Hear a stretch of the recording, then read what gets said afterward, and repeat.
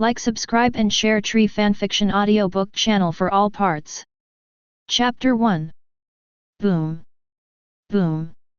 Boom. With a deafening roar, the isolated island on the sea began to tremble. The movement was like a natural disaster. A long time. Except for some wild beasts that were still trembling, the island returned to its former tranquility. However, the mountain that originally stood in the center of the isolated island has now turned into debris. The instigator of all this turmoil. Wow! It's too difficult.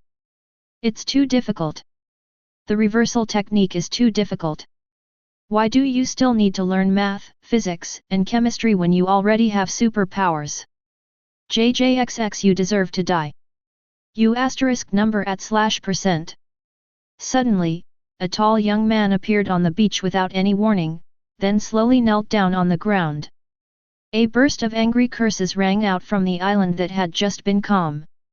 If the resentment in him could be transformed into a curse at this moment, he would be designated as a special grade curse spirit. It's almost solidified. Her flawless white hair was wantonly fluttered by the sea breeze, and her sapphire-like pupils now looked slightly dim, like a young wife who had just been tortured. Anyone who is familiar with this scene will definitely recognize the person in front of them at a glance. The strongest special grade sorcerer in modern times, the six-eyed god of the Gojo family, the first-year class teacher of the Jujutsu High School, and the battle ceiling of Jujutsu Kai. Gojo Toru.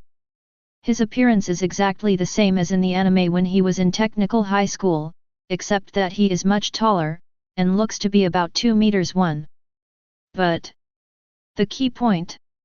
This enlightenment is not that enlightenment. The little devil kneeling on the ground and crying in front of me is not the heavenly Gojo sensei in the anime. But in the real world, there was a fragile college student who was angry to death after watching Curse return. Tisk, crap.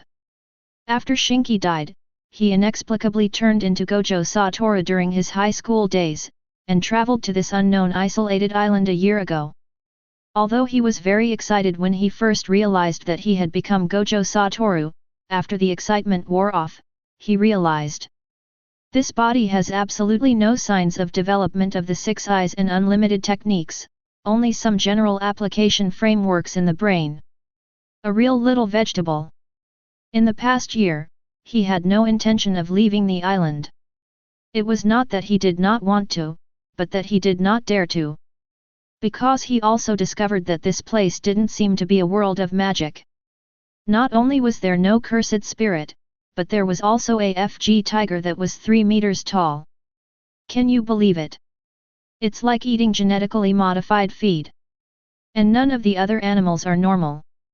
So he could be sure that this was definitely not a world of spells.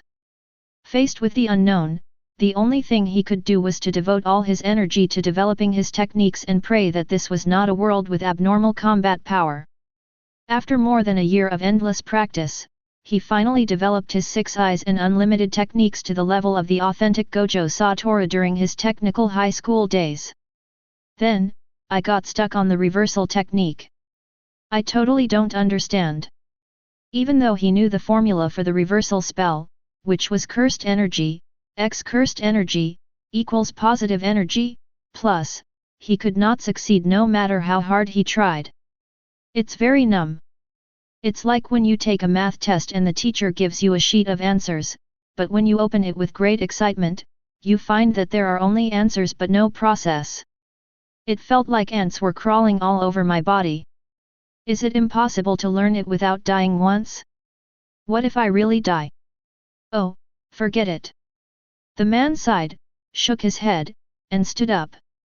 He quickly regained his fighting spirit, clenched his fist, and waved it, looking a little morbidly crazy. Go out to sea. Hey ha ha ha, from now on I am Gojo Toru. Gojo Toru is. Forget it. Let's call him Gojo Toru, having the same name is a bit unlucky. Good. Laozi Gojo Toru will definitely restore the glory of the strongest sorcerer. He will never repeat the mistakes of 2.5. The rotten dermatitis stuff, what a beast, you still have to watch JJXX. U number *@%. After venting for a while, Gojo Toru finally regained some of his sanity. He straightened himself and looked around, then began to think about how to go out to sea to search for human civilization in this world. It's not that I'm no longer afraid of the unknown, but this is the only way left and I have no choice but to go out to sea. Humans are social animals after all. He stayed on an isolated island for more than a year without anyone to communicate with. This was very fatal for a young talent in the 21st century. He had begun to feel that his mind was a little abnormal. If you continue like this, you're bound to become mentally ill. He turned his gaze away from the woods. Gojo Toru didn't hesitate too much and decisively gave up the idea of cutting down trees to build a small raft. It's not that I don't want to, but I can't. It is bound to leak when it is built. It is more reliable to choose a direction and use teleport continuously, which is fast and stable. It is called teleportation, but in fact it is using the king in the unlimited technique to achieve an effect similar to teleportation. The principle is to compress the space between the starting point and the end point through the infinite attraction of Kang, similar to shrinking the earth into an inch. After making up his mind, he went back to the lake on the island to take a bath and change his clothes. That's right, he has 2 sets of high school uniforms, which came with him. I guess they were given to him by the unknown existence that brought him to this world. It's very thoughtful. Although there is no other cheat, he is already very satisfied with it now. Gojo Toru's upper limit is quite high. Who knows, he could become the strongest in this world. After sorting out the sundries, Gojo Tetsu filled 2 large gourds with fresh water and packed them with dried meat. As he was about to leave, he turned to look at the wild animals peeking out from the woods. Hey! Mina-san, everyone, I'm leaving now, don't miss me. Gojo Toru smiled and waved at them. After all, they had lived together on the island for a year, and it was the only creature with which he could communicate to some extent. It would be a lie to say that he didn't have any feelings towards it. Although this year, some fresh, crossed out, very good little animals left forever. But they are still Gojo Toru's first friends in this world, so he still has to say goodbye before leaving. As if they understood what he said, the group of wild beasts were stunned. Then, they burst into tears and kept waving their claws at Gojo Toru. The scene was very touching. Of course, these are all illusions. Gojo Toru knew what they were thinking, and pouted his lips in dissatisfaction. Tisk, isn't it just that I want you to practice with me? Isn't it just that the weakest one will be made into barbecue? Do you really want to chase me away so much? Why didn't you show this expression when we were dividing your big fish? The beasts with bruised faces and noses blushed when they heard this, but they still swung their claws at a rapid speed, leaving after images. Gojo Toru felt that if they waved their hands, they could take off directly on the spot. Actually, it's not their fault. After all, they are beaten 9 times in 3 days, just like eating a horse. It's very stable. Hee. Gojo Toru's mouth curled up slightly, and he said with a wicked smile. Damn it, I will come to see you guys often in the future. Hey! He no longer cared about the wild beasts that were sweating madly. Gojo Toru took out a pair of retro round-frame sunglasses and put them on, then randomly picked a direction. Ha ha ha, da-hi, here I come. Kang. Shua. The white devil that has ruled the island for a year is finally gone. Wow.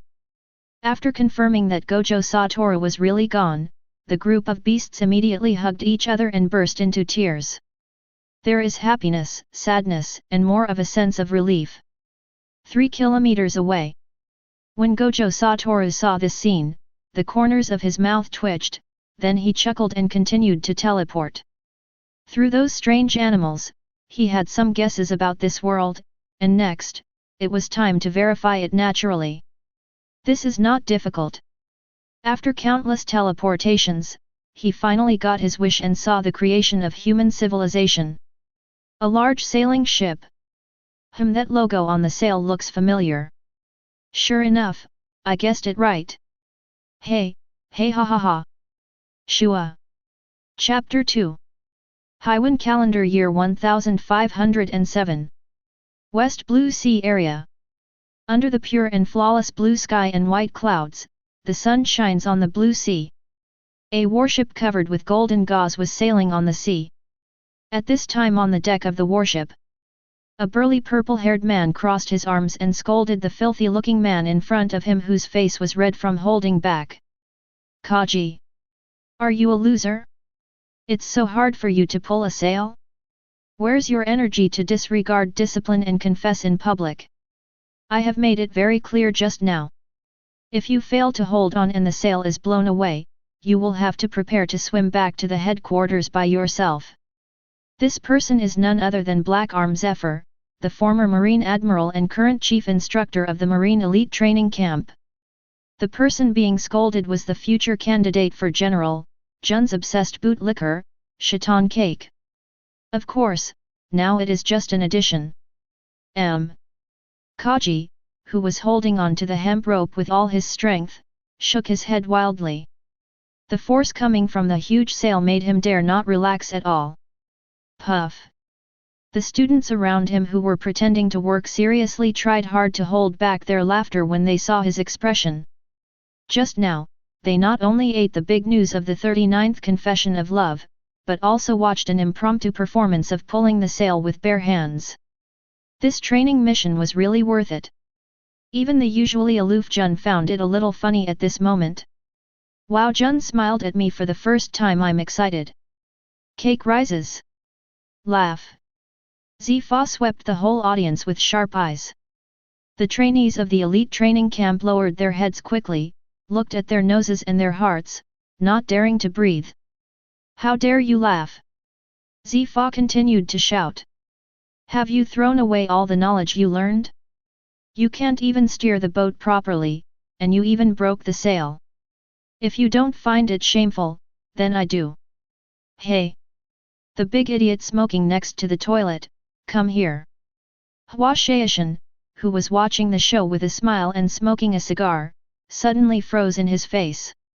He took a big puff in a hurry, then put out the cigar and walked towards Zifa with his head raised. Noticing his movements, Zifa gritted his teeth and stretched out his hands. Were you a chimney in your previous life? Why do you like smoking so much? Hand it over. Hua Shaishan looked at the big hand in front of him and handed over the cigar box in his arms with heartache, not daring to do anything rash. Humph! Zifa put the cigar box in his arms and continued, swim in the sea for 2 hours for me. Yes. Hua Shaishan quickly ran to the edge of the deck and began to take off his clothes. Don't take it off. Zifa said coldly, just swim with your clothes on. Ah! Hua Shaishan's hand holding the cloak of justice froze in mid-air, with a confused look on his face. This cloak is of exceptionally good quality and made of sufficient material, so it is naturally much heavier than ordinary clothing. If I were to absorb water and swim for 2 hours. Yes. But reality did not allow him to peel off the shell layer by layer, so he could only obey orders obediently. However, just as he was about to jump off the boat, an excited voice suddenly came from behind him, very unfamiliar. Hey! Mina-san, can you give me a ride on the boat? Although he was asking, there was no sense of distance in his tone, as if he was returning home. Ah! Call out! Ah! What flew out? Gojo Toru looked at the sails fluttering in the air with a confused look on his face. Sonoras. In response, there were dozens of sounds of swords being drawn, followed by a series of questions. Who are you? How did you get on the warship? What's your purpose? The way this white-haired boy appeared was so strange. He stood at the front of the deck, but there was no place to hide around him. They couldn't figure out how this person appeared, and they all felt like they were facing a formidable enemy. At this moment, no one to care about Cake, who was thrown into a shooting star by the sail. At the side, Zifa had a slightly surprised look on his face. Strangely, he didn't even notice the man getting on board. But he didn't care too much about it, and guessed in his heart that it was probably some strange devil fruit. After so many years at sea, he is not surprised by any strange abilities he sees. Zifa didn't say anything. Emergencies during the mission were also part of the assessment, and he wanted to see how these students would handle them. The white-haired boy with sunglasses raised his hands in surrender and said aggrievedly, "I just want to take a boat. You guys are so scary." Ghost Spider took a step forward, holding 8 long swords. "Don't talk nonsense, answer the question honestly." However, when the boy opposite saw him, instead of showing any fear, he suddenly became excited. "Wow! Big Spider! Si Kui! He can actually use the 8 swords style. Hey, Big Spider, what if your hair gets tangled while you're fighting? Will it be easy to cut yourself with so many knives?" But it doesn't matter. Being handsome is a lifelong thing. I support you." At the end, Gojo Toru grinned and gave Anigamo a thumbs up. "Everyone! Is this person crazy? Why is he focusing on something so strange? You are surrounded by more than a dozen big men. It's none of your business whether someone's hair will get tangled or not. But this guy is so damn handsome. Even more damnable. Call." Ghost Spider was so angry that he gnashed his teeth, exhaled deeply, looked at Gojo Toru and grinned. "Haha, you'll know if it works if you try it.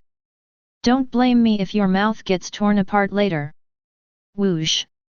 As soon as he finished speaking, Ghost Spider stomped his feet hard and instantly rushed towards Gojo Che, with 8 long swords slashing at various parts of his body, as if he was determined to cut the man in front of him into 8 pieces.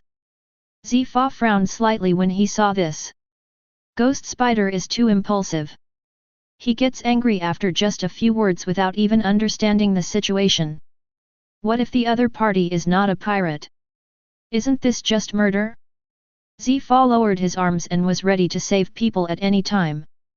He didn't go to rescue him immediately because he also felt that the white-haired boy was a little out of touch with his words, and it would be a good thing for him to be taught a lesson.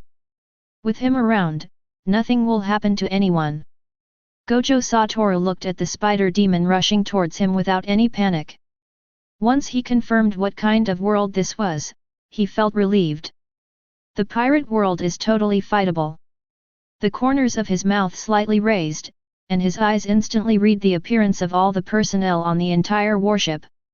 Some are familiar, some are unfamiliar. Zephyr, Jun, Spider Demon, Burning Mountain, Flying Squirrel, Doberman, and Cake who just flew out. This is back to school. Wow, these are all the future stars of Marine. In the eyes of everyone, Gojo Toru seemed to be frightened and had no intention of dodging the attack. Too scared to move? After the crowd. Jun, who had been observing, frowned his wine-red eyes. She thought that this person must be a powerful figure since he could board the warship without anyone noticing. Now it seems that he is just a vase that is a little too handsome. A mature lady in her 20s who only admires strong and smart people. Hee hee. The ghost spider flew in front of Gojo Che and sneered. The 6 knives behind him stopped moving. He flipped the handles in his hands and smashed the foul-mouthed boy hard with the backs of the knives. He turned the blade temporarily because he saw that the man was frightened and his anger had mostly subsided. He felt that he had been impulsive just now, so he showed mercy. But, the living sin remains the same. Laozi will help you get a pair of dentures later. Shua. The back of the knife swung down heavily. But, as expected, there was no sound of teeth breaking. There's not even the feeling of hitting an object. What's happening? The next second, a frivolous voice came from behind the crowd who had not yet come to their senses. My beautiful lady, you won't pull out a knife and chop me like that black guy, right? After all, I just want to take a ride on the boat. Everyone turned around and looked. The young man from before was standing in front of Jun with his hands in his pockets, looking very pretentious. Hook up, hook up? He's so fast. Hearing this, Gojo Toru turned his head, his face full of displeasure. What are you talking about? How can you say a man is fast? This is called swiftness. Chapter 3. 10 minutes later.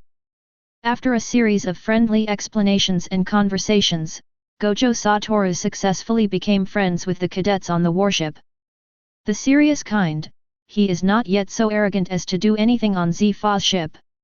Even the spider demon was exhausted at this moment. After slashing for a long time, he couldn't even touch Gojo Toru's clothes. Tisk tisk, what a miserable man. Gojo-kun, was that the power of your devil fruit just now? Yes, it's so fast, faster than shaving. It doesn't seem to be fast, I think it's more like teleportation. I feel the same way. Brother Gojo, please tell us about it. Gojo Toru, who was surrounded by a group of training camp students, clenched his fist and coughed, then appeared in the center of the deck with a teleport. He spread his arms, struck an exaggerated pose, and gave an excited speech. Next, let me introduce one of my abilities, teleportation. Mina-san, everyone, are you ready? Everyone turned around, waved their arms and shouted in unison. Oh! I'm ready. Jun, who was not far away, also looked over curiously at this time. Very good, very energetic. Gojo Toru smiled with satisfaction, then raised his hand and used King to suck the sail that was still flying in the air down, holding it firmly in his hand. It's not teleportation, but attraction. Attraction. Everyone was puzzled when they heard this. They couldn't understand what the connection was between attraction and teleportation. Yes, it is attraction. It connects the starting point and the end point through attraction. Everyone was listening to Gojo Toru's explanation, while Zifa, who was sitting not far away, frowned slightly. He didn't quite understand what Gojo Toru said, but at this moment he was more concerned about the movements of Gojo Toru's hands. The wind on the sea is very strong today, and the mainsail of the ship is even bigger. It is not an easy task to catch the sail in the strong wind by human power. Didn't you see that Kaji was thrown away accidentally just now? And the boy in front of him actually grabbed the sail easily. His strength. It's much bigger than Kaji, that kid Kaji. That's right. Add on. Forget about this kid. Zifa quickly called on several students to board the lifeboat to search and rescue. Don't be late again and they will go far away to soak that guy's hair. Sitting back in his chair, Zifa looked again at Gojo Toru who was bragging among his students. This kid's strength. I have a connection with my husband. Zifa smiled kindly, and no one knew what he was thinking. The other side. Hua Shaishan took out a cigar from somewhere, blew out a smoke ring, and said with a smile. I roughly understand. Gojo's ability should be to shorten the distance and thus achieve the effect of teleportation. Gojo Tetsu gave him a thumbs up. Yes, that's it. Oh, I see. Everyone suddenly understood what was going on when they heard this. It was the first time they had seen simple attraction used to such an extent. The ghost spider who was resting on the railing not far away snorted coldly. The guy who only knows how to run away. Hua Shaishan here suddenly asked Gojo Toru curiously. Gojo-kun, can you use that attraction on me? He was quite curious, and the attraction didn't sound dangerous anyway. No problem. Gojo Toru grinned, gestured okay generously, and then raised his hand towards Hua Shaishan. Kang. As Gojo Toru performed the spell, Hua Shaishan felt a sudden surge of great force on his body, and then his body flew towards Gojo Toru uncontrollably. Everyone watching exclaimed in surprise. Haha, take off. Just when Hua Shaishan was about to hit him, Gojo Toru laughed and suddenly raised his hand and waved it upwards, and then Hua Shaishan was thrown high into the air. When Huashaishan was about to fall to the ground screaming, Gojo Toru used the same trick again and threw him back into the sky. Looking at this scene, other students also wanted to experience it. Gojo Toru also found it amusing and had no objection to their request. But when he let go of his other hand, the sail filled with sea breeze snapped up to the sky like a whip. Then, the burning mountain in the sky was shattered with a pop. It flew away. Huashaishan, Gojo Toru. You number %* and. I can't hear the rest of the sentence clearly, it flew by so fast. Gojo Toru. Zephyr. Jun. Everyone. The students who had just run forward and wanted to experience it suddenly braked and took a step back, with indescribable strange expressions on their faces. Hehe, it's just a mistake. Gojo Toru laughed dryly and quickly grabbed the sail back and tied it on the boat. Zifa rubbed his brows helplessly, and was about to ask someone to pull him back, but then he remembered that the boy seemed to be smoking on the boat again. Forget it, don't worry about him. Let him swim back by himself. He can't fly far. The students also retracted their steps. Yes. Zifa waved to Gojo Tetsu, Gojo boy, come here. After tying the sail, Gojo Toru came over and sat down next to Zifa. What's wrong, old man Zifa? Old man Zifa? Zifa glanced at him with a strange expression, but didn't care and asked.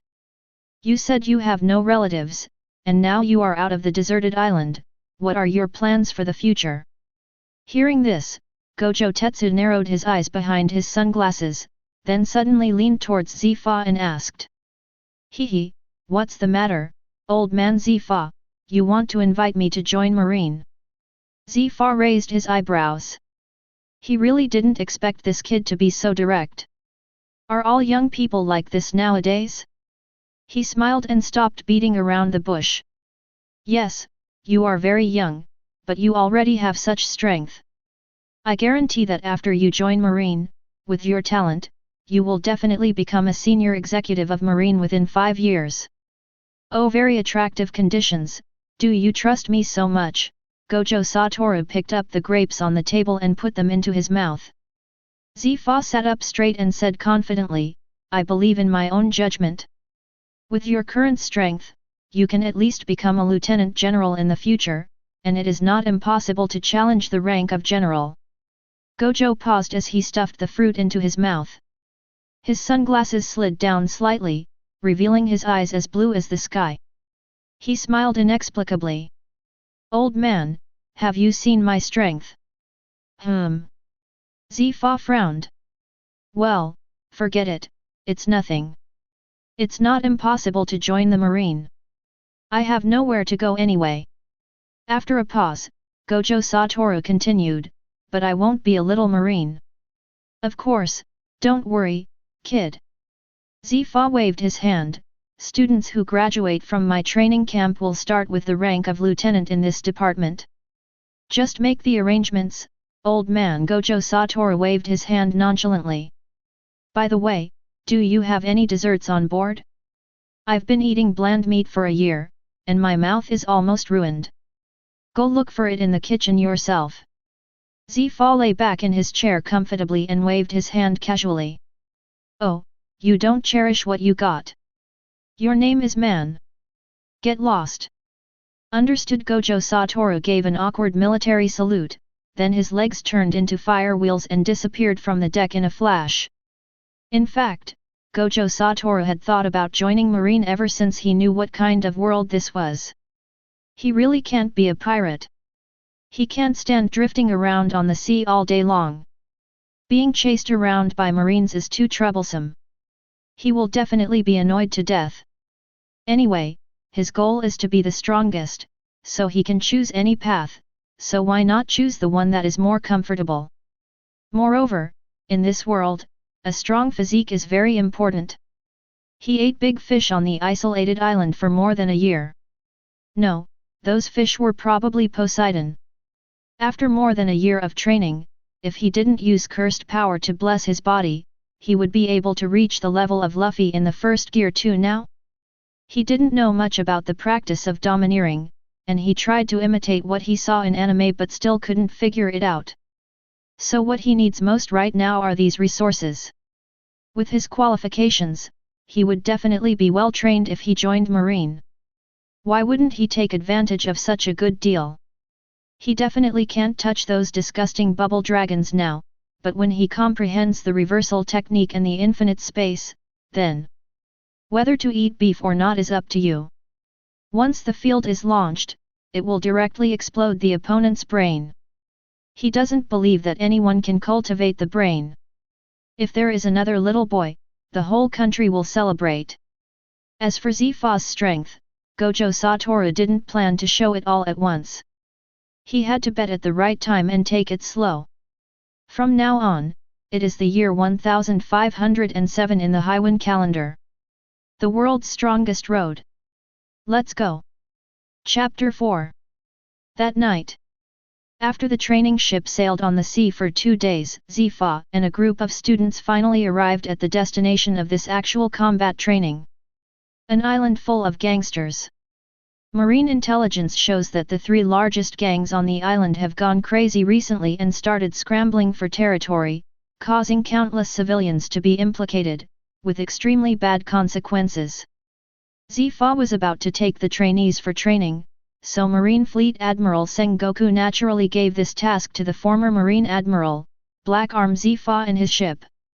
Gojo Toru had been eating and drinking for several days, and he was also a reserve Marine, so naturally he was asked by Zifa to participate in this mission. Eliminate all groups on the island that are involved in vicious fighting. On the coast, Zifa was standing in front of this group of students and giving a speech. The students' faces were filled with excitement, nervousness, and anxiety. This was their first battle after a year of special training. It would be shameful to fail in the competition, as there were many people eyeing their positions outside, and no one wanted to lower the reputation of the training camp because of themselves.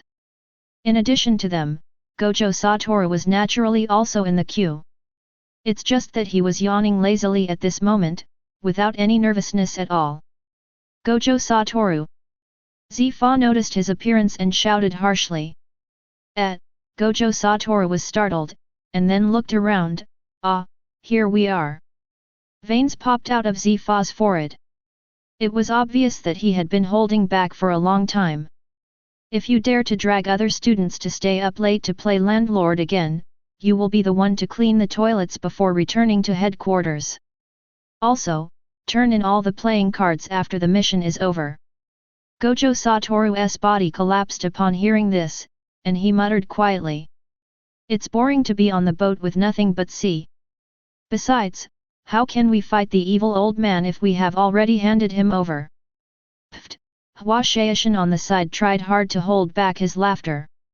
What are you mumbling about? Zifa glared at him with cold eyes. Gojo Tetsu suddenly got a clue and raised his hand quickly. Report, I'm saying that I'm going to throw all that garbage into the trash can later. Zifa snorted coldly and let him go.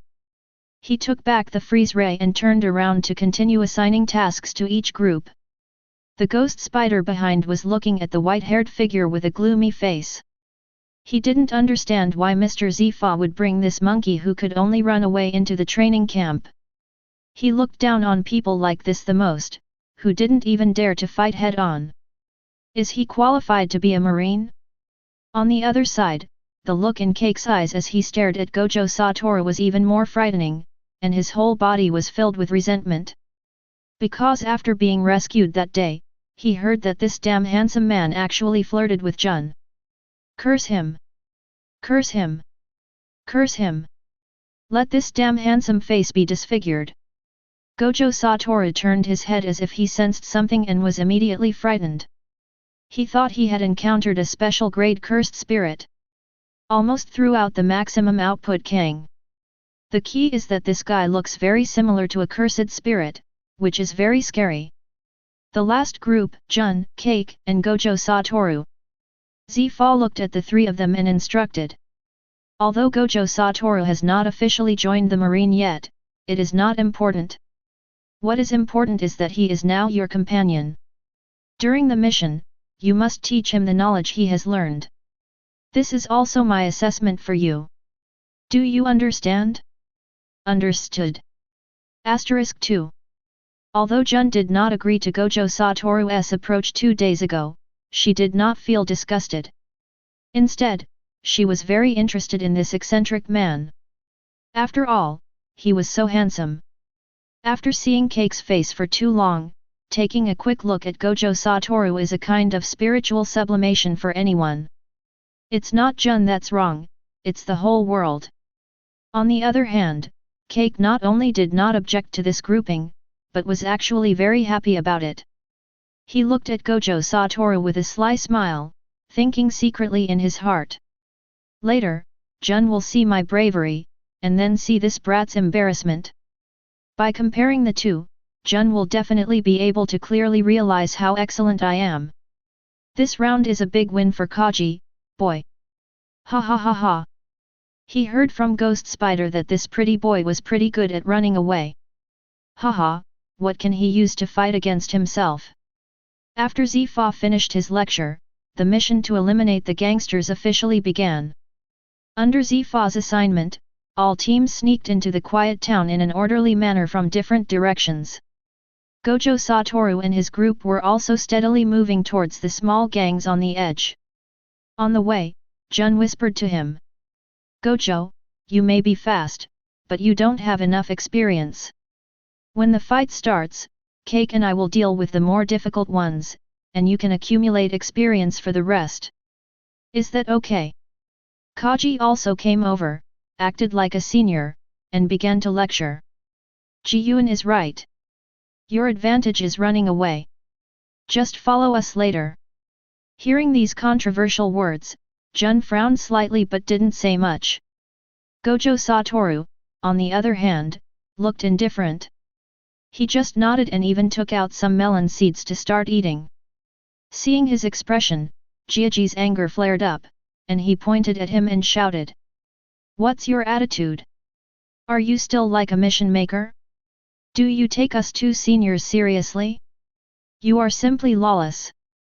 Gojo Satoru, knock, knock, pft. Jun saw that Gojo Satoru didn't care about being ridiculed at all and smiled.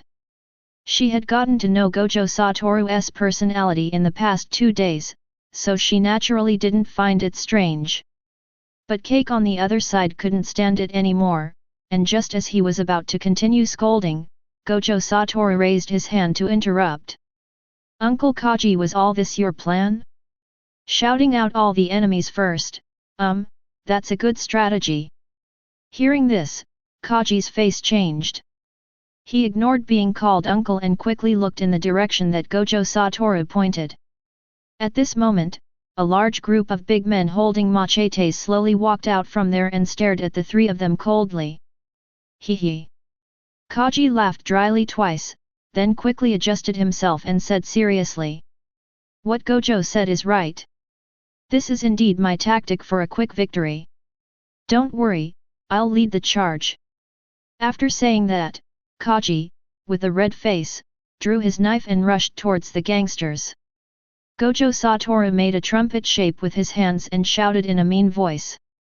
Uncle Kaji, come on. Miss Jun and I believe that you can take down these rubbish by yourself. Cake, who was charging, stumbled suddenly, and was forced to continue charging resolutely. Well, Ki. As expected of Uncle Cake, Ki. Like a god of war, Ki. Come on. Gojo Satoru looked at the battlefield, eating melon seeds with a look of emotion on his face. Jun on the side curled the corner of his mouth. This kid really doesn't want to suffer any loss and even kills people to hurt their hearts, right? Noticing the look on Jun's face, Gojo Satoru pulled out another handful of coins from his pocket and handed them over. Miss Jun, please have some too. It would be nice to take a walk after dinner. Jun. They were now following the god of war Kaji, and it really looked like they were taking a stroll, and they were even eating sunflower seeds. After thinking for 2 seconds, she took the melon seeds and ate them while walking. Those people in front looked fierce, but to Cake they were just small fry. It shouldn't be a problem for him to just eat some sunflower seeds, Jun thought.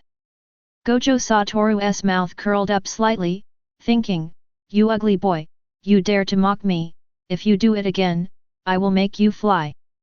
And he said, "Oh, Uncle Kaji is so handsome, okay, just fold it." As he said this, he raised his chin towards Jun and the battlefield. Ah! Jun was a little confused when he saw this, but then he quickly understood what he meant. After hesitating for 2 seconds, he followed Gojo Toru's example. "Ahem, I just put the superposition meter on, ah." Well, the lines weren't spoken with the emotion of Gojo Toru, it was very unprofessional. But, for a bootlicker, this sentence is fatal. Well, when Kaji heard this, he immediately went into a state of rage, as if he had eaten a mad dog, and immediately activated his Wushuan. Then the screen is. Kaji was fighting with the gangsters in front with red eyes. Gojo Toru and Jun followed leisurely behind, eating melon seeds and chatting, and occasionally shouting "Come on!" Here and now, it's like two completely unrelated worlds. And in front of us, that is Cake Plaza. Chapter 5. Speaking of which, there are so many gangs here. Uncle Cake has been slashing from West Street to East Street. I wonder if his eyes are dry.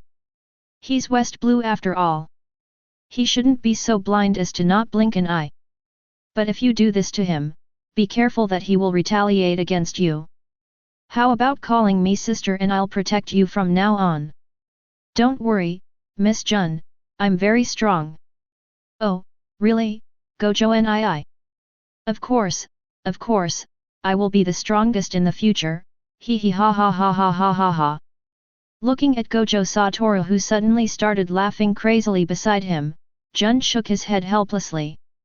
This handsome boy is good in every way, except that he often gets crazy while chatting, which is a bit annoying. But the problem is not big, small flaws do not affect the eye-catching. Not far away. Call. Call. Kaji was holding his knees with his hands, breathing heavily, with many unconscious people lying at his feet. Gojo Toru was right, he really was slashing all the way from west to east, and his sword was almost bent. Although these thugs are indeed a bunch of trash to him, no matter how strong he is, he can't stand it. Besides, there are two people behind him eating sunflower seeds and strolling around, giving him a crazy mental blow. He realized halfway through the chopping that he was being played, that damn white-haired guy was using him as a thug, but he couldn't stop, otherwise his pretense would be ruined. What's even more hateful is that when I just hinted that I needed support, that guy actually played dumb and kept pulling Jun to cheer me up, not giving me any chance at all. Hateful, so hateful.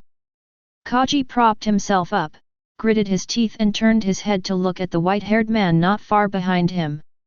Does this madman want to kill himself? Ahead is the lair of one of the three major gangs. If he doesn't get help, he will not be able to hold on. Jun also noticed that Cake was in a bad state at the moment and knew that he couldn't play anymore. Looking at Gojo Toru who was laughing wildly with his hands covering his forehead, she pushed his shoulder with a strange expression. Hey, stop laughing, Kaji can't hold it anymore. Hee hee, Gojo Toru was stunned for a moment, then he knocked his head helplessly. Okay, I get it. Well, I don't know when I can learn the reversal technique. I'll heal my brain first after I learn it. I guess there's something really wrong. Not far away, Cake heard Jun's words, and the blood in his body suddenly surged. He immediately propped himself up and said with full energy. Ha ha, cough. Jun, I can chop these small fish all day long without any problem, ha, cough cough cough. Jun. He's just being tough all over.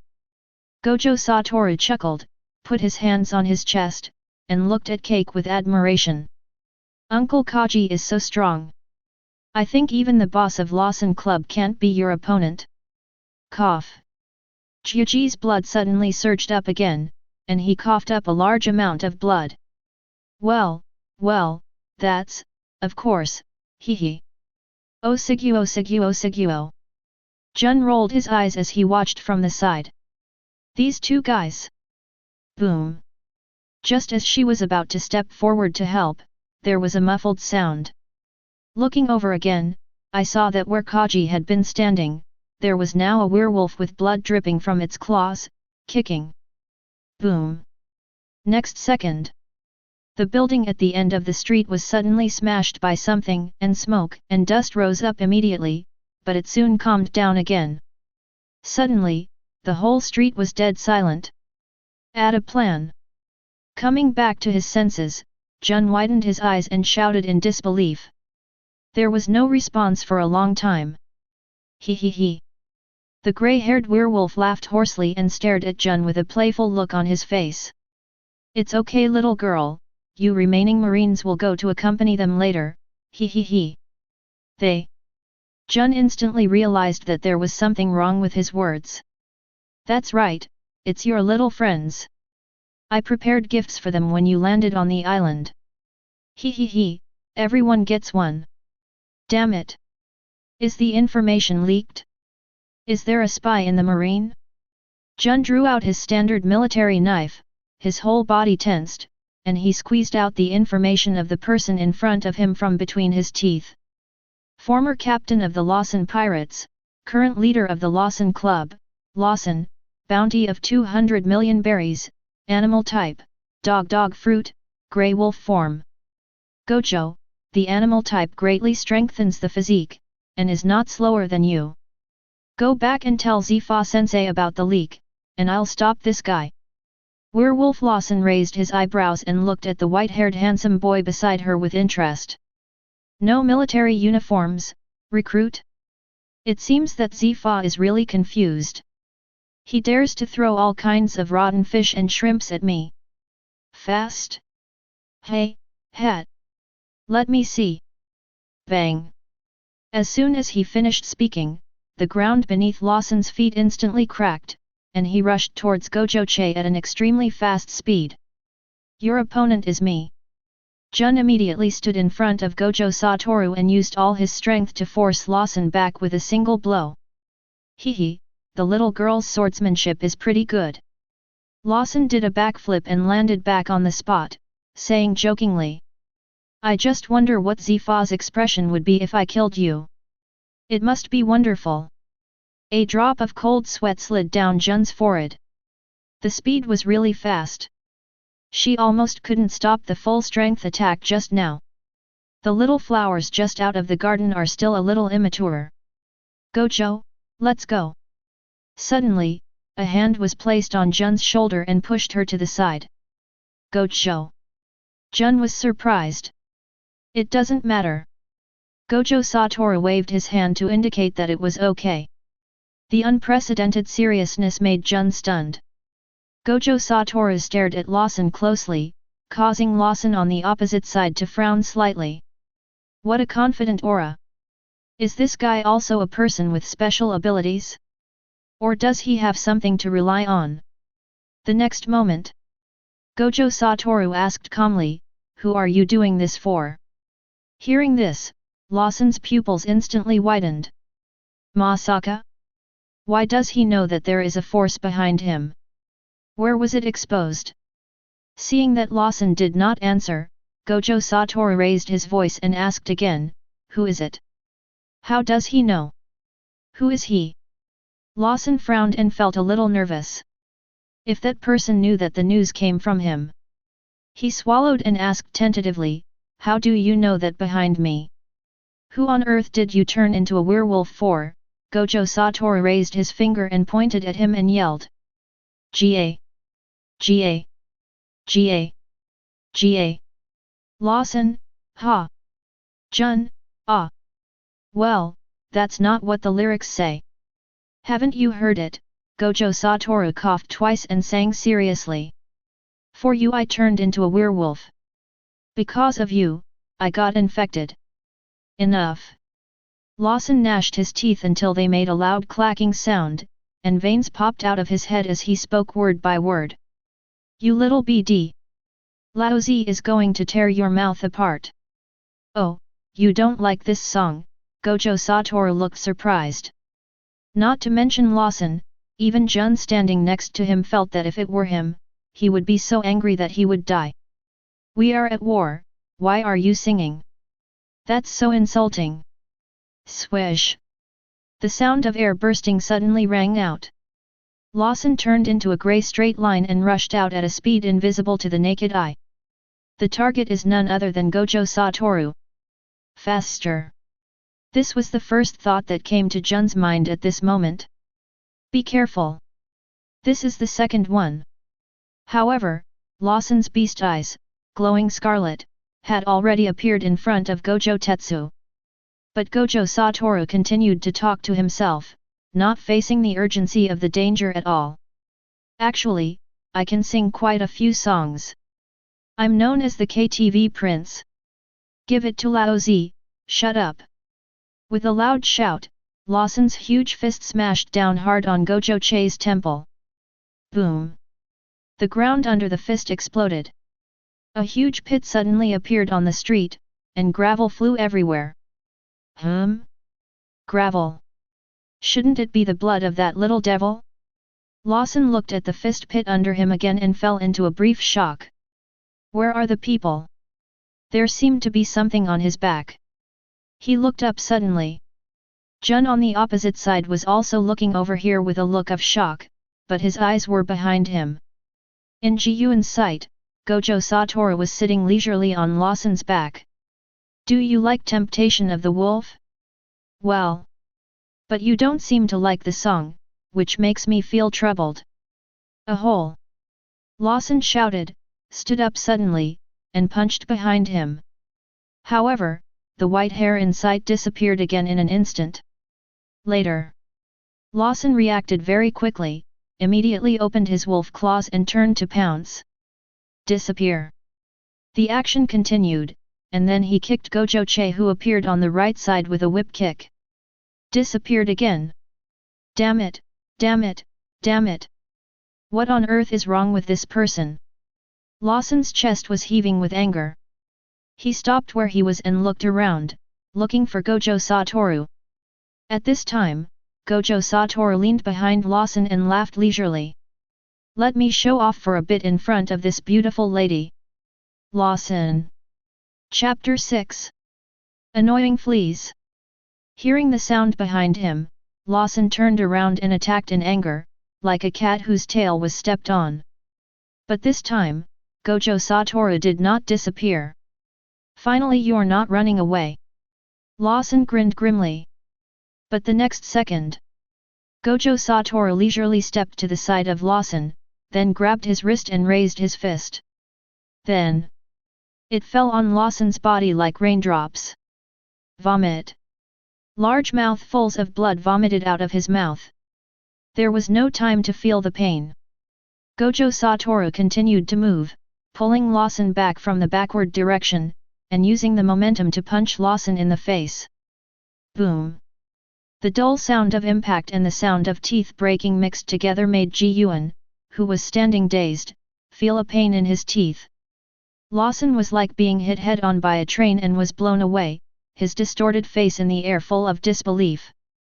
What's wrong with me? What am I doing? Why am I flying? A series of questions flashed through my mind quickly. As he crashed into the building, pain surged in like a tidal wave, and his blank consciousness was forcibly restored. Yes.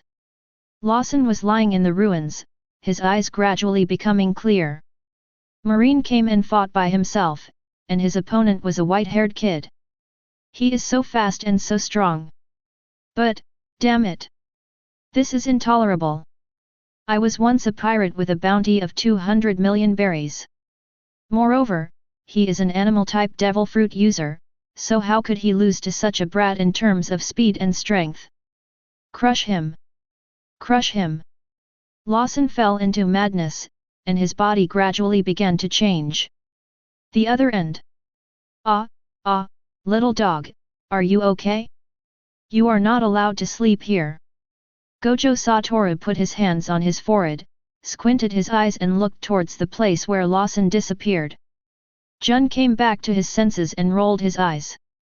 Although she was very shocked by Gojo Toru's strength, his mean look still made her feel absurd and disconnected.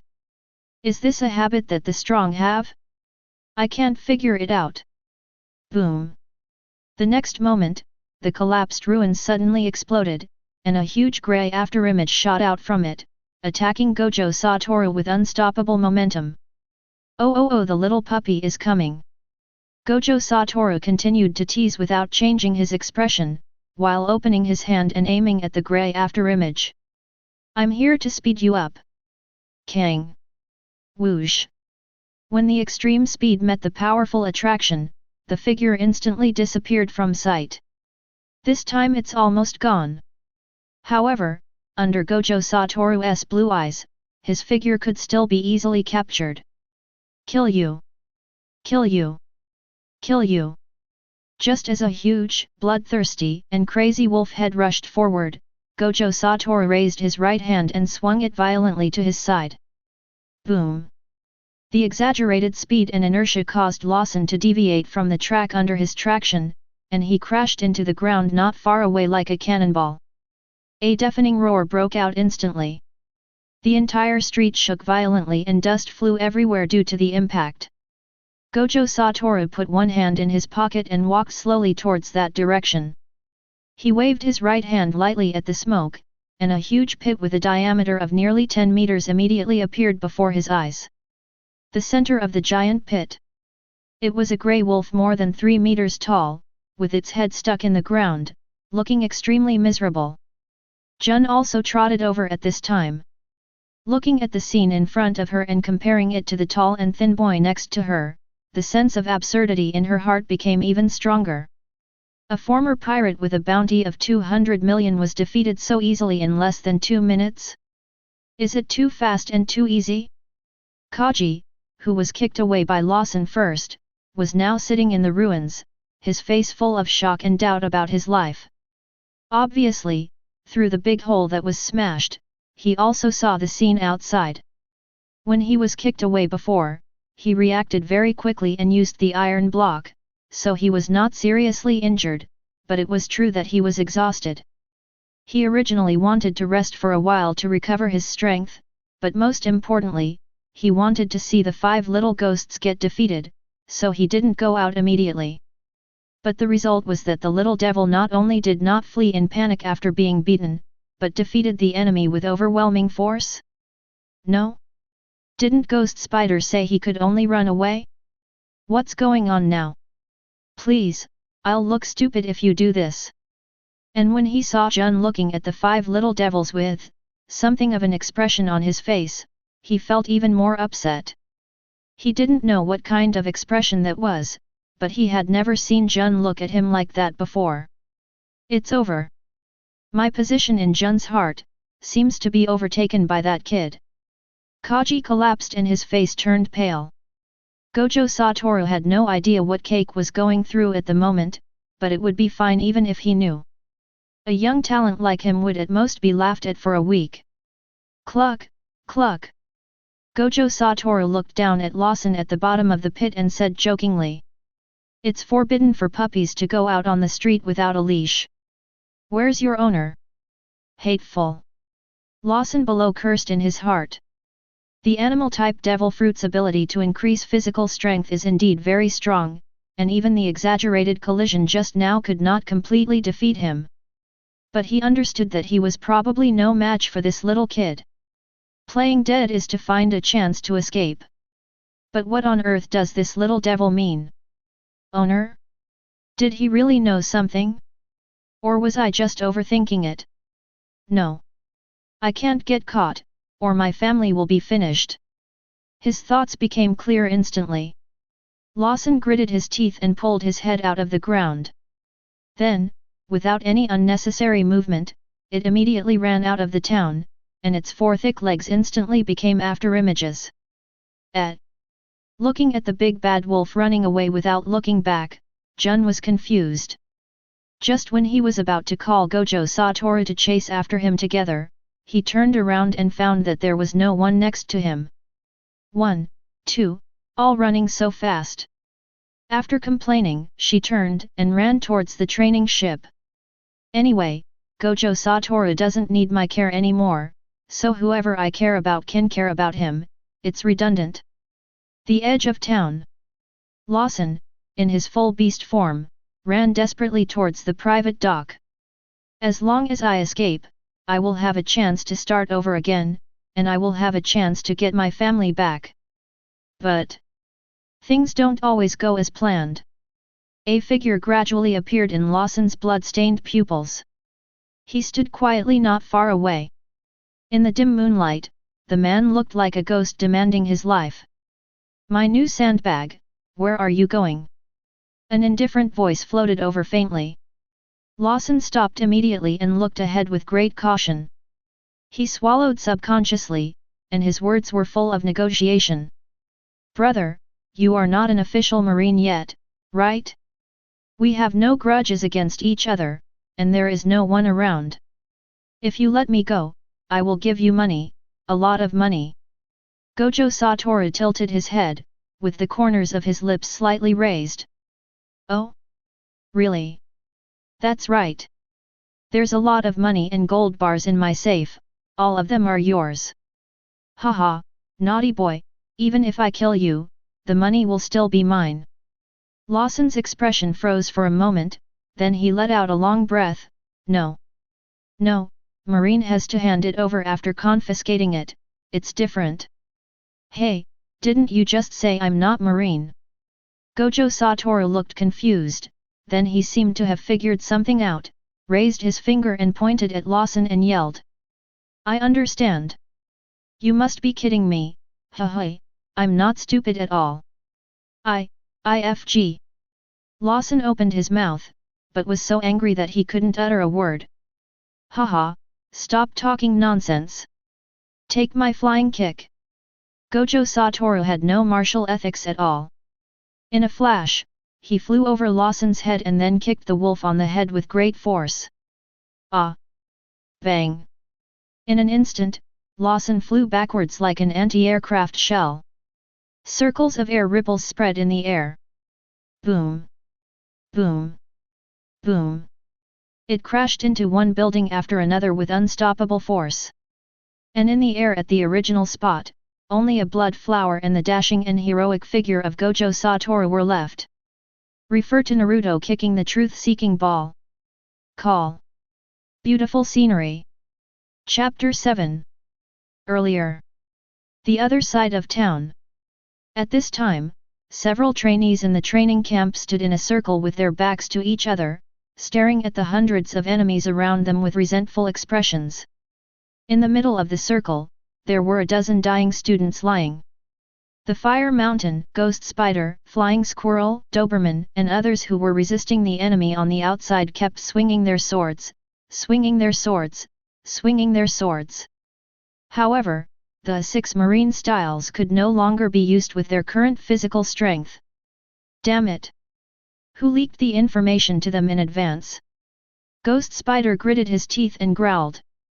Nearly half of the 8 swords he controlled were broken at this time, but the enemies still rushed towards him continuously. Hua Shaishan panted, holding a blood-soaked cigar in his mouth, his eyes slightly moist. "Hey, stop wasting your energy talking nonsense, wait for Teacher Zifa." As he spoke, he raised his hand and chopped down another gang member. The Flying Squirrel and Doberman swallowed hard, their throats suddenly felt like they were on fire, and they had no desire to speak. They were not members of the same group. Even if they were ambushed, they could have led 2 teammates out with their strength. But when they heard the screams of other students, these future stars rushed over from all directions. Then the current situation was created. After all, if they join together, the enemies will naturally join together as well, and their numbers will continue to increase. There was no way to evacuate with the wounded. They also don't know what's going on. The 3 gangs that used to fight each other to death are actually cooperating now. The current Iron Blood Mafia and the Ward family are organizations that have been passed down for nearly 100 years and have extremely deep roots. On the platform behind the crowd, Toots Baker, the boss of the Iron Mafia, and Ward Li, the head of the Ward family, stood side by side, looking at Marine, who was resisting stubbornly in the square below with a teasing look on their faces. Baker licked the blood of Ghost Spider and the others on his wrist knife with his tongue, and looked aside with a grim smile. Li, have you finished transferring your assets? Don't forget that Zifa is on this island. Ward Li didn't even look back. No need for you to remind me. It will take me about 20 minutes to transfer all the fixed assets to the ship. It should be similar for you. After all, time is so tight. Yet. Speaking of which, Lawson actually managed to get his hands on Marine. If it weren't for the information he sent us, we would have been in trouble this time. Idiot, who do you think caused the fight between the three of us? Ward Li glanced at him coldly and continued, that damn outsider must have someone behind him. His development speed is too abnormal. You definitely have no good intentions. The rough-looking Baker was stunned for a moment, then suddenly realized and growled angrily. FK. This time I've lost a lot, don't let Lao Zi see him again. After venting his anger, Baker became more and more angry and swung out the knife on his arm. Let Lao Zi kill a few more Marines to vent his anger. Get out of the way, you bunch of rubbish. You can't even kill a few Marines with so many people, go home and raise pigs. Baker pushed away the younger brothers who were blocking his way and soon arrived in front of Hua Shaishan. When Ghost Spider saw the person coming, he immediately felt like he was facing a formidable enemy, as it was this person who had just injured him. According to intelligence, although this man's weapon is strange, he is a well-known veteran swordsman in West Blue. Seeing this, the other students also felt more stressed. I was already exhausted and almost couldn't hold on any longer, and now here comes a veteran swordsman. If Teacher Zifa couldn't arrive in time, then they would all be doomed this time. He he he. Baker looked at their expressions and laughed coldly. Don't be afraid, boys. Lao Zi is actually very merciful. I will chop you to death just like I just chopped your companions to death. It will not hurt at all. BD. Hua Shaishan roared with gritted teeth. Just now, my friend was killed by this guy. Hua Shaishan, who looks rough on the outside but gentle on the inside, now has tears welling up in his eyes. He has never been so eager for powerful strength as he is now. He had never resented his own weakness as much as he did now. Hey ha ha ha, nice look, Lao Zi suddenly changed his mind. Baker smiled playfully. Ah! BD. Baker suddenly slashed out with a flying blow, instantly leaving a deep wound on Hua Shaishan's shoulder that was visible to the bone. Baker didn't want to kill them directly now. It seemed that teasing the dying insects was a very interesting game. Hey ha ha ha, hide quickly, bugs, hide quickly. Baker let out a crazy and bloodthirsty laugh, raised his hand and slashed quickly, and the student's flesh and blood flew everywhere. When Lao Zi kills you, he will send the informer you hate the most to accompany you. Hey ha ha ha, die with a grateful heart. Ha ha ha ha ha. Not long after, Baker looked at the bloody men in front of him and lost the desire to play any more. He raised his wrist knife high, and killing them was his last mercy. Of course, he thinks so. Boom. Boom. Boom. At this moment, a series of huge roars suddenly came from the other side of the town, and the sound became louder and louder and closer and closer. Baker's wrist knife stopped in mid-air, and everyone looked in that direction, all with puzzled expressions. The next moment. Boom! A huge wolf-shaped figure suddenly smashed the clock tower next to the square, and then crashed into the crowd without slowing down. The people in that area were instantly smashed and flew everywhere, like water dropped into hot oil, hot and boiling.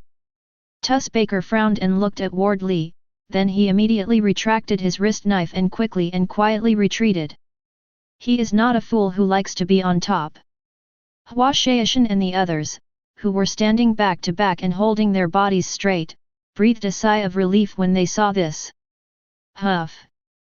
Z. Teacher Zifa is finally here.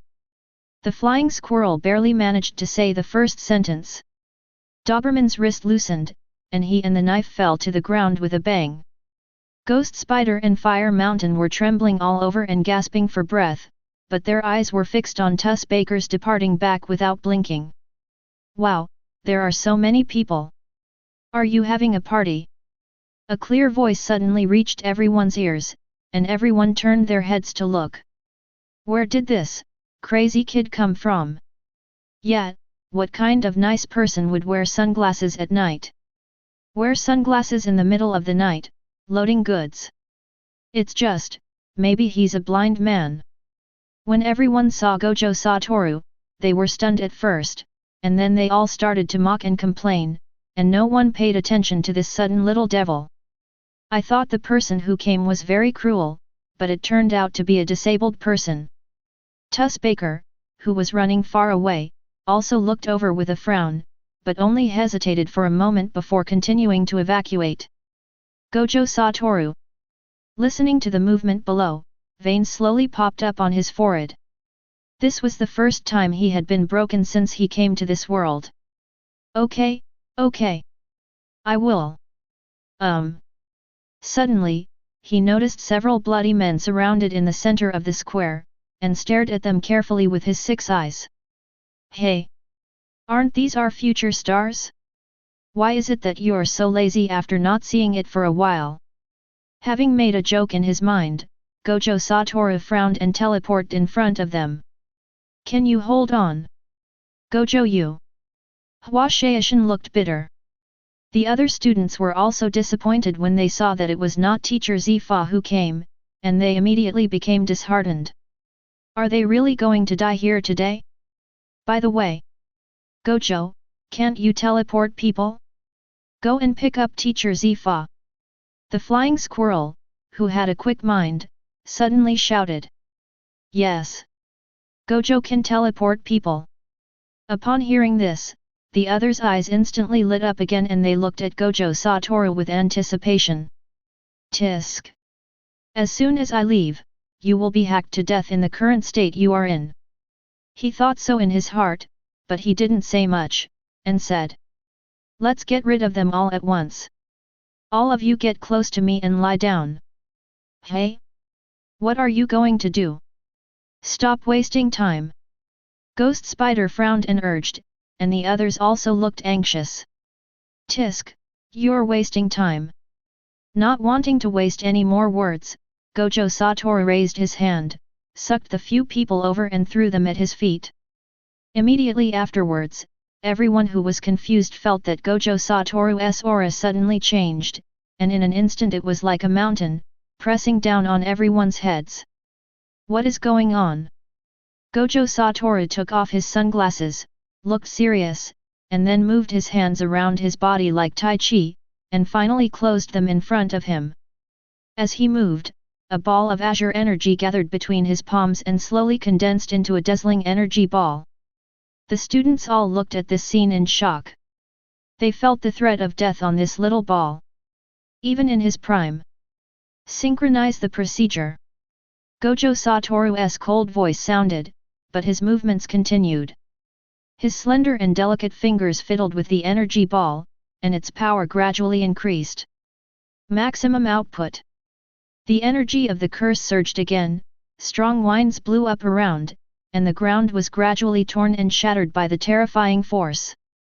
At this moment, the gangsters in the square were really panicked. They were so scared that they even forgot to breathe. The next moment. Fear, pushing, cursing, screaming. This is the state of life at this moment. Gojo Toru raised his right hand, controlled the violent energy and slowly waved it around, saying softly. Kang. Boom. Negative infinite attractive energy, similar to a small black hole. Boom. With Gojo Toru and others as the center. Boom. Follow the direction of his hand. Boom. The entire square was plowed over like a natural disaster. Final. Gojo Toru raised his arm and clenched his fist. Call. The square fell silent. When the night wind blew away the smoke and dust, a pit of broken flesh and blood with a diameter of several hundred meters appeared before the eyes of the collapsed ghost spiders. Only a small piece of ground beneath them was intact. Shock, sluggishness, doubt, numbness. This is their current state of affairs. A long time. Gilu. Everyone swallowed at the same time. Hua Shaishan couldn't help but think of the time when he let Gojo use his abilities on him, and he wanted to slap himself a few times. This thing is an attraction? After a long pause, he asked in a trembling voice. The end. The sudden sound made everyone shudder again. It's not that they are timid and have never seen the world.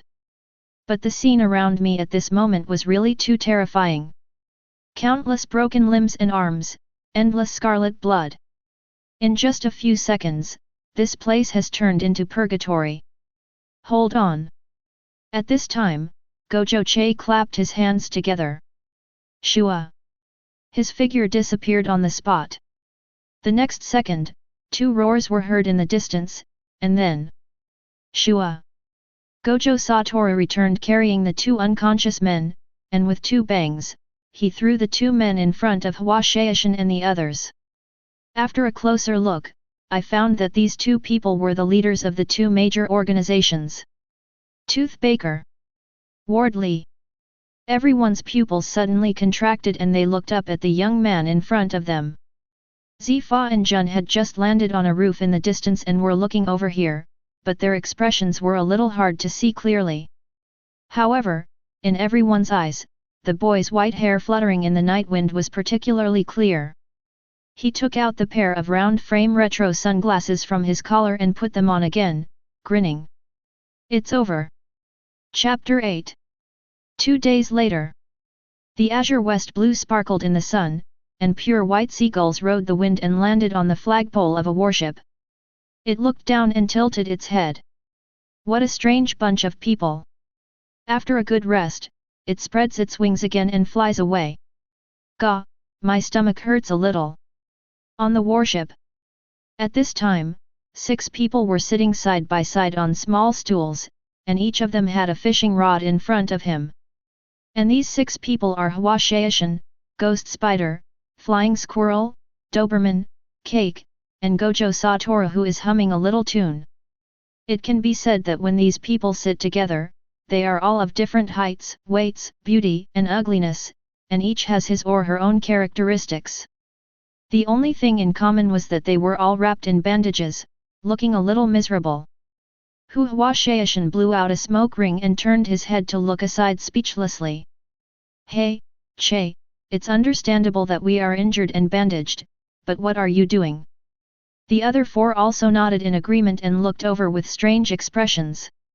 In their sight, Gojo Toru had changed out of his pure black technical college uniform, wearing an open patterned short-sleeved shirt on top, beach pants and flip-flops on the bottom, as if he was on vacation in Malaysia. Unfortunately, the delicate body beneath the shirt was covered by layers of bandages. It's not like the mountain is on fire. They want to see some handsome guys abs. Fujoshi, get out.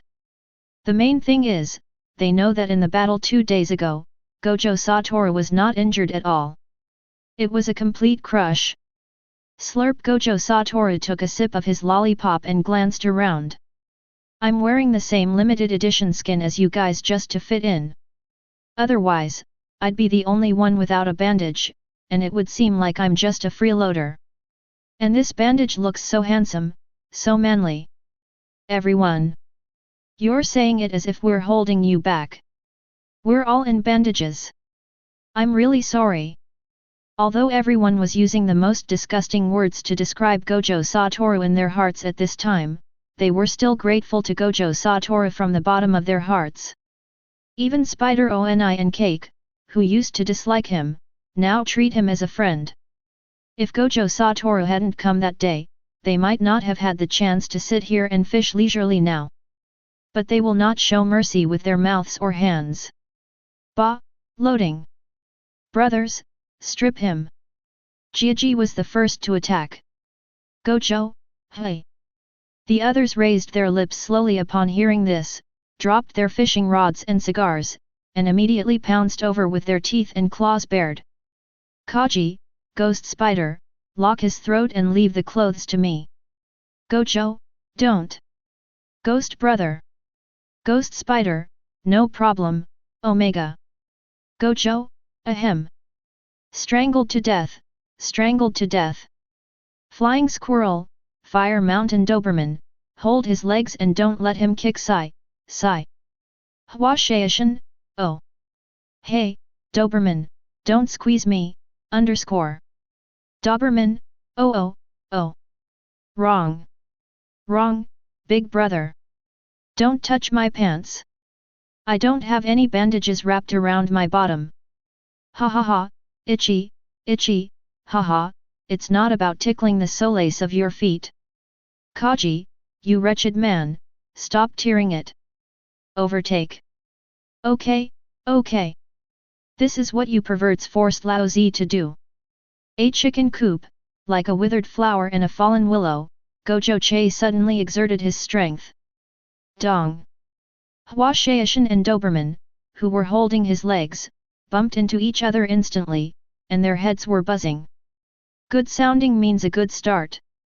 He freed his feet and stepped back on the deck, then kicked Kaji's extremely obscene face. Just consider it as a plastic surgery for him.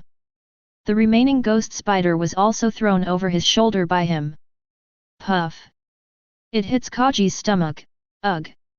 Look, this guy is so happy. After clapping his hands, Gojo Toru felt refreshed. He ignored the others who were wailing and squatted down next to Cake's head. Ha ha ha, Kaji, you are very brave. Ugh. Jiagf ed her twice more, then stared at her and said stubbornly, just wait till I'm healed. Well, it's hard for me to deal with you. Actually, I don't like bullying the weak. Upon hearing this, Kaji's expression instantly turned into a crazy and distorted curse. Tisk, do you need me to help you purify? Gojo Toru suddenly leaned back, obviously avoiding something. Next second. Snap. A large amount of sticky white liquid splattered on Cake's face with a PG sound. Gojo Toru. Fire Mountain Sigma, LLL. Ghost Spider _. Doberman, _. Flying Squirrel. This, looks like bird poop. After everyone saw the snacks clearly, they all took 3 steps back with disgust on their faces, and moved from the bow to the stern. *5. Meanwhile, Kaji, who was lying on the deck in the distance, had his entire brain shut down. It seems like everyone is dead. Puff. I don't know who among Gojo Toru and the others couldn't hold back first. The next moment. Ha ha ha ha ha ha. Ha ha ha ha. I'm dying of laughter. That's so miserable. Woohoo, ha ha ha ha ha. Little glutton. Cake is so lucky, haha. Everyone was laughing like crazy, wiping their tears and slapping their thighs, their mouths became jagged from laughing, and the style of painting began to let go. There is no such thing as empathy in the world. If there is, it's just that you, who have eaten the same snacks, want others to have a taste of them too. We don't have any anyway. Gojo Toru and the others rolled around wildly. The other students who were recuperating in the room heard the noise outside and stuck their heads out to watch the excitement. Zephyr and Jun, who were chatting in the captain's room, also came out. Seeing Cake dead on the deck and Gojo epilepsy, the two looked at each other and then shook their heads and laughed. These guys really can't keep quiet for a day. That's all I know about the situation at the time. You should ask them about the rest. Jun folded his arms and smiled and said. I think they have recovered quite well and can start training now. Yeah, I see. Zifa nodded. Then I'll go back first, Mr. Zifa. Go ahead, and drag those brats down with you. What kind of talk is that? Okay. By the time Jun walked up to Gojo and the others with his long legs, they were already laughing so hard that they were exhausted. At this time, they fell to the ground one by one, twitching from time to time underscore. Jun twitched the corners of his lips, raised his mutton fat feet, and poked Gojo Toru's butt with the tip of his high heels. Hey, are you still alive? Gojo Toru barely lifted his eyelids to take a look, then used his hands to push aside the long legs. Hee hee, like alive. What a mess. Jun kicked the others again. Hurry up. Go throw Kaji into the sea and wash him off. He stinks. Oh. Several people helped each other to stand up and immediately ran towards Jiji. After they left, Gojo Toru stood up with the help of the railing and looked weakly towards Jun. Can you please get me some water? My throat is dry. Jun looked at him with disdain, but still said wait and left. After a moment, Jun walked towards him with 2 bottles of wine, and before Gojo Toru could reach out to take them, a new coat was smeared on his face. I don't know what you did just now. You even tore your clothes to pieces. Hey! Gojo Toru gave a wry smile, quickly tore off the rags on his body, and then put on the coat that Jun had given him. Handing the wine to him, Jun opened the bottle of sherry and took a sip. Well, Mr. Zifa's wine collection is pretty good. Gojo Toru opened the wine and took a big gulp. The sweet wine flowed down his throat. Ha, I'm alive. Thank you so much. Jun shook his head gently. No, I should be the one thanking you. As she spoke, she turned and leaned against the fence, tapping the bottle against the tattoo on her thigh. In her sight, she saw the scene of Hua Shaishan and his men grabbing Kaji's hands and feet and preparing to throw him down. Thank you, they are all my friends. She said softly. Gojo Toru blinked, imitated her movements, and said casually. You are all my friends now. Jun turned his head and looked over. Right, come on. Gojo Toru was reflected in her beautiful eyes. She raised her glass of wine and grinned. Cheers. She smoothed her hair lifted by the sea breeze, smiled, raised the sherry and touched it lightly.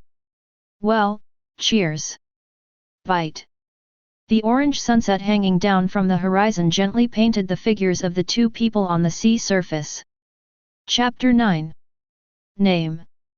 5 rules, no way, 2.5, thorough. Gojo Toru, age. Just turned 17. Origin. West Blue, I am a little orphan from West Blue. My mother told me since I was young that children from poor families have to grow up early. Whoa. Shut up, old man. Oh, okay, continue. What is your fruit ability? Paramecia infinite fruit.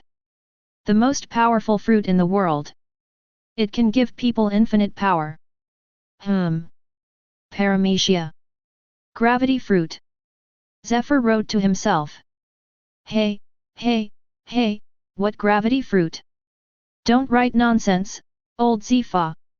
How can this name be as cool as what I thought of? Stare. Don't look at me like that, it's embarrassing. Okay, it's the gravity fruit, you have the final say. Zifa snorted coldly, retracted his gaze, and began to write after the recommendation column. This person's age, strength, qualifications, and other conditions are all excellent. He is just and sincere to others. In this mission, he single-handedly broke up the enemy's ambush, rescued all the trapped students, and arrested the leaders of the 3 major organizations alone, which was recognized by all members and this instructor. When rescuing companions, the situation was serious, so the action was a bit radical, resulting in only 3 people being arrested in this mission, and the rest of the prisoners were annihilated in the battle. Post-war scene photo.jpg. He is so young and has such strength and a kind heart. It is undeniable that he is a rare genius. Marine also needs such a genius. That is, please complete the political review as soon as possible so that they can officially participate in the elite training camp as soon as possible. After writing, Zifa checked it carefully again, then picked up the letter of recommendation, shook it to dry the ink, and put it in the drawer. It can be seen that he has a very good impression of Gojo Toru and values him very much. But at this time, Gojo Toru on the opposite side was rocking his chair boredly with a lollipop in his mouth. Seeing that Zifa had finally finished writing, he immediately stood up and stretched. Well, it's finally done. Old Zifa, you are the former admiral and the teacher of the 3 current admirals. Why bother with so much trouble? Just tell your good friend Sengoku Fleet Admiral. It's not good to be too rigid. What good friend? You rude brat! Zifa glared at him and shouted. How can casual words and privileges be compared to this? Every word I write is your real qualifications and resources for the future. Be grateful, you have to be grateful, you know what I mean, little brat. Gojo Toru was stunned when he heard this, and after thinking about it, it seemed to be true. Tisk, you are still too young. I almost suffered the loss of not being able to get a regular job. Call out. Gojo Toru flashed behind Zifa, smiled awkwardly, raised his hand and put it on his shoulder and began to massage. Hey, I'll teach you. How could you teach 3 great generals? This little tactful boy has a bright mind. If you ask me, you are much greater in marine than that marine hero who only knows how to eat senbei and pick his nose. Without you, this marine will be scattered. Is your strength okay, Zephazance? Zifa's mouth twitched a few times. This kid is really thick-skinned. But there's really nothing wrong with what you said. I am better than that idiot who steals senbei and eats boogers all day long. This boy is an honest child. Is Zephazan thirsty? Don't worry, I'll get you some wine. Gojo Toru flashed again, came to the wine cabinet, grabbed the handle and pulled it. No, wait a moment, teacher. I'll go to the kitchen and get it for you.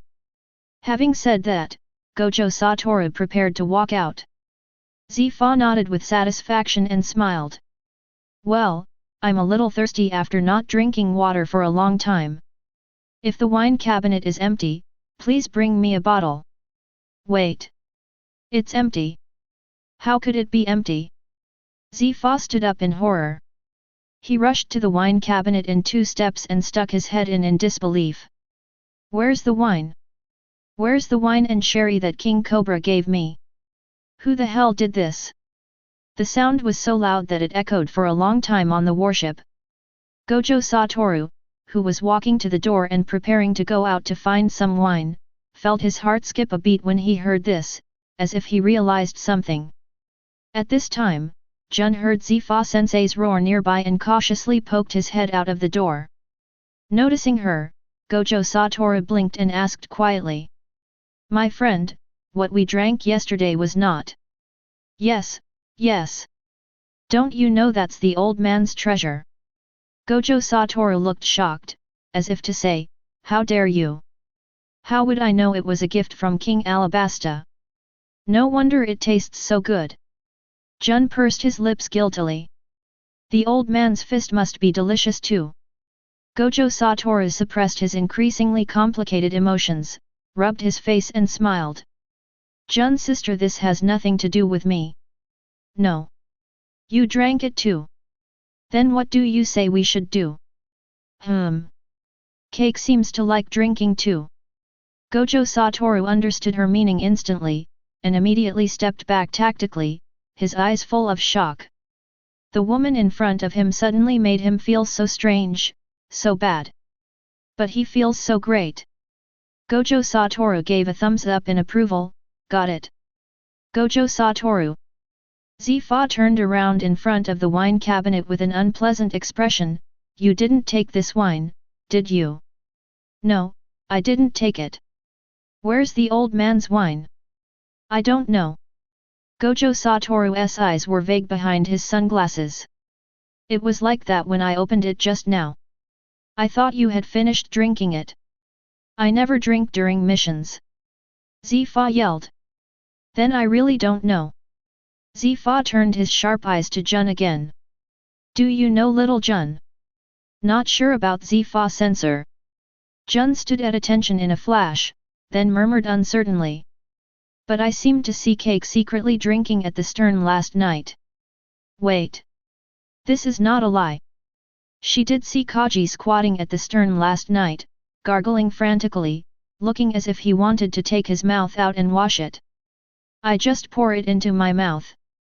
Kaji. The cabinet door in his hand instantly shattered into pieces. Zifa's face became even uglier, and he walked out. Okay, I will go and check the results of this boy's training. He couldn't even bear to drink those 2 bottles of wine.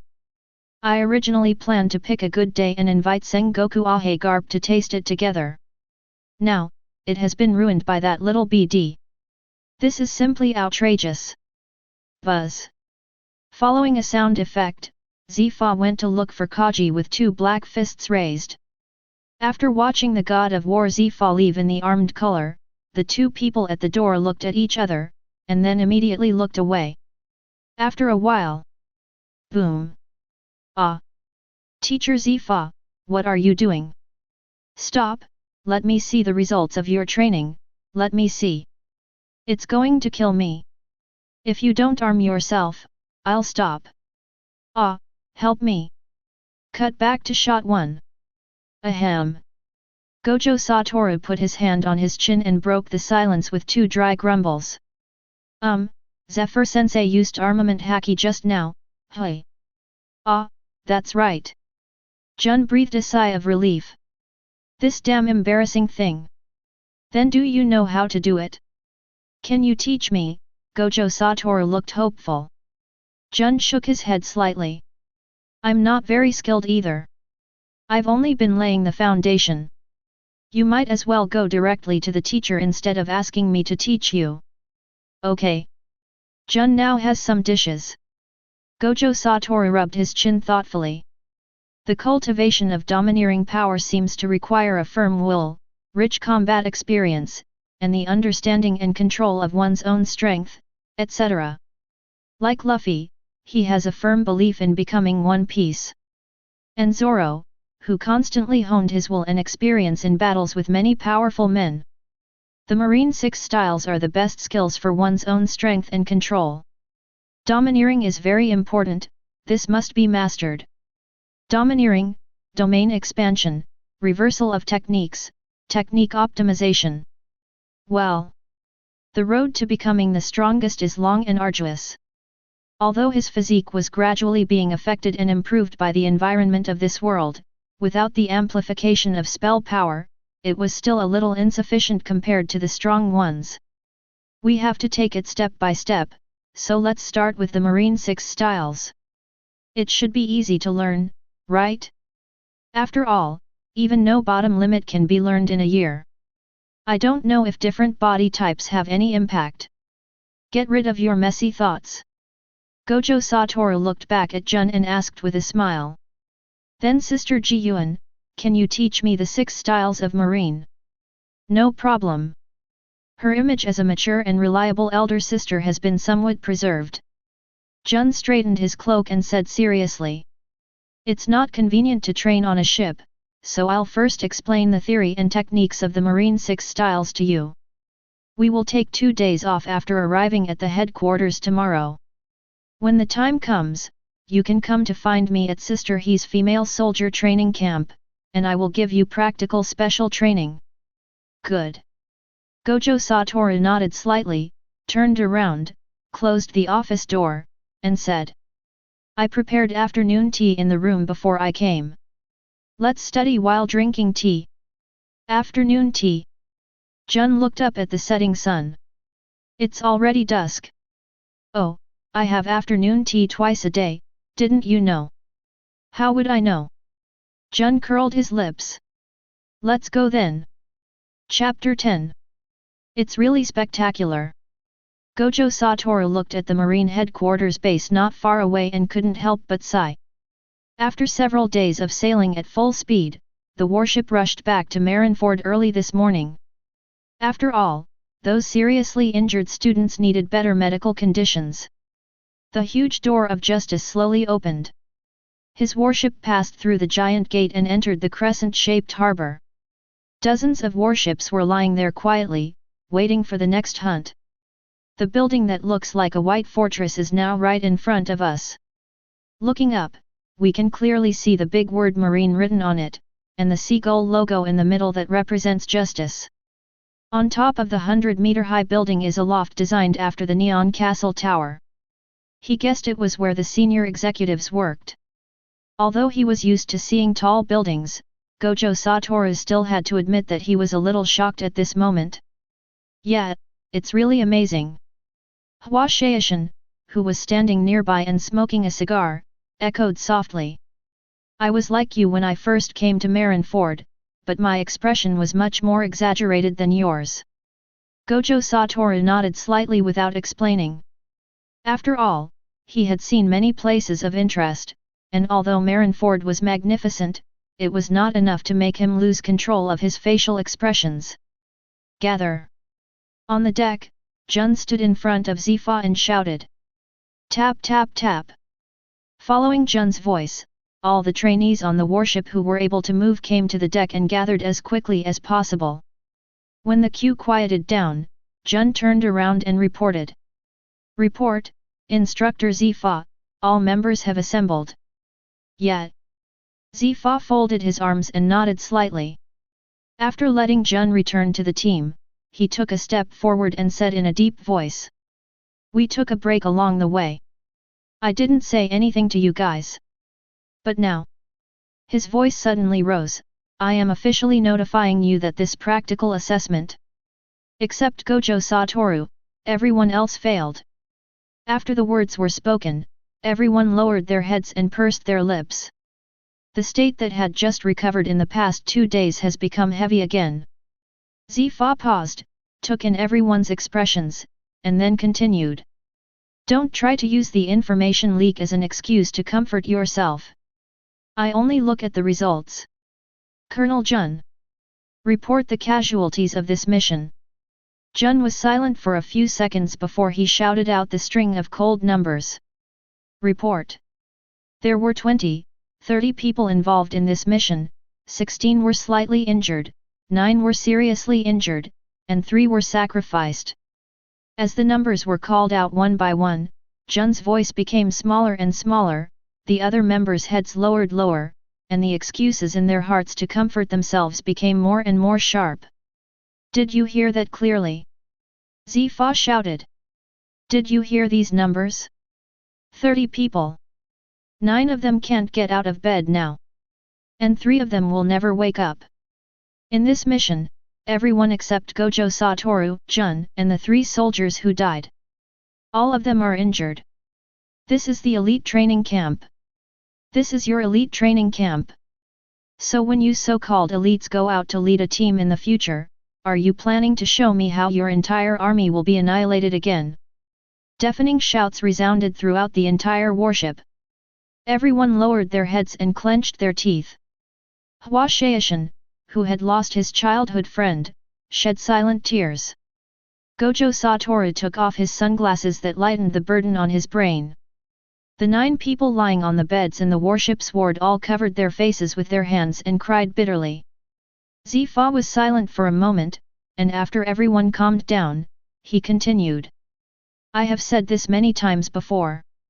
The most unstable place is the battlefield. There is no absolutely accurate intelligence there, and there are no accidents that will never happen. But I opened this training camp.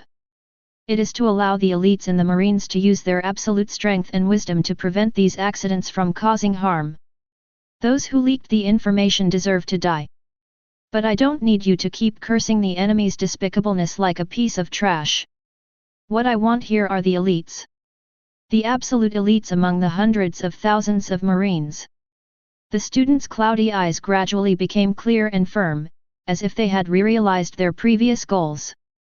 Zifa felt better after seeing this, and then his voice resounded throughout the warship again. Tell me. Do you still want to stay in the elite training camp?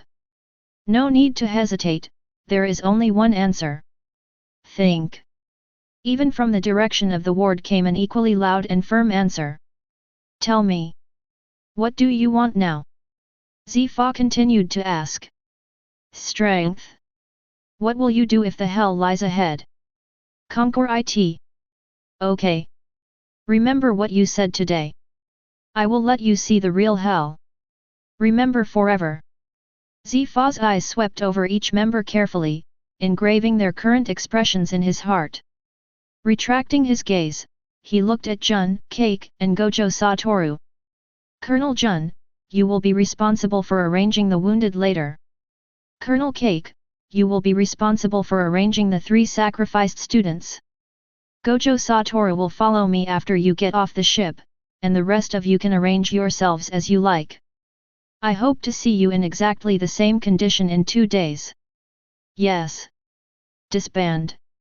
After the team was disbanded, Jun arranged for medical personnel waiting at the dock to carry the seriously injured to the hospital for careful examination and recovery. Kaji called on Anigamo and the others to carry the coffin. Gojo Toru walked off the warship, stepped on the white floor tiles and took a deep breath. The word soldier is really a heavy word no matter where you are. He turned his head to look at Hua Shaishan who was carrying his friend's coffin and moving slowly forward, and his chest suddenly felt heavy.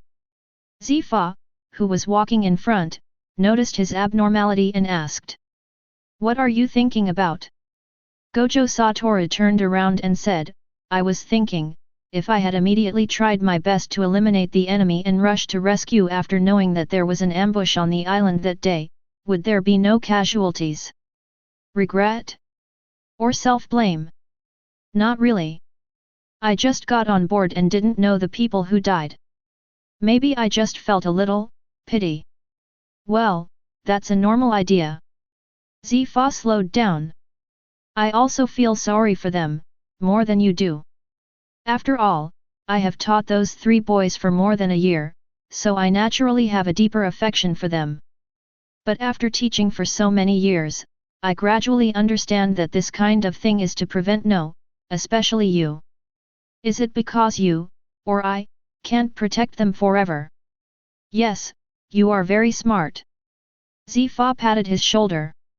I know that there is no such thing as a foolproof mission. Even Akainu Kizaru's strongest class had students sacrificed. But I cannot always stand behind them. They have to go through these dangers and sorrows by themselves. We cannot save them forever. The only thing we can do is to help them become stronger as much as possible. Moreover, those students who sacrificed their lives are always there. They just became the force for their companions to become stronger. No one will forget them. I understand, thank you. Gojo Toru nodded seriously, and the strange feeling in his heart disappeared. Think it through, don't get stuck in a rut, and move forward towards your goal unwaveringly. Then you will gain the heart of a strong person. I am very optimistic about you. Zifa smiled cheerfully and pointed to a dessert shop in the distance. You like sweets, don't you? Go and bring me a croissant to try. Gojo Toru blinked her pure white eyelashes twice and stared at him without saying a word. What? Zifa looked puzzled. I'm trying to recall whether I've ever seen a money printing factory on the isolated island where I lived before. Gojo Satoru's expression was more serious than ever. You little brat! You can't talk nicely without money. Zifa hit him on the back of the head in annoyance, then took out his wallet and threw it to him. Go away, and buy me something to drink. Hey, got it. Gojo Satoru grabbed his thick wallet and rushed to the dessert shop without looking back. Looking at the anxious figure, Zifa cursed with a smile. This brat! Chapter 11. In Zifa's office. Toru Gojo leaned comfortably on the sofa, with a strawberry daifuku in one hand and a coke in the other, eating and drinking with great pleasure. Zifa walked to the desk and sat down. The half-eaten croissant in his hand was put into a paper box and placed aside. He opened the drawer and put away Gojo Satoru's file, then he took out a document that looked like a driver's license from his pocket and threw it at Gojo Satoru. Hey! Gojo Satoru quickly put down the coke and raised his hand to catch it, saying unhappily. Hey! Old man, you are seeking revenge, how childish. Zifa ignored him and said. That's your certificate for the future in the Marines. Keep it safe so it doesn't fall into desert and get eaten by an idiot like you. Cut. Gojo Toru curled his lips, picked up the ID, looked at it, and put it in his pocket. My face is the best proof. He raised his thumb and pointed at himself. Yes, indeed. However, Zifa rarely agreed with his nonsense. Is this old man ill? Zifa didn't look at his slapping face, but stroked his chin with a serious expression. After all, no one had ever had albinism before Marineford. Gojo Toru's mouth twitched twice, and he took a long breath patiently. This is my inherited hair color, not albinism, do you understand, old purple man? Then why are the eyelashes also white? I have only seen this on albinos. Zifa looked puzzled, as if he was really troubled by this question. Before Gojo Toru could refute, Zifa suddenly looked up at him again, and then his eyes slowly moved downwards with a strange look. You won't also? Shut up, you old purple potato, Gojo Toru suddenly jumped up. Zifa didn't care about his address at all. He clicked his tongue twice and wanted to continue discussing medicine. I don't want to hear it, Gojo Toru immediately turned on the invincible mode, picked up his things and walked out. Ha ha ha. It turns out that he is a vulnerable brat. Zifa had a smile on his face and was in a particularly good mood. Oh, right, Gojo Toru suddenly stopped. Call out. Bang. Zifa pinched the wallet that Gojo Toru threw at him. It was definitely his, he just forgot to take it back. But this thickness is not your own.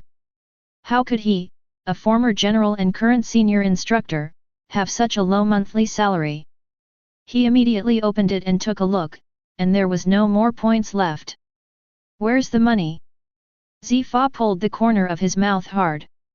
Don't tell me that what you bought is worth a month's salary. Gojo Toru flipped his wrist, and a shiny card was caught between his fingers. Ding ding ding ding, yes, I just got a 1-year free membership card at the dessert shop. Your small change is all here. Ah ha ha ha ha ha ha ha. After saying that, without paying any more attention to Zifa's gloomy old face, he left with an arrogant step and an unruly laugh. Seeing his asking for a punch look, Zifa didn't know whether to laugh or rush up and punch him.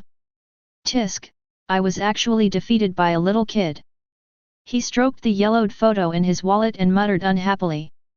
After a moment, he shouted out the door. Soon, a guard on duty came in. Go catch up with that white-haired kid and take him to the house next to my house. Yes. After the guards left, he also went out and walked towards the Fleet Admiral's office, muttering to himself. Being energetic is good, ha ha ha. After passing the two guards, the two looked at each other in slight surprise. One of them whispered, Teacher Zifa was laughing just now, wasn't he? Although Zifa is the instructor of the elite training camp, he also often instructs other Marines, so whether they are students of the elite training camp or not, they generally call him teacher. The other person nodded, yeah, I haven't seen Mr. Zifa so happy in a long time. Is it because of the guy who just came out? It should be, but it looks like his brain is a little abnormal. Yeah, I think so too. The other side. After Gojo Toru came out from Zifa, he found that he seemed to have no idea where to go, and the old man Zifa didn't tell him about this. Tisk, what kind of workability is Marine, so poor? Suddenly I miss my cozy and luxurious 20 square meter rental house. Go back and ask old man Zi? Oh, this cold Marine headquarters actually made him lose so completely. Final. He still didn't put on his victorious face and went back because it was still early. So, he continued to lie on his back, drink coke, and wander around the building with a carefree pace. The guard who received the mission from Zifa was now frantically searching for the target of the mission. Gojo Toru, who knew nothing, wandered around leisurely, not paying any attention to the clerks nearby who were looking at him and pointing at him. Just at this moment, when Gojo Toru tilted his head toward the ceiling, a tall figure suddenly appeared in front of him. He lowered his proud head slightly, and then he could see the person in front of him clearly. Oh my god, isn't this Chisue? I've met a celebrity. His eyes lit up behind his sunglasses, and Gojo Toru began to look Akainu in front of him up and down curiously. He totally ignores others. Can Akainu stand him or not? Feeling offended, Akainu frowned and shouted at the lazy white-haired man in front of him. Who brought you in? Don't you know this is a classified area? Get out! With the arrival of the new General Akainu, more and more attention was paid to him. Gojo Toru didn't really care about these things, but it seemed that he had accidentally wandered into a place he shouldn't have been. He himself doesn't dislike the character of Akainu, he even likes him a little. The reason most people hate him is nothing more than Ace's death and the O'Hara incident. The most important thing is that Ace's character is too perfect and his popularity is too high, so whoever kills him should die, which is normal. But if you want to say that it was a mistake to kill Akainu, then it was definitely not a mistake, because the character of Ace could not survive. The impact of his identity being exposed would be too great, no less than Roger revealing the great treasure, so he had to be killed. The other O'Hara incident had even less to do with Gojo Tetsu. He didn't kill any of his own people, so it was none of his business whether they lived or died. Moreover, he would rather kill the wrong person than let him go. This has been a saying that has been passed down since ancient times. Akainu is a pure soldier. Gojo Toru respects such people. Extremism is extremism. Unless he, Toru Gojo, is the captain now. But the only thing he regretted about the character of Akainu was that he didn't kill the deserter king. If he had killed Momonosuke as well, then Akainu would have become the most popular character in the eyes of One Piece fans. The only true god. Cut back to shot 1. For no apparent reason, Gojo Toru pulled out a small notebook and pen from his pocket and handed them to Akainu. Akainu's brain short-circuited for a moment, and he took it subconsciously. Gojo Toru grinned. Just sign your name in the notebook and I'll forget what happened just now. Listen to me, I plan to record the signatures of all the celebrities in the world in it. What do you think? Isn't this a good idea? You are the first one. When one word is spoken, everyone becomes silent. After hearing Gojo Toru's bold statement, everyone around him stood there in a daze with their mouths wide open. They even saw the madman elbow General Akainu, like a good friend. But that's obviously not the case. They all saw General Akainu smoking. Yes, Akainu did roar with smoke coming out of his mouth. Little devil! Are you looking for death? As he spoke, the small notebook and pen in his hand were instantly burned to ashes, and a pungent smell of sulfur floated in the air. Ah! My legendary notebook, Gojo Toru cried out in great grief. I don't know what this kid is. Akainu was really angry this time, and he raised his fist and hit Gojo Toru. He swore that he would teach this brat a lesson. However, when his fist smashed down, the little devil in front of him didn't move at all. What is going on? Just as he was stunned, Gojo Toru raised his hand and wiped the corners of his eyes, as if he was really sad. Next second, Gojo Toru suddenly grinned brightly. Hey, you were the one who started it. Without waiting for Akainu to react, he raised his leg and violently kicked Akainu's kidneys. Boom! Akainu disappeared in an instant, and a big hole was suddenly blasted in the guardrail made of special stones on the outside of the corridor. Then a loud noise was heard from the square below the building. Gojo Toru picked up the dessert bag as if nothing had happened, feeling a little hesitant. Then, out of the corner of his eye, he noticed a pretty girl with pink hair among the stunned crowd. His eyes lit up, and he appeared in front of the pretty girl in a flash. He didn't care about the frightened pink-haired girl, and stuffed the dessert bag into her hand. "Beauty, help me get it," he said with a smile. "What is this?" the girl asked subconsciously. "Strawberry daifuku and cream puffs are super delicious. I recommend the strawberry daifuku." Gojo Toru raised his index finger and encouraged. "Hey? What the hell is this guy talking about? Also, did he just kick Admiral Akainu away?" The girl was in a very messy state at this moment. Gojo Toru didn't continue chatting. He walked to the big hole and looked down intently at the figure that slowly walked out of the smoke and dust. That's right, he deliberately provoked Akainu to take action. Otherwise, how could a recruit like him have the chance to practice against the generals? Ha! He is feeling extremely excited right now. General. Let Lao Zi see. Chapter 12. Akainu emerged from the smoke unscathed. The piece of clothing on the side of the waist was torn into a hole by the kick just now. But as he felt the pain in his waist, his anger started to rise. That damned little devil! Akainu looked up and met that arrogant gaze. Even a fool should have understood the other party's intention at this moment. However, he didn't care at all about being tricked. He just wanted to teach that brat a lesson. Teach him how to respect his elders. The other side. When Gojo Toru saw that the opponents were ready, the corners of his mouth slowly rose. He raised his foot and leaped forward, then rushed straight into the battlefield. Perfect superhero landing. Gojo secretly praised. Call. The cool autumn wind blew away the dust stirred up in the field. In the square that attracted hundreds of gazes after hearing the news, two figures were facing each other from a distance at the two ends of the square. Gojo Toru twisted his neck and slowly took off his sunglasses, revealing his azure blue eyes.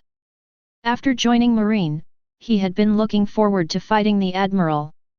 Those minions before had no idea what level their own strength was at. So, when he saw Akainu for the first time, the taste of the coke in his mouth instantly became several shades lighter. "I don't care why you provoked me to seek death, but it is obvious that you succeeded." Akainu tore off the rotten cloak of justice and threw it aside. He walked towards the center of the square and said coldly, "You'd better have the capital to be arrogant, kid." Tap tap. The dull footsteps were heart-stirring, and hundreds of meters away, a powerful aura like a volcanic eruption rose into the sky. Gojo Toru stared at the figure, and the smile on his face gradually became a little morbid. Although he knew that Akainu was very strong, he did not feel nervous at all. After all, this battle is what he has been looking forward to. Step forward and face General Akainu. The blue cursed power that no one could see gradually rose around his body. Following the two's actions, hundreds of Marines around the office building stood up straight, watching with their nerves tense. At this moment, several glances were also cast from the top attic. In the field. When the two figures were 100 meters apart, they both suddenly jumped up at the same time. Disappeared from the spot in an instant. The next moment. Bang! A dull collision sound came from the center of the square. The onlookers looked over and saw the two men's fists colliding with each other. Neither of them used their abilities, it was simply a contest of strength. The stone bricks under their feet began to collapse inch by inch as they wrestled. "This big fool, little devil, is so strong?" Both of them felt very surprised at this moment, and couldn't help but marvel at each other's strength in their hearts. Gojo Toru never expected that even with his enormous cursed power he was still inferior to Akainu. And Akainu never expected that this skinny kid could actually compete with him in strength. He thought that the opponent's kick just now was full of strength. But even this is still not enough. Akainu's eyes focused, and a huge force surged out of his fist again, directly knocking the powerless Gojo Tetsu back more than 10 steps. Tap, tap. Gojo Toru stepped on the gravel bricks to steady his body, shook his numb arms, and stared at the opposite side with sharp eyes. Damn, this big idiot must have such muscular body for a long time. Well, the power gap is a bit big. Then let's fight with body skills. This body of his possesses almost all of Gojo Satoru's abilities and memories. As long as he continues to practice, he will be able to reach Gojo Satoru's level sooner or later. And in this world, it can even go far beyond that. So Gojo Satoru had naturally practiced physical techniques, which were much easier to practice than sorcery, and he even knew a thing or two about ancient martial arts. Without hesitation, Gojo Satoru shot out again and appeared in front of Akainu in the blink of an eye. And Akainu threw a heavy punch almost the moment he appeared, and it looked as if Gojo Satoru himself was facing the punch. However, when the fist was just a millimeter away from his face, Gojo Tetsu reacted like lightning and slapped Akainu on the side of his elbow, causing his attack to deflect. At the same time, it also caused Akainu's center door to be wide open. Without giving him any chance to react, Gojo Satoru stomped his feet hard and went straight into Akainu's arms. The next moment, boom! An extremely powerful stick-to-sand boxing hit Akainu's chest hard. The killer move in Bajiquan, Tai Shan Kao, is famous for its enormous power. Akainu was caught off guard and flew backwards like a cannonball, with the air exploding. It crashed into several white stone pillars in the square and only stopped when it hit the last pillar, then slid down from it. This shows how powerful this Tai Shan Kao move is. Good. I like this move. After we beat you, I'll treat you to senbei, kid. From the top of the attic came a loud cheer. But at this moment, there is only Akainu in Gojo Satoru's world, and he cannot hear any other voices. He rushed out again, not intending to give Akainu any chance to counterattack. Akainu obviously understood his thoughts. Before he even landed on the ground, he pushed the stone pillar with both feet, and the last stone pillar instantly broke into pieces. Akainu then turned into an afterimage and shot towards Gojo Satoru again. Bang bang bang! Before the gravel fell to the ground, the two men had already exchanged dozens of moves again. But Akainu, who was very good at physical skills, was completely suppressed by the technique. The attacks were always neutralized by Gojo Satoru's various moves. It was like he was covered in oil and couldn't be hit at all. It was disgusting. On the contrary, because of his agile physical skills, the attacks from the opponent kept falling on him. In the field, Gojo Satoru dodged the heavy blow again by leaning sideways, and punched Akainu in the chin with his backhand, causing his brain to tremble violently, and he went into a brief shutdown instantly. Seize the opportunity! Gojo Satoru's fists, palms, and elbows were so fast that you couldn't even see the afterimage, hammering, chopping, slashing, pushing. It rained down all over Akainu. The frozen Akainu was forced to restart using a set of Wing Chun combos, and the effect was better than that of the repairman who had no negative reviews in 10 years.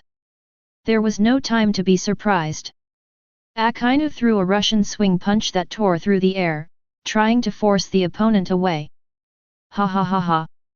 Gojo Satoru smiled wildly, and his 6 eyes were like a supercomputer working at full capacity, and in the blink of an eye he met Akainu's attack. Block the hand, press the wrist, and eliminate the force. Then he suddenly raised his right arm, leaned his body backward and tensed it, like a fully drawn crossbow. Drink! The next moment, Gojo Satoru's roar resounded throughout the venue. The fist wrapped in surging magic power instantly hit Akainu's temple. Boom! Akainu just felt like he was standing at the muzzle of a cannon and was hit by a cannon, and then his body began to fly backwards into the air. Under the fierce fist wind, a wave of rubble and smoke rushed dozens of meters across the square in an instant, like a real dragon that suddenly appeared. Gurgle! I don't know who swallowed their saliva, but everyone was so shocked that they were speechless. You're right, their general. I'm actually being suppressed and beaten? Am I still sleepy? Or is my eyes blurry? That was the top combat force of their marines. Now he was suppressed by a little-known boy with physical skills. Am I crazy or is this world crazy? In the attic, Marine Fleet Admiral Sengoku, Marine Hero Garp, Chief of Staff Crane, former Admiral Zephyr, and current Admiral Kizaru were also standing together watching the battle below. At the beginning they were still watching the show, but as the battle progressed, they first admired the newcomer, then their eyes lit up, then they were amazed, and finally it became what they are now. Jaw-dropping.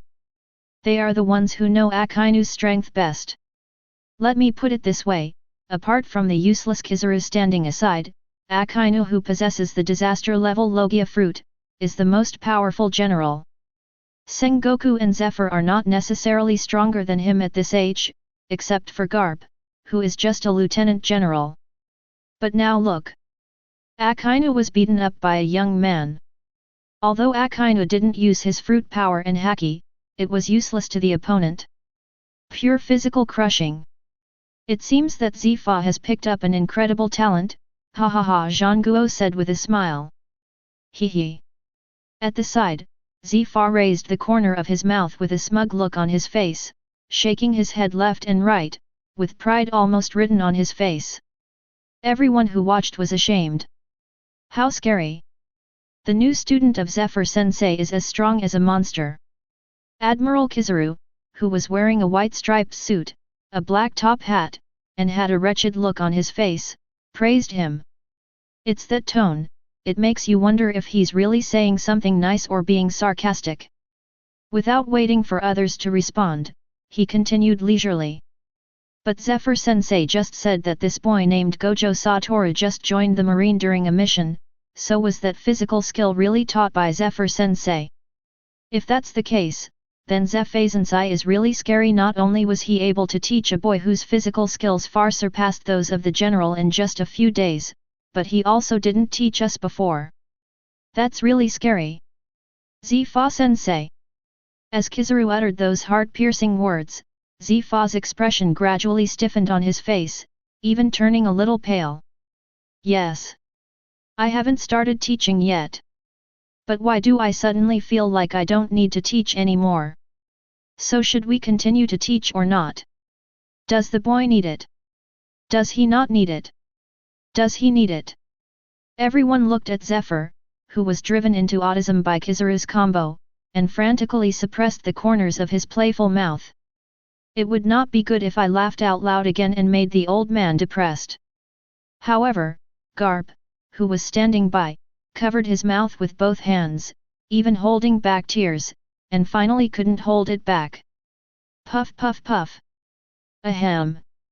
Vice Admiral Crane coughed twice and quickly changed the subject. Let's continue watching. Hey, Zifa, look, your student is starting to use his haki. Who?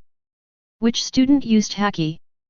Upon hearing this, Zifa suddenly sat up in shock from his dying illness, his face full of panic. There is almost nothing left to teach him. If he can even use domineering skills, then what is the use of him? What's the use of him? Chapter 13. He witnessed his parents' death in front of his eyes when he was young, and has been working hard to become stronger in order to kill all pirates. He didn't have a good background or excellent bloodline, but he eventually rose to the position of Marine Admiral step by step. However, the title of general seems to have made me stagnate. I have been on the road to exterminate pirates. How long has it been since I trained like I did when I was young?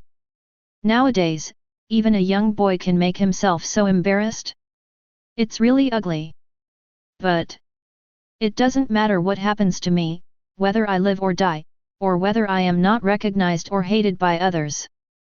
But the Admiral cannot lose, and the dignity of the Marine cannot be damaged in the slightest. Otherwise, how can Marine kill all the pirates in the world? Sakazuki slowly stood up from the rubble, his whole aura suddenly rising. He really was like the molten lava that could burn everything in the world, making people hold their breath. Seeing this, Gojo Toru frowned, but then quickly relaxed. The warm-up is finally over, Sakazuki. He chuckled and his words were full of impatience. Ah, yes, the warm-up is over. Sakazuki brushed the dust off his body. New to Marine? He asked suddenly. I just completed the formalities today, Gojo Toru replied. Hearing this, Sakazuki said with a half smile, it seems that the pirates on the sea will have a harder time in the future. Gojo Toru smiled without saying anything, but every cell in his body began to boil. Buzz. When Sakazuki walked across from him, his arms were already wrapped in a circle of black and purple flames. Everyone who joins Marine has their own belief in justice. After a pause, he continued, let me ask you, what kind of justice do you uphold? What's with this feeling of déjà vu of the voice? Tell me, what is your dream? Gojo Toru did not give an answer immediately, but asked back. I heard that you believe in absolute justice. Can you tell me about your absolute justice? Of course. Sakazuki seemed to be interested, raised his hand and shook it fiercely. The so-called absolute means to use absolute power to wipe out all the pirates in the world. No matter what obstacles stand in my way, I will destroy them all and absolutely not give any of that garbage a chance to survive. His clenched fists creaked and even began to tremble slightly at the end. Gojo Toru smiled faintly and clapped his hands. I have heard a little about your deeds, but I don't know if justice that is not liked is still justice. But I believe that those who survived will be grateful that Marine has a general like you. Hearing this, Sakazuki's expression froze. He didn't expect that the other party would recognize his justice so much. Over the years, as word of his brutal methods of fighting pirates spread, the vast majority of Marines disapproved of his justice and even hated him. Among them, his colleague General Aokiji was the worst. Although he doesn't care about these things at all, as long as he can kill the pirates, it's fine. But no one likes loneliness, not even him. Ignore the abnormal Sakazuki on the opposite side. You want to talk about my justice? Gojo suddenly spread his arms, and his eyes were filled with arrogance that looked down on everything. That is, of course, my own unique justice. Under the whole world, I am the only one who is supreme. When I stand in the sky, the word pirate will only be allowed to appear in the garbage dump of history. After the words were spoken, that voice like a huge bell still resonated in everyone's mind. I am the only one. After hearing this, everyone stood there in a daze, staring blankly at the arrogant figure. At the same time, I shuddered in my heart. It's really domineering justice. In the attic, several bigwigs at the pinnacle of power in Marine all frowned after hearing what Gojo Toru said. Such words. Does this kid want to be a piece of trash like the Tianlong people? Garp, who had the calmest reaction, asked casually while picking his nose. Hearing this nonsense, everyone slapped their foreheads helplessly, but fortunately they were almost used to it. Ignoring Garp, he crossed his arms and analyzed seriously, with that kind of words and personality, it is obviously impossible for him to have such thoughts. The only explanation is... She didn't say anything else, but turned sideways to look at Zhangguo and Zifa. Zifa's heart skipped a beat, which was rare, and he quickly explained. This kid. Although this kid has a unique personality, I can guarantee that he is absolutely righteous in his heart. I have been observing him these days, you must trust my judgment. He's been on the island alone for too long, so his brain is often in trouble. Don't take what he says seriously. Zhangguo waved his hand, realizing that his old friend was just being too concerned and had wild thoughts. I won't do anything to your students, and neither will Ahi. But if what this kid said today gets out, I'm afraid someone will do it, alas. You mean? Zifa was stunned for a moment, then pointed in the direction of Marijoa with a questioning look. Zhangguo nodded slightly with an unpleasant look on his face. Seeing this, Zifa's face turned ugly, and his hanging fists tightened and loosened. Zhangguo is having a headache now. He thought Marine had added another powerful general, but now he sees. Damn, this is a crazy and boundless madman. It's a headache. The position of Marine Fleet Admiral is really a headache. Borsellino, go and seal off the surrounding area. No one is allowed to spread what happened today. Zhang Guo turned around and gave a serious order. Hey, Kizaru nodded weakly, young people nowadays are more terrifying than each other. After saying that, Kizaru turned into a beam of light and left. Then should we let them fight? Asked the crane. Go ahead and fight. Zhang Guo sat back in his chair and waved his hand, let the onlookers continue watching, so that Borsellino can save some time. He nodded slightly to show his agreement. Zephyr sighed and sat back in his chair. What a troublesome BD. In the field. Sakazuki chewed on Gojo Toru's words and murmured in a low voice. Pirates, are they only allowed to appear in history? What an incredible ideal. What's your name? He asked suddenly. Gojo Toru. After answering, Gojo Toru clenched his fist. Okay, the quiz game is over. I'm almost freezing, Sakazuki. Sakazuki raised his lips slightly, don't worry, you will be too hot to take off your clothes soon. Bah! Laozi doesn't like men. Gojo Toru shouted loudly and rushed out with his fists, and in the blink of an eye he was in front of Sakazuki. The air around Sakazuki was boiling, and he threw out a heavy punch wrapped in armed color domineering. Boom! The two men's fists collided again, their sleeves fluttering, and the blast of air from the collision instantly blew away the surrounding ground. Sakazuki looked relaxed and made a rare joke. Laozi doesn't like it either. Drink! Sakazuki roared, and the strength in his fist suddenly increased, and in an instant he blasted Gojo Toru away with unstoppable momentum. Bang! Bang! Bang! This time, it was the turn of the stone pillars behind Wu Tiaoche to be smashed one by one. However, after all the stone pillars were sacrificed, Gojo Toru continued to fly towards the office building at the same speed. Even the ground wherever it passed was plowed into long gullies by the terrifying air waves. Boom! The office building was smashed through by Gojo Toru, and the deafening roar echoed in Marineford. But the next moment, there was a sound of breaking through the air, and Gojo Toru, waving his bloody fist, shot out of the building at an even faster speed.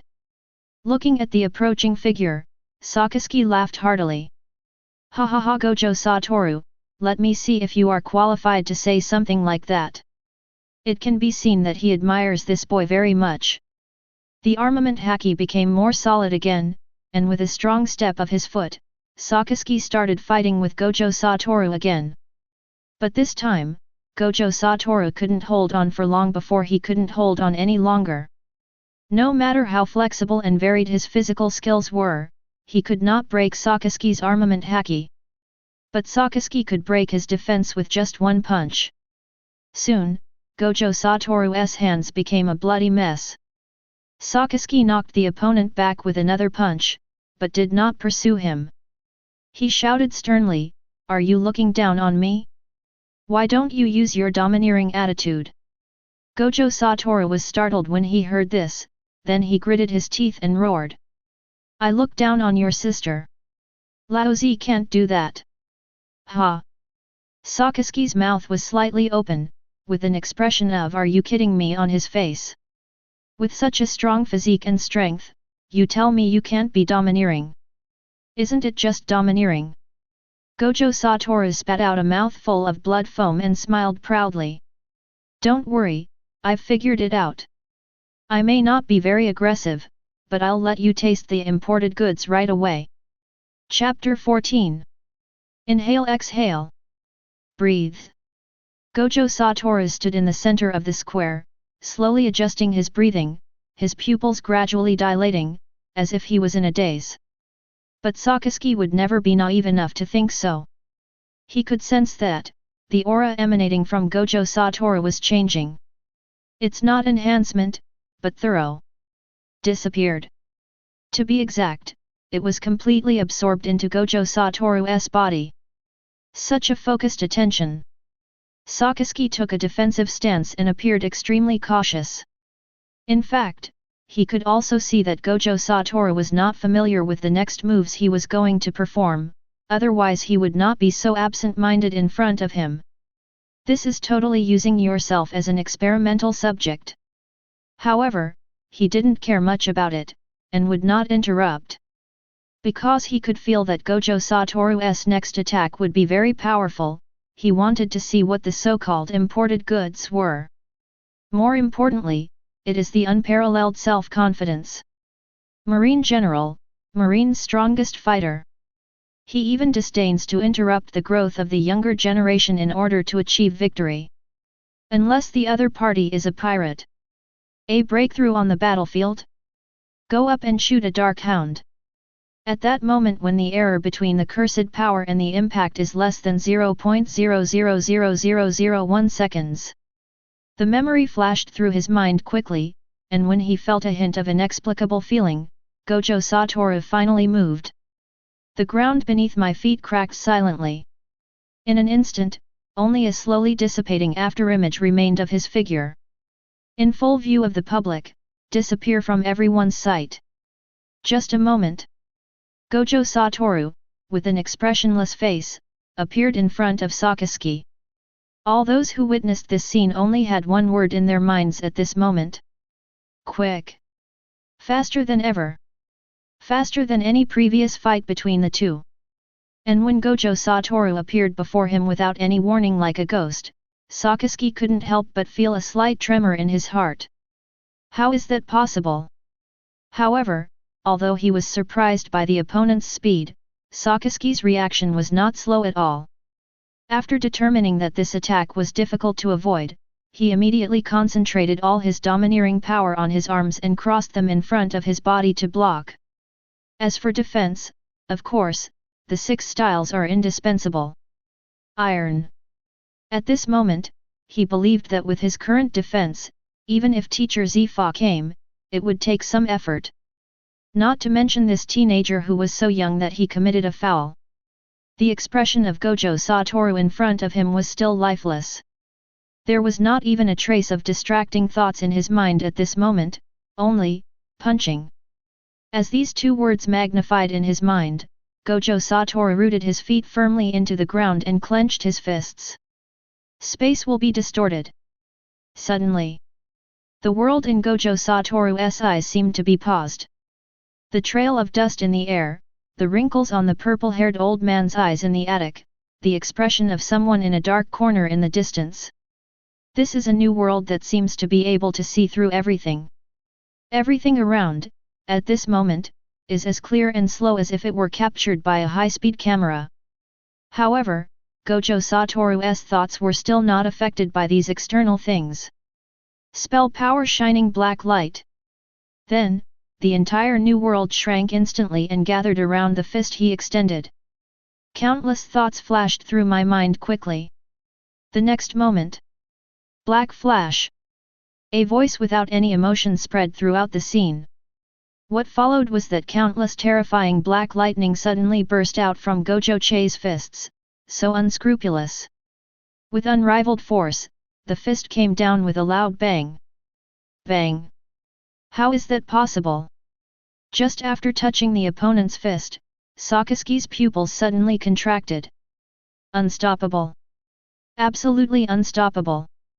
The observation Haki was warning me frantically in my mind. But before Sakisuke could figure out how to respond, his arms covered in armed color could only hold out for less than a second before being blasted away by Gojo Toru. The defense collapsed instantly. The black lightning like a thunder dragon destroyed everything around the 2 people.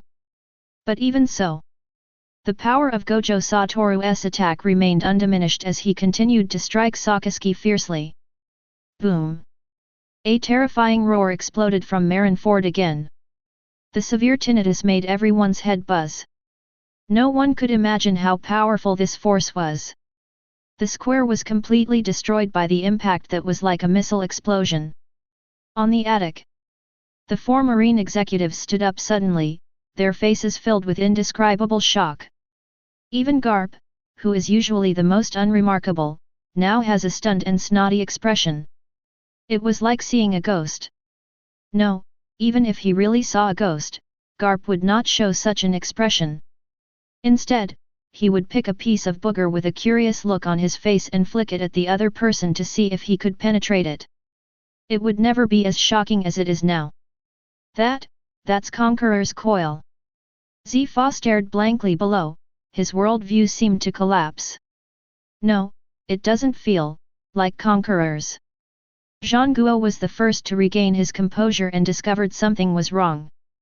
After saying that, he slapped the stunned Garp and asked him to express his opinion. Ah! Garp was slapped back to his senses, and then he realized something was wrong.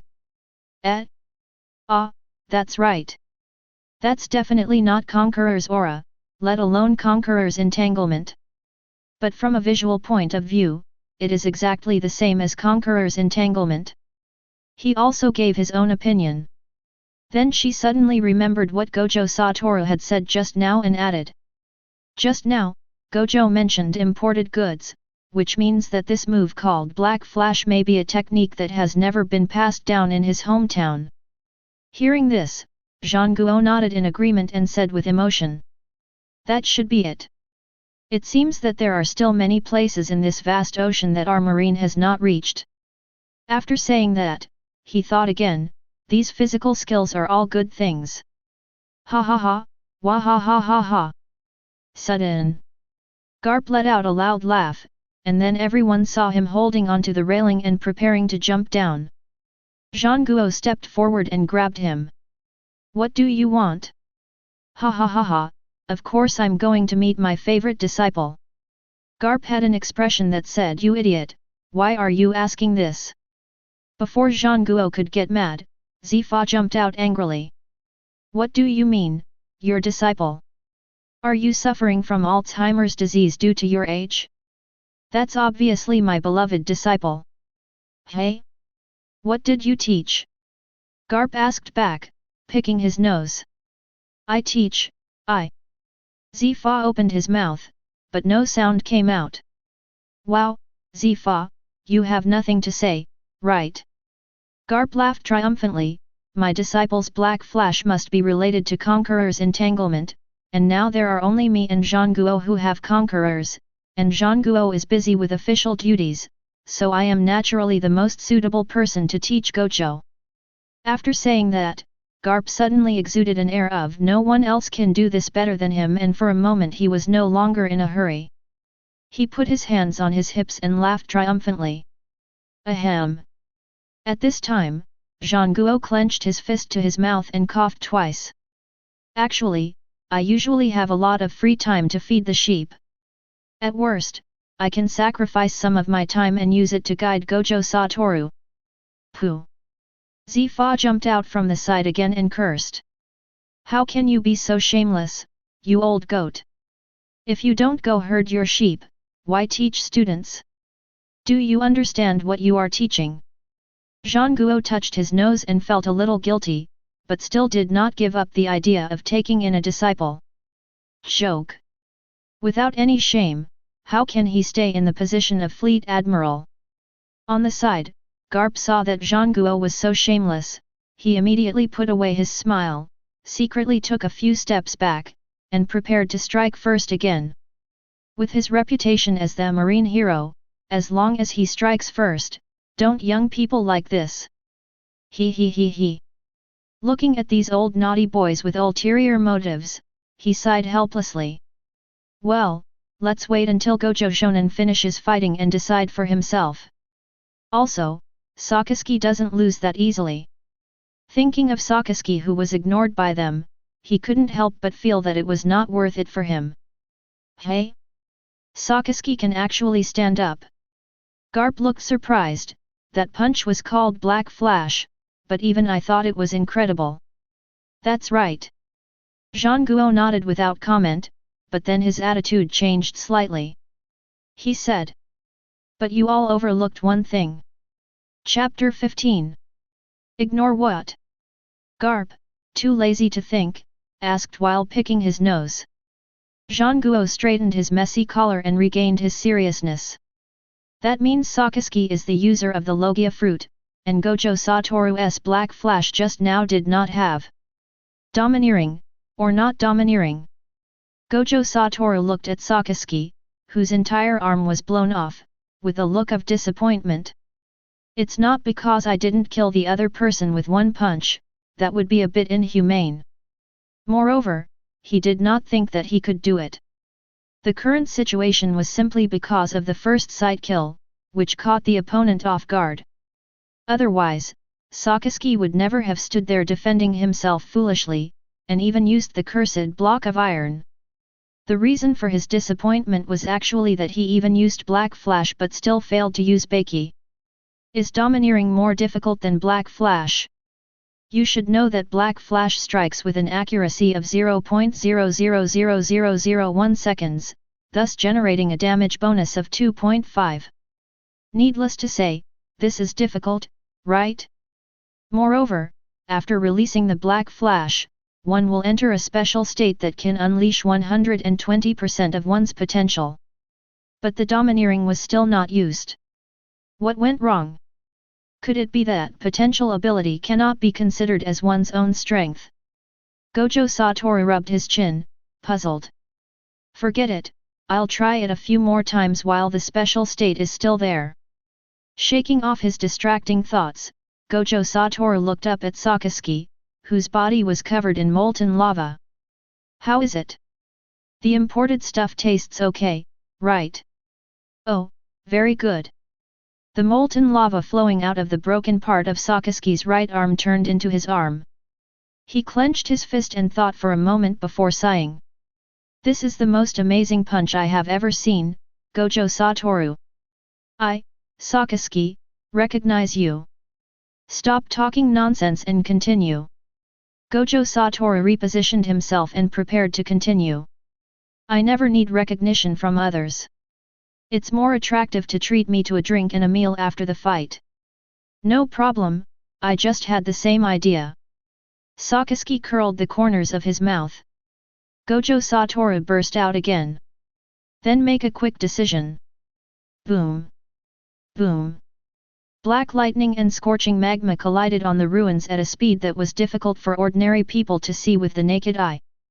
At this time, the Marines watching were so surprised that they were speechless. They usually dare not dream of such a scene, but now they see it with their own eyes in reality. Who exactly is that young man? This is the only urgent question in their minds at this moment. He's not even human. He's like a monster. No, it's a monster, and his opponent is also a recognized monster. This world is so crazy. Upstairs in the office building, the pink-haired girl stood in front of the tattered hole, looking down, and swallowed the whole strawberry daifuku in her mouth. Is this true? She was really unbelievable. I just thought the other person was mentally ill, and then the next second he slapped me in the face. Looks about the same age as me. With this kind of looks and abilities in the story, it is 100% certain that this handsome guy must be the protagonist.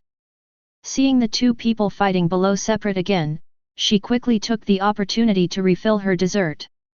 It's so exciting, don't want to miss a second. In the dilapidated square, Sakazuki risked being hit by a punch and used the force to create distance. His chest kept heaving, and he looked blankly at Gojo Toru, who was also panting, across from him. Wrong. Why did it feel so weird when my dark hound hit his fist just now? Just like. It feels just like the punch upstairs at the beginning. No harm at all. Sakazuki frowned and asked his doubts. What's wrong with you? Why do the attacks seem to miss you? Finally found it. Gojo Toru grinned, because you really didn't hit it. Impossible. Sakazuki's tone was particularly certain. I definitely bumped into you, there was no misjudgment. It feels like you hit it, but in fact, what you touched is the infinity between you and me. Gojo Toru raised his index finger and shook it in a pretentious manner. After hearing the conversation between the two, everyone was a little confused.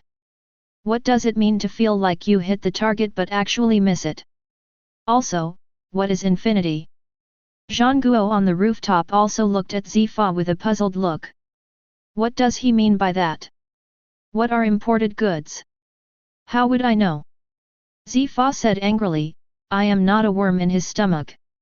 At the same time, I thought, if I had known this in advance, I would have taken it out and shown it off, and you old bastards would be so jealous. But, does this kid have so many hidden cards? Infinite? Is the infinite fruit he mentioned real? Go back and check the fruit encyclopedia. Hehe, I think you should stop misleading the young people. Garp cast a disdainful look at Zifa. I don't know anything when asked. That kid is so talented, but he has been on your ship for so long and he still hasn't learned haki. You still call him a teacher? Huh? You are not worthy to say that to me? Look at what Kuzan has become in your hands. Can Kuzan blame me for that? It's all the fault of the old goat who gave the order. Zifa thought for a moment and said, that's right. It's all your fault that such a cheerful genius has turned into a block of ice now, old goat. As they were arguing, the two suddenly united as one and glared at Zhangguo with righteous indignation. Hey hey hey! Why are you still pulling me into this? Zhangguo felt very aggrieved, those were orders from the world government. I was just a tool of the fleet admiral to pass on messages. I couldn't bear to see Kuzan become like that. Hearing this, Zifa and Garp looked at each other, then said disdainfully. That's your fault too. You won't say you have Alzheimer's disease and forgot to give orders. That's right, old goat. When you get old and become demented, you should be aware of your dementia. Zhangguo stared at the two of them in amazement, unable to believe his ears. Then, the golden light possessed the body and the Buddha revealed his true form. Do you two old guys want to get beaten? Hey? Did I hear you right, Zifa? What does this moldy old goat sitting in the office want to do? Garp picked his ears. Haha, it seems that I have been retired for too long, causing some people to forget the name of Black Arm. You two bastards, stop talking nonsense. Are you scared? Ha! Afraid of you? I've been disliking your pockmarked head for a long time. Come on. I'll take down your golden statue and give it to my beloved disciple as a gift. Two bastards. Buddha blaster. Boom. Old goat, you are serious. Fist bone impact. Boom. My nose. BD, Black Arm smashes it. Boom. Staff officer he, who had evacuated the battlefield in advance, sighed deeply as he looked at the three people fighting, and helplessly held his forehead. What's going on today? On the ruins. What's the meaning? After hearing what Gojo Toru said, Sakasuke's face became even more confused. Well, I'll just show you.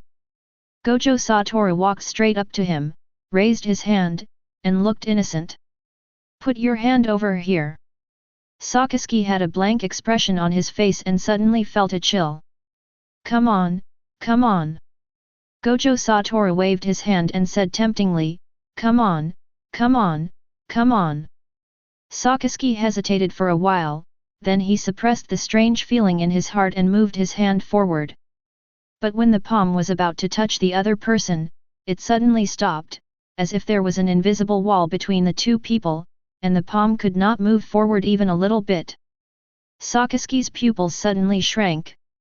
Look, Gojo Toru pointed at the space between the two palms. Unconvinced, Sakasuke used his domineering power and exerted force again, but his palm still stopped in mid-air. Stay within reach, unable to touch. Is this infinity? Gojo Toru explained. Rather than stopping, it's more like the closer it gets to me, the slower it moves, so it can never touch me. Hearing this, Sakasuke didn't know how to start for a moment. Isn't this invincible? At least, this is the case for him now. His current domineering power cannot break through that infinity at all. Okay, no more fighting. I can't beat you now. Gojo Toru withdrew his hand, took out his sunglasses and put them on again. Your infinity seems to be invincible no matter how you look at it, right? Sakazuki was stunned. Gojo Toru glanced in a certain direction under his sunglasses, and then said weakly. It's very brain-intensive, okay? If I maintain it for a long time, I'll be exhausted to death before I'm beaten to death by you. As he said this, he put his arm on Sakazuki's shoulder, and blood smeared all over him. Hey, he's quite tall, I can hardly reach him. Hey, I heard you use your ability to unlock infinity. If you don't bring enough money for food, I will get mad. Sakazuki glanced at him sideways, and seeing that he looked really tired, he gave up the idea of continuing the fight. Then, he shook off his arm, walked over to pick up the cloak not far away, and walked out. It's your choice. Great. Gojo Toru jumped high and cheered, then hurriedly trotted after him. Chapter 16. Damaged Attic. The three old men looked at each other angrily, each with some battle scars on his face. Zhang Guo felt the pain in his mouth and forced a smile. Two old guys, 2 against 1 and I beat you like this, do you know how to play? Bah, that's because I'm not serious with you, said the blue-eyed Garp disdainfully. Do you think I'm serious? Haha, I'm only 1/10 of my strength. Tisk, did I break your mouth by hitting you with 1/20 of my strength? 30% of this old man. On the side, Zifa tilted his head back with paper stuffed in his nostrils, ignoring the two childish guys. He looked at the crane who had just returned and asked, is the fight over? Who won? He nodded and shook his head. There was no result, but the Gojo boy said that the infinity couldn't be maintained for too long, so he voluntarily admitted defeat. Yes. Zhang Guo came over at this time and analyzed, that ability is indeed too invincible, so it is normal that it consumes a lot of energy. They just heard teacher Yi Dian Wu Tiao's lecture. I don't believe there is any invincible ability either. Garp took out a pack of senbei from somewhere and asked while eating. Kaka. Where's that kid? Kaka. Let him come up, I'll try using my high-level domineering power, kaka kaka. He rolled his eyes at him. When you got a black eye, they went to eat. Really? That's fine, snap, snap. After listening to the conversation, Sengoku no longer paid attention to Gojo Toru. It was useless to pay attention to what he said in public today. He was just a small fleet admiral, and all he could do was try his best to block it. Look at Gojo Toru himself. Sighing, his attention was suddenly drawn to Garp. Garp, where did you get the senbei? Crack, crack, I took it from your drawer. Garp admitted generously. A hole. Those are my senbei. Give them back to me. It's so noisy. After saying that, Garp tilted his head back and poured all the senbei into his mouth. Ah! Zhang Guo's eyes widened, he stretched out his hands and grabbed the air twice, his face full of heartache. Ha ha ha! Zifa, who was bleeding from his nose, looked up and pointed at Zhang Guo and laughed at him. He turned around, opened the door, and left this place of trouble, intending to check Gojo Toru's background. I really committed a sin in my previous life. The free dinner ended around 8 o'clock. Gojo Toru was sent to his new home by a guard who looked like he wanted to cry but had no tears. He changed his clothes and washed up thoroughly. He sat on the sofa in the living room, thinking about what happened today. I just had a simple meal with Sakazuki. We didn't talk much since we just met, but we liked each other. The battle in the afternoon really made him realize his current shortcomings. Ming Ming fought back and forth with Sakazuki and made the other party suffer many times, but after the fight, the two were obviously in two completely different states. Sakazuki had nothing to do after the fight, it was more casual than doing a set of radio gymnastics. With that little consumption, I can eat 2 skewers of meat at the table to replenish it. But what about him? After a long period of high-intensity hand-to-hand combat, coupled with the continuous use of black flash, 6 eyes, and unlimited techniques, I still have a headache even after it was over. Gojo Toru lay on the sofa and put a hot towel on his eyes to relieve the discomfort. The fact that he was able to compete with Sakazuki in physical skills was actually due to the blessing of cursed energy. Without cursed energy, the Admiral would probably be able to knock him back to earth with one punch. After this battle, he has completely understood his shortcomings and future cultivation direction. Crash! Gojo Toru sat up, took off his towel, found a notebook in the drawer, and began to sort out his thoughts. Self-planning. One pure physical strength is far below the top combat power in the pirate world, and training in this area needs to be strengthened. 2. The cultivation of domineering power is not going smoothly. You can find time to ask Old Man Zifa and others for advice. 3. The means of attack are only physical skills, Black Flash and Blue, which are 2 single. After using Black Flash, the understanding of curse has deepened. You can try to practice the reversal technique. 4. Although you haven't learned the reversal technique, you can still take some time to start learning the field, starting with the simple field. 5. Swordsmanship is one of the main training directions in this world, but it is a bit late to practice swordsmanship now, so just learn about it appropriately. 6. Devil fruits are afraid of sea water and sea stone. It is not clear whether there are any other disadvantages, so do not consider eating them for the time being. Pop! Gojo Tetsu closed the pen cap. Looking at the words in the notebook. This is my top priority next. If I want to become the strongest, these powers are indispensable. He knew very well. Although he had read the original novel and knew more about this world than anyone else, he even knew the abilities of the 5 elders. But only apart from knowing that he can turn into a monster and possesses super weapons, other information is completely blank. He will definitely face in the future, and he will not allow such a powerful existence to exist in his world. Even if he had not come to this world, would definitely be defeated by the protagonists. But Gojo Toru tapped his notebook with his pen.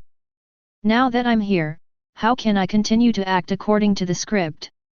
Since settling down, Toru Gojo always had a feeling that it was unreal, as if this world was just a game. It was a very interesting experience. Everyone here is an NPC. You know their respective lives and intelligence, you can participate in them to your heart's content, witness their stories with your own eyes, and rewrite the ending of the story at will. After all, Gojo Toru feels that he is the only protagonist in this world now, and he has the capital to do so. So it was natural for him to rewrite the script and perform it. He has to clear the game too. It's not difficult.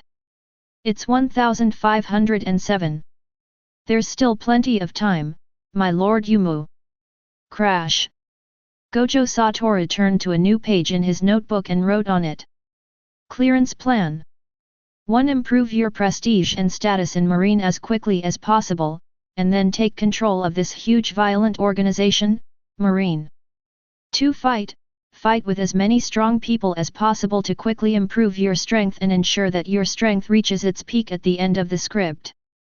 3. Attract and train all the top talents available in the original work, plan ahead for the future, and take over the world.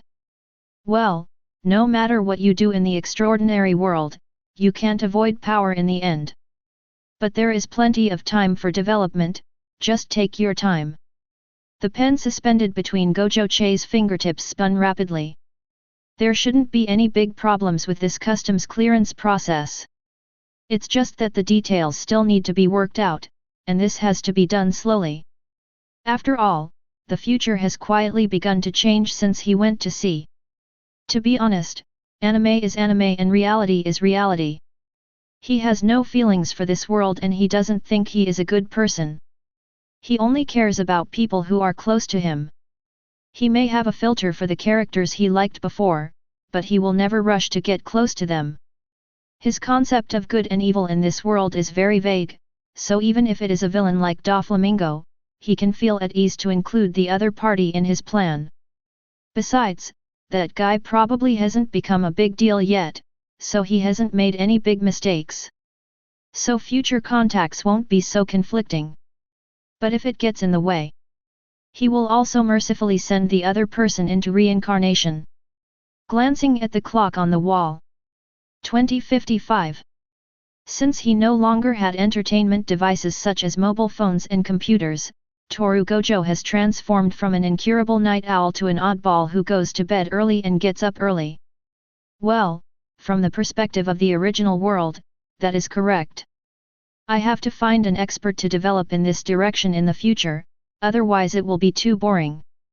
Gojo saw Toru burn the 2 pages of paper he had just written, rubbed his swollen head, turned off the lights, went to bed, and closed his eyes. Chapter 17. Drip, drip, drip. Drip, drip.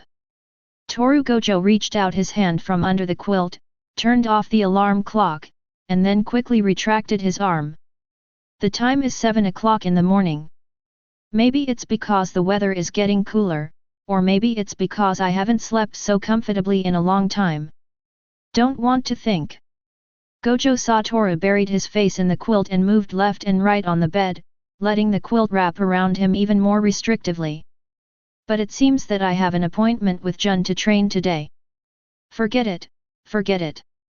Gojo saw Toru seemed to leave no room for himself. He resolutely threw away the quilt and sat up. You are so amazing for doing things you don't want to do, Gojo saw Toru. He raised his hand and patted his shoulder.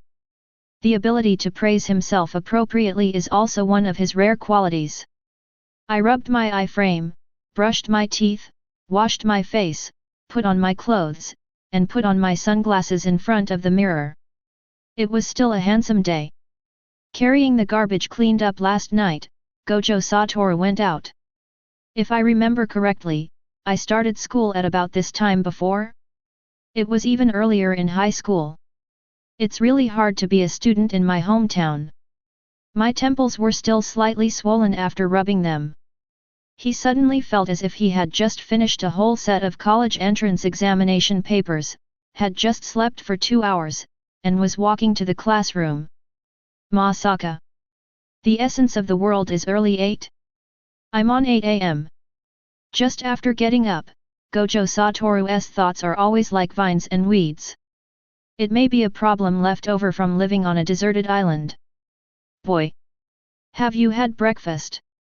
Just after throwing the garbage into the trash can, Gojo saw Toru heard a voice. He looked around and saw no one. Then he put his head in the trash can. Idiot kid! Where do you think I am? Bang!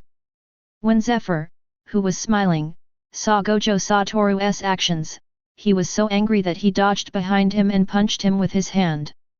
It hurts, it hurts. Gojo saw Toru squatted on the ground holding his swollen head and cried out in pain. After a moment, he chuckled. Old man got up so early, do you want to go to the park to practice Tai Chi? Hey, what Tai Chi? It's a physical skill that strengthens the body and prolongs life. Old men and women in our area are still practicing it in their 80s and 90s. Gojo saw Toru lowered his voice and spoke mysteriously. Hearing this, Zifa subconsciously refuted. No matter what kind of physical skill you use, it will cause some wear and tear on your body. How can there be a physical skill that can prolong your life? But after he finished speaking, I was unsure about the answer and put a question mark in my mind. The main thing is that the physical skills that this kid demonstrated yesterday have already astonished these old men. Who knows, there might really be some physical skills that are so effective. However, years of common sense still made him a little skeptical. But if it really exists, it is indeed a rare good thing. Gojo saw Toru didn't explain. Want to learn? Give me a cup of tea and I'll teach you. Bang! Ouch! Gojo saw Toru held the other half of his head and squatted on the ground again. Old Purple, what are you doing? Don't be disrespectful, I am the teacher. Zifa blew away the smoke on his fist and threw the lunch box to him. It's left over from this morning. You came just in time, don't waste it. Also, during class the day after tomorrow, you can demonstrate the Tai Chi you mentioned, and I will help you appreciate it. After saying that, Zifa turned and left, not giving him a chance to speak. Gojo Toru blinked blankly, glanced at the lunch box in his hand, and then looked up at the back of the person who looked in a good mood. Finally, after holding it in for a long time, I could only utter 2 words. Rebellious master. Shaking his head and chuckled, Gojo Toru turned and left the door. Tai Chi was originally meant to be practiced by old man Zi, and it's not bad now. In the anime, Zephyr suffered from asthma in his later years, but now it seems that it was an acquired condition. Practicing gentle Tai Chi more often and taking him for more physical examinations should have a good preventive effect. He quite liked the old man. Looking down at the heavy lunch box in his hand, Gojo Toru picked it up and opened it to take a look. Hehe, I don't remember you having a habit of eating sweets, old man Zifa. The whisper is so faint that no one knows when it will melt in the morning breeze. After walking for more than 10 minutes, Gojo Toru arrived at the female soldiers' training camp. The female soldiers, dressed in uniform, lined up neatly, looked neat and capable, shouting slogans and running around the playground. A person running outside the team nodded to Gojo Toru. It was Jun. 1, 2, 1. 1, 2, 1. Hold on, it's the last lap. Toru Gojo stood in place and saluted the hard-working and motivated female Marines. Wow! That guy is so handsome. Really? He's a handsome guy. Handsome guy? Where are you? After a while, the neat team was defeated by Gojo Toru alone, and everyone ran excitedly while looking in his direction. Look at all the Marines in the world, they have never seen such a beauty. Jun covered her face, she couldn't bear to watch, her face was full of helplessness. In fact, it is understandable. After all, even she was amazed when she first met Gojo Toru. Jun sighed and shouted. Stand! Although their hearts were beating wildly, the female soldiers immediately stopped what they were doing and lined up on the spot after hearing the order. Afterwards, Jun quickly announced the disbandment and asked them to go have breakfast. However, the female soldiers who would form several small groups every time they were disbanded did not leave at this moment. They were all whispering to each other, discussing Gojo Toru who was walking towards them. Here it comes. Looking for someone? Looking for a girlfriend. Hate it. Don't say it, I'm embarrassed. Bah, you're here to see me. Help me check if you're sweating a lot. As Gojo Toru gradually approached, the female soldiers became more and more excited, and a few brave ones even started to move forward. But the next moment... Jun's sister. Gojo Toru smiled and waved to Ji Yuan. Quiet. The scene instantly fell into deathly silence. Gojo Toru, What's going on? Next second. When everyone heard the name being called, there was a collective silence at first, and then they began to scream and swarm around Jun, with envy and admiration surging out of them.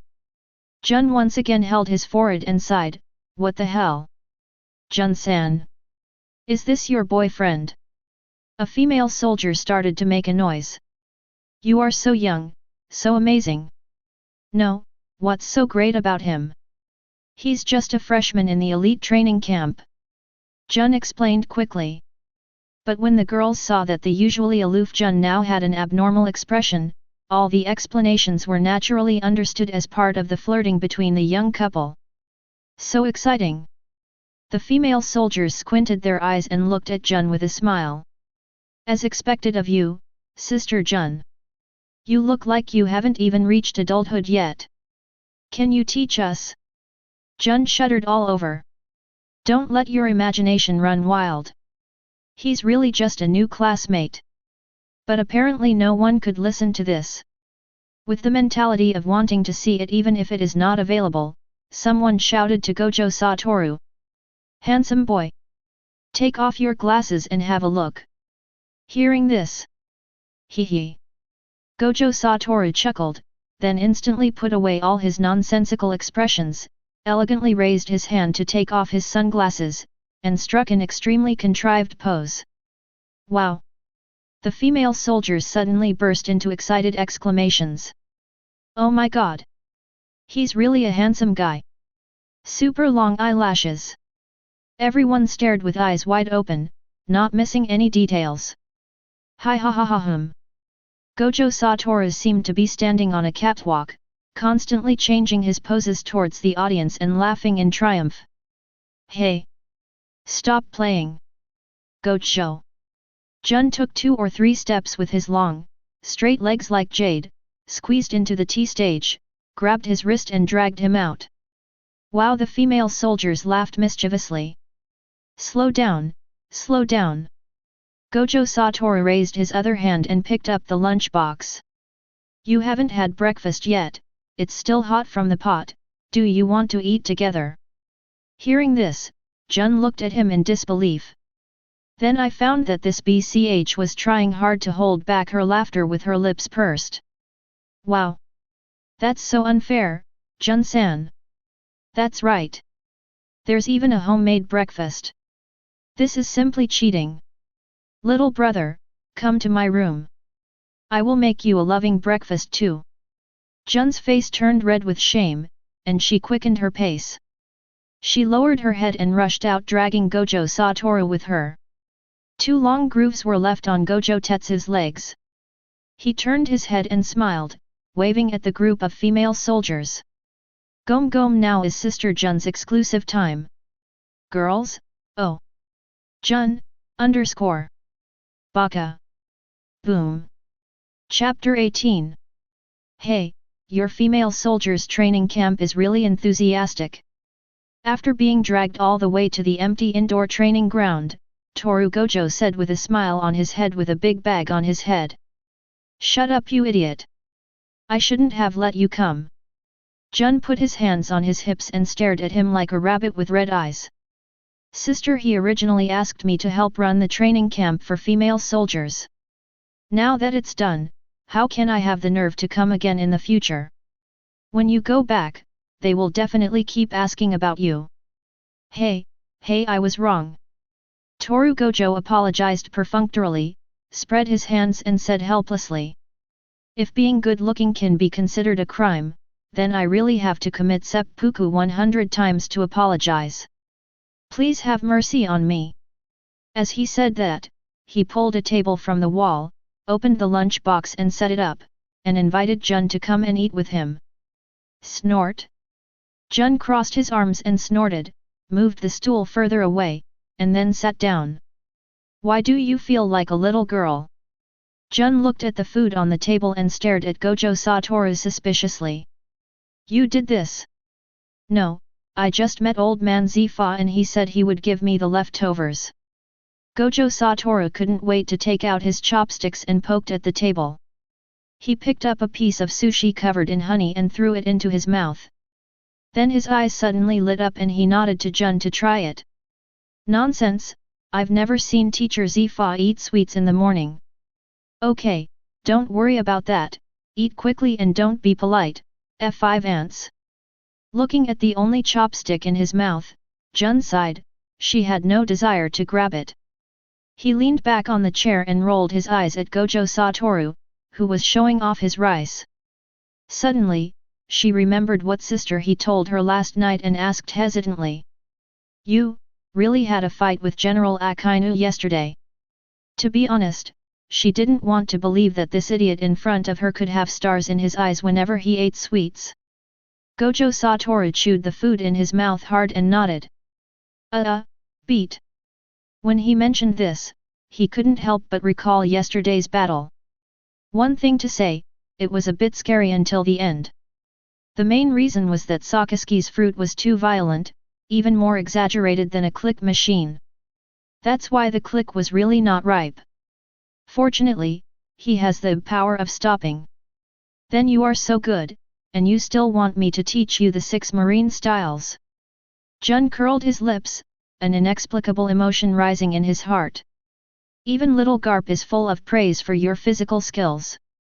Teleportation is faster than shaving, and the power of attraction is more powerful than finger gun, Lan Kao, not to mention you have an infinite with an abnormal defense. You don't need to learn these at all, right? It's not that exaggerated. After all, I'm not even domineering yet. In terms of strength alone, I am still far behind the general, and may even be inferior to you. Gojo Toru shook his head and said, picking up a piece of sushi and stuffing it into Jun's mouth. Jun, who was forcefully stuffed, gave him an angry look and didn't care. How is it possible? I heard Sister He say that you used taijutsu to crush General Akainu. If your strength was not as strong as mine, you would have been knocked away with one punch. I'm not lying to you, the power that can compete with Sakazuki, well, you can just think of it as being enhanced by ability, it's easy to understand. Gojo Toru lowered his head and took a sip of honey tea. Is that so? Jun looked slightly surprised and silently swallowed the sushi in his mouth. But the next second, Gojo Toru popped another piece into her mouth. Snap! Jun, who puffed out his cheeks, slammed the table and glared at Gojo Toru. Sister, it's not like I don't have long hands. You can't let me do it by myself. Hey, that's just a pair of chopsticks. Tetsu Gojo smiled and scratched his head. Bring it. Jun snatched the chopsticks from his hand, not caring at all that they were used, quickly picked up the remaining 2 pieces of sushi and stuffed them into his mouth, then stared at him provocatively. The expression on his face is, brother, you are still too young. Gojo Toru stared blankly at this violent scene, and immediately raised his hand and bowed to her. My little brother is looking down on Jun-sama. Humph. But, although it's a great honor that you don't dislike the chopsticks I used, please stop nagging those chopsticks. I can actually do it for you. The expression on Jun's face froze, and then he realized that he was actually holding the chopsticks in his mouth, and his tongue was moving left and right. Noisy, noisy. It's so noisy. Come over and train as soon as you're full. Jun hurriedly smashed his chopsticks at the evil smiling face of Gojo Toru, left a few words and ran away in a hurry. Humph. Putting his hand on the side of his face, Toru Gojo smiled like I can't deal with you yet. He took off the chopsticks that were hovering in midair in front of him, packed his lunchbox, and walked towards Jun with his pocket in his pocket. After a while, standing in the training ground, Jun, who looked like nothing had happened, folded his arms and looked at Gojo Toru seriously. I've told you the principles of Marine 6th form before. Have you tried it yourself these days? Gojo Toru stopped joking at this time and said. I tried it, but the result was very strange, and the noise was quite loud. What a big noise! Jun looked confused. That's it. Never mind, I'll show you. Gojo Toru took a few steps back, his body sinking slightly. Next second. Shave. He stomped his feet dozens of times in an instant, and then. Bang bang bang bang. Ahem. Jun was choked and coughed repeatedly. He quickly raised his hand to disperse the smoke, with a look of confusion on his face. Hee, that's it. Gojo Toru stood in the pit made by being stepped on and smiled awkwardly. The position has not changed at all, failed. Oh no, moved down, half failed. Jun's lips twitched, and he said speechlessly, are you a pile driver? That. QM. The Marine 6 style isn't built on brute force. Jun rolled his eyes and said unhappily. If it were that simple, the whole sea would be filled with 6 types. After a pause, she continued. Do you know why Mr. Zifa stipulates that only when you have mastered the 6 styles can you teach Haki? Gojo Toru scratched his head and asked hesitantly, body control degree. So you're not hopelessly stupid? The doctor can come back to check you later. If you want to scold me, just say so.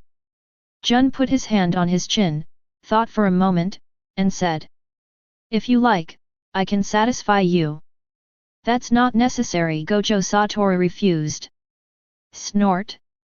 Let's get back to the topic of Jun. Each of the 6 postures is not completed by a single body part. For example, in the shaving just now, you put all your strength on your legs, which naturally caused your center of gravity to be downward, so it became a pile driver. If you want to really use shaving, you have to learn to control every muscle in your body and concentrate the excess strength on your legs without affecting your overall balance. Ryuhyakura. You still know Ryuo? Jun was a little surprised, and then explained. That's what Wano country says. On the sea, it's generally called internal destruction of armed color. And this is exactly why you can quickly develop armament haki after mastering the 6 styles, which is to lay a solid foundation for learning haki. Oh, so that's how it is, Gojo Toru suddenly realized. He had always thought that the 6 styles could only assist in the training of armament haki hardening, but it turned out to be a one-stop service. It can be said that it is worthy of being the top force on the sea. I see. Gojo Toru pulled his feet out of the ground, walked to an open space again, slowly closed his eyes, and his temperament suddenly changed. You understand it right away? You are indeed a genius who can fight with generals at such a young age. Jun folded his arms and nodded slightly, waiting quietly for the little man in front of him to show her his enviable talent. Breathe. Inhale, exhale. Calm your breath and carefully feel every part of yourself. Find that balance point. Use the extra strength to slowly concentrate on your legs. In less than a moment. Here we come. Gojo Toru suddenly opened his eyes, his light blue pupils were shining, and excitement filled his whole body. Jun stared at him closely, without blinking her beautiful eyes. Next second. Shave. With great confidence, his legs, which looked like they were brand new, stomped the air quickly again. There's hope. Jun's fingertips sank slightly into his palm. Bang bang bang bang. Ahem. Jun covered his mouth and nose with his hands, escaped from the smoke in embarrassment, and looked back. She suddenly felt really stupid, really. Genius? Monster. Puh, puh, puh, you're making a fool of me. Chapter 19. Marineford Food Street. There are rows of stalls on both sides, and Marines in casual clothes traveling with their families can be seen everywhere on the street. At this time, Gojo Toru was holding a snack in each hand and a roasted corn in his mouth. The body followed the aroma of the food street, like a ghost smelling the yang energy, and shuttled among the crowd. After practicing with Jun for a whole day, the soles of his shoes were almost worn out. He felt like he could fit the whole street into his stomach. However, although I was a little tired, the gains at the end of the day were still quite good. I have almost learned shaving and gun finger, and the other 6 styles are only a matter of time. If Jun hadn't said anything to stop him from practicing, he would have at least learned moonwalk today. Jun, I will never bring Gojo Toru to the indoor training ground again. The footsteps stopped in front of a steaming snack stall. Jun is so stingy. He muttered while biting into the roasted corn. After receiving the packaged octopus balls and standing on the street to choose the next stall, Gojo Toru's telephone rang. Brew brew brew. After a moment of hesitation, he slowly slung the bag of snacks over his arm and took out the den mushi that Zifa had given him. Crack! The den mushi opened its eyes and then closed them, transforming into a squinty-eyed, bearded figure. Hello. Where are you, Gojo? Hua Shaishan asked. In the dim interrogation room, in front of and behind the old rectangular desk, 3 men with different moods were staring at a den mushi with hands-free function. The mountain is on fire. A pleasant voice came from the den mushi. I'm at the snack street. What's up? Hua Shaishan glanced at Ghost Spider next to him. I could see a strong sense of impatience and murderous intent from him. You should come to the temporary prison of our headquarters. We have found some problems with the Lawson you arrested before, but he said he would not tell us anything unless he sees you. He is very stubborn. Hua Shaishan said helplessly. Bang! Ghost Spider slammed the table and glared at the other party. Don't think we dare not touch you. We advise you to confess quickly and stop playing tricks on Laozi. On the opposite side, Lawson, who was wrapped in bandages, lowered his head, pretending not to hear. Ghost Spider was so angry that he was about to rush over, but Hua Shaishan quickly held him back and said to Den Den Mushi anxiously. You heard it too. If you don't come, I won't be able to stop you. Hey, calm down, Ghost Spider. Crack. The call was disconnected. What's going on? Gojo Toru looked at the dormant Den Den Mushi and scratched his head, with a forehead full of question marks. Lawson? The werewolf who doesn't like music? Why is he looking for me? Apart from beating him up, Gojo Toru couldn't think of any other relationship between him and him. After shaking his head to clear his thoughts, he felt that he should still take a look. After asking the patrolling guard on the roadside for the address of the prison, Gojo Toru walked out of the snack street. Not long. Gojo Toru stood beside Hua Shaishan and Ghost Spider and looked at Lawson strangely. You are the one who came to me. Tell me what's going on. Lawson, who had remained silent, raised his head and stared at him with bloodshot eyes. I'm only talking to you. Ha! Hearing this, Ghost Spider couldn't bear it anymore and rolled up his sleeves to prepare for the punishment. Not only did this BD collude with the other two companies to ambush them, he even dared to get his hands on Marine. If he wasn't still useful, Ghost Spider would have cut him into pieces long ago. Now you dare to look down on them. Hey, hey, hey! Gojo Toru raised his hand to stop him and stuffed the snack bag into his arms. It's okay, it's okay. You guys go eat something first, I'll take care of it. Seeing this, Hua Shaishan also hurried forward and grabbed Ghost Spider and walked out the door. Trust me, brother Gojo. Let's go out and have something to eat. We haven't eaten for a whole day. Snort. Seeing that both of them said this, Ghost Spider didn't want to continue to get angry, so he glared at Lawson before leaving. Wait for them to leave. Gojo Toru paced slowly in the interrogation room, looking around.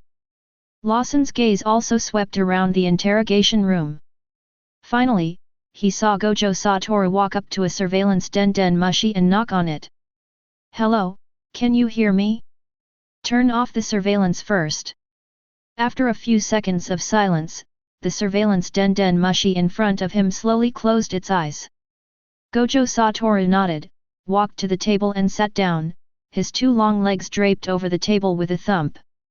Tell me, I am sincere enough, right? You Marines, are you really not going to harm civilians? Lawson asked in confusion. Of course, a righteous Marine. Gojo Toru seemed to be joking. But you don't have the final say on whether you are a civilian or not. We have to investigate before we can decide. What? Are you actually a powerless civilian? Of course not. Lawson shook his head in self-mockery. But the next second, he looked at Gojo Toru with a face full of sorrow. If I confess, can you save my wife and son? I promise. They haven't done anything bad. They don't even know that I was a pirate. Please, Marine brother, please. Please save them. At the end, Lawson suddenly seemed to collapse, and kept begging Gojo Toru with tears streaming down his face. Wait, wait, wait. Gojo Che retracted his legs and shouted to stop them, hold it back, Laozi. Talk one by one. I ask you questions, do you understand? Hearing this, Lawson wiped his face, calmed down his excited emotions and nodded. What the hell is going on? Gojo Toru rubbed his temple and asked, "Was your family kidnapped or killed?" "Kidnapped," Lawson said sadly. "So you want to say that everything you did before was coerced?" "That's right," Lawson explained. "I understand that the dream of One Piece is too illusory, so since my wife gave birth to a child, I disbanded the pirate group, hoping to live a stable life. But those damn guys! They actually captured my family and threatened me that if I didn't help them swallow up the Iron Blood Mafia and the Ward family, they would kill my family. It's not like I didn't try to save them, but I'm no match for them." After hearing this, Gojo Toru put his legs on the table again and said unhappily, "Why didn't you call the police immediately when you were in trouble? Do you regret it now?" "Ah!" Lawson on the opposite side was stunned by the question. He even forgot to wipe his nose, and a big crystal bubble kept shaking in front of his face. "What? You don't trust the police?" Lawson shrank his neck when he was yelled at, and stammered, But I'm a wanted criminal. Marine will definitely not let my family go."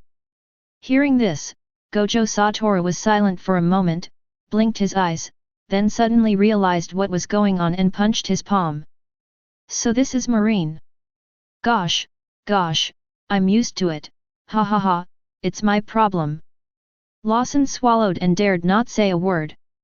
Ahem. Gojo Toru coughed twice to change the subject and asked his own question. "But I'm also a Marine, why are you looking for me specifically?" "This." Lawson avoided her gaze and clicked his fingers under the table.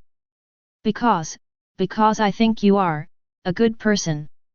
To be honest, it's really disgusting to be told such things by a grown man." Gojo Toru was indeed disgusted. Goosebumps instantly rushed from the solace of his feet to his forehead, and he felt numb. He really didn't expect it. His first good guy card in this world. It was sent to him by a man. Why? This was the only thing he wanted to know at this moment. Lawson carefully observed his expression before saying, "Because this is the first time I've seen a Marine who doesn't charge money. You didn't even have the slightest idea about the billions of Baileys in my safe, so I think you are different from other Marines." "How many?" Gojo Toru jumped up instantly. "How much did you say?" "Over 1 billion. With this much money, I can eat desserts from all over the world a dozen times." "Confiscated? I actually confiscated it." Thump. He suddenly fell to his knees on the ground, and his whole body gradually began to fade. "Well?" Lawson looked at the dying Gojo Toru blankly and asked tentatively, "Brother Marine, are you okay?" Gojo Toru _ just let me die for a while. A few minutes later. From grief-stricken to numb, Gojo Toru sat back in his chair. The lifeless eyes stared at the opposite side. "I'll pretend I didn't hear what you just said, and you should pretend you didn't say it either, okay?" "Oh, okay." Lawson nodded quickly. "Well, let's continue." Gojo Toru seemed to have entered sage time and asked in a dull tone. "Who kidnapped your family? Did they tell you about Marine?" Hearing this question, Lawson subconsciously sat up straight, his expression more tense than ever before, cold sweat running down his forehead, his lips trembling. "Don't give Lao Z this shit. If you have something to say, just say it now. You're acting like you're in a movie." Gojo Toru slapped the table with an extremely annoyed expression. "Yes, it's Don Quixote. It was them. They told me everything." Lawson seemed to have exhausted all his strength and shouted tremblingly. "It's all Don Quixote's doing." Chapter 20. Don Quixote family? Hearing this name, Gojo Toru was a little surprised. Shouldn't Doflamingo still be a gangster at this point? With such rapid development, have they already begun to expand their influence outward? Gojo Toru sorted out his thoughts a little. In fact, he had met Doflamingo's men yesterday, when they were sparring with Sakazuki. When he entered the special state of Black Flash, he looked closely and saw Virgo in the chores. Although she was much younger than in the anime, he could definitely confirm that it was the other person. At that time, the guy was using a camera to take secret photos. After it was over, he didn't bother him. He was just a errand boy, and he didn't bother to pay attention to him. He also specifically revealed the current flaws of Infinity, and his purpose was to let him spread the word and see if he could give him some experience packs. And cast a wide net. With such a large marine force, there must be more than one spy named Virgo. Not to mention the world government, there must be quite a few spies sent by Big Mom as well. Otherwise, her intelligence wouldn't be so extensive. The mission of the elite training camp this time must be confidential. He didn't even think about Virgo. How could he get access to such information? As a result, I was the one who made the mistake. Virgo is a very capable guy. Gojo Toru made a note of him in his little notebook. It is unforgivable that you pretended to be a big shot but ended up failing. Doflamingo also puts him on record. When the time comes, I will blackmail him, crossed out, and make him pay for mental damages. He. Lawson looked at Gojo Toru, who was sometimes giggling and sometimes angry, with a strange expression. Marine, are you okay? As if he was afraid that Gojo Toru would reject his request, his tone was particularly reserved. Hearing the voice, Gojo Toru withdrew his thoughts and then looked up at Lawson. How do you usually keep in touch? He asked. Lawson immediately replied, except for confirming my family's information, I rarely contact them. I use the Den Mushi to communicate with them. What about Den Mushi? I had it with me at the time, but it was gone when I woke up. It must have been confiscated by the Marine. Gojo Toru nodded.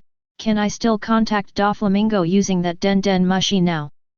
Lawson frowned slightly, a little uncertain. I don't know, but he must have known that I was arrested. Okay, from now on just cooperate with me and operate the sewing machine. Gojo Toru stood up and walked out. Hey! Lawson got anxious when he saw this, and ignored the sewing machine. Then my family. I know, I'll keep an eye on your family. After saying that, Gojo Tetsuo left without looking back. Wait until silence returns to the interrogation room. Crackle, clackle. Lawson, handcuffed with seastone, slumped in his chair. He smiled and shed tears, feeling relieved. Thanks. Inside the monitoring room. The screen of the Den Mushi has turned on again. On the side, Gojo Tetsumasa, Hwashaishin, and Gazoo were eating the still hot snacks. How about it? Do you know who the spy is? Ghost Spider couldn't wait to know the answer. Hwashaishin also cast his gaze over here, but Gojo Toru couldn't see him. It seems that I can't act according to Hwashaishin's eyes when I go on missions in the future. Having found a little fun in his heart, Gojo Tetsu said. A cleaner happened to hear the mission information. He and Lawson were childhood friends. He accidentally let out some information while chatting on the phone. In the end, Lawson didn't want to implicate his childhood friend, so he didn't dare to tell you. Then he happened to remember that I was very handsome and thought I must be the most righteous person in the Marines, so he wanted me to help his childhood friend avoid going to jail. That's it. He felt a little thirsty while talking, so he took a sip of honey tea. Ghost Spider. Fire Mountain. The two men's mouths twitched wildly after hearing this, and they wanted to poke a few holes in his body with bamboo sticks immediately. Hwashaishin gathered his emotions for a moment and said slowly. Let's not talk about how many holes there are in your ridiculous story. I just want to ask you, what you just said means that we are ugly. Ghost Spider's eyes were fixed on him. Gojo Tetsu's hand froze as he was trying to pierce the octopus ball. He gave a wry smile and began to argue. That's not what I meant. I meant. Hey! Don't leave. Wait, that's really not true. He quickly pulled the two of them to sit down again and handed them the skewers. Ghost Spider said angrily, no cleaning staff can enter the confidential area of the headquarters. The cleaning there is all done by internal staff. If you make up a story, at least make one that can scare us. Fire Mountain, Ghost Spider is right. Gojo Toru patted the two on the back with a stiff smile. Okay, it's not that I don't want to tell you, but I have to report this to Old Man Zifa first, and then I'll decide based on the situation. But it's best if you don't know. Is it such a big deal? Ghost Spider was a little surprised. The same expression applies to the Burning Mountain. Forget it, I'll just say 3 words. Gojo Toru held up 3 fingers and moved closer. Just tell me what you want to say. Don't just say 3 words, say 300. A celestial dragon. Ghost Spider, I'm not full. Let's go find a restaurant and eat something else. Okay, I'm hungry too. Then let's go quickly, it's getting late and the store will be closed. Looking at the 2 people who were ejected and escaped, Gojo Toru twitched his lips. So sincere? Seeing that the 2 men disappeared after a few steps, Gojo Toru hurriedly called out to them. Hey! Do you have the den mushi that I confiscated from Lawson? I want to take that with me too. His den mushi? Yes, yes. Hua Shaishan immediately pulled out a den mushi from his arms, and threw it over to him as if it were a hot potato before he even got to Gojo Toru. After finishing the job, he turned around and disappeared with the ghost spider. Gojo Toru rolled his eyes speechlessly and pouted, is it that scary? You are so lame. If those 2 people heard this, they would definitely give advice like you are still too young. Anything that has anything to do with the celestial dragons will definitely become the most troublesome thing in the world. All I can say is that a giant centipede crawling on the back of your feet is not only biting but also disgusting. Of course, even if Gojo Toru heard this, he wouldn't care. Apart from anything else, he is a nation of great foodies. Anything can be used as a drink. Dispelling all the random thoughts from his mind, Gojo Toru stood in the empty room, holding up the den mushi. After thinking for a while, he pressed the numbers he got from Lawson one by one. Somewhere in the North Blue Sea, a sailboat with a unique shape, like a flamingo, is sailing on the sea. Inside a cabin of a sailboat, a blond man in a burgundy suit and a pink cloak was comfortably shaking a goblet between his fingers. The scarlet, mellow wine was firmly contained in it, not a drop of it spilled. The man instructed the snotty man behind him. Lawson was arrested by the Marines, and there's no need to keep his family around. Just take them with this batch of goods to Wano country and give them to Kaido for mining. Nay, I understand Dover. The snot man bowed respectfully. He turned to another matter. Nay, Dover, what do you think of what Virgo sent back yesterday? This is not good news for us. Doflamingo held his face with one hand and laughed strangely. I'm just a little marine, Torrible. Don't worry about me. I'm Doflamingo. Torrible heard this and started laughing. Hey.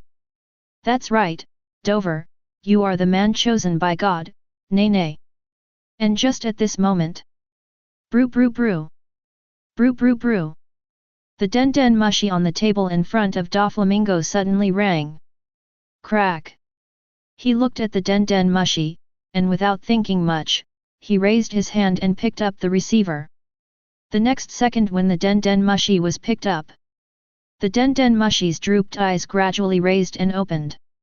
Doflamingo suddenly froze. What kind of eyes are those? It is as deep as the starry sky and seems like an extension of the sky. It is full of unspeakable magic that makes people intoxicated. Doflamingo had never seen eyes like these, nor had he ever been looked at by eyes like these. Just one glance and the hairs on his body stood up. Even in front of Kaido, he had never lost his composure like this. Before he could recover from his daze, a clear voice broke the silence in the room. Crack! Oi kid, spend some money. Chapter 21. Oi, Dover kid, take some money and spend it. Just recovering from his daze, Doflamingo was confused by this sentence again. Kid? Get some money? He's talking to me? Doesn't he know who I am?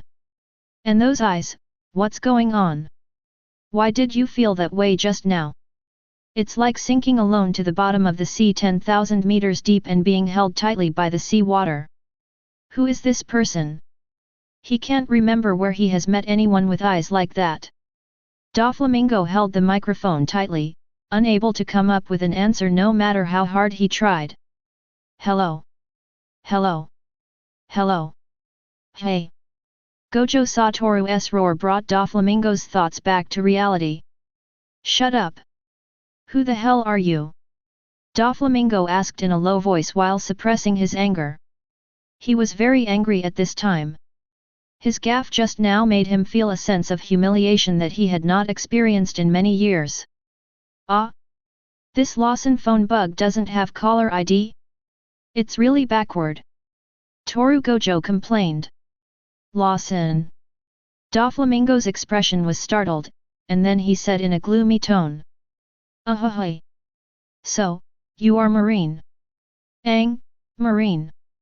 Gojo Toru lay on the sofa, raised his hand and pinched the unique sunglasses on the face of the phone bug. Hey, Doflamingo, did you hear what I just said? Get some money to spend? I have to say, I admire your boldness. But it's okay, but you haven't told me your name yet, so who should I give the money to? My name. Gojo Toru pondered in distress for a moment, and then said with a half-smile. Shouldn't my name have been told to you yesterday? Dover. Doflamingo frowned, then relaxed quickly.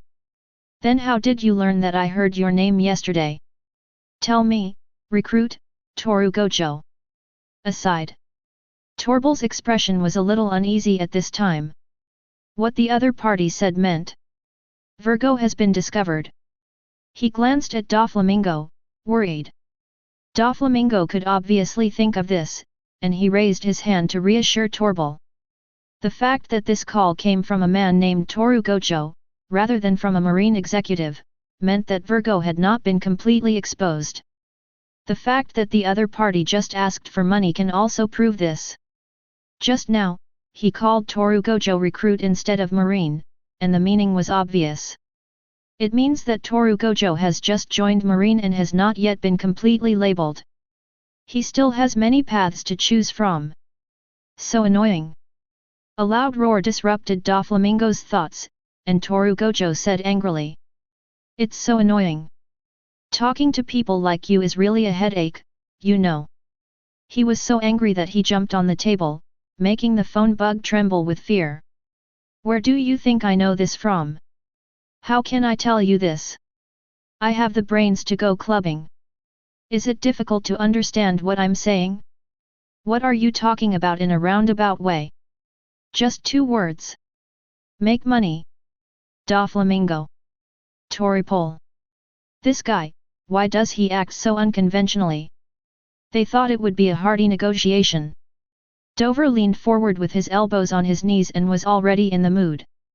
As a result, the other party turned out to be so vulgar. Opening your mouth and keeping silent is just asking for money. Doflamingo's brows couldn't stop twitching at this time. Interesting, it's so interesting. How much? He didn't hesitate. 100 million. It's impossible, there's not that much cash, at most 50 million Baileys. No problem, but you have to help me find a devil fruit. The location will be faxed to you later.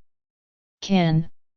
Yes, this is the real hearty negotiation. Bailey is ready to contact me again, and don't think about letting that little mouse escape, someone will die. Crack. The call was disconnected. The room fell into silence for a long time, and the two of them remained in their original actions, motionless. A long time. Doflamingo slammed the receiver onto the den mushi, and his heavy breathing echoed in the room. He had never heard of this kind of negotiation before. But I have to say, it is indeed Hearty and refreshing. FK. Doflamingo smashed the table with his fist, sending debris flying. That damn BD. He doesn't take Laozi seriously at all. He even dares to threaten me with Virgo. Toribal lowered his head and dared not speak. To be honest, he was also very angry at this moment. If the king humiliates his minister, he will die. His loyalty would never allow Dover to suffer such humiliation, but he believed that Dover could give the best result. After all, he had watched how the other party grew step by step to where he is now. Buzz buzz buzz. Suddenly, a strange sound came from under the broken wooden table. At Dover's signal, Toribal pushed aside the sawdust, and a den mushy spitting out paper appeared. Fax? Toribal bent down to pick up the den mushy and carefully examined the freshly printed paper. After a while, he looked at Dover with a strange expression. Speak. Doflamingo said in a deep voice. Yes. Toribal looked down again and said. It was sent by Gojo Toru. There is a map with an unnamed island circled on it. It should be the place of transaction. Then there is the address of the devil fruit he is looking for, on Punk Hazard Island in the New World, and he also gave the name of the devil fruit. Seeing his strange expression, Doflamingo felt that this must be something serious. What fruit? It's the animal type, the fish fruit. He swallowed and said in one breath. Mythical beast, blue dragon form. Quiet. Next second. Impossible. Doflamingo stood up suddenly, and the big chair behind him was knocked over and rolled several meters away. There can't be two identical devil fruits in the world. Kaido is still alive and well. Seeing Dover's big reaction, Toribal quickly explained. Calm down, Dover. Gojo Toru also said that this fruit is a replica, not the real blue dragon fruit. Then why did he specifically ask for this fake one? Doflamingo asked. It says, it's a semi-failed product. Even though it's a replica and has defects, it is indeed a mythical beast fruit. Toribal wiped the cold sweat from his forehead. Hearing this, Doflamingo gradually regained his composure and fell into deep thought. But even if that's the case, the value of that fruit is still very high, and I won't even consider giving it away after I get it. Then why did Gojo Toru tell me? Even in such detail. No matter how you look at it, it seems like provoke me. Thinking of this, Doflamingo's expression gradually twisted.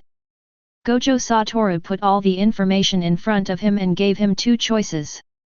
One is to keep the promise and give him the money and fruits to keep Virgo. The second is to become his complete enemy, not hand over any money or fruit, and Virgo will die. And the result that Gojo Toru wanted was also very obvious. He wanted him to choose the second one and become his enemy.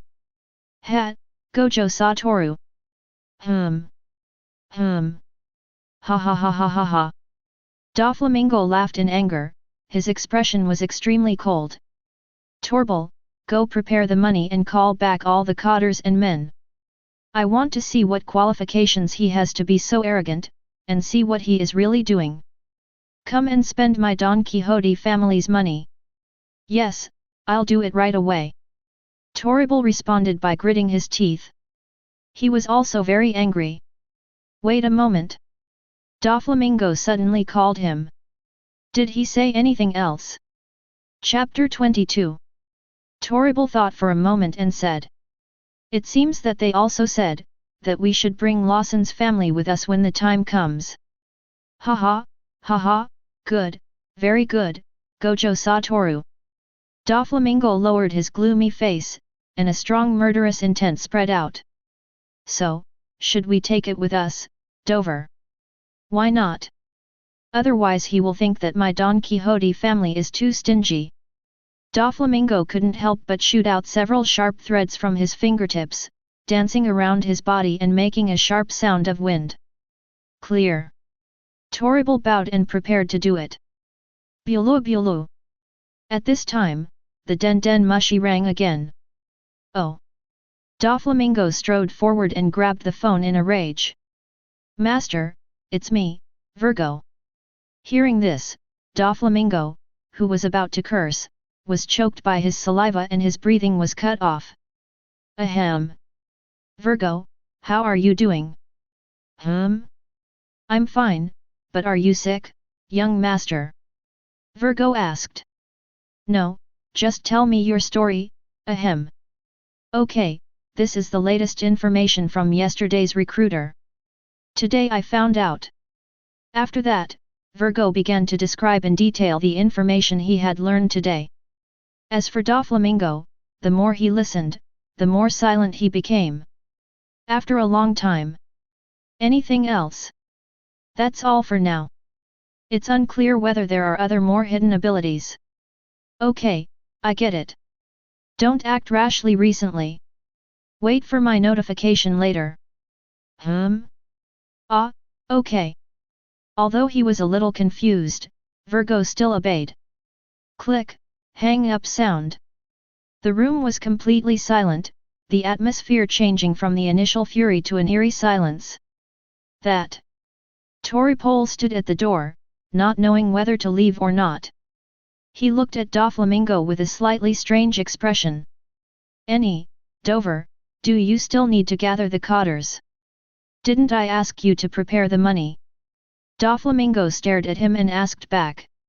Yes. I'll get ready right away. After saying this, Toribel, leaning on his crutches, took 2 steps at a time and left quickly. Call. Doflamingo let out a breath, then pulled up a chair and sat down, supporting his head with his fingers crossed, his eyes full of surprise and doubt about the information he had just heard. Long-distance continuous teleportation, the ability to strangle a large area, a defense that even admirals can't break. What kind of devil fruit is this? He murmured in a low voice. Yesterday, he heard Virgo say on Den Den Mushi that Gojo Toru punched half of Akainu's body to pieces, but he didn't believe it at all. How could a young recruit who had just joined the Marines fight against a general? He guessed that it was most likely that Akainu had let up, and it was unclear how strong Virgo was. But the current intelligence says that those outrageous news are all true? Tisk. Doflamingo was in a complicated mood at this moment, feeling indescribably depressed. Being blackmailed by a yellow-haired boy, not only did he have to give her money, but he also ordered her to find a devil fruit. The most important thing is, he has to go. He would only feel relieved if he went there in person. How could he not want the mythical beast Azure Dragon fruit? Especially after seeing how powerful Kaido is, this fruit seems even more precious. Even if he can't eat it himself, he can still train his subordinates, right? But it's obvious, this fruit is very hot. That guy definitely has no good intentions. He was sure that if he dared to embezzle the fruit, Gojo Toru would definitely keep a close eye on the Don Quixote family. He was not afraid of Gojo Toru. He was confident that he could fight with the admiral. Even if he was not as good as him, he was definitely not much worse than Gojo Toru. But what about your family? Based on the intelligence about Gojo Toru's cheating teleportation and his strange abilities, he believed that no one on the sea would want to be targeted by Gojo Toru. Unless he is a person who is free from all worries and powerful, but is there such a person? Well, the recently emerging marine hunter Jorakel Mihawk is one of them. I heard that guy spends all day carving a coffin and going around the world looking for swordsmen to compete with. But he, Don Quixote Doflamingo, is not like that. Everyone around him is his only family left in this world. Doflamingo stood up and walked to the window, opened it to let the sea breeze in, and her golden hair swayed with it. On the bow deck below, Toripole stood there with his nose snotting, holding a Den Den Mushi and instructing his men on the opposite side. The salty sea breeze blew the curtains by the window, and Doflamingo, who was wearing a burgundy suit, laughed suddenly. The plan is really getting confusing. The sudden appearance of the genius marine, the crazy devil fruit. Since the chaos has already begun. The eyes behind the lenses add a bit of madness, Doflamingo opens his arms as if he is standing on the top of a mountain. Then the chaos will be faster and more thorough. This world written by the winners has been boring for too long. This crazy and wonderful era started by Roger. Who will be the next winner? Will you survive to the end? Justice Marine. Gojo Toru. Ahem. Ahem ha ha ha. Plop, plop. When Toribal heard the sound and looked, he saw that his men on the boat suddenly fell to the ground one by one, rolling their eyes and fainting. After feeling the conqueror's oppressive aura from above, Toribal immediately laughed and said to himself excitedly. Nay nay, I said, you are the man chosen by God, we will always follow you until you ascend the golden throne. Doflamingo looked through the calm sea surface and saw the undercurrent surging beneath the calm. The sea breeze outside the window became stronger, as if foreshadowing the scene in his eyes. Roger used the great secret treasure to open a new era, so he, Doflamingo, will make this era come even more violently. He didn't plan to take the mythical beast devil fruit, but he wouldn't give it to Gojo Toru for nothing, let alone give it to Kaido. This is a key, and he will use it to release all the fierce beasts of the sea. Gojo Toru. Doflamingo's mouth corners slowly raised. Don't let me down. Chapter 23. After spending the second day of holiday in intensive training, the elite training camp is about to usher in more rigorous special training. The gathering was scheduled for 7 in the morning, which was more than enough time for Gojo Toru, who had been thinking about the reversal technique since 6 every day. When Gojo Toru walked out of the house, he happened to meet Zifa, who had just come out of the house. It's been 3 times.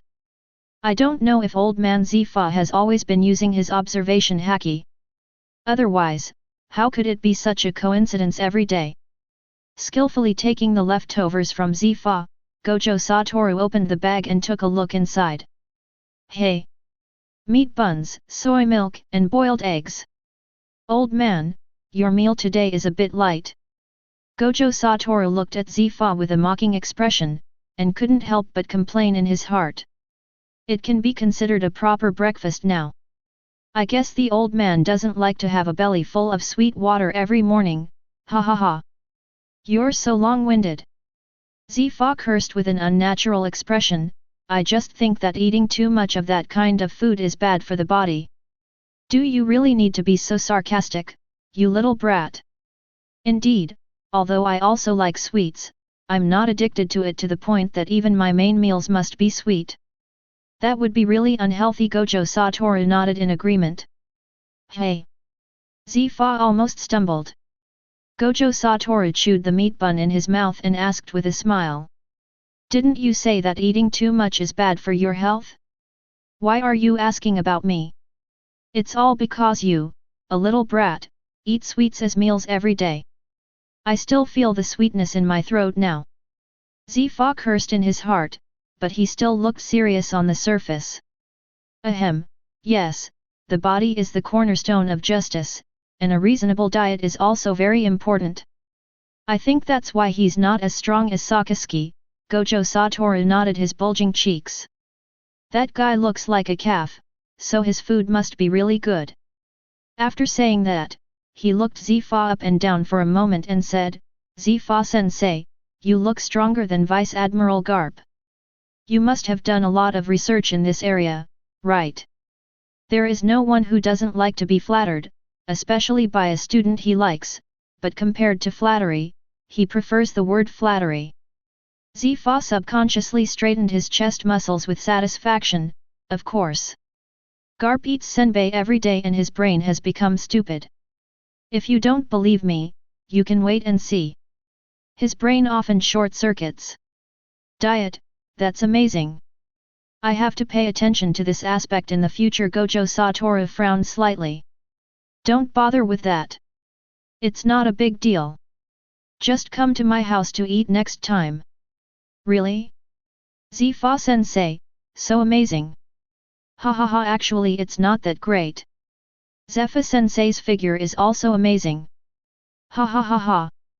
In the following time, Zifa heard more fresh flattery, crossed out, which was really something he had never heard before, one after another came out of Gojo Toru's mouth. After hearing this, he almost asked Gojo Toru to move into his house and adopt him as his son. Gojo Toru was deeply moved. This set of skills could be perfectly applied anywhere. To sum up, before the class started, he had already obtained an official high-level meal ticket, and he no longer had to worry about not having money to eat. Although it may sound a bit impure, at least old man Zifa won't have to make excuses every day when feeding him, right? Well, win-win. After a while, the two satisfied people came to the training camp. The other students had already lined up at this time, and everyone had a determined expression on their face, just like that day. In front of the queue, Jun took a pen and made some marks on the roll call list, and finally there was only one name left with a blank space behind it. Gojo Toru. She pointed the pen at the name and called out. No one responded. Gojo Toru. Here it comes. Just as Jun was about to cross him out ruthlessly, Gojo Toru came jogging over, raised his hand in response, and filled the vacant spot in the team. Jun looked up and glanced at him, somewhat disappointed. I should have only called it once. I won't make the same mistake again next time. So she thought. It's because of this idiot that she spent half a year's salary to repair the training ground. After glaring at him again, Jun turned and walked towards Zifa to report. When he first arrived, he was given a double look, and Gojo Toru had a question mark on his forehead. Just as he was seriously recalling what happened to Jun in the past 2 days, Cake beside him looked gloating. You see, Gojo boy, Jun seems to hate you. Did you do something outrageous in the past 2 days to let her know? Hee, brother, let me advise you. Jun is not the kind of person who cares about his face. Don't have such wishful thinking.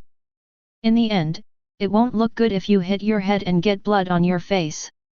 Hearing this, the ghost spider standing next to Gigi looked at him strangely. Good guy, why don't you introduce yourself here? As the poster, Toru Gojo did not refute after hearing this. He rubbed his chin and murmured. I haven't done much in the past 2 days. Humph, you are young now. You must pay attention to details when dealing with girls. Details are. Before he finished speaking, the young man interrupted him. I've only had a fight with Sakasuke in the past few days, but I didn't lose. I don't think I lost face in the training camp, right? Then I learned the 6 moves from Jun. I know, it must be that Jun taught me step by step for 2 days, and I only learned the 5 postures, so I feel a little bit disappointed. Although Toru Gojo's voice was very low, those present were all elites in the Marine Corps. They could hear him clearly no matter how quiet he was at such a close distance.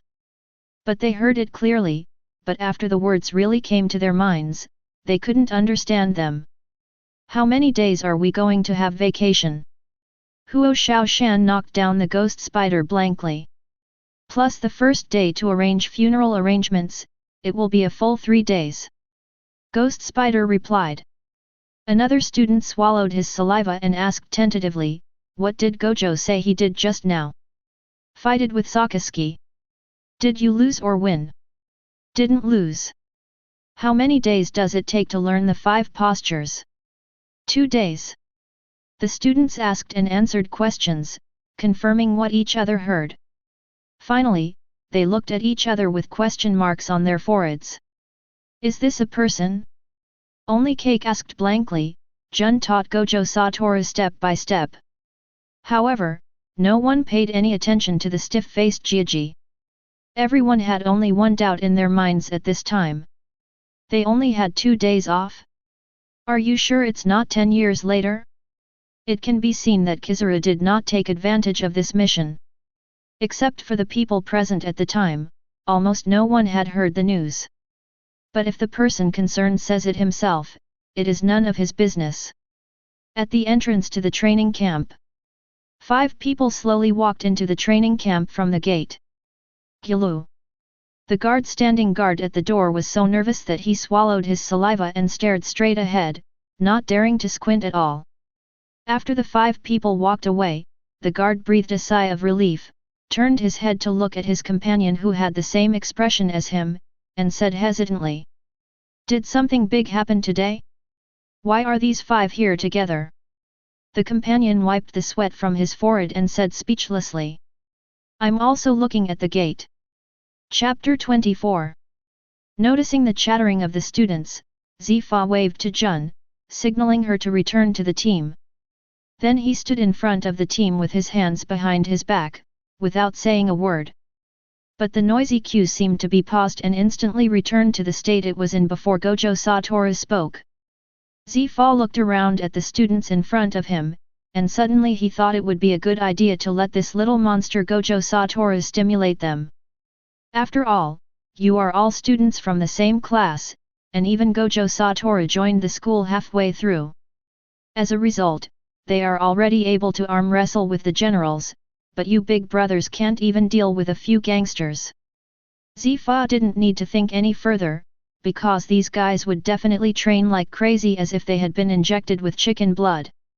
Geniuses are all arrogant. They may have high expectations but lack the ability to achieve them, but they are definitely not jealous fools. When they see the real monster, their pride will become a powerful stimulant, prompting them to chase the monster with all their might. This was the case with the first elite training camp. At that time, there were 2 huge mountains standing in front of them, Sakazuki and Borsellino, but other geniuses did not hesitate. The same thing happened with Kyuzan. This is exactly what he hopes to see as the chief instructor, but the students of this class have been comfortable for too long. Gojo Toru arrived at the right time, but just fighting with Sakazuki was not enough, he planned to increase the dosage. When Zifa turned his gaze towards Gojo Toru, the corner of his mouth twitched sharply. "I'm already standing here, and this guy is still glancing at cake and laughing? To be honest, this brat really makes people love and hate him." After sighing in his heart, he called Gojo Tetsu back to his senses. "Gojo Toru! Get out of line!" "Ah? Yes." After Gojo Toru stood in front of the team, Zifa looked at the other students and announced, "From now on, Colonel Gojo Toru will be your taijutsu teacher. Do you have any objections?" Quiet. As soon as the words fell, the scene suddenly fell into a strange silence. The students' vocal systems seemed to be infected with a virus, they opened their mouths wide but could not make any sound. What kind of news that destroyed the world view have they heard? Let this boy who is not even 18 years old, be their taijutsu teacher. They admitted that Gojo Toru's ability was very abnormal. Hundreds of people were said to be crushed to death in an instant, but this had nothing to do with taijutsu. Does Zephyr mean that his taijutsu is not as good as Gojo's? Are you kidding me? Is Black Arm Zifa messing with them? Gojo Toru was also a little confused at this time, not because he became a physical training teacher for no apparent reason. But what the hell is Colonel Gojo Toru that old man Zifa just mentioned? He didn't have any military rank before. At first, old man Zifa only told him that he would start as a lieutenant after graduation, but that shouldn't be the way to start, right? Zifa could naturally see what everyone was thinking, and he answered them one by one. You just heard that Gojo Toru had a sparring match with Sakazuki, but you didn't think he just relied on his fruit ability, did you? Isn't it? Everyone had doubts written on their faces, only Jun just looked at the stupid Dandan Mao with a slightly complicated look. Not really. Zifa shook his head and continued. The fact is, in the taijutsu competition, Sakazuki was completely crushed by Gojo Toru. Wow! There was an instant uproar at the scene, and dozens of geniuses from the training camp looked at Gojo Toru with eyes so shocked that they couldn't control their expressions. Oh wow! I just heard this when I got here. Sakazuki, you're not going to run away, are you? At this moment, a vulgar and teasing voice suddenly came from a distance. The students looked over and were shocked again. What did they see? Sengoku Fleet Admiral, Lieutenant General Garp, Staff Officer Tsuru, General Kizaru, and General Akainu. Together with Mr. Zifa, all the top management of Marine were present. Oh, by the way, General Aokiji, who was out on a mission, walking around, didn't come. But the scene now is very rare. Where else can I see it except the Fleet Admiral office? Is there elite training camp going to welcome this epic level of teachers? But the 5-person group stopped not far away and had no intention of passing. Shut up, Burlusalano. If you lose in Taijutsu, you lose. If you have the ability, why don't you try Gojo? Sakazuki didn't care at all about admitting failure in front of his juniors and responded calmly to Burlusalano. Hey! General Akainu admitted it. The students were shocked countless times. Don't say such terrible things. That kid is as strong as a monster. My shining fruit is very convenient to use. Burlusalano raised his hands in surrender. Snort. Okay, you two, it's not embarrassing.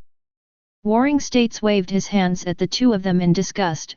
Today we are here to observe Xiao Chei's physical skills, so don't disturb the training camp. You should also keep your voice down. He glanced sideways at him. Haha. Karma. Garp just laughed twice, and then he was frozen by his eyes. Kizaru, Epsilon. Akainu, straight face. Students, observe Taijutsu Sigma, LLL. Gojo Toru, Katetsu. The pleasant sun rises from Malinvondo, and the unique smell of evaporated dew rises from the playground. Ignoring the embarrassing guys standing by the playground, Zifa looked at Gojo Toru. I will talk to you about the military rank issue later. You can start now. Hey? Start? Start with what? Toru Gojo was so confused that he could no longer be confused. Zifa tilted his head slightly and lowered his voice. Tai Chi, didn't I say a few days ago that you can't let me off the hook? As for engaging in such a big battle, Warring States meant that I would take advantage of this time to let you show off a few more physical skills. I thought it would be helpful to you in the future, so I agreed. Stare. Gojo Tetsu leaned back and stared directly into his eyes. Why do I suspect that you just want to prstute me for nothing? How can it be said so harshly? Didn't the Warring States period make an exception for the colonel? Zifa explained doubtfully. Oh, just wait for me. He said that it was so easy to get promoted, and that his feelings were all aimed at draining him. Gojo Toru squinted his eyes and smiled with a look of I really misjudged you. Old man, in Marine's eyes, are all those physical skills just cabbage? Hearing this, Zifa suddenly felt something was wrong. Just as he was about to explain, Gojo Toru raised his hand to interrupt. Marine is really, those are the things my hometown has accumulated over hundreds of thousands of years, and now I want to take them all away just because I'm a colonel. Don't talk about a small colonel, even a general or fleet admiral, I can play it myself. I came up with Tai Chi because I saw you, old man, having a good time. If you Marines treat me like an idiot, then I think being a pirate is actually pretty good. Gojo Toru was really a little angry. He didn't discuss it with him beforehand. Only later did he realize that he had set up such a stage and just stood up for him. Regardless of whether it was Sengoku's idea or not, he now needs a reasonable explanation. He has no control over how people here debase their own civilization, and he doesn't bother to care. But as long as it involves even a little bit of himself, he only has one sentence. I can give it, but you can't ask for it. Chapter 25. The 5 strands of hair and the hem of the clothes fluttered in the wind, and the momentum began to rise steadily. The lush grass around it all lay flat on the ground, like withered grass. Sengoku, Garp, and everyone present were stunned at the same time and looked in the direction of Gojo Toru. Gojo Toru raised his hand to take off his sunglasses, turned his head sideways, and stared at the people not far away with extremely dangerous eyes. What's happening? Zhang Guo and others couldn't help but frown slightly. They were very sensitive and instantly sensed Gojo Toru's undisguised hostility, but they couldn't figure out the reason for a moment. The students behind him were even more confused about what was going on, but this did not prevent them from being shocked by Gojo Toru's actions again. What did Zephyr say just now? Why did Gojo Toru look like he was going to kill Fleet Admiral after hearing it? Did Fleet Admiral disagree with Gojo Toru being the taijutsu teacher? No. After hearing about Gojo Toru's deeds, and considering the pressure he exerts now, he is qualified to be my taijutsu teacher no matter how young he is. Jun, who was also frightened, came to his senses and looked at Gojo Toru again with a hint of worry in his eyes. She didn't know what was going on, but treating the Marine Fleet Admiral in that manner was definitely dangerous. Just as she was about to go over to persuade Gojo Toru, Hua Shaishan came up behind her and held her shoulders. Jun looked back in confusion, but Hua Shaishan just shook his head and said something extremely reassuring. Don't worry, Mr. Zifa is here. The other side. Zifa, who had just figured out what Sengoku was planning, also noticed the movement beside him, but he did not try to stop Gojo Toru. Instead, he looked at Sengoku with a complicated expression. He felt helpless.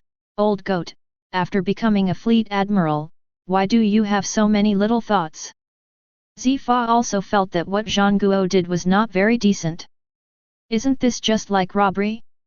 After watching the battle that day, it was a foregone conclusion that Gojo Toru would become an admiral-level fighter in the future. As a result, you are now given a colonel and you want to ask people for something comparable to the Marine Type 6, and even want to pack it all up and take it away. Zifa shook his head and sighed, raised his hand and patted Gojo Toru on the shoulder, and said seriously. Do whatever you want. In this training camp, no one can bully my students, not even the Marine Fleet Admiral. Don't even think about becoming a pirate. As long as I'm alive, I won't let you suffer any injustice in the Marine. Hearing this, Gojo Toru's energy froze and he looked back at him in surprise. So handsome. So handsome. Any opinions? No, it's just that your glasses don't match your face. Gojo Toru looked at the narrow-framed glasses on his face and said jokingly. I'll give you a pair of sunglasses later and you'll be perfect when you wear them. Zifa thought about the scene in his mind for a moment. He was sitting on a chair wearing sunglasses, and Gojo Toru, who was also wearing sunglasses, was next to him, smirking and waving a knife in front of the gangster's face. No, the more I think about it, the more I feel like he's a gang boss. To dispel the strange images in his mind, Zifa urged unhappily. Shut up, do whatever you need to do, it will really waste time, you will have to practice for an extra hour later. I know, you nagging old man. After saying that, Gojo Toru raised the corner of his mouth wantonly, put his hands in his pockets, and walked towards Sengoku and the others. Step, step, step, step, step. His movements were neither fast nor slow, but his momentum was growing stronger and stronger, and soon he was 10 steps in front of Zhang Guo. Seeing his appearance, Sakasuke and Borsellino naturally could not pretend not to see it, and they stepped forward to block Gojo Toru. Borsellino was unfamiliar with Gojo Tetsu, so he didn't say anything. Sakasuke asked, Gojo, what are you doing? Gojo Toru did not answer. He stared at Sengoku with interest and asked with a smile. Old man, you want to take away my taijutsu? Upon hearing this, several senior executives present all looked at Zhang Guo in an instant. Some had surprise in their eyes, some were puzzled, some were contemptuous, and some shook their heads and sighed. If that's the case, then you can do whatever you want. Sakasuke took a step back and stood aside. I'll treat you to a drink tonight, said Toru Gojo. Sakasuke nodded slightly when he heard this. Fleet Admiral is so scary, luckily I have digested the Pika Pika no Mi. Borsellino retreated to Sakasuke's side. Gojo Toru smiled and said, "Together tonight. You are so shameless. I don't want to take your senbei anymore." Garp pouted and joined the team to join in the fun. "That's not what I meant." Seeing this, Zhangguo wanted to explain himself with an embarrassed look on his face, but he didn't know how to start. On the side, he sighed inwardly and stood up and said, "Hey, Gojo Shonen, don't blame Sengoku. I was the one who suggested this. It was indeed not a good idea. I apologize." "No." Just as Zhangguo was about to say something, a cold gaze shot out from Crane's eyes, freezing him in place. "No matter what, Sengoku is a fleet admiral, and she can't bear to see fleet admiral leave a stain in front of the future of Marines. This is the bottom line." Zhangguo felt very regretful. Although this could strengthen Marine, on the other hand, this little trick might weaken Marine instead of strengthening it. If Gojo Toru leaves Marine because of this, he will not be able to sleep well. "I didn't go to see the Warring States period." Gojo Tetsu gave a polite smile to the Crane. "Staff officer, he is joking. No one here is a fool. There is no need to say that. I won't make a big deal out of it. But someone is very disrespectful to me and my hometown culture, so I need a satisfactory answer." After hearing what Gojo Toru said, he had a better impression of the young man in front of him. He had talent and vision, but she didn't know if he had a partner. She smiled gently and asked, "No problem. We are all here. As long as the request is reasonable, we can make a decision directly." "I feel relieved when you say that." Gojo Toru twisted his neck and said slowly, "Then let's fight." "What?" He suspected that he was a little hard of hearing. "You heard me right. Let's have a fight. I know a little bit about swords, guns, sticks, and fists and feet. Let's have a competition of physical skills. If I lose, I will unconditionally give Marine 3 sets of martial arts," Gojo Toru said with a little expectation. After hearing this, the few people all fell into deep thought. To be honest, they were all envious of Gojo Tetsu's physical skills after seeing them.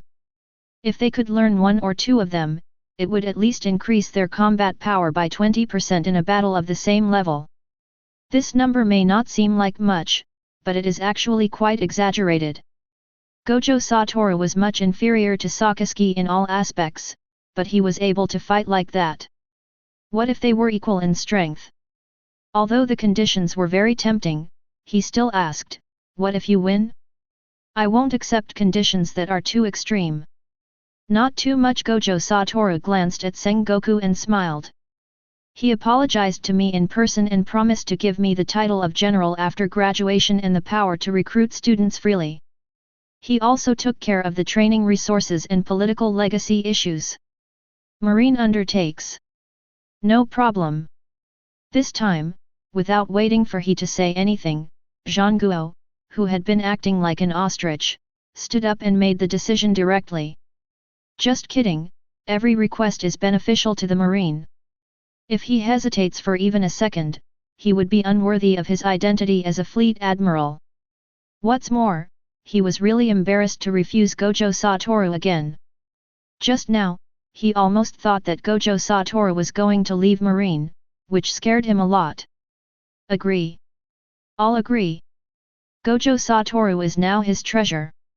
Even if Gojo Toru doesn't say it himself, he will apologize in person, not to mention the position of general. Isn't this a foregone conclusion? If there is no space, you have to find a way to add it. As for the last 2 points, there is no need to mention resources. Let's talk about the other one. What legacy issues can there be in recruiting Marines? A special race? Born a slave? Haha. Anyway, it's impossible to recruit a bounty criminal, right? But even so, it's not a big problem. As long as it's not a major bounty hunter, he, the fleet admiral, can handle it all. The other 4 people, Gojo Tetsu and Zifa, all looked at Zhangguo with disdain. Where did this shameless male peacock come from? Why is he shaking his hair when it's already spread out? Shameful. He retracted his eyes and turned to look at Gojo Tetsu, asking, "Who do you want to fight?" To be honest, in terms of physical skills alone, it seems that there are really few people present who can guarantee a win against Gojo Toru. However, the next second, a powerful shout came from behind. "I'll do it, I'll do it." Chapter 26. Thunderbolt. The sky was clear 1 second, and a lightning dragon suddenly appeared the next. Under the surging black sea of clouds, Marineford seemed to be covered by a huge hand, with wind and rain rising. On the playground where the rain was drizzling, two figures stood facing each other from a distance. Dozens of marine elites were standing next to the playground, but at this moment, it seemed as if the world had gone quiet, with only two figures standing in the rain. Did they really fight? Everyone was shocked beyond belief. They could never have imagined that Gojo Toru would actually dare to challenge Fleet Admiral and the others. And judging from the look on the faces of the top brass just now, it seems like they've given in? So why do we have to fight this? Even the opponent is still Marine Hero Garp. Just based on the current situation, I feel like if I don't shout Gojo-sensei, it will be a bad ending. In the rain, Garp took off his cape, raised his hand to tug at his tie, looked at the figure opposite him and laughed. "Gojo, you are very much my type. Do you want to come to my ship and have some experience? I can definitely teach you better than that guy Zifa. I can even provide you with rice crackers and tea." When it comes to Senbei, Garp waves his hand generously, as if he is giving away some priceless treasure. Everyone staggered at the same time, and the atmosphere that had just been brewing was messed up by this guy. Gojo Toru also twitched his lips, feeling that they were worthy of being part of the monkey family. He said in a lukewarm voice, "Sure, as long as you can beat me into submission." "Ha ha ha, then I can't hold back." Garp laughed heartily. "I am several dozen years older than you. You can use any weapon you want. I will only use my fists and feet. It is fair. If you can beat me, I will beat up the old goat for you to vent your anger. How about that?" "Thank you, Lieutenant General Garp." Gojo Toru smiled and nodded, then looked at the dazzling array of weapons racks nearby. There are many types, including mainstream, unpopular, and weird ones. It can be said that it is so complete that it cannot be more complete. These were all collected by Zifa over the years, and now they were all taken out by Gojo Toru. But he didn't choose any weapon this time. He took a step forward with his bare hands and faced Garp. "Hey? Why don't you use it?" Garp asked, scratching his head. "We'll talk about that later." Gojo Toru said slowly, "Today we are all here to watch Taijutsu, so I don't want to spoil the fun." After saying this, Gojo lowered his knees, moved his arms forward and backward, hooked left and pushed right, bent his body like a tiger, and took a steady stance. Seeing this, Garp stretched his neck and blinked. "This looks good, but it makes our physical skills look much cruder, ha ha ha." "Everyone! Don't fire all over the map." Gojo didn't reply, but just turned his front paw slightly and hooked it. "Ha ha, good boy. Come on." Before he finished speaking, Garp bent his knees slightly and stomped the ground hard. There was a dull bang, and a big hole was blown out on the lawn. The whole person flew out like a cannonball. Gojo Toru remained expressionless, facing the extremely powerful straight punch. He raised his palm and quickly pushed Garp's arm away, but Garp's inhuman strength made him retreat several steps before he was able to relieve the force. This was his first time fighting against the world's top since he came to this world. Sakazuki was obviously not at his peak, while Garp was truly in his prime. Before the fight began, he had been madly using his cursed power to strengthen his body without considering the consequences, but he really didn't know how long he could hold out. But it's almost the same. Bang! A muffled sound exploded in the training camp again. Garp, who was just a few meters away, suddenly disappeared, leaving only a puddle that had not yet closed. Gojo Toru frowned slightly, and subconsciously dodged Garp's attack, then turned around and struck Garp in the temple with a piercing palm. Buzz! The buzzing sound spread throughout my mind.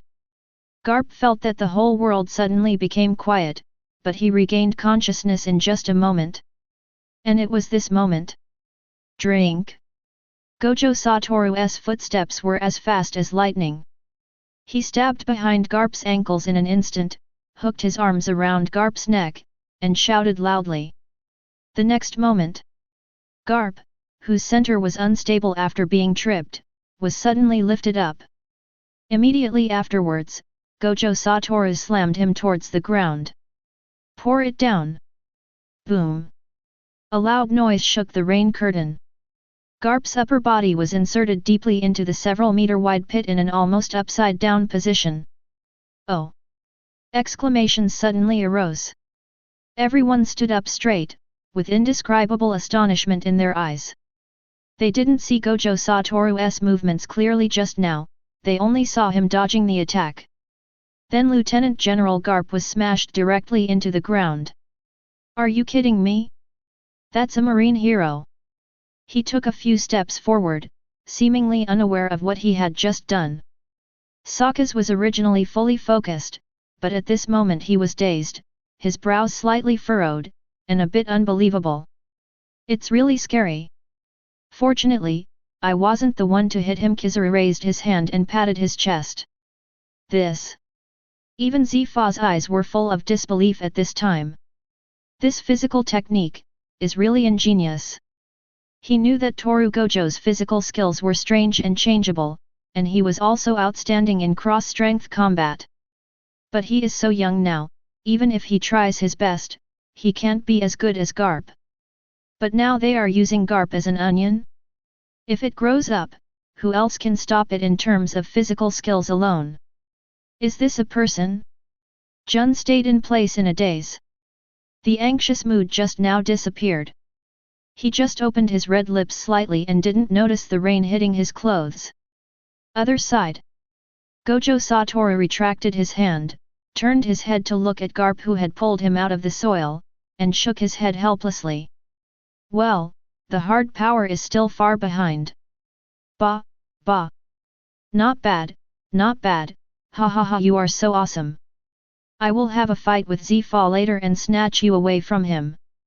Garp, who acted as if nothing was wrong, stood up and spit out the mud in his mouth, but he was laughing loudly, as if he was not the one who was beaten.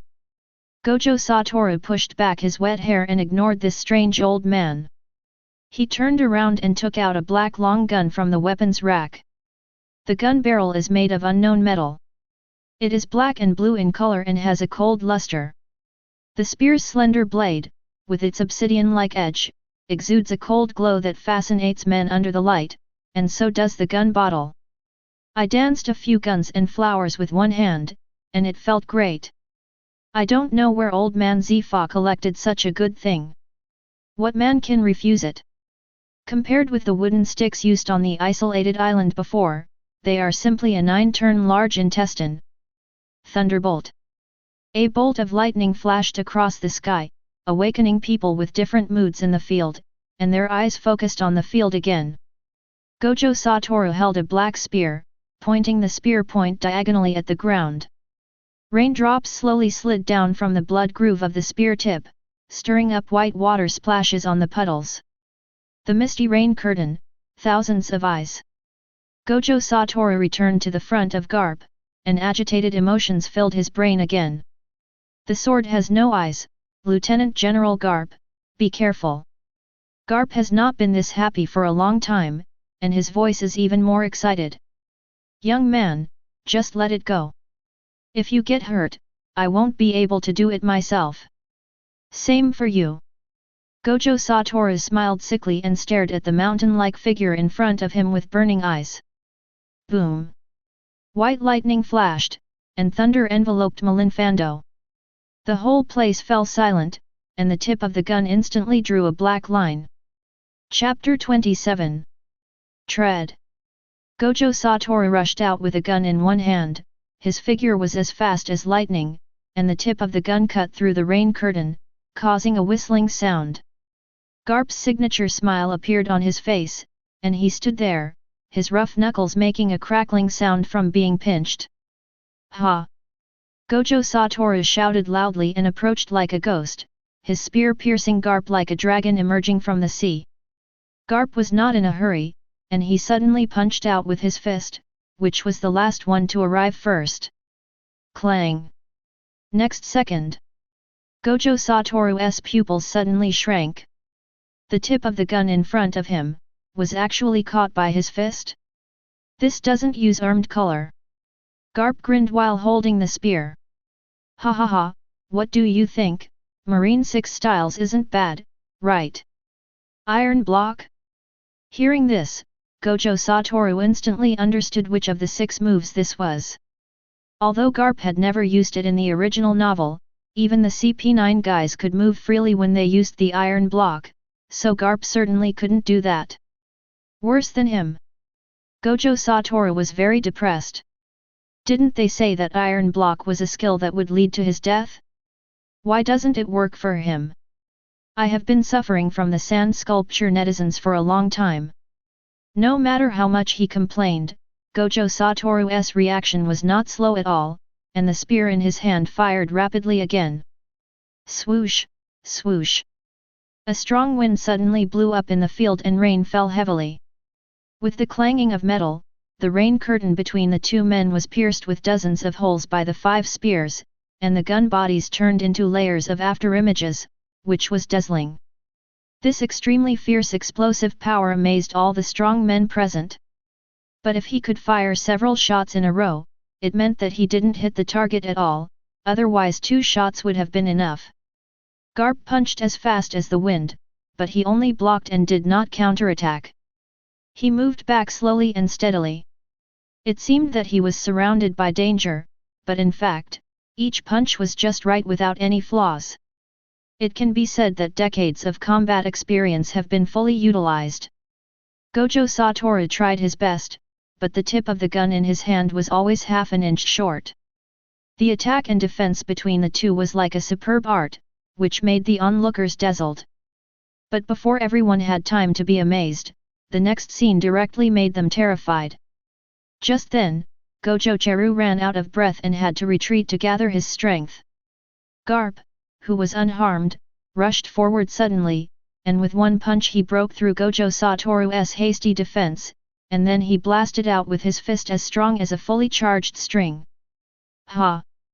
One can imagine the strength of marine hero Garp, which he gained by pounding mountains and smashing ships. As soon as the fist was thrown out, the raindrops falling from the air exploded into white mist in the air. The terrifying force even scattered the raindrops on half of the playground. Gojo Toru's heart was filled with alarm and he raised his spear to block without hesitation, but a spear alone was like a praying mantis raising its arms in the face of a landslide. Boom! With a loud bang, a fan-shaped air wave composed of grass leaves and water mist suddenly swept across the entire playground, and the onlookers had to raise their arms to resist. However, Gojo Toru's spear had no power to resist and was bent in an instant, hitting his chest hard. Bang! The whole person flew backwards at a speed far exceeding the air wave, turning into an afterimage. Boom! A corner of the teaching building collapsed, and debris flew everywhere. Sprinkle! In front of Garp, who was like a great devil, a streak of blood fell to the ground. Just one punch and the movement stopped suddenly. The entire playground fell into dead silence, and the excitement that had just filled my heart plummeted to freezing point in an instant. The blow that Gojo Tetsu received can almost be declared retired. For some reason, Jun's heart suddenly trembled, and then he ran towards the teaching building with an anxious look on his face. But just halfway through the run, a familiar voice came from the ruins. That's awesome! Everyone turned around and looked in the direction of the sound. I saw Gojo Toru half supporting a stone wall, spitting out a mouthful of blood foam, then he lifted the stone wall and walked out, his face showing a bit of madness. Oh my god, I almost died. Ha ha ha, I can feel that this punch is still a long way off. Garp put his hands on his hips and laughed heartily. The fact is just as Garp said, when Gojo Toru realized that he couldn't block the attack, he immediately mobilized all his cursed energy to protect the part that was attacked. Otherwise, with Garp's strength, he would be disabled if not dead, unless he learned the reversal technique. Gojo Toru tore off his torn coat, pulled out the spear from the rubble, and his eyes narrowed slightly. I have to say that Garp is really too strong. But that's what makes it interesting. Next second, Gojo Toru's body broke through the rain curtain again, and in the blink of an eye he was in front of Garp again. He swept the gun across, and a black light tore through the rain curtain. Garp calmly swung his fist to block, but the moment his invincible fist touched the tip of the gun, his pupils suddenly shrank and he quickly leaned back to retract his action. But no matter how fast he reacted, he was still a step slow. Black flash. Swoosh. The pitch-black tip of the gun swept past without any hindrance, and a bloodline deep enough to see the bone instantly appeared on Garp's fist. As Gojo Toru finished firing his gun, he stomped his feet on the ground, accelerated again, and raised his elbow to push towards Garp. Bang! The extremely powerful top elbow hits the center of the body. Puff! Garp's eyes instantly widened as if they were about to burst, and he flew backwards like an arrow. Gojo Toru followed closely, intending to kill him at once, and approached Garp again while he was still in the air. Garp showed a look of horror for the first time since the Battle of God Valley. He suppressed the pain in his heart, kicked rapidly and continuously while sliding in the air, and used moonwalk to pull his body to the side. Swoosh! The next moment, the black spear tip pierced through the place where Garp should have been, and sank deep into the ground. The spear tip twisted and the ground cracked. Gojo Tetsu's chest was bruised and purple, his eyes seemed to be stained with blood, veins on his forehead bulged, and he broke through the rain again and moved towards Garp who had not yet stood firm. Inside the training camp, everyone was on edge, eyes filled with astonishment. Even Borsellino, who had been sneaking around all day, was looking intently at the two figures moving across the playground at great speed. Only Zhangguo, who was driven into a corner by he, clenched his fists tightly and trembled with excitement. Bang! Bang! Bang! There were loud noises and muffled thunder intertwined, and the sound of breaking wind echoed with the rain. Wherever the spear passed, everything shattered and exploded, and nothing in the world could stop it. At this moment, Garp didn't need to be domineering, as the disadvantage of using fists against guns was revealed. The tip of the spear was wrapped in black lightning, making it difficult for him to counterattack or even get close to him. He could only keep retreating until he found Gojo Toru's weakness. Swish swish! Two figures shuttled through the rain, leaving only two streaks of crimson, but before the rain could drip onto the ground, the figures had already appeared several meters away. Drink! A roar resounded through the sky, and Gojo Toru smashed the stone steps of the stands with one shot. He couldn't remember how many times he had used Black Flash in a row. He only knew his Black Flash record, which would only stop at the moment when he knocked down Garp. Garp was forced to the stands, feeling depressed. He finally understood how Sakazuki felt when he was hit by the Black Flash. He even felt it more deeply than Sakazuki, because this guy was holding a weapon. No need to be domineering, whoever stands in the way will die, even if Kaido comes, he will get stabbed in the face. He really wanted to report it now. It was a pure physical skill exchange. This Black Flash was considered a skill no matter how you looked at it. Ban it now. Gojo Toru, hey, are you kidding me about a 2.5 power critical hit? Let's make an assumption. Let's assume that one punch has 1000 Dao force, and one Black Flash goes down, 1000 to the power of 2.5, so you go for it. No advanced domineering head blocking? This is also the reason why Gojo Toru dares to do whatever he wants.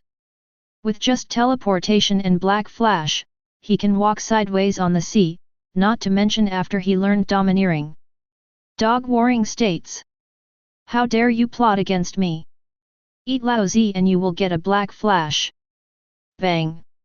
A corner of the stands was smashed into pieces. The next moment, Zhang Guo rushed out from the smoke and immediately retreated far away. He felt that these two people were attacking this side on purpose, but he didn't dare to ask at this time. What if two of them team up to beat him up? Chapter 28. Shua. Garp dodged into the distance again and appeared in front of the teaching building, without stopping for a moment before flying upwards. The next moment, a bolt of black lightning was thrown and deeply penetrated the wall in front of Garp. Gojo Toru followed closely behind, jumped onto the end of the spear, and his body fell downward, causing the spear to bend like a fully drawn bow. Then, he stepped on the ground, the gun barrel rebounded instantly, and the whole person turned into an arrow, breaking through the rain curtain and flying upwards. Can you play with a gun like this? Seeing this operation, all the marines in the audience were stunned. Seeing that Gojo Toru was approaching, Garp punched the wall in the air, grabbed two pieces of rubble the size of basketballs and threw them down. Bang bang! Gojo Toru remained expressionless as he raised his gun and swept left and right, instantly turning the rubble into powder. He then broke the floor fence with one foot, using the force to accelerate again, leaving Garp no time to find an opportunity. In the blink of an eye, he flashed behind Garp and slid the spear in his hand backwards until his right hand grasped the butt of the spear. Whoosh! A whistling sound. The next moment, there was a loud explosion above the teaching building. Boom! Gojo suddenly exerted force from his waist and abdomen, tensed all the muscles in his body, held the gun with one hand, and pulled the gun out fiercely like a whip. Please pick it up! With a loud shout, Gojo swung his arm, and the straight spear was swung into a bow shape under terrifying acceleration. Wherever the spear passed, a vacuum zone was instantly formed, pointing directly at Garp's back. Garp's scalp was tingling at this moment, and he quickly spun in the air, dodged the gun tip and raised his arm to block. But one can imagine the terrifying force of Gojo Toru's all-out attack of force to split Hwashin and Black Flash. Bang! At the moment of contact, the iron block that Garp was concentrating on was violently broken in an instant, and the whole person turned into a cannonball and fell diagonally downward. Boom! In an instant, a large hole was knocked out in the middle of the teaching building. Under the gust of wind, thick smoke and dust were pushed out, and Garp disappeared in it. Gojo Toru was just about to rush into the building to finish off the enemy, but his expression suddenly changed, and he kicked the wall and flipped back onto the playground. Deng. As soon as he landed on the ground, Gojo's legs felt weak and he staggered a few steps until he inserted the tip of his gun into the ground, only then was he able to steady himself. Puff! Before everyone could cheer for suppressing Garp, they saw Gojo Toru standing there, his face pale, covering his chest and spitting out a mouthful of blood. The bruises on his chest had already spread to his entire upper body, turning purple and black. Gojo Toru. 5. Gojo-sensei. There were cries of surprise everywhere, and people wanted to stop the fight, but Gojo Toru raised his hand to stop him. He knew that his body would not be able to withstand the reckless use of cursed energy, but he didn't expect it to happen so quickly. He probably had a lot of credit for that punch from Garp. Gojo Toru felt the severe pain in his chest. He gritted his teeth and adjusted his breathing, staring at the building. Zifar raised his hand, but before he could say anything, the loud noise was heard again. Boom! The wall on the first floor of the building shattered with a loud bang, and a crescent-shaped streak like a flying slash shot out from it. The rubble flew everywhere and headed straight for Gojo Tetsu to chop him down. Gojo Toru wiped the blood from the corner of his mouth, did not draw his gun, took a step, and rushed forward in an instant, with a smile on his face that was extremely arrogant. What is he going to do? Everyone who witnessed the scene was stunned. No one could understand his almost crazy and desperate behavior. However, the next second, everyone was shocked and stood still, with their jaws almost dropping to the ground. Gojo Toru, laughing wildly, stretched out his hands without hesitation and resolutely faced the terrifying Storm Kick's attack. In an instant, his palms were covered in blood. The scene was shocking and unbelievable.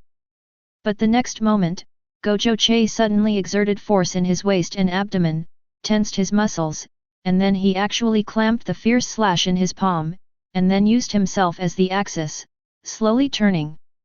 Under his influence, the slashing blow no longer hurt himself, nor did it dissipate, and the whistling sound was still extremely violent. "Drink!" Gojo shouted loudly, shaking the air around him.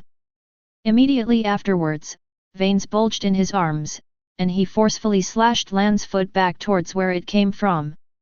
This unprecedented horrifying scene was deeply imprinted in everyone's mind, and it is likely that no one will ever forget it in their lifetime. Garp, who had just walked out of the building, stood there in shock. "Why didn't I know that my attack would turn?" he murmured blankly. Next second. Boom! Garp, who had just come out, was knocked back by his own storm kick. Bricks and the load-bearing walls below collapsed, and 4 entire floors collapsed in an instant. Before the smoke had time to spread, a sharp gun wind arrived in an instant, suppressing everything here. Garp's forehead was bleeding, his eyes were wide open, and he was about to stand up to continue, but the tip of the black spear had already quietly touched his throat, and a thin line of blood slowly slid down. Tick-tock, tick-tock. Raindrops dripped from the broken beams, creating a white splash on the tip of the gun and diluting the scarlet pool on the ground. Garp stood there in a daze, the young man at the end of the spear reflected in his eyes. After a moment, his signature smile appeared again. "Good boy, it seems that in the future your surname will be Gojo, ha ha ha ha." Gojo Toru stood on the collapsed stone pile, retracted his spear, his lips turned sickly pale, and he smiled arrogantly. "You don't have to tell me." Garp was choked and frowned. "You little brat, I'm giving in to you, don't you understand? You don't know how to respect the elderly and love the young." Humph! After saying that, he leaned back and fell asleep on the spot with his legs spread out. Looking at Garp, who fell asleep in a second and was snorting, Gojo Toru's mouth twitched twice. "Old man Zifa is right. Senbei really can damage your brain." After complaining, Gojo Toru ignored the weird old man, jumped off the pile of rocks, put the spear on his shoulder, and walked out in a swagger. After everyone saw Gojo Toru come out safe and sound, a bold idea emerged in everyone's mind. "Win?" He looked behind Gojo Toru for a few seconds and then became confused. What about Garp? Even if Gojo Toru was extremely talented, he couldn't beat that guy so hard that he couldn't stand up, right? "Gojo, where's Garp?" she asked. Gojo Toru thought of the old man and was speechless again. He said casually, "He's asleep in there." The whole audience was silent. Everyone stared at the young man with the gun, and a surge of blood rose in their hearts for some unknown reason. "Marine hero.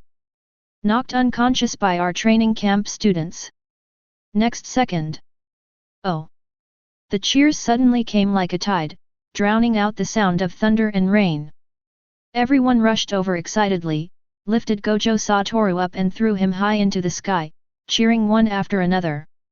Jun, who had already turned pale behind the crowd, also smiled at this moment, leaning on the railing and watching quietly. Seeing him grinning and shouting "It hurts, she couldn't help but cover her mouth and secretly laugh. What an incredible man! Zifa had pushed aside several students at some point, snatched Gojo Toru from their hands, and yelled that he would take him for treatment, but his gentle movements did not suit his physique. Sakazuki and Borsellino looked at each other, and there seemed to be a raging fire in their eyes. Seeing this, Borsellino quickly raised his hands in surrender. "The Pikachu fruit is already convenient enough, I don't want to train with you. He walked towards the ruins of the building, shaking his head and sighing. She knew Garp, that unreliable guy. If Gojo Toru said he was asleep, he must have really fallen asleep. There was no other possibility. Suddenly, she paused, looked back at the group of excited young students, and murmured in a murmur. Is that so, Garp? Gojo Toru let Zifa put him down and looked up at the tall walls of Marineford in the distance. The word justice above is a bit glaring. He shook the spear in his hand, black lightning appeared again, and then he threw the spear out fiercely. Shua! A black light suddenly flashed across Marineford. The next moment, the spear was deeply inserted into the center of the two characters, and the end of the spear made a series of trembling sounds in the air. At this moment, as long as someone looks up, they can see the word justice. A black spot. Gojo Toru turned to look at the Marine Fleet Admiral with an arrogant attitude. Old Sengoku man, Marine, it can only be Marine's Marine. Thunderbolt. A pale bolt of lightning suddenly tore through the sky. The extremely domineering aura surged out from his body, setting off an invisible storm. Thunderclouds rolled, and the sky and earth changed color. Without any warning. Conqueror's domineering, awakening. At this moment, everyone felt as if a mountain was pressing down on them, making it difficult to breathe. Conquerors. But why is it so exaggerated? Everyone tried their best to resist the pressure, and everyone's face was filled with surprise and shock. Even the few high-end fighters present felt a little pressure and had to take the initiative to resist. Zhang Guo had a complicated expression at this time and looked deeply at the young man. He should have known that anyone who could say something like that was born to have conquerors. A trace of fatigue appeared in his eyes, and then he nodded heavily to Gojo Toru. The next moment, a mouthful of blood spurted out. Gojo Toru staggered backwards and lost consciousness. 5. Zifa hurriedly supported him from behind, and the others also rushed forward with panicked expressions. Get out of the way! Without delay, Zifa immediately rushed through the crowd with Gojo Toru on his back, using both moonwalk and shave to rush to the hospital. The others were a little slower, but they all caught up. Soon, the only person left at the scene was Zhang Guo, who had just become Fleet Admiral. He looked at the dark spot between justice and sighed. Alas! I also want to cross the mountain of world government. I also have conquerors. Alas! The bitter whispers dissipated in the wind, and along with it, the haze that covered the sky. The rain stopped, the clouds dispersed, and the sun shone again. Marine Headquarters, Marineford. A long spear went straight into the center of the city wall, emitting a dazzling black light in the Sunday. Chapter 29. Doctor. Doctor. Multiple fractures, bleeding. 5 items. It's so noisy, don't you know you shouldn't disturb the patients? Buzz. Urgent shouts, noisy footsteps, the sound of blades cutting flesh. As his mind buzzed, the pause button was pressed. After a while, playback resumes. The smelly disinfectant, the annoying beeping sound, the pure white ceiling. Gojo Toru blinked his eyelashes, stared at the ceiling that he had seen countless times in TV novels, and suddenly thought. Are there many people now looking at the ceiling above their heads? Just when he was thinking about whether he would be seen going to the toilet, a big face invaded his vision without warning. Hey, you're awake, I really don't know what your body is made of, so quickly. Wo Chao. Curse spirit. Sushi. Yeah. Jun, who was sitting next to the hospital bed peeling an apple, was so frightened by Cake's scream that his whole body trembled, and the skin of the apple was broken. What are you doing? She tightened the knife in her hand and stared at the two people in front of her expressionlessly. In the ward. Jiaji put his hands in front of his face, leaned back, closed his eyes and looked scared. Gojo Toru, on the other hand, was in a posture on the hospital bed, pointing his fingers at Cake, staring with a look of horror on his face. Silence for 2 seconds. Gigi tentatively opened one eye and saw that there was no energy ball. Then he breathed a sigh of relief and wiped the cold sweat from his forehead. What are you doing? You scared me to death. Gojo Toru gradually became expressionless, then added a ball of magic power to his middle finger, and relaxed his thumb lightly. Boom! Hey! Gigi was instantly knocked to the ground with his head shattered, rolling back and forth while covering his forehead and screaming in pain. Gojo Toru sat back on the bed cross-legged, put his chin on his hand, and muttered. You know clearly that there is no curse spirit, but why are you always scared by this guy? At this time, a white and slender hand stretched out, pinching the apple with 2 slender green fingers, and its owner asked. What are you talking about, what kind of curse? Without an answer, Gojo Toru subconsciously moved his face forward and took a bite of the apple. With sweet juice flowing in his mouth, he turned his head towards Chu Yuan. Ah! What did you say? Jun's hand froze in mid-air, and he felt the moist heat and numbness coming from his fingertips, which made his skin crawl. She was leaning forward because she was handing the apple, and Gojo Toru also put his face close to her at this moment. Face to face, she could feel the hot breath blowing across her cheeks. Although she didn't know what kissing felt like, she felt that the impact was definitely no less than that. His whole body was numb, but Jun had the experience of using a pair of chopsticks last time. He finally suppressed his tremors and stuffed the apple into Gojo's mouth before taking back his red hands. Looking at Jun with slightly red cheeks, Gojo Toru's mouth secretly raised a little. I didn't intend to do anything else. I was really thirsty when I bit the apple just now, so I bit it subconsciously. But it was natural to move his face towards her and blow on her. It's really interesting for eldest sister to blush. Chewing the apple in his hand, he turned to look at Gigi who was still lying on the ground. I didn't use much force, it's just a marine elite. Screw you. Gigi sat up and pointed angrily at the small watermelon-sized bump on his forehead. That's not very exciting. Why don't you just kill Lao Zi? Ahem, that's right. If you think about it, it's not that I can't satisfy you. Get out. It's unnecessary for Lao Zi to come see you. Bring it. Don't eat the fruit Lao Zi bought. Hey. Don't grab it. Don't grab it. You can't blame me entirely. Who asked you to scare me first?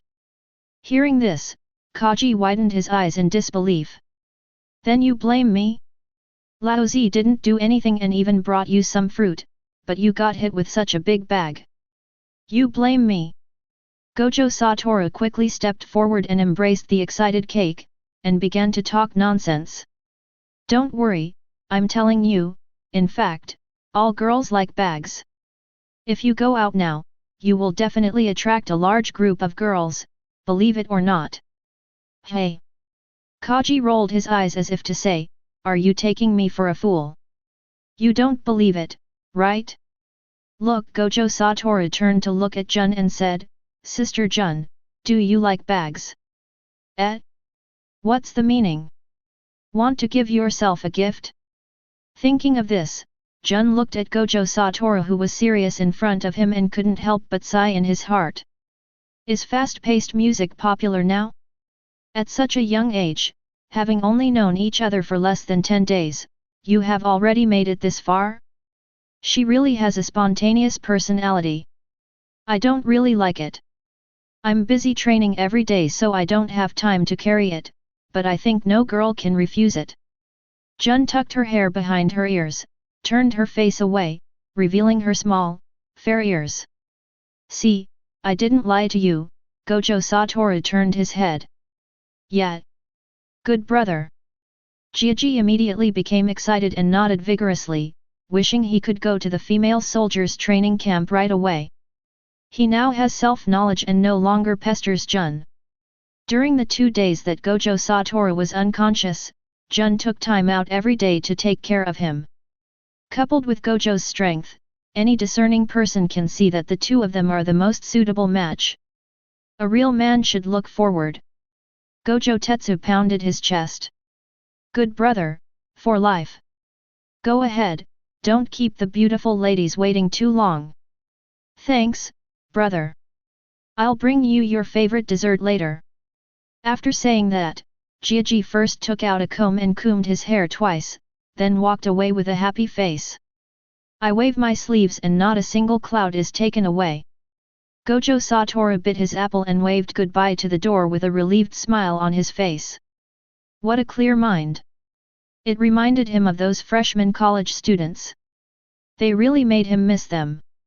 Gojo Toru was lost in his memories, not noticing behind him. Jun, with red light in his eyes, was slowly approaching. The next moment. Bang bang. After 2 crisp sounds, Gojo Toru successfully received 2 bags. Jun glared at him and then left angrily. Hiss. Gojo Toru knelt on the bed, gasping for cold air. He raised his hands to his head, wanting to cover his head but not daring to. In the end, he could only use the method of rubbing with his mind to relieve the pain. It took me a while to recover. He wiped his eyes and lay back on the bed. Gojo Toru, who was thinking in a whim, raised his hands and looked around for a moment, then exerted all his strength and shouted. Conquerors! Nothing happened. It doesn't work. Gojo Toru scratched his head, somewhat confused. He remembered that before he fainted, he awakened conquerors. Did the memory get split? Last fantasy before the coma? Unconvinced, Gojo Toru tried several more positions, trying to release conquerors. Final.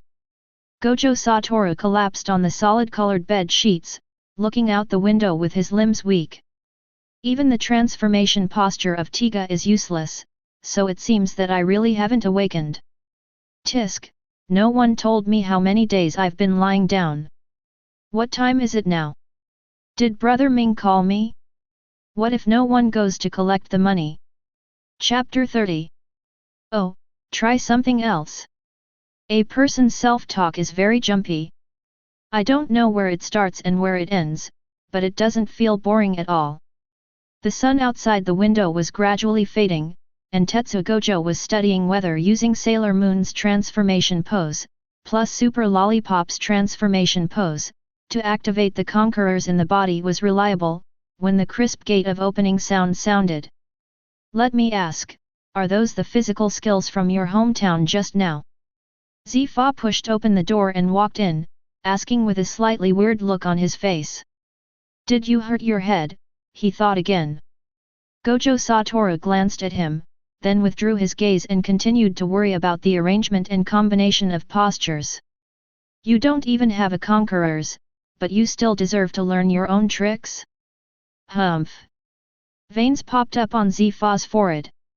The contempt in this brat's eyes is no longer shy at all, right?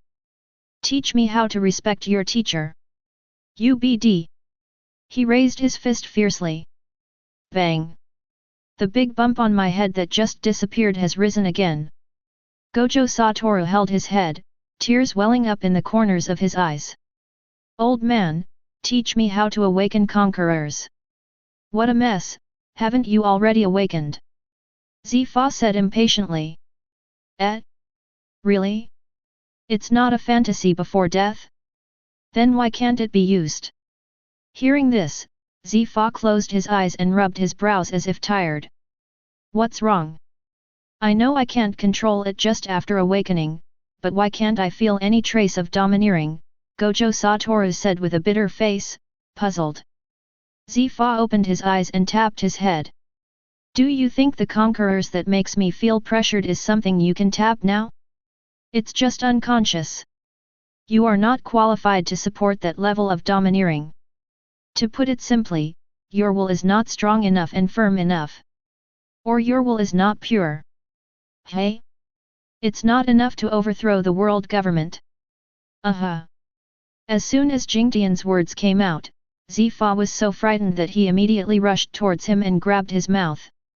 You You, kid, please pay attention to what you are saying.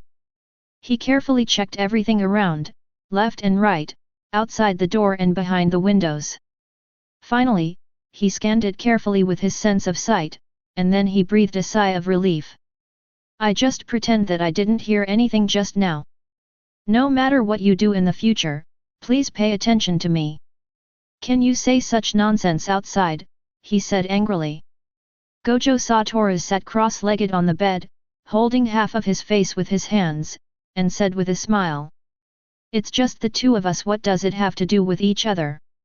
Don't give me that playful smile. Just remember what I say. Although he was a little touched in his heart, Zifa still scolded him with a serious face. To be honest, he was really frightened by this kid, even more frightened than when Garp vowed never to eat senbei again and to overthrow the world government. Fortunately he dared to say it. Hey, got it. Gojo Toru raised his hand, and then returned to the original topic. Zifa was also afraid that he would say something even more shocking, so he quickly followed the topic and said. That thing of yours, I can tell from what you just said. Rather than ambition, I think it's more like a trivial matter that's already been settled in your heart. In fact, this was what made his scalp tingle the most. Toru Gojo said that he would eat a strawberry daifuku after a meal. It was just a matter of convenience?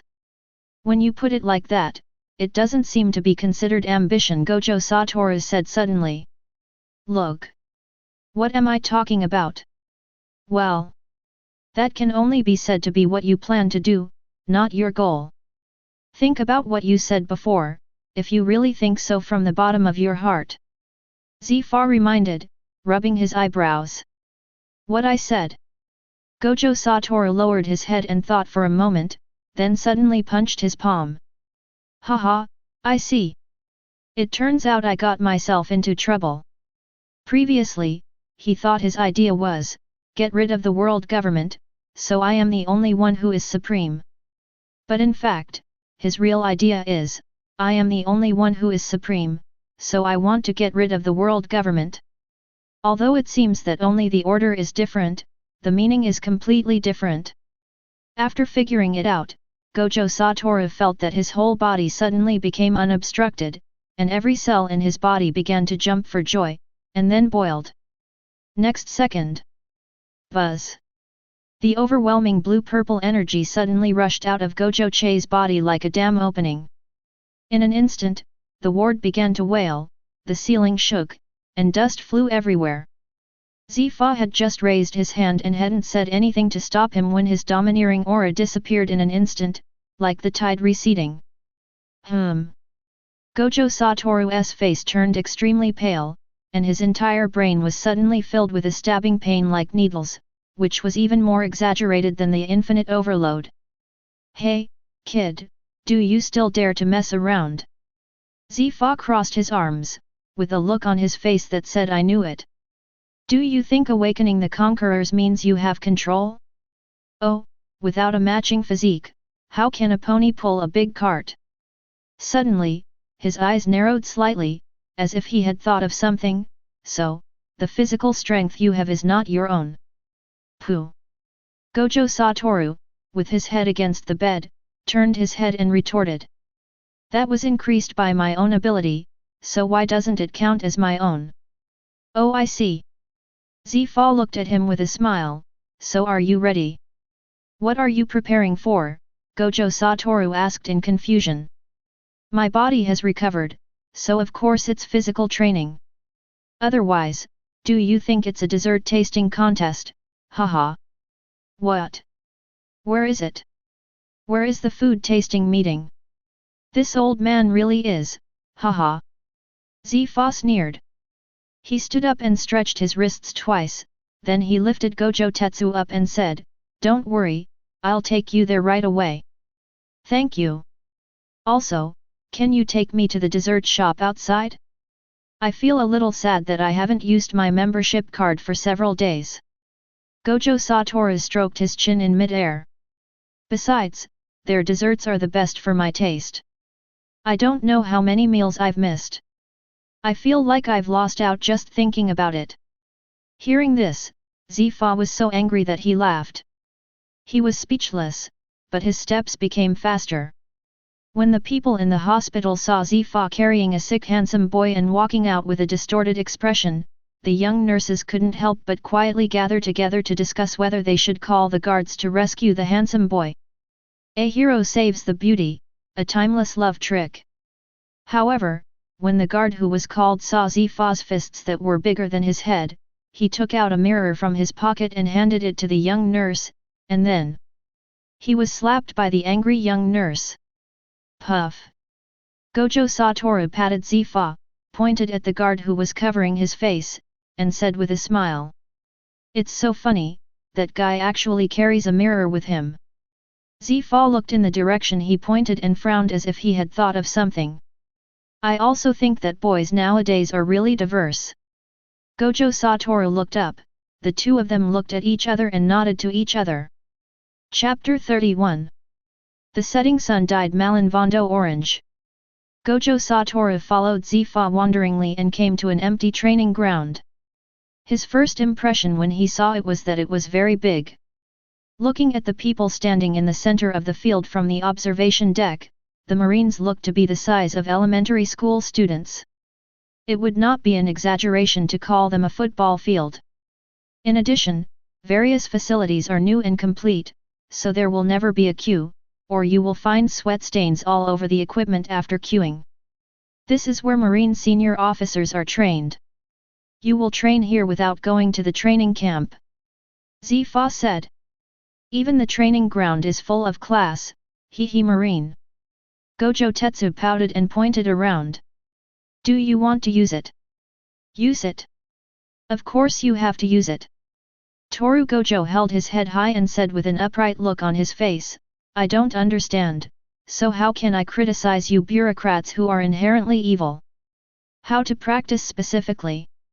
Gojo Toru put on loose training clothes, half squatted on the ground, pressed his legs to the left and right, and started to warm up. Zifa, who also changed into loose clothes, held a notebook in his hand with Toru Gojo's name written on it. He pointed to the boxing strength testing machine-like equipment beside him and said, Test your Tao strength first. This thing won't break, right? Gojo Toru tapped it with his hand slightly suspiciously. It had a metallic texture and he didn't know what material it was made of. It looked like the one used by the world's #1 Budokai in Dragon Ball. There was also a display screen on it, which should show the power. Worth it. You don't have to fight with the kind of power that Garp has. Zifa added, so you can only use your own physical power. I understand, I understand. Toru Gojo nodded. After that, he stood in front of the machine, without mobilizing the magic power, and simply punched it. After a muffled sound, the display screen above began to vibrate. Gojo Toru stared without blinking, he was also curious about what his power level was. Diddy. 2998. Yeah, so. Zifa lowered his head and wrote down in his notebook. Depend on. Why can't he even compare to Lucci? That guy had 4,000 when he first appeared. Is your appearance fee so low? This machine is broken, let me try again. He rolled up his sleeves and quietly added some magic power. You can try, but you can't use power other than yourself. Hey, it's boring. Seeing his unhappy expression, Zifa curled his lips and smiled. He didn't have to guess what this kid wanted to do. Ignoring him, Zifa was writing and drawing in his notebook, thinking about a suitable training plan. Gojo Toru squatted on the ground and drew circles. Suddenly, he looked in one direction and said hey, turned around and asked doubtfully. Old man, isn't that gun stuck outside? Why is it here? Hearing this, Zifa cursed. You silly boy, do you have the nerve to say that? Just stick my gun into the wall. Hey, hee. Toru Gojo touched his nose, isn't that because I'm on top? Humph, of course the gun is here, otherwise it would be like leaving a hole in the Marine's facade. Don't forget that I am also a marine. Zifa glared at him angrily and continued, also, if you throw your gun around again, I will break your legs. No. This means. The gun is mine. After reacting, Gojo Toru's eyes suddenly lit up, and he jumped over and grabbed the gun in his hand. To be honest, after he woke up, he regretted pretending to be that way. He felt like a seriously ill General Mos yet, throwing everything away. But when it came to getting it back, he was a little embarrassed, after all, in front of so many people. But there is no way out, Zifa gives him another try. Old man Zifa understands him. He knows how to get the big treasure back for him. As soon as he got the gun, Toru Gojo couldn't wait to play with it. The gun flashed and he started playing with it. Ho ho! Within a moment, a crosswind blew in the open space. On the side, seeing that he liked the gun so much, Zifa did not disturb him at this time and quietly watched the young man dancing with the gun. Weapons really have to follow the right person. He sighed in his heart. In fact, he also likes this kind of handsome weapon. I remember that when he was a kid, he made a wooden hammer tied to his hand. He used that child's toy to save his future wife. Later, every time he captured pirates, he would collect all the weapons he seized. After all, what man wouldn't like that?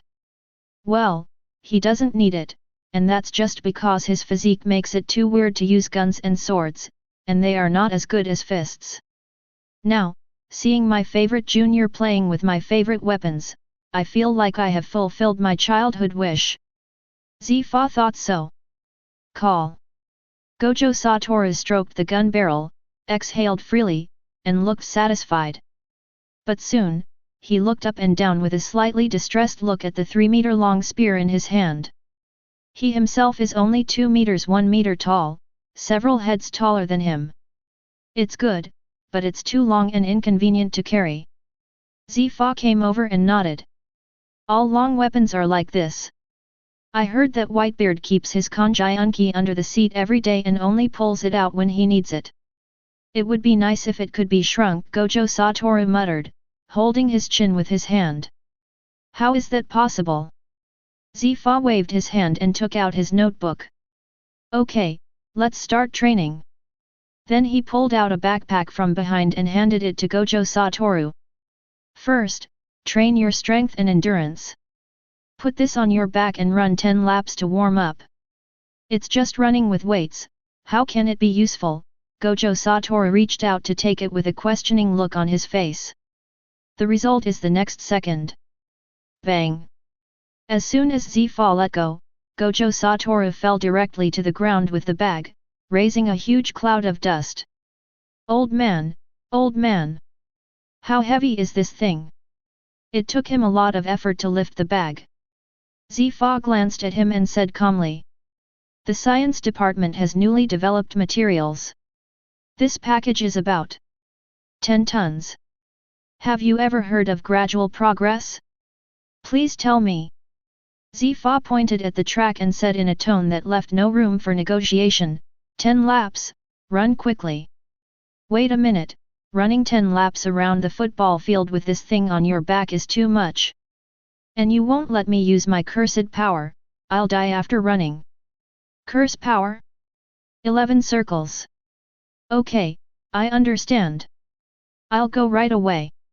Watching Gojo Toru's difficult back as he walked toward the runway, Zifa turned around to look at the backpack that was twice as big as his, and curled his lips as if to say you've gotten a good deal. At the same time. New World, Punk Hazard Island. All the alarm lights in the laboratories on the island flashed collectively, and urgent alarm bells rang throughout the island. Stop him! Support, support quickly! Help! There was chaos and noise, and wailing everywhere. Boom! The laboratory door exploded from the inside. Then, Doflamingo slowly walked out of the smoke, holding an apple with purple patterns. Diamante and Laoji were slightly behind, the latter holding a purple-haired researcher in a white coat. Don Quixote family. After receiving news of the artificial blue dragon fruit from Gojo Toru, Doflamingo summoned 2 members of the family, raided the island, and successfully obtained the fruit. However, the scientist he wanted to capture ran away, which made him feel unhappy, and in the end he only captured a passable one. At this moment, the purple-haired researcher was not panicked after being caught. He adjusted his posture in midair and looked at Doflamingo. "Hey! I've heard of you, Doflamingo. Let's cooperate. Give me a laboratory and sufficient funding, and I can help you change the world." Really? Doflamingo sneered, "But why did I hear that all your inventions were failures?" Hearing that he was directly denied, Caesar immediately got furious.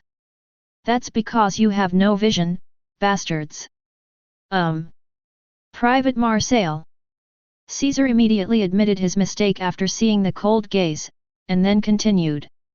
"The blue dragon fruit in your hand is just a failure. If you cooperate, I can help you create a perfect devil fruit." Chapter 32. Oh!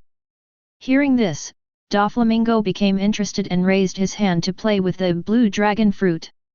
He asked, "Are you sure?" "Of course." Caesar raised his head confidently, "I can even help you build a demon army." "Sounds good, I hope you're not bragging, otherwise, he. Caesar shuddered at the cold laughter, and then hurriedly made assurances and added. "Dover, this laboratory is protected by Admiral Kizaru. He will definitely be here soon. I know a secret route. It's my private port. I can take you away safely." After hearing Kizaru, Doflamingo also realized that their current situation was somewhat dangerous. He looked at Caesar, "Lead the way." "No problem." After saying that, Caesar looked up at Lao Ji who was still holding him, and Lao Ji immediately let go of his collar. To be honest, Lao Ji doesn't like this fence-sitter, who looks so treacherous, but it is the young master's order. Caesar's lower body turned into a ball of purple mist, and with a devilish laugh, he led a few people to a small path. Swoosh, whoosh, whoosh, whoosh, follow me. Doflamingo looked at Caesar floating in the air with interest, then followed him. Logia devil fruit? Interesting. I wonder how it compares to this fruit. Doflamingo held up the blue dragon fruit and looked at it. His eyes flashed and a strange arc slowly appeared at the corner of his mouth. The strongest creature in the world is a title that many people cannot refuse. But now, it was actually held in his hands. This sea is about to become lively. The next morning, Gojo Toru sat at the dining table in Zifa's house, his arms drooping on both sides of the chair, with a look of despair on his face. Facing the pudding, strawberry daifuku, matcha cake right in front of him, he had never felt so powerless as he did now. It was because last night, after seeing that I had adapted to the 10-ton load, that old man Zifa actually bought me a bigger backpack. As a result, his entire body was filled with aches and pains, and every time he raised his hands it felt like needles were pricking him. But there is no way Gojo Toru would die of gluttony. If his body can't move, then let the food move itself. He opened his mouth. The technique is turned forward and activated. Bang! Zephyr, who was reading a newspaper while carefully performing the spell, suddenly slammed the table, causing Gojo Toru to shudder with fear. Pa! The cake hits the spot. Gojo Toru remained calm, slowly raised his face covered with cream, and looked across the gap. Old man, if you don't give me a reasonable explanation, then from now on, your underwear will no longer exist. After he finished speaking, Zifa didn't even raise his head. After reading the rest of the newspaper, he slammed the table, stood up, picked up the cloak of justice and strode away. Okay, Gojo Toru was so angry that he laughed. If there's nothing in this newspaper that satisfies me, then old man, just wait for me to send you to all the Marines when you take a shower. After tying the ropes, Gojo Toru grabbed the newspaper on the table, stared at it, and studied every word carefully. After a moment, Gojo Toru ate the desserts on the table with great satisfaction. His waist and legs no longer felt sore, and everything he ate tasted better. After he swept away all the food on the table like a whirlwind, he left, patting his belly. The table was a mess, with a newspaper and a small note. The cool autumn breeze blew in through the suddenly closed door, passed through the living room, and then curiously gently lifted the newspaper. The bold front page headline then appeared. The Marine research team was attacked. The second blue dragon fruit was discovered. Below the title, there is a clear photo of Doflamingo holding the blue dragon fruit. It is conceivable how much shock this title and photo alone would bring to the ocean. The secret treasure of the sea, the devil fruit that can grant people incredible abilities and attracts everyone on the sea. And this devil fruit is exactly the same as the one owned by Kaido, one of the emperors of the sea. At this moment, this extremely precious fruit that has been verified by a strong man is right in front of you. Just Dressrosa Kingdom. Just grab it among thousands of people. Eat it. Eat it and you will become the fourth emperor of the sea. Even become the One Piece above all others. Take down the One Piece mentioned by Roger in One Piece. Following the breaking news from the World Economic News this morning, people all over the ocean who knew about the devil fruit and Kaido, the Beast King, were all in an uproar. They shouted loudly with excitement, they shouted that the opportunity had come, and they raised the liquor in their hands. Then, they turned the boat around, heading towards New World Dressrosa. Bang! A hole! Damn it! Why did that guy stay in our country? The dull sound of fists hitting the table echoed throughout the Dressrosa palace. The ministers of the kingdom in the audience were also filled with resentment, but no one stood up to speak. King Liko glanced at their faces one by one, but all he got was a deeper bow of their heads. There was not a single minister in the room who could be used. King Liko's body suddenly collapsed. He wanted to say something, but in the end he just let out a weak sigh. At this time, a man wearing blood-stained armor in the audience took a step forward and knelt down on one knee in front of King Liko. King, I would like to lead the army to drive out Doflamingo and his group again. Hearing this, King Liko's tired face showed a little relief, but then he shook his head slightly. Cyrus, you are the bravest warrior in the kingdom, but Doflamingo's strength is not something we can handle. The first thing you have to do now is to recover from your injuries, so that I can feel more at ease. Can. Cyrus wanted to say something more, but the next second he was stopped by King Liko's serious eyes, and he could only retreat back among the ministers. But his heart was full of unwillingness. After receiving the news that Doflamingo had landed on the island last night, King Riku sensed something was wrong through the marine who was urgently transferred from the surrounding area. He was immediately ordered to lead troops to expel him. He was the strongest sword fighter in the history of the arena. But in front of Doflamingo, he was being teased like a child.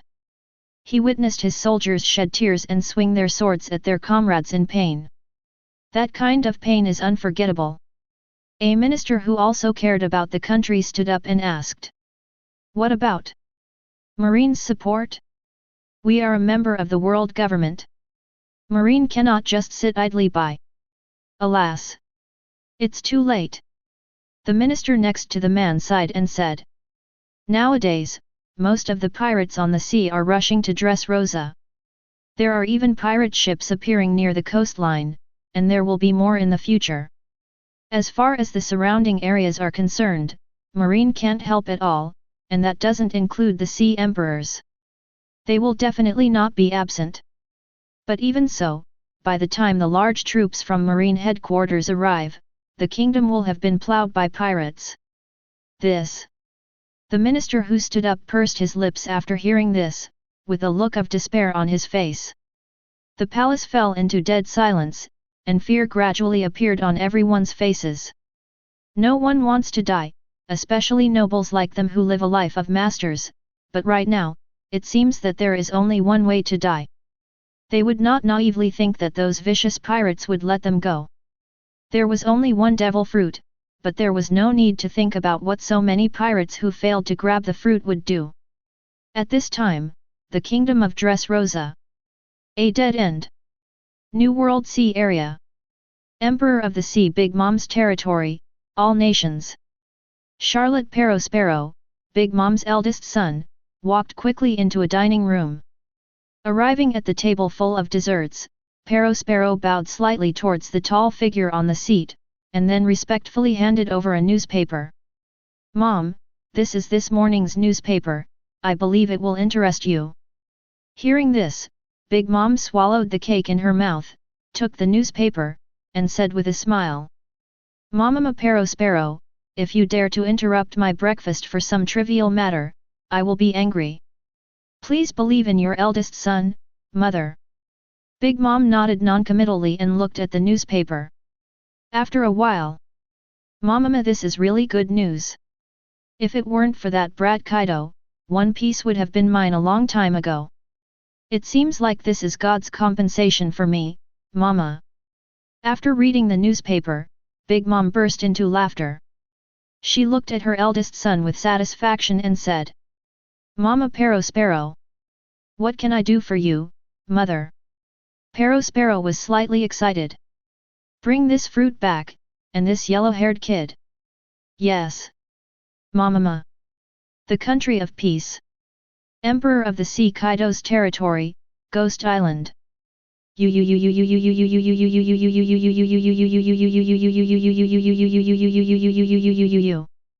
Kaido wiped away tears with an aggrieved face, leaning on the throne, with a large wine gourd lying at his feet. "Jin, you think so? We brothers both came from there, we. I will bring that fruit back." The flames rose violently behind Jin, leaving a cold word and left. Another sea area. Emperor of the Sea Whitebeard's car, the Moby DK. In the middle of the deck, Edward Newgate was sitting on a big chair without any hesitation. He threw away the newspaper and his eyes fell on Margiao, whose face was full of excitement. He laughed boldly. "Gu la la la, go if you want, my white-bearded son can't go anywhere in this sea. I will definitely bring the fruit back, Dad. Gu la la la la la la." Somewhere. Read forth. An unknown Shanks stepped on the table and laughed. "Something interesting happened, we can have a party again. Oh. Little ones. Set sail. Target. Dressrosa. The edge of empty red land. A young man stood there, looking at the small black spot breaking out of the water below, weighing the black spear in his hand, and slowly raised the corners of his mouth. Call. Suddenly. The breeze blew slowly, and then the figure was gradually erased. Chapter 33. A huge, clear bubble rose from the sea and burst, revealing a scarred pirate ship. The navigator on the ship held a nautical chart and shouted, "Boss, we have successfully passed through Fishman Island and reached the New World. It will take about 2 days to reach Dressrosa." "Ha ha ha, those scumbags from the Eviscerate Pirates still want to sink Lao Zi's ship. If the coating is broken, just feed it to the Poseidons. The blue dragon fruit will only belong to Lao Zi in the end." The pirate captain stood on the bow facing the wind and laughed loudly. His heartbeat was so thumping that his pupils turned blood red. On the deck, the crew members sat on the ground in a mess. Recalling the thrilling experience on the seabed just now, they suddenly felt a surge of fear in their hearts. There were so many pirates who wanted to go to Dressrosa like them. Just in the competition on the seabed just now, they witnessed 5 pirate ships being crushed into bloody mist by the sea water. The pirate captain turned around and saw them like this, and shouted loudly, "Lao Zi, go to Dressrosa at full speed. Brothers, tighten your belts first. When we get to Dressrosa, Lao Zi will let you play freely. The devil fruit belongs to Lao Zi, and the treasure of Dressrosa is Lao Zi's. All the women belong to the brothers, even the princess. They can line up behind Lao Zi. Oh! Captain is wise. Grab the devil fruit for the captain." The crew's eyes instantly turned red, and all emotions such as fear were thrown behind them.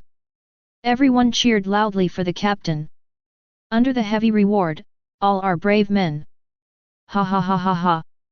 The captain laughed with satisfaction, then he looked at the dozen or so pirate ships around him that were heading in the same direction. Find an opportunity to sink those nearby pirate ships for Laozi. Understood, Captain. Hey! Captain, there is a ship heading in the opposite direction ahead.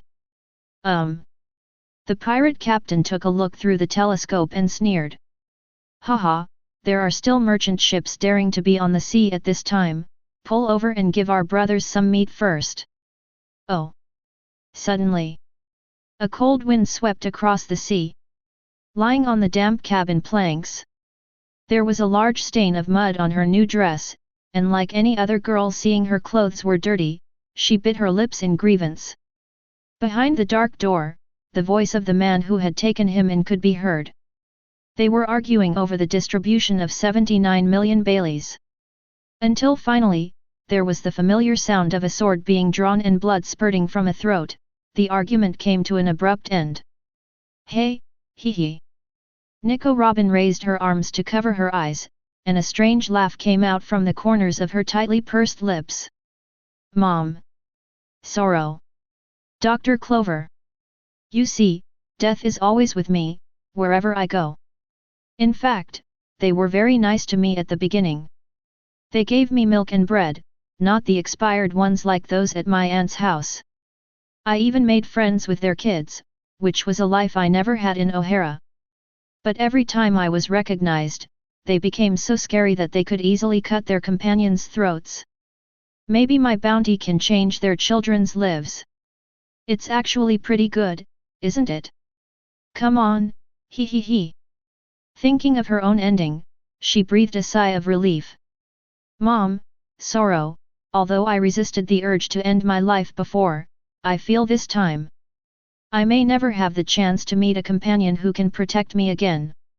I didn't mean to break my promise, maybe someone like me, doesn't deserve to have that kind of life. The hemp rope that bound her arms seemed to have become heavier, causing her eyes to ache and her voice to tremble. Besides feeling sad that day, I was actually very happy that you recognized me. Although we only said a few words, I really saw you. I love you, Mom. Finally I can see you again. I really want to tell you right away that I love all of you, come on hee hee. Plop. Outside the house, there was a greedy sound of something heavy falling into the water. And inside the house, Nico Robin's laughter is also full of greed for death. She really wanted to end it all quickly. She thought that then she would be able to see the face that had gradually become blurred in her memory. She was thinking again, maybe she should thank the people outside, after all, she was so timid. In fact, she picked up the knife that day, but the rain went away quickly, and a beam of warm light gently caressed her hair and took away her despair. The rainbow that day was like a photograph, clearly capturing their faces and words, and also giving her courage.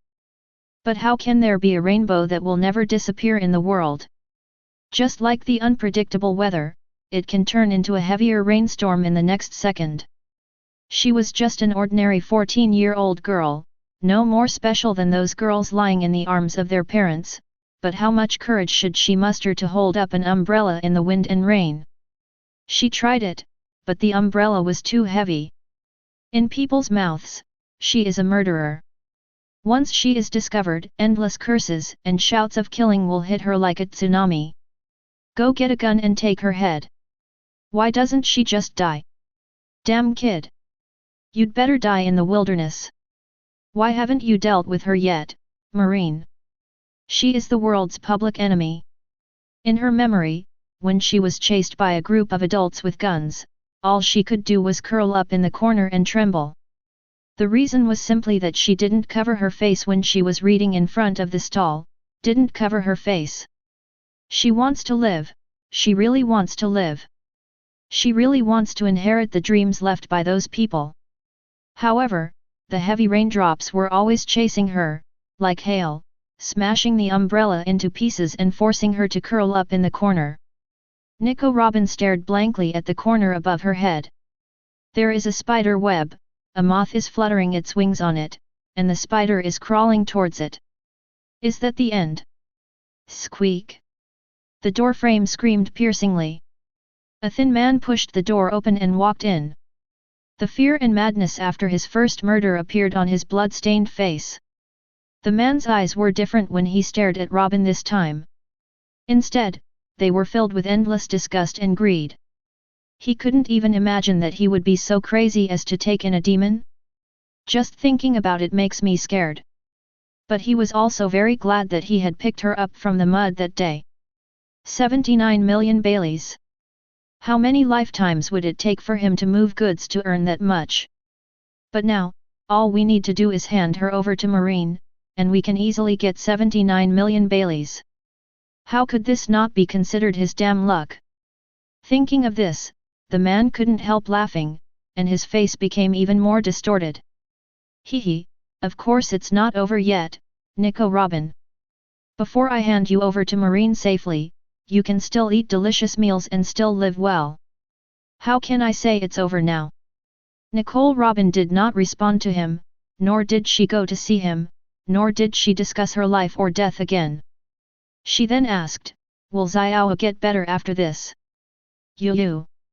Hearing this name, the man suddenly lost consciousness and felt a sharp pain in his heart. Yu is his daughter, but she is also a pain in his heart that he can never let go of and will blame himself for his entire life. Chapter 34. He was an ordinary porter traveling back and forth among many merchant ships, no different from his peers. But to be honest, it might be because he has a wife who he grew up with, which makes him seem luckier than his other peers who are single and miserable. After that, he was lucky enough to be blessed with a lovely daughter by God.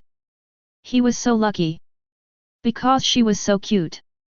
That's that kind of cuteness that makes all the tiredness disappear after a day of moving goods just by holding her in your arms. From then on, he became the envy of all his peers and lived an extremely happy life. Hee.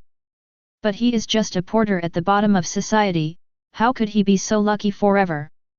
After his daughter was born, just moving goods was not enough to meet the family expenses, so sometimes he would go on merchant ships, which increased his income a lot because he was willing to do any job. But working on a ship is definitely not like working with cargo where you can go home every day. One trip would take at least a week at sea, so naturally you wouldn't see your wife and daughter often. Then his wife had an accident, changing a light bulb, and fell off a ladder. But changing a light bulb doesn't require standing very high, what can go wrong, right? But, head on the ground. Then, his 3-year-old daughter didn't know what happened to her mother, and she didn't cry or make a fuss. She just knew that she should go find her father because her mother needed him now. Then she opened the door and kept running. Looking everywhere. Running. Looking everywhere. But he was on the sea, on the boat. It was late at night and raining heavily. How could a 3-year-old girl find him? When he returned home, he only saw a short grave and a girl with grey pupils sitting in a wheelchair.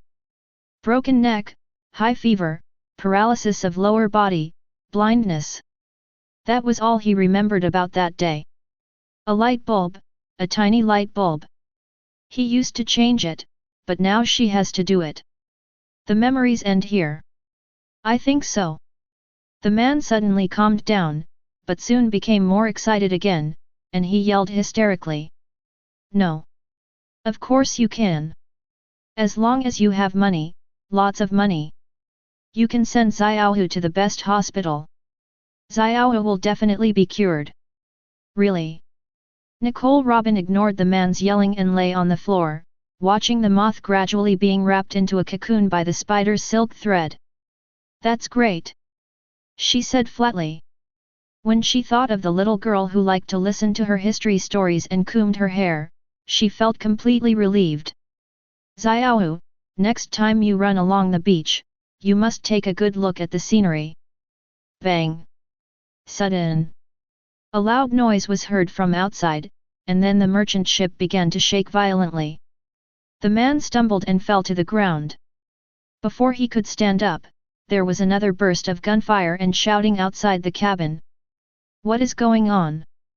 The man hurriedly stood up and ran outside, but as soon as he hit the gate of opening, the roaring firelight made his face red, and he was stunned for a moment.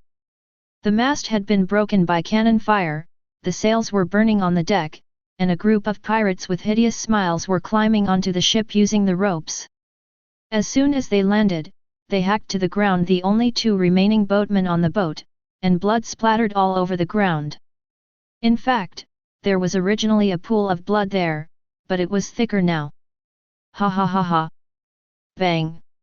At this time, a scarred man over 3 meters tall laughed and slammed directly onto the deck, causing the bow to sink a few inches and shake. The man leaned against the door frame and saw this scene, and despair suddenly rose in his heart.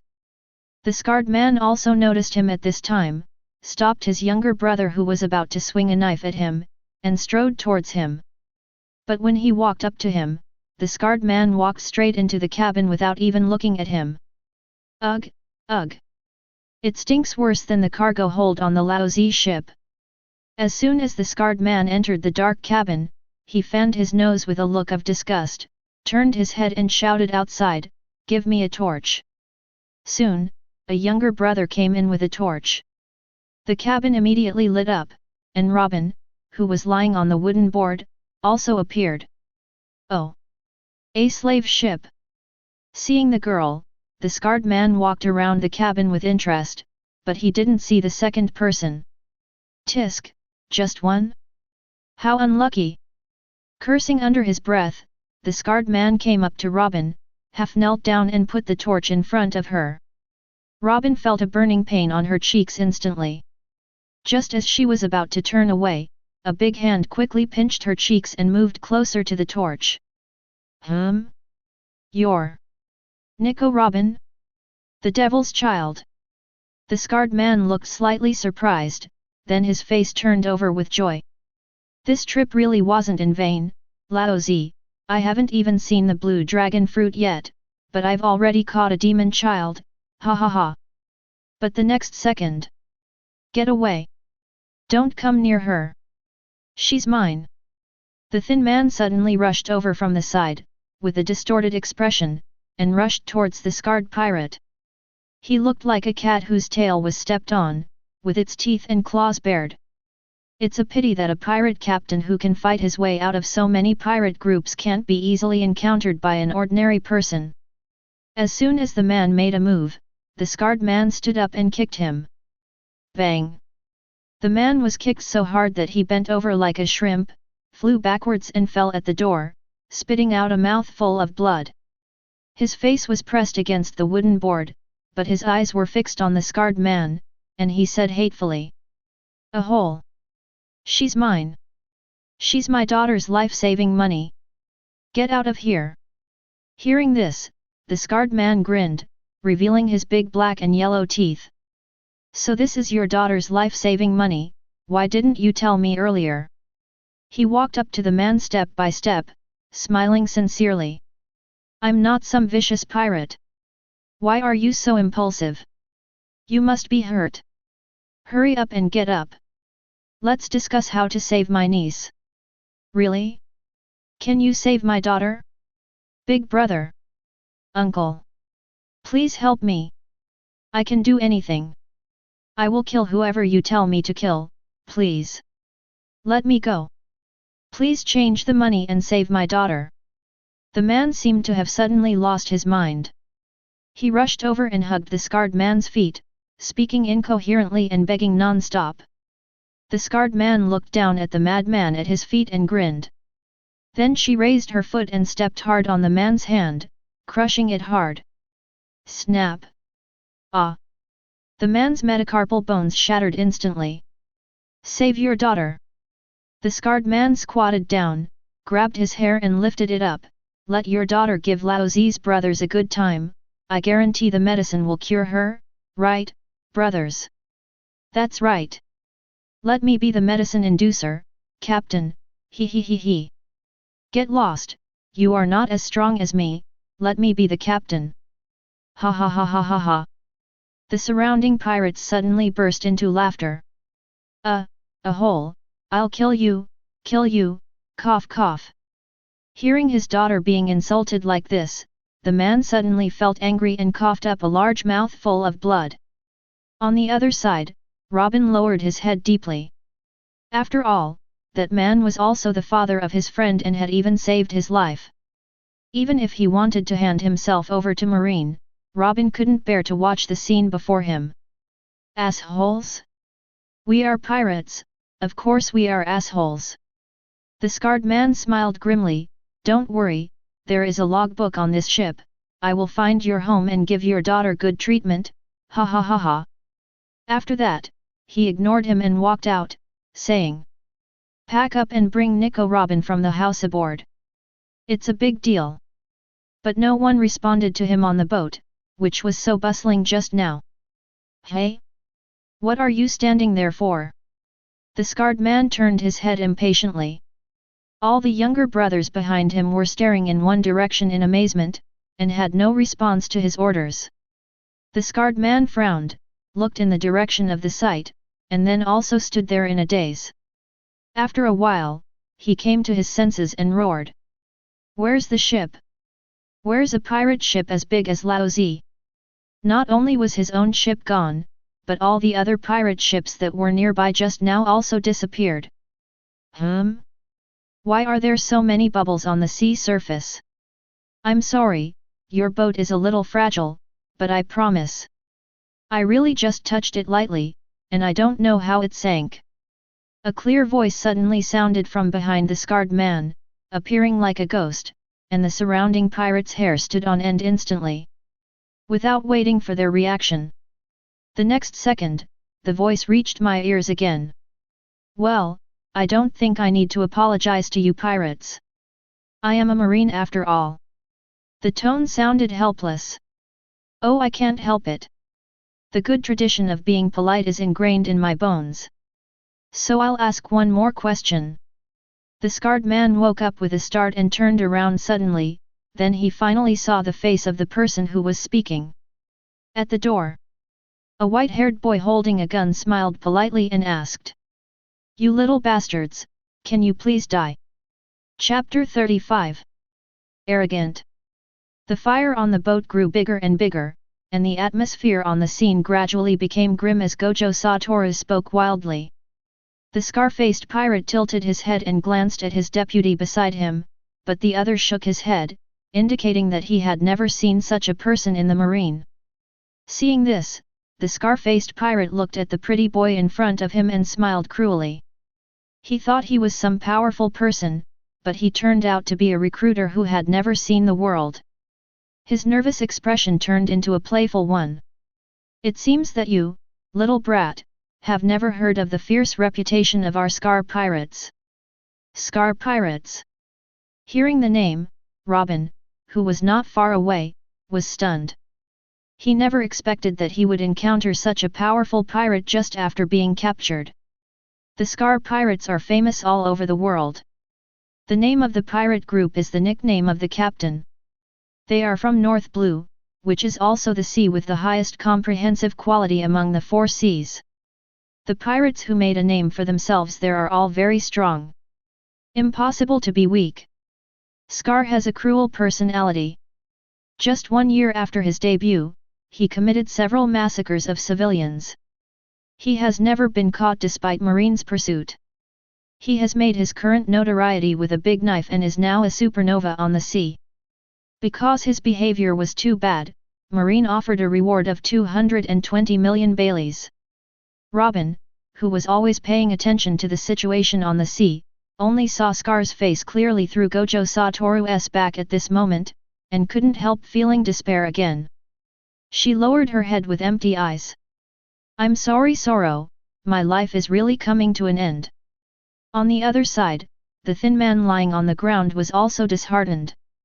When doing business on the sea, one must understand the pirate groups on the sea, and be able to please them when encountering them, with a high probability of saving his life. But right now, this pirate group's hobby is massacre. Thinking of Scar's words just now, the man collapsed instantly, as if he had fallen into an ice cave, and his body shook violently. Just as the two were in despair, Gojo Toru's extremely disgusted voice came over. Scar pirates? Who came up with such a tasteless name? It sounds like some kind of minions. Of course I have never heard of them. After he finished speaking, the thin man and Robin both widened their eyes and looked at him in disbelief. Even the pirates looked at Gojo Toru with mocking expressions as if they were waiting to be chopped into meat paste by the captain. But they all seemed to have forgotten that all the surrounding pirate groups had disappeared. Hee hee. Scar's smile was sinister, and he was obviously angered by these words. He raised his hand and picked up the 2-meter-long sword that his two younger brothers had brought over, and without further ado, he walked towards Gojo Toru.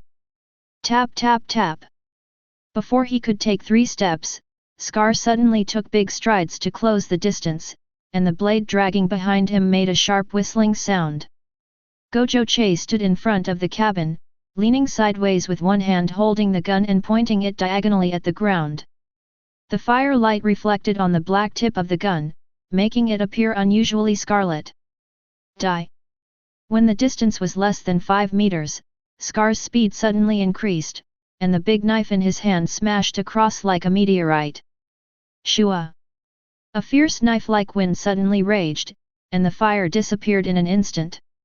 This knife was so sharp and ferocious, and its explosive power made everyone present ashamed. But Gojo Toru strangely appeared behind Scar, and even teased him elegantly. Oh, you are very efficient in putting out fires. Are you interested in joining the fire department? Hearing this, veins popped up on Scar's forehead and he turned around and chopped again. Whoosh whoosh. The terrifying howling created a strong wind on the deck. But Gojo Toru still walked steadily and slowly, dodging the attacks of the big sword one by one and controlling the distance just right. Gojo Toru's effortless look gave the skinny man hope. But before he could rejoice, the next scene made everyone tremble. Scar chopped dozens of times but missed. In anger, he unskillfully added armed color domineering aura to the sword. At this moment, Gojo, his clothes slightly stained with dust, slid the spear in his hand behind him. Bite! A soft moan. Gojo Toru held the butt of the gun with one hand, with the tip of the gun pointing to the ground. The next moment, the entire merchant ship was shaken by an explosion. Boom! Boom! Boom! Gojo rose from the ground, exerted force from his waist and abdomen, tensed his muscles, and lashed the spear forward like a whip. With this deafening sonic boom, no one dared to imagine how powerful it was. The metal gun barrel was bent and smashed by Gojo. The air above was torn apart by the gun tip, and the terrifying air wave pressed hard towards Scar. Scar was immediately horrified and wanted to block, but before he could raise his knife, the horrifying bullet had already landed on his head. Shua! A cold light flashed and pointed directly at the top of his head. Bang! Pieces of flesh flew everywhere, and blood splattered everywhere. Before the shock in Scar's eyes could turn into fear, his whole body exploded alive. His blood and internal organs were swept away by the air waves, splashing directly onto the boat, forming a scarlet fan-shaped statistical chart. Sprinkle! As soon as the shot was fired, the entire merchant ship fell into silence. The scene was too bloody. Robin's stomach suddenly churned and he quickly covered his mouth and turned his head away. Gojo Toru shook his right hand violently, shaking off the bloody and fleshy fragments on the spear tip, raised his eyes and looked around, smiling slightly. Come on, next one. Thunderbolt! The sky suddenly darkened, thunderclouds rolled, and a pale flash of lightning fell, illuminating Gojo's face with an extremely terrifying look. As the voice fell, Gojo took a step forward with his gun in hand. Plop! Plop! Immediately, a series of kneeling sounds were heard on the boat, becoming one and the same. Next! Are you speaking human language? Just a second ago, our boss was beaten to pieces, not even a single piece of his body was left intact. How hard can he hit us? Who dares to be the next one? Just from the momentum you just displayed, you said you were a great man, we didn't dare to argue with you, let us go, do you have a fetish for dismembering corpses? At the front of the crowd, Dogza, who was an extremely standard deputy captain, looked stiff and embarrassed, as he looked at Gojo Toru like he was his father. Lord Marine, we surrender, so there's no need to fight. If anyone dares to object, I'll talk to him on your behalf, so you don't have to worry about it. Dozens of pirates present nodded their heads in unison, not daring to raise any objections. Yes, yes, Master Marine, you are a great general. We are just trash and we are not worthy of your attack. Yes, yes, yes, a great general. Mr. Marine is so old and powerful that there is no one else like him on the sea. If he doesn't become an admiral, I will go to Marine to complain. That's right. I think even the current 3 admirals are not as good as Marine-sama. He is definitely the best Marine. The pirates all flattered him. Robin and the Thin Man's faces turned pale and complicated as they heard the discussions around them. Pirates complaining about Marine. How fresh! Why don't you nominate him as Marine Fleet Admiral? Seeing this, Gojo Toru felt that he could save himself the trouble, looked at the pirate vice-captain, and grinned. You must have killed a lot of civilians, right? The deputy captain was shocked and kowtowed repeatedly. That was all forced upon me by that beast Scar. If I hadn't done it, he would have killed me, and I didn't. Stop. Although you deserve death, I will give you a chance to live. Gojo Toru raised his hand to interrupt with an impatient look on his face. Chapter 36. Then, he said calmly. If you execute all the people around you who you think are guilty of heinous crimes, I will let you go. In an instant, many people on the deck froze in their faces and broke out in cold sweats. But the deputy captain's eyes lit up when he heard this, and he said excitedly. Got it. No problem. I promise you'll be satisfied. After saying that, he immediately stood up and started selecting targets. His efficiency was so high that Gojo Toru didn't even need to urge him. Soon, amidst the cries of begging for mercy and confession, only a few of the more than 50 pirates were left. Mr. Marine. It's over. The rest are just summoned aboard and haven't had time to commit any crimes yet. The deputy captain wiped the blood off his face and reported his work with a flattering smile. Yeah, very good. Gojo Toru nodded with satisfaction, thank you for your hard work. It's not hard or not to do things for adults, he. That's right, but you made too much noise just now, so you will be sentenced to death and executed immediately. Ah! Shua! Everyone only saw a flash before their eyes, and the spear light disappeared in an instant. Then, another quarter of the blood-colored fan-shaped pattern on the ground was filled. Gilu! When the remaining people saw this scene, they trembled all over and swallowed nervously. But the next second, they felt that their voices were too loud, and they buried their faces in the ground in panic.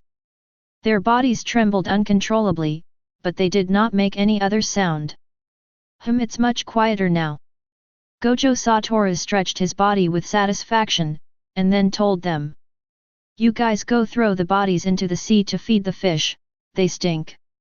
Yes. Not daring to waste even a second, the little pirates immediately went to do it, even more proactive than the deputy captain just now.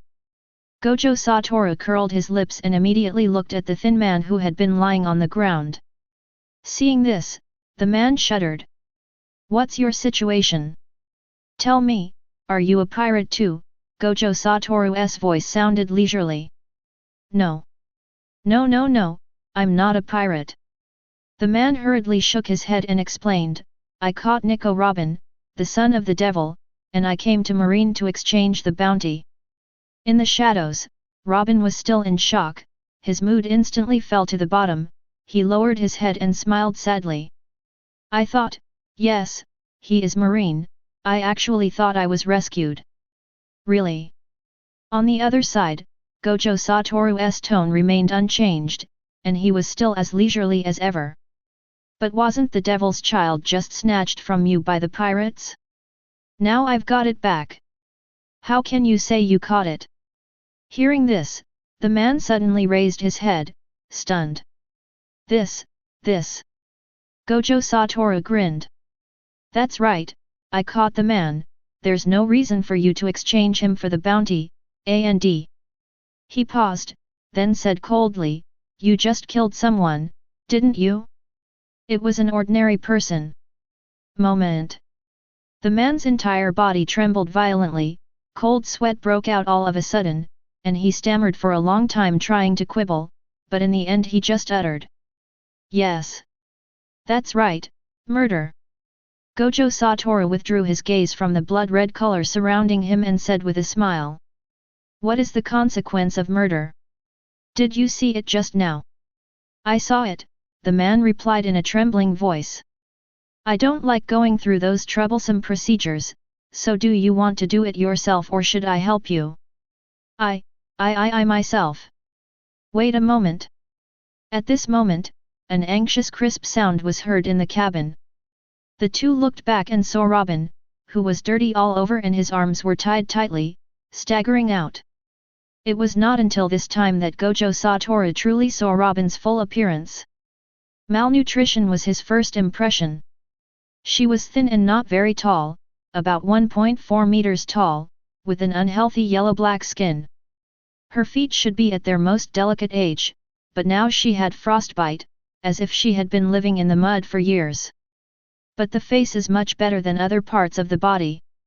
Maybe I have supplemented a lot of nutrition recently, and my skin has some healthy fat. Robin stared at Gojo Toru, as if he was considering his next words. His hands unconsciously clenched into fists, and his nails left crescent-shaped lines on his palms. You. Her expression was very complicated, and her voice became smaller and smaller.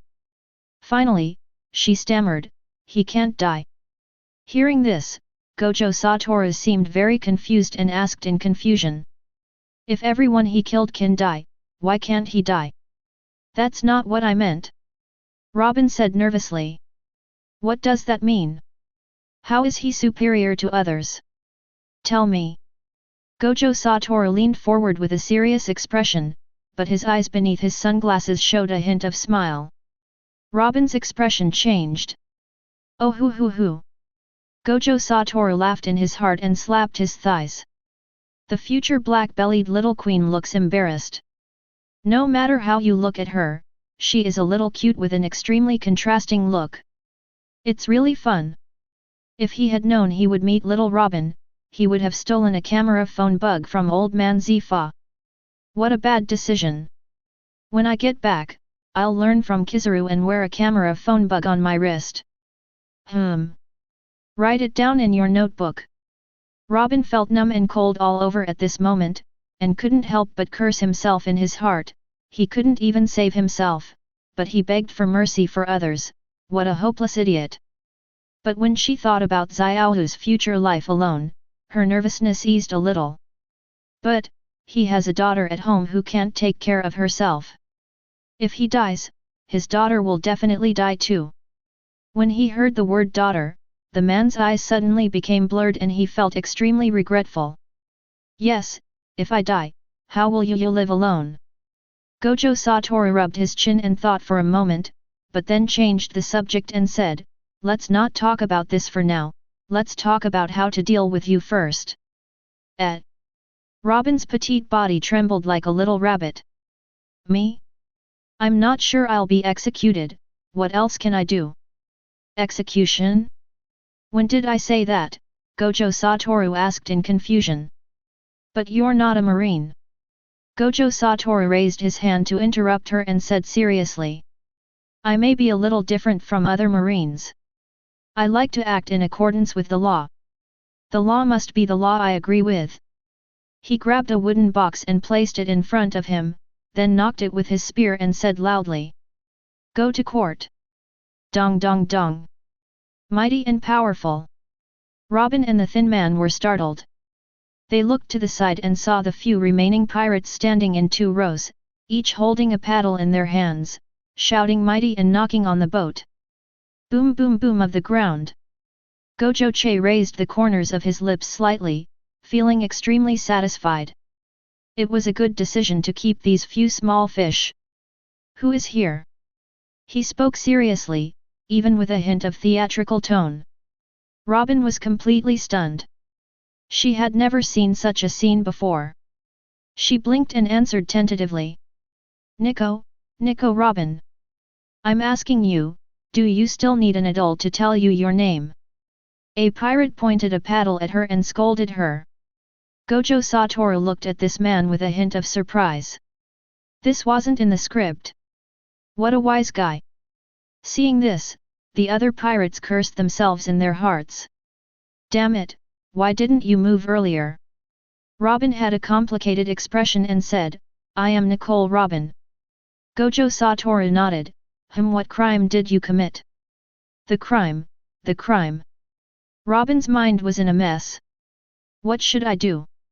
What is the situation now? What crime have I committed? The pirate shouted again, hurry up and tell me. Why are you hesitating?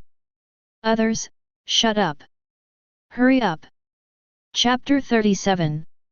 On the merchant ship, which still had a strong smell of blood, Toru Gojo sat on the wooden box on the deck, looked into Robin's eyes, and asked. Killed? No. Robin immediately shook his head. Is that a robbery? No. Murder, arson, robbery, and looting of homes, there must be one of them, right? None of that. I've never done anything like this. Robin shook his head like a rattle. Gojo Toru frowned in displeasure, it's neither this nor that, so why on earth are you wanted by the world government? I can study history, does it count? Robin lowered his head, and when his voice reached Gojo Toru's ears, it was already inaudible. Hey, Gojo Toru screamed strangely, his appearance and skills were perfect, isn't it great to have studied history? It's as if someone has never gone to school. I've been around for 5,000 years, and I can't tell you which period of history I can pull out. You play for 2 hours. Up, and down 5,000 years. Robin's eyes suddenly widened. Gojo Toru realized that he had been cheating, and his eyes suddenly wandered. It's actually not that long, it's just an exaggerated rhetorical technique, but it still exists after 800 years. Well, to say 800 years is actually half-assed. The key is that he hasn't seen the complete historical plot. He only knows what Vegapunk tells it, and he probably won't be able to see the subsequent plot. But it's enough to pretend to be a saint in front of a little girl, to show off to others. So, you also know about the blank 100 years. Robin looked excited. TCH, what's so surprising about that? It's just 20 kingdoms rebelling and overthrowing a huge kingdom, and then establishing a world government. Gojo Toru waved his hand nonchalantly and said casually. Ga? However, even though he said he was happy, the whole ship fell into silence, and everyone's heads were buzzing. World government was formed from 20 kingdoms? And overthrew the largest kingdom at the time? No, what's going on with this familiar sense of sight? By the way, isn't this what the revolutionary troops have been shouting to do recently? A few people who had just gone to sea had never seen the world, but they had heard of the world government and the notorious revolutionary army. They were exposed to such a shocking secret when they first came. If this news is sold, you won't have to worry about it for the rest of your life. Robin turned his head stiffly and looked at the pirates on both sides with his dark eyes hesitantly. Even if you really know, then you can't tell it everywhere. Are you really not afraid of ending up like her, being hunted by world governments all over the world? Time stands still for 2 seconds. Gojo Toru noticed her gaze and chuckled. They don't dare to tell anyone about the tape. Robin tilted his head slightly, his face full of confusion. Because if you tell me, you will die. Toru Gojo smiled brightly and explained. Even if they report this kind of thing to the world government, they will definitely be silenced in the end. What they are thinking about now should not be how much the news is worth, but how to keep Yan Shi's mouth shut. If only one word is revealed, the whole family will die. Oh! As soon as he finished speaking, the pirates who were just thinking about making a lot of money suddenly stiffened their expressions, and then their whole bodies began to tremble uncontrollably, and cold sweat broke out. The nervous beating of the heart could be clearly heard. Gojo Toru smiled playfully at them. Why, that's what I thought. Don't dare. Everyone shook their heads wildly. Haha, I feel sorry for my life. Gojo Toru curled his lips and looked at Robin again. Okay, it's not a big deal to know history. Let's talk about other crimes. Before the shock in Robin's eyes disappeared, he was stunned again. If this is nothing, then what crime can she commit as a person who hides around all day long? She timidly said, No, no more. No? Then aren't you innocent? Robin was stunned for a moment, his pupils gradually lost focus, and he subconsciously repeated and doubted in his mind. Not guilty, not guilty, not guilty. I am innocent? Otherwise? If you didn't steal, rob or kill, why would you be arrested? Gojo Tetsu leaned lazily, lying on his side on the wooden box, holding his chin in his hand and said casually. Doesn't your life scream? If you want to live and have a partner, then reach out and there will always be someone standing behind you. Maybe you will meet them in the next second. In fact, the world is so complicated and simple. Standing on the cliff and not shouting twice, wouldn't the hardships on the road be in vain? Who would know that you have been here? Caterpillars on the roadside.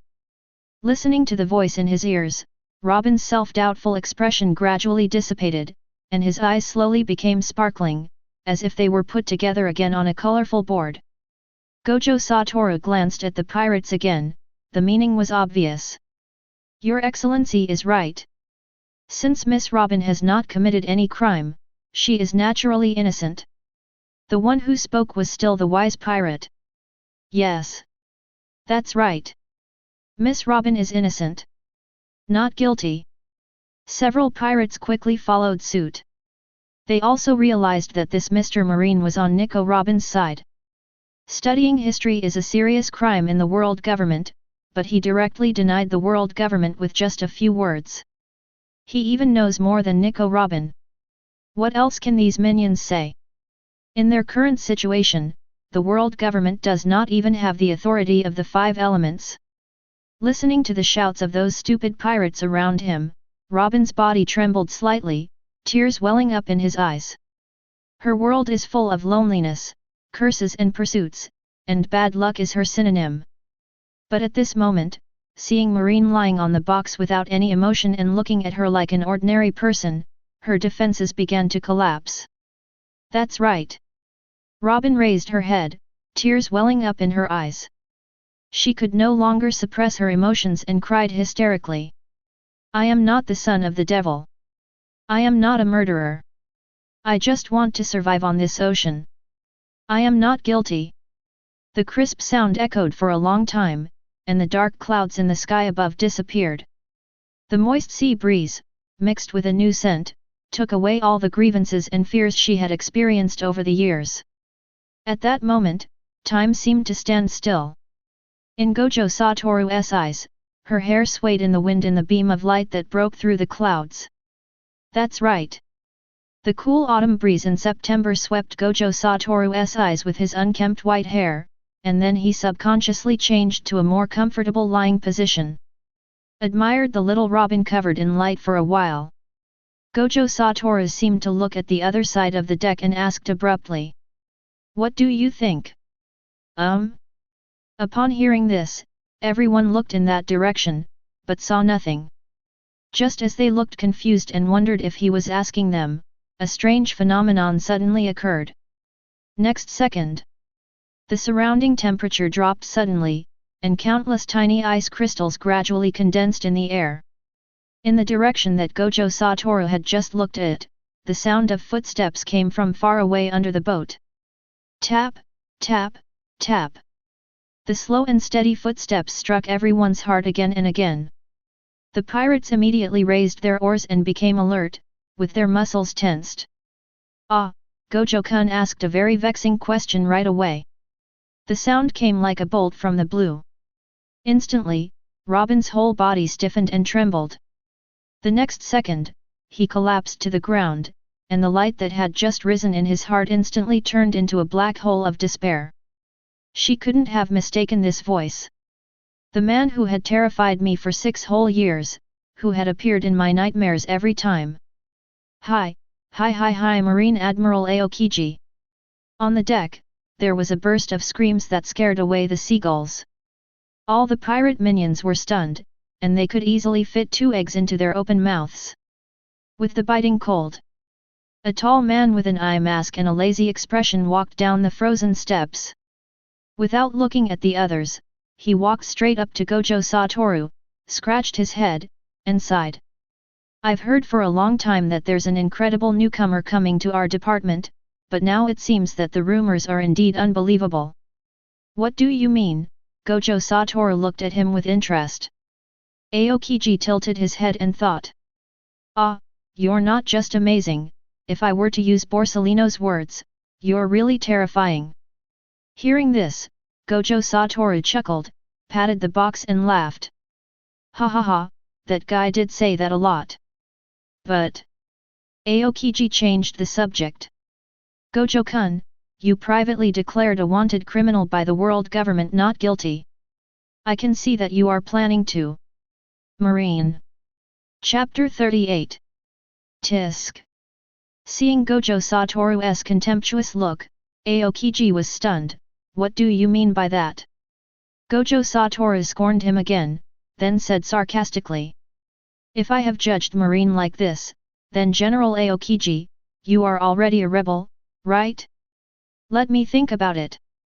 You let Nico Robin and the traitor go without permission, followed the little girl all year round, and slacked off on duty.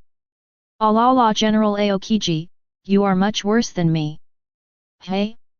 A tail is following a little girl.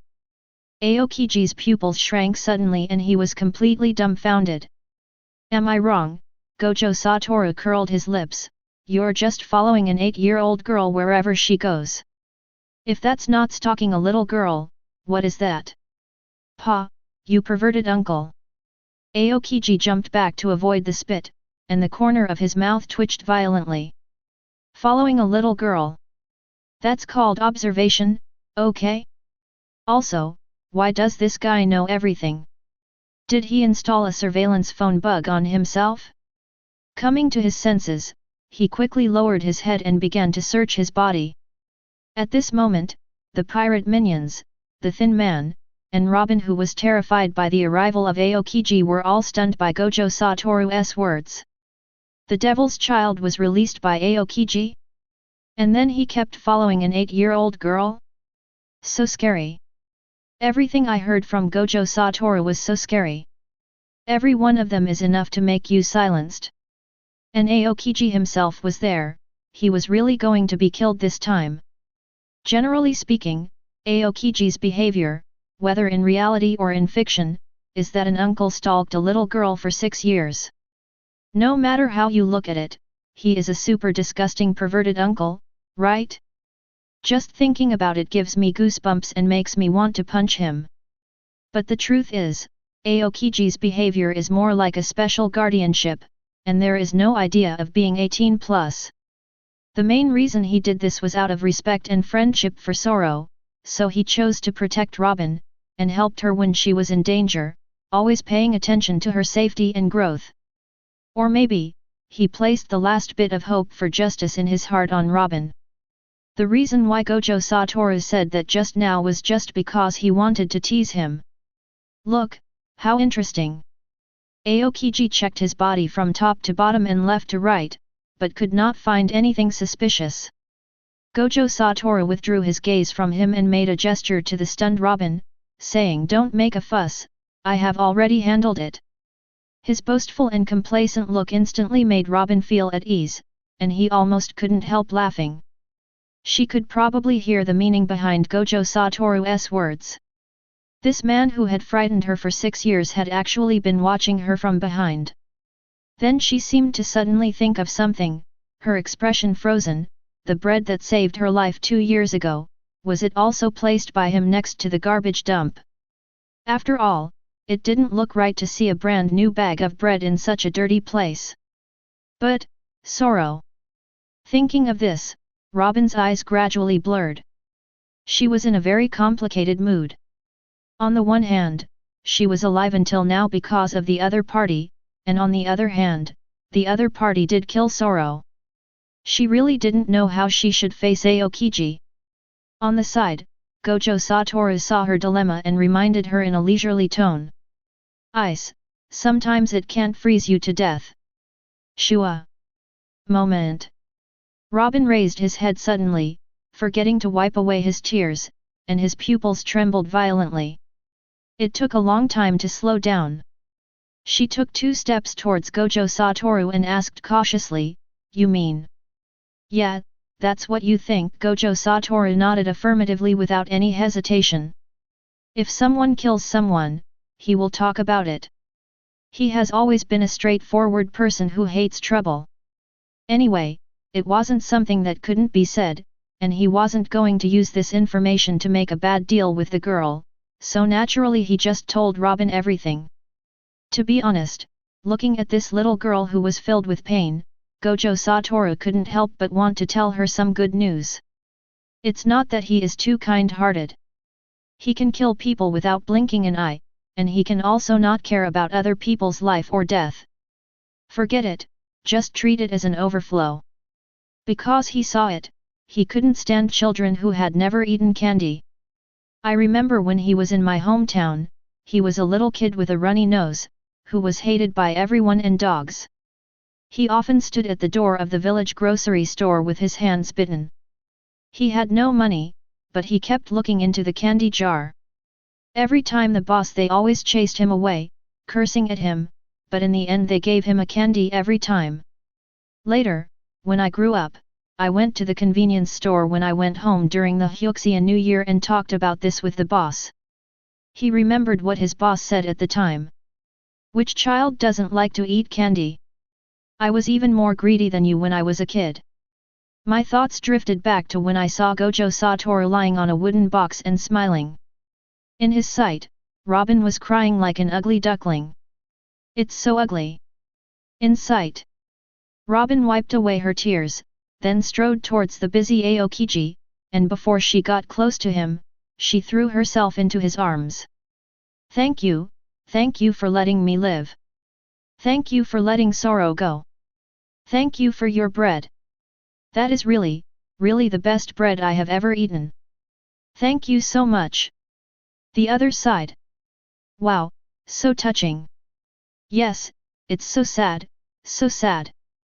Wow, I don't understand, but Miss Robin must have had a hard life. Uoa. The members of the pirate group were biting their handkerchiefs, and their tears and snot were flowing. Among them, the Kamichi boy provides the most emotional value, and Gojo Toru is even afraid that the boy will cry him away. And here is Aokiji. He himself froze in place, his hands hanging in the air, not knowing how to move. He could only look at Robin, who was crying and thanking him in his arms, with a helpless look on his face. He is afraid of this. Actually, he wasn't so panicked just now because he was accused of following a young girl. Well, this was also a reason. Wrong. He panicked mainly because he heard Gojo Toru's second crime, letting the traitor go. Hearing that, he instantly guessed who the other person was talking about. After all, he had only let 2 people go in his life. But he didn't want Robin to know. But who knew that Gojo Toru, that big mouth, would actually say it out loud? He took back what he just said.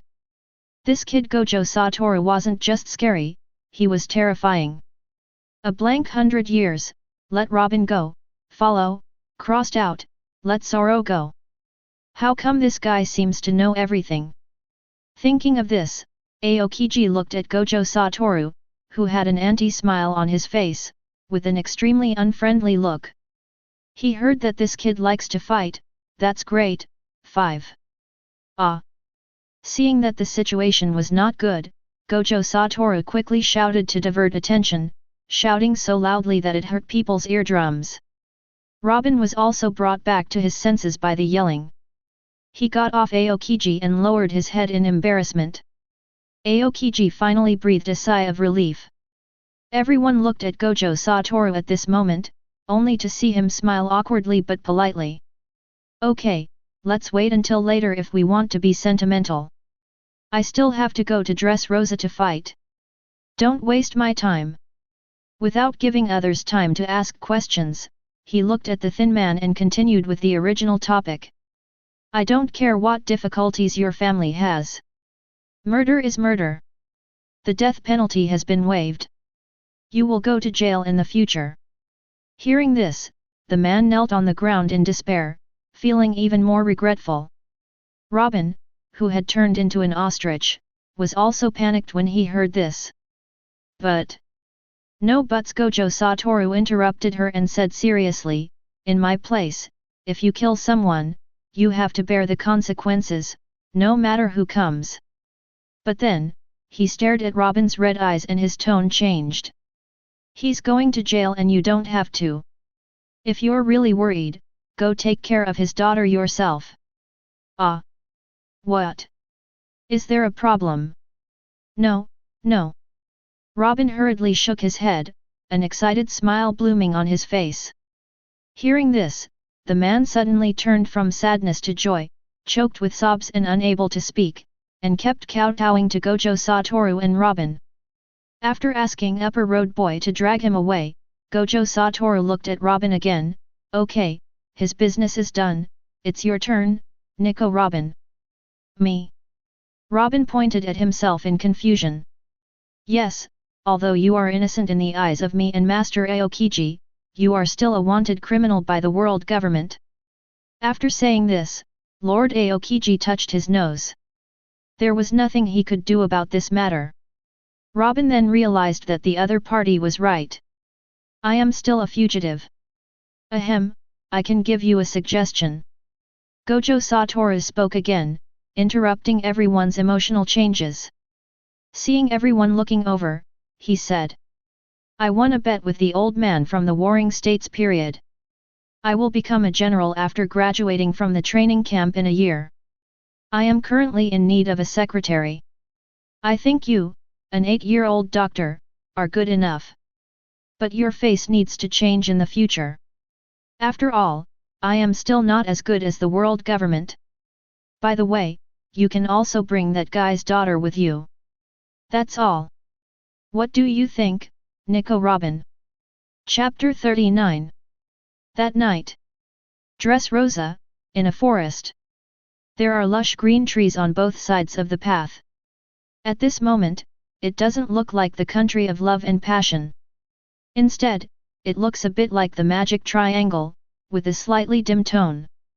In the fir and large forests, weeds grew particularly densely and moss covered the edges of the roads. From time to time, pirates of unknown origin would pass by, as if they were looking for something. Deep in the forest. Sprinkle. The hot and wet blood spread out along the silk thread, dyeing the tender green grass red. But it did not affect the pace of the 4 people present at all. They walked slowly towards the deeper part of the forest. Young master, why do we have to stay in Dressrosa? It's too close to the territory of the 3 emperors. It's difficult to keep the fruit. Diamante, wearing a rapier, asked the question in his mind at this time. He didn't understand why the young master chose to stay in this country as soon as he got the fruit when he could obviously go to a safer place. There wasn't even the slightest thought of evacuating. SHHH Joker, isn't it obvious that you want to cause unrest in this country? You don't know your young master well enough, Diamante Caesar floated aside and teased with a strange smile. But the next second. Sao! The cold blade was only 0.01 centimeters away from my throat, but after a quarter of an incense stick, the male owner of the sword would let me go completely. Because I decided to give in. Don't get excited, Diamante, Bang! Without listening to what he said, Diamante kicked Caesar to the ground, without even looking at him, and continued to follow Doflamingo. Seeing Diamante's inquiring look, Doflamingo didn't keep it a secret and said, That guy is right. The more chaotic this country is, the better it is for me. Why? Diamante asked in confusion. Of course it's for my plan. Doflamingo raised his lips slowly and pointed at the ground under his feet.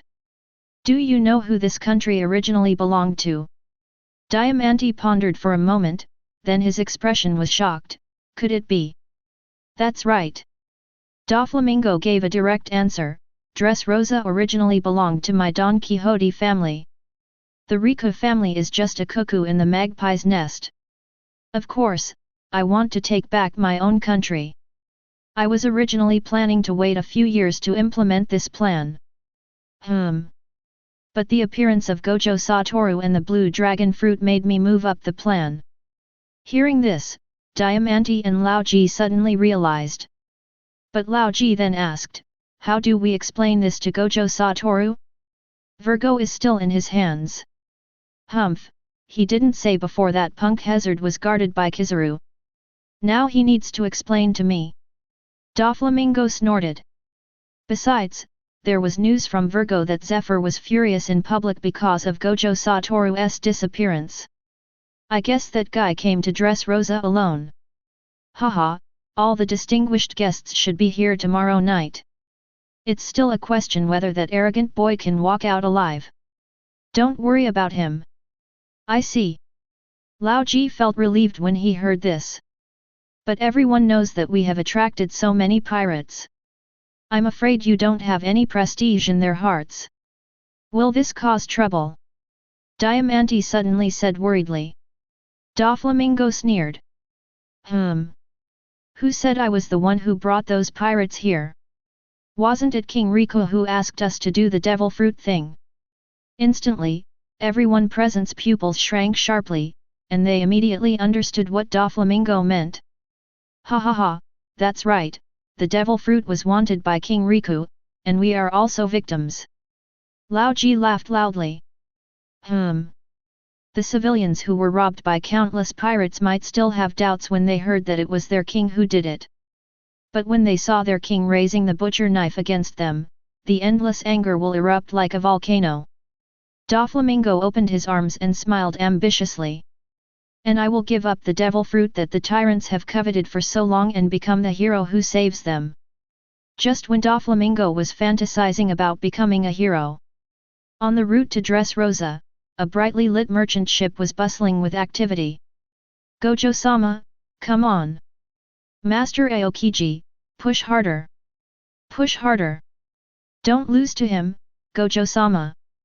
On the deck, Toru Gojo was arm wrestling with Kyuzan, who was pulled over by force. The little pirates on the side now split into two camps and cheered for the two of them. Gojo Toru's power is not as strong as Kyuzan's. Although he has the blessing of cursed power, he still cannot beat him in the end. La Gojo, what's wrong with you? Kyuzan seemed to have regained some of his old feelings and laughed loudly. It's a bit weak. UBD, Gojo Toru gulped down a few mouthfuls of water. 30 years in the east, 30 years in the west. Don't look down on the young and poor. It's a pity that this guy doesn't understand the power of this sentence and is still laughing. He will cry in the future. Brother Gojo is only 3 years older than me. It must not have been easy for General Aokiji to win.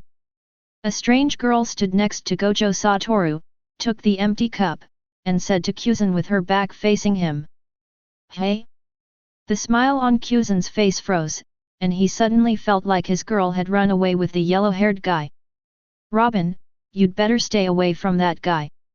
I heard that he has been flirting with girls in the headquarters. Even Jun is said to be very close to him, he said indignantly. Ever since Gojo Toru spoke out everything, Kuzen's attitude towards Robin is not as cold as before, otherwise Gojo Toru would always make fun of him for following him. He also felt that Gojo Toru's plan to place Robin was feasible. Perhaps only in this way could the last O'Hara survive. Gojo-san is my boss, how can I stay away from him, you nagging uncle? The unfamiliar Robin pouted at him. Of course, the homeless Robin readily agreed to the job offered by Gojo Toru. Now this unfamiliar face is also the masterpiece of Gojo Toru. When she came out of the room, everyone on the ship was shocked and thought she was a woman of unknown origin. The originally dark and skinny ugly duckling, after being touched by his hands, became fair-faced, with red lips and white teeth in the blink of an eye, and his jet black hair was tied into a refreshing high ponytail. It was like a completely different person. This magical technique, Gojo Toru seemed to say it was some kind of Asian witchcraft. Yes, it's called Asian witchcraft. It is his family's unique secret skill that is never passed on to others. After mastering it, one can be invincible in the world. It sounds extremely terrifying. But it's also good not to tell anyone else, and she is happy to let Gojo Toru help her. Therefore, Gojo Toru will be her only boss from now on, and Kuzen. Humph, after scaring me for so long, of course I will stand on the side of Gojo Toru to save her. This will be the case for the next period of time anyway. The other side. The nagging Uncle Kuzen covered his chest with his hands, looking somewhat distressed, and drank alone. Gojo Toru was breathing slightly, glancing at him with the side of his eyes, trying hard to suppress a smile. The merchant ship that had finished the race was sailing in the night. Without the excitement just now, it became quiet again. Gojo Toru took a sip of beer, looked at the unchanging sea, and suddenly felt bored. I just said that I can't be a pirate. It's so boring to be on the sea every day. He sighed in his heart. We can't get to Dressrosa until tomorrow night. How boring. Robin was cleaning up the mess after dinner, and Gojo Toru watched her actions with boredom. Well, although I have improved my appearance through my own actions, I am still skinny and look very unhealthy. Sudden. An idea suddenly came to his mind, and then the corners of his mouth slowly rose. He came up with a funny idea. Chapter 40. Hey you, come here. Gojo Toru greeted the most advanced pirate with some excitement. Here I come. The pirate came up quickly and flattered. What do you want, Master Gojo? Gojo Toru looked him up and down and asked. What's your name? Hey, the little one's called Mike. What a nice name. Gojo Toru smacked his lips, then looked at him suspiciously. Do you really know how to use the things you bought when you got off the ship? Mike was stunned when he heard this, and then he patted his chest and assured. It's true. We played that together before we became pirates. Then why do you become pirates if you have these skills? Gojo Toru asked in confusion. Mike scratched his cheek and smiled bitterly. You can't make a living playing those games. Otherwise, who would be willing to risk their head to become a pirate? Gojo Toru was stunned, feeling that this answer was reasonable, yet also unreasonable. On Earth, having that skill may not necessarily make you rich, but at least you won't starve to death. Standing up and patting Mike on the shoulder, Gojo Toru smiled and waved. Come on, I'll take you to have some fun. Having said that, he called a few other pirates who were also confused and entered the cabin. Only Kuzen, Robin, and a skinny man with his hands wrapped like Doraemon were left on the deck, helping Robin clean up. Seeing them being so mysterious, Kuzen asked in confusion. Why did they go? You can see what they are doing through the crack in the door. Robin's true nature begins to show. Ah, actually I'm not that curious. Then put your feet up.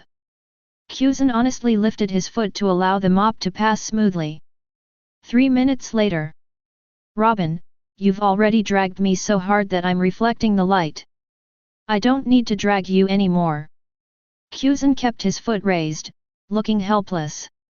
Robin snorted and turned to mop somewhere else. Robin! Kyuzen suddenly called him. I'm sorry about O'Hara, he said softly. The deck fell silent. Click. Robin turned his back to Kyuzen and raised his hand to wipe his face. It's not your fault. I don't blame you. But I do. She interrupted with a choked voice. I feel very happy knowing that there are still people in this world who care about me. I just want to experience what it feels like to act like a spoiled child, sorry. Ah, that one you're talking about. Kyuzen scratched his head and said with a smile. This is also the first time I've seen you act like a normal girl. I think it's quite interesting. After a pause, he smiled bitterly. Sorry for bringing up something bad. The faces of the people who died that day kept flashing in Robin's mind. He said weakly, and Kyuzen didn't know what to say. And just at this moment... Bang! The cabin door was suddenly kicked open from the inside, and the loud noise interrupted the silence on the deck. Look over there! Then Gojo Toru rushed out, shouting oh in a strange way, with the guitar hanging on his body, and looked extremely excited. Behind them were pirates holding various musical instruments, and they quickly stood on the deck, ready to face Robin and the others. Robin and the other two stared at the scene in a daze, not yet able to react. After taking his place, Gojo Toru raised his sunglasses, raised his mouth into an evil arc, and shouted. Are you ready to dance? Robin, Kyuzen, hey! The little pirates holding musical instruments responded loudly and excitedly. Ready? Okay. Snap! As he said that, Gojo Toru raised his hand and snapped his fingers. Next second. The accompaniment of Let's Dance sounded on the deck, which you must have heard on Earth even if you can't sing it. After all, Chibi Mariko-chan was a household name back then. Come on, I'll teach you a set of exercises to strengthen your body, Gojo Toru looked at Robin and Kyuzen. Oh, the little pirates also accompanied the music and made noises. Robin and Kyuzen raised their hands and pointed at themselves, both with confused expressions on their faces.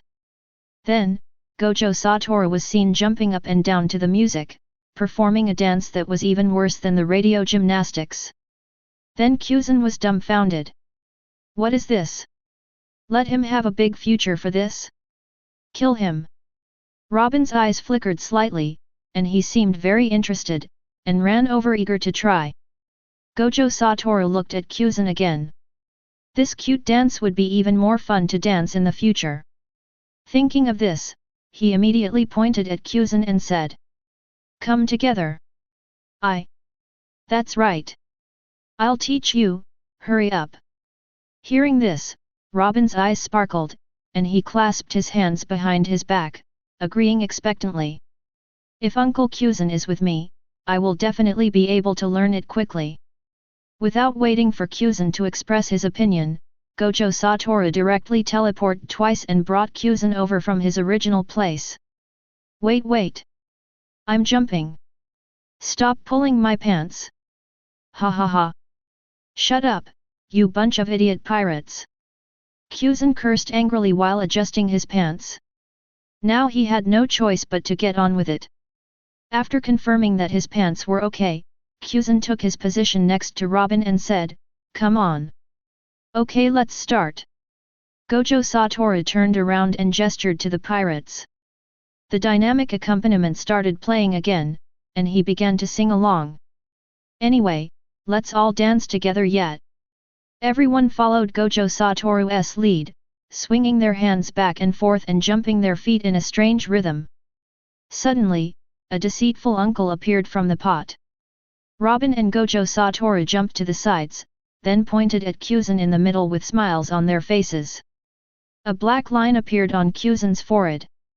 I will never forget that Edison was a great man. He walked in place, swinging his arms like a fool. Kyuzen stopped with a twitching mouth, stared at his dance steps and tilted his head in embarrassment. Don't stop! It's coming, Gojo Toru slapped his shoulder while singing. This is common sense that everyone knows la li la. Kyuzen could only force himself to continue twisting his body. Robin and the little pirates laughed so happily that they started to dance as well, singing loudly. Pip, pip, papa pa pa pa, da la li la. Twist like seaweed, Kyuzen. All the pirates looked over, bending over and giggling quietly while playing their instruments expertly. When he sang to the point of ecstasy, Gojo Toru jumped to the center of the deck and sang in a strange voice. From the shadow of the telephone pole, a comedian appears. Hey! Hey! Hey! The night before they were about to face countless pirates, Gojo Toru and his companions did not feel the slightest bit nervous. This is the confidence that comes with having two general-level fighters. The uniform chorus of da la li la spread from the boat to the outside. Kyuzen tugged at his collar, laughed and shook his head, but gradually let go. From time to time, he was pushed to the front by Gojo Toru and Robin, leading funny actions, which made everyone on the boat laugh. Gojo Toru also regretted not bringing the den mushi. Boom boom boom. The atmosphere was at its climax when the sudden sound of artillery fire from the surroundings interrupted everyone's aerobics and singing. Everyone stopped and looked over there. They saw about 20 pirate ships surrounding them tightly with great momentum. On each ship, there were dozens of pirates with grim smiles on their faces, approaching them. The sound of gunfire continued. It seems like they are just like the previous group of pirates, coming here to eat meat. Veins bulged on Gojo Toru's forehead. Being interrupted at a concert is a feud. Kyuzen was also very unhappy at this time. He had just found some of the feeling he had when he was young, and then a pirate came to spoil his fun. The aura emitted by the two people at this time was extremely terrifying, which scared the other little pirates so much that they quickly pulled Robin and evacuated to a safe area. At the same time, I sighed in my heart, you dare to rob these two living devils, may the gods bless you and let your bodies remain intact. Gojo Toru and Kyuzen looked at each other and said calmly, a fight? One on each side. Kyuzen's mouth was cold, the loser has to admit in front of everyone that he is not as good as the other person. Okay. After saying that, the two of them walked to the side of the deck, whispering to each other, brewing their strongest moves. Face, dusk, eyes of wisdom. Hu-hyoga. A terrifying force suddenly rose up from both sides of the ship, like the end of the world. The pirates on the opposite side only realized at this moment what kind of existence they had provoked. But there is no medicine for regret in the world. Ritual rotation, King. Ice Age. Boom. Boom. Ka. Unrivaled power came, and the pirates felt that the whole world was bright. No time to feel any pain, no time to wail. Infinite contraction and extreme freezing engulf everything. The pirate group was wiped out. Chapter 41. Ding ding dong dong. At dusk the next day, the town of Dressrosa was filled with shouting, screaming and wailing. At the window of a tavern, the disguised Robin crossed her hands, posing as if she was using the power of the hana fruit. After a moment, she turned around and asked in confusion. How strange! I heard that King Rico was a kind and virtuous king, but now his army, and even King Rico himself, are following the pirates to kill his own people. Was it all a disguise before? Gojo Toru sat opposite, with the cloak of justice borrowed from the marine stationed beside him, a cup of hot milk in front of him. He glanced at the strange battlefield outside and smacked his lips twice. It is true that King Rico is a kind and virtuous king, but someone wants others to dislike him, not a kind and virtuous one. After going to the island separately with Kyuzen, he heard some rumors. The pirates were attracted here because King Rico coveted the devil fruit. It was similar to the original plot, with the scene of infighting outside, and Gojo Toru was sure that it was the work of Doflamingo. When he saw in the newspaper that Doflamingo had run to Dressrosa, he guessed what the little firebird was going to do. But knowing is knowing. Gojo Toru had no intention of intervening. After all, Flamebird was indeed the legitimate heir of Dressrosa, and this was a struggle within the royal family. Marines don't interfere in internal affairs. If Dover can really control the kingdom in such a chaotic situation, it means that he is indeed capable. And in this way, he can also keep a firm grip on Dover's pigtail. Robin leaned forward, looked at King Riku who was rushing towards the soldiers with his sword, and asked in a low voice. So, the King Riku outside is someone else pretending to be him, to frame the real King Riku. Gojo Toru pointed in the direction she was looking at, and responded, look carefully at the top of King Riku's head. Oh! Robin stared hard for a moment, then exclaimed, hey! There is a silk thread. She turned to look at Gojo Toru and said in disbelief, someone is controlling King Riku. Then you don't care. Why should I care about other people's family affairs? Well, isn't it said that in your place, if you kill someone, you must pay with your life? Well, I have to tell you about the word double standard. Double standard? It doesn't sound like a nice word. After a hearty meal, the two boys and girls put on their cloaks of justice and went out for a stroll on the street. While cleaning up the running pirates, he walked towards the end of the silk thread. Only the number of pirates is unexpectedly large. On the other side, in the same pub, there was a constant sound of toasts and finger-guessing games, and more than a dozen tables were filled with all kinds of pirates. The tavern owner was now lying in a pool of blood, with no one paying attention to him. At the largest table in the center of the tavern, 3 seemingly bossy men were sitting opposite each other, with 2 empty seats next to them, and another man was walking back and forth at the front.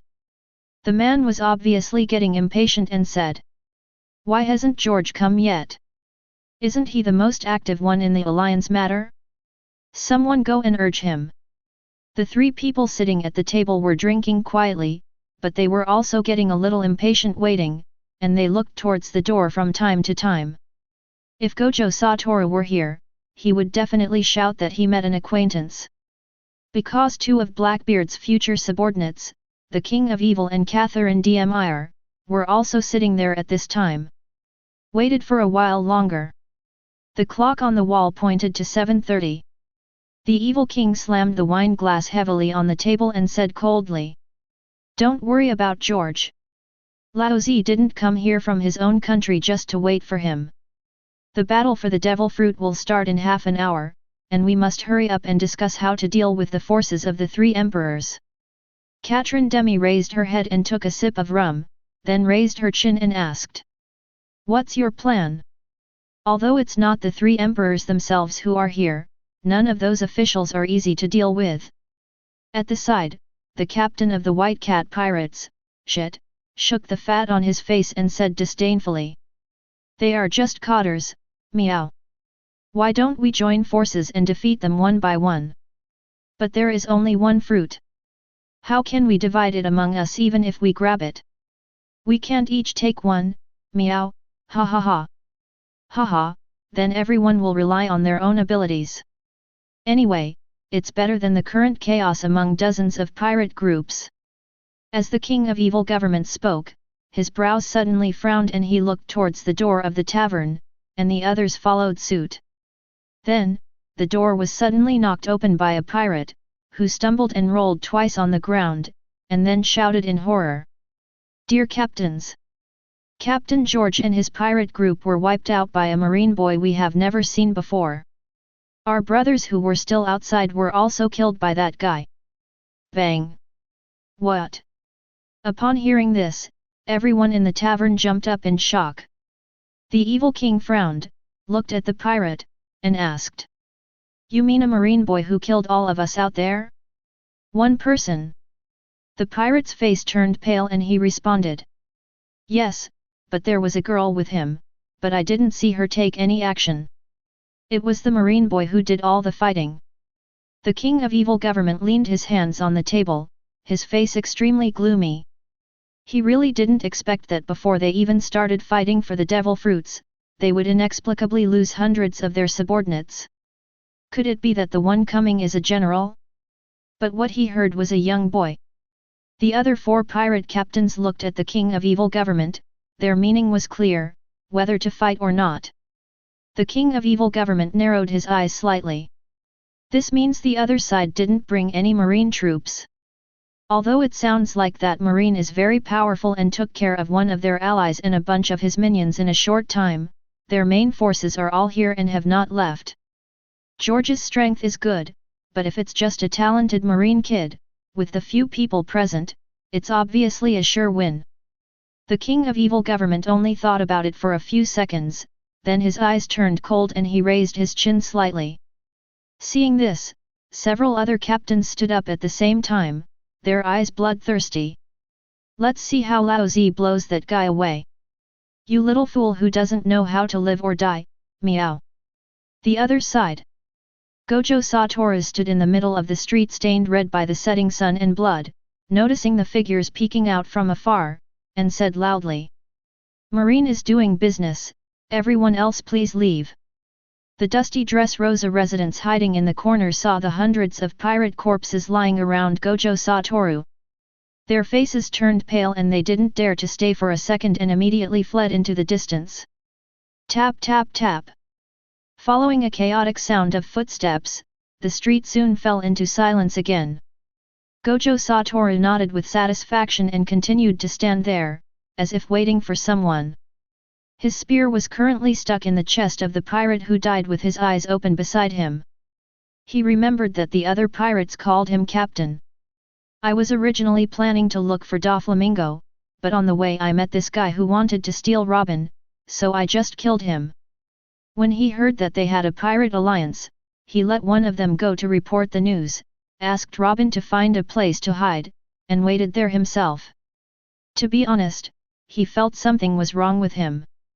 Gojo Toru used his 6 eyes to observe any movement around him, and the cloak of justice behind him fluttered in the wind. The wait won't be long. He saw the pile of goods in the alley on one side suddenly explode, and at the same time, dozens of black beads penetrated the wooden boards and poured towards him like raindrops. Boom boom boom. A series of deafening explosions rang out on the quiet street, and the blinding flames instantly engulfed the 5 streets, almost covering the entire street. Tap tap tap. The sound of heavy footsteps came from the other end of the street. Soon, the king of evil and 2 other captains arrived at the scene with their subordinates. Looking at the streets burning due to the explosion, the king of evil frowned. So weak. Captain Peng Ke of the explosion pirates walked out of the alley with a few black beads between his fingers, mockingly saying. Could it be that George, that idiot, suddenly got sick and was taken advantage of by that brat?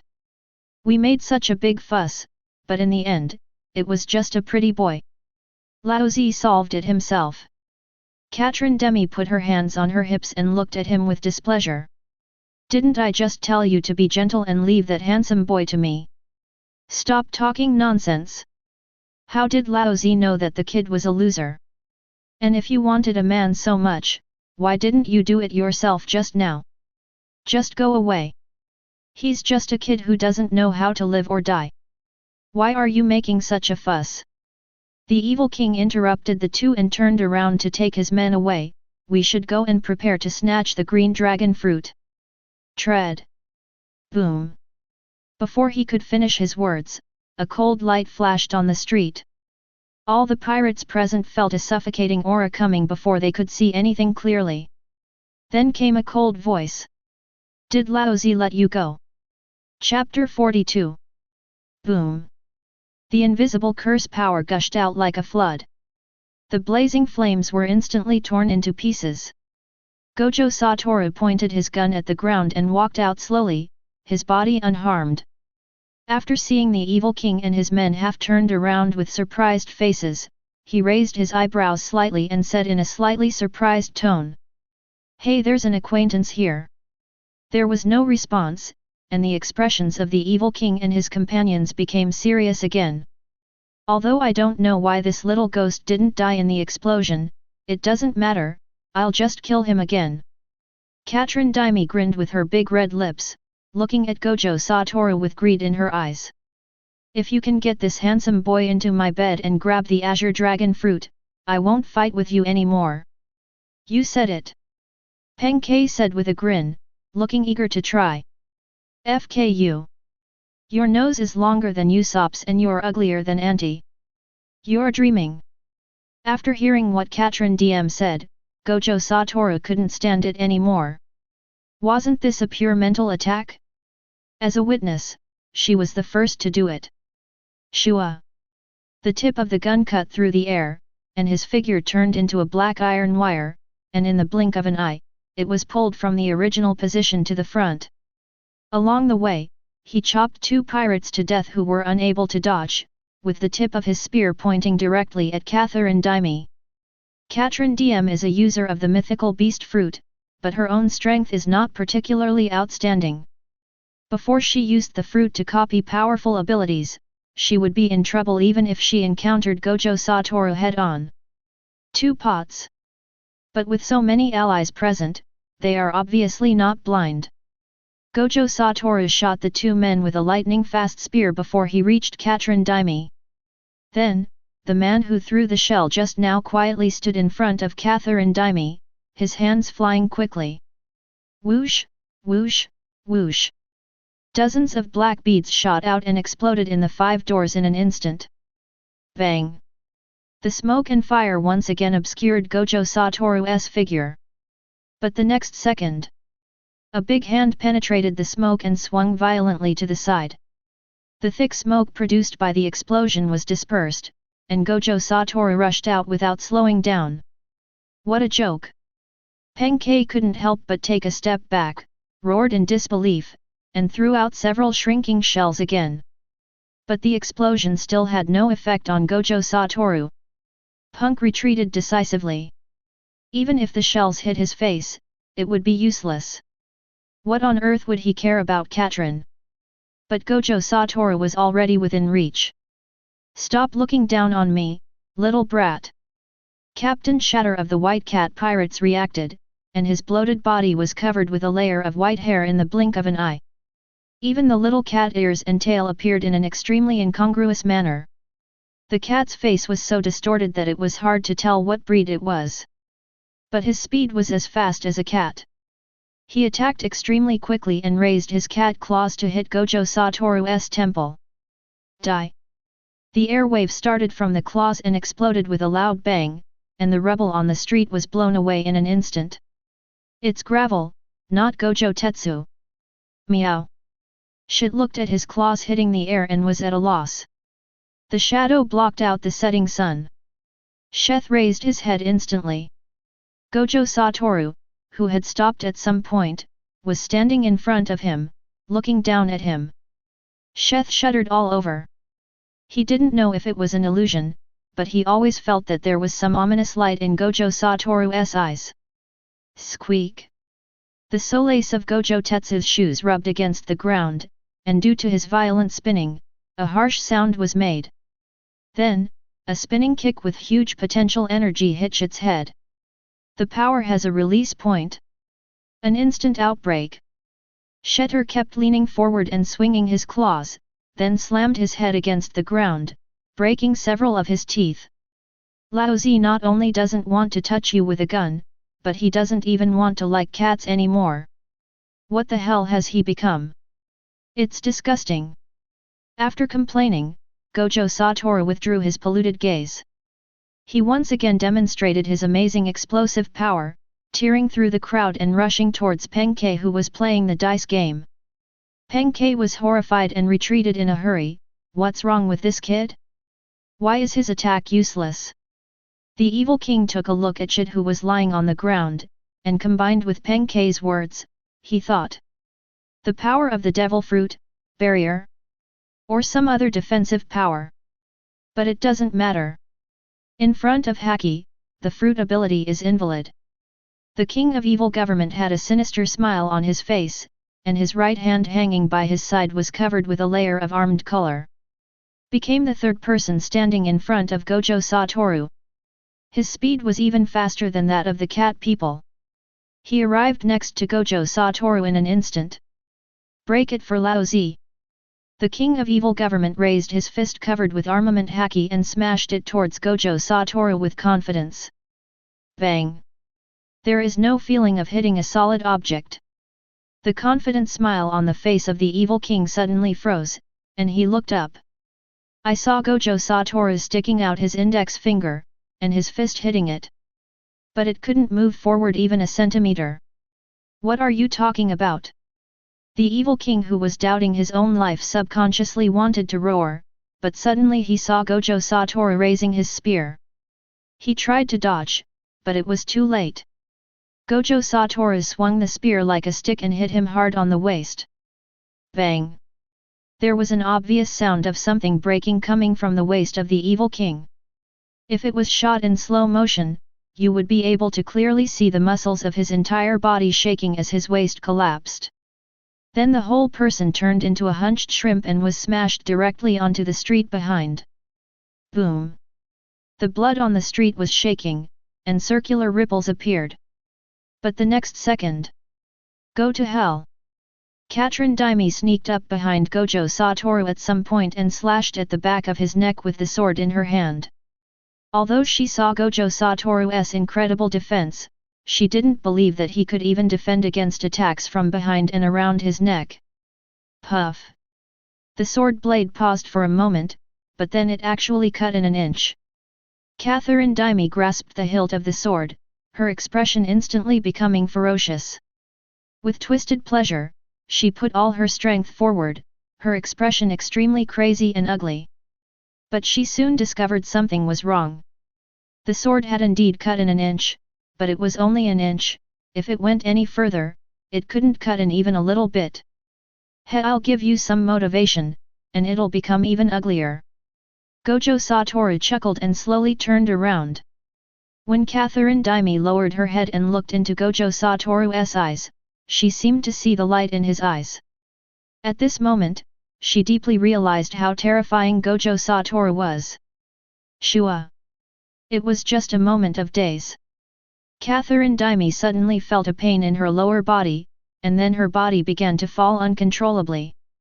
Without waiting for her to move, Gojo Toru grabbed her neck, lifted her up again, and said with a smile. I don't like looking up at people, so I did a small operation on you. You probably won't mind, right? Hearing this, Katrin Daimi realized that her legs seemed to have disappeared. Before she could even utter a scream, Gojo Toru's fist slammed into her stomach. Vomit! Katrin Daimi's eyes suddenly bulged and she vomited a mouthful of blood foam mixed with minced meat. Gojo Toru turned his head to avoid the filth, reached out slowly, and took her sword. He threw her to the ground, with the tip of the knife pointing downwards at her abdomen. He smiled gently, remember, don't say such disgusting things again. The words fell. Puff! Katrin Daimi was stabbed through by her own knife and nailed to the ground. She immediately raised her head in pain, but couldn't get up. She could only open her mouth and stare with anger. Snap! Ugh! Gojo Toru drew his sword, and then, under her gaze of fear, pleading, anger, and regret, he stabbed it again. Next comes the third sword. Then, it was the fourth sword. After 4 swords, bright red blood and various liquids spurted all over the ground like a fountain. Katrin Daimi's head tilted and she completely lost consciousness. Gojo Toru turned his head and cast his gaze at Peng Ke and the pirates who were standing there in a daze. Peng Ke still held the black bead in his hand, but he was stunned. Gojo Toru walked across the street step by step, came in front of him, and then stopped.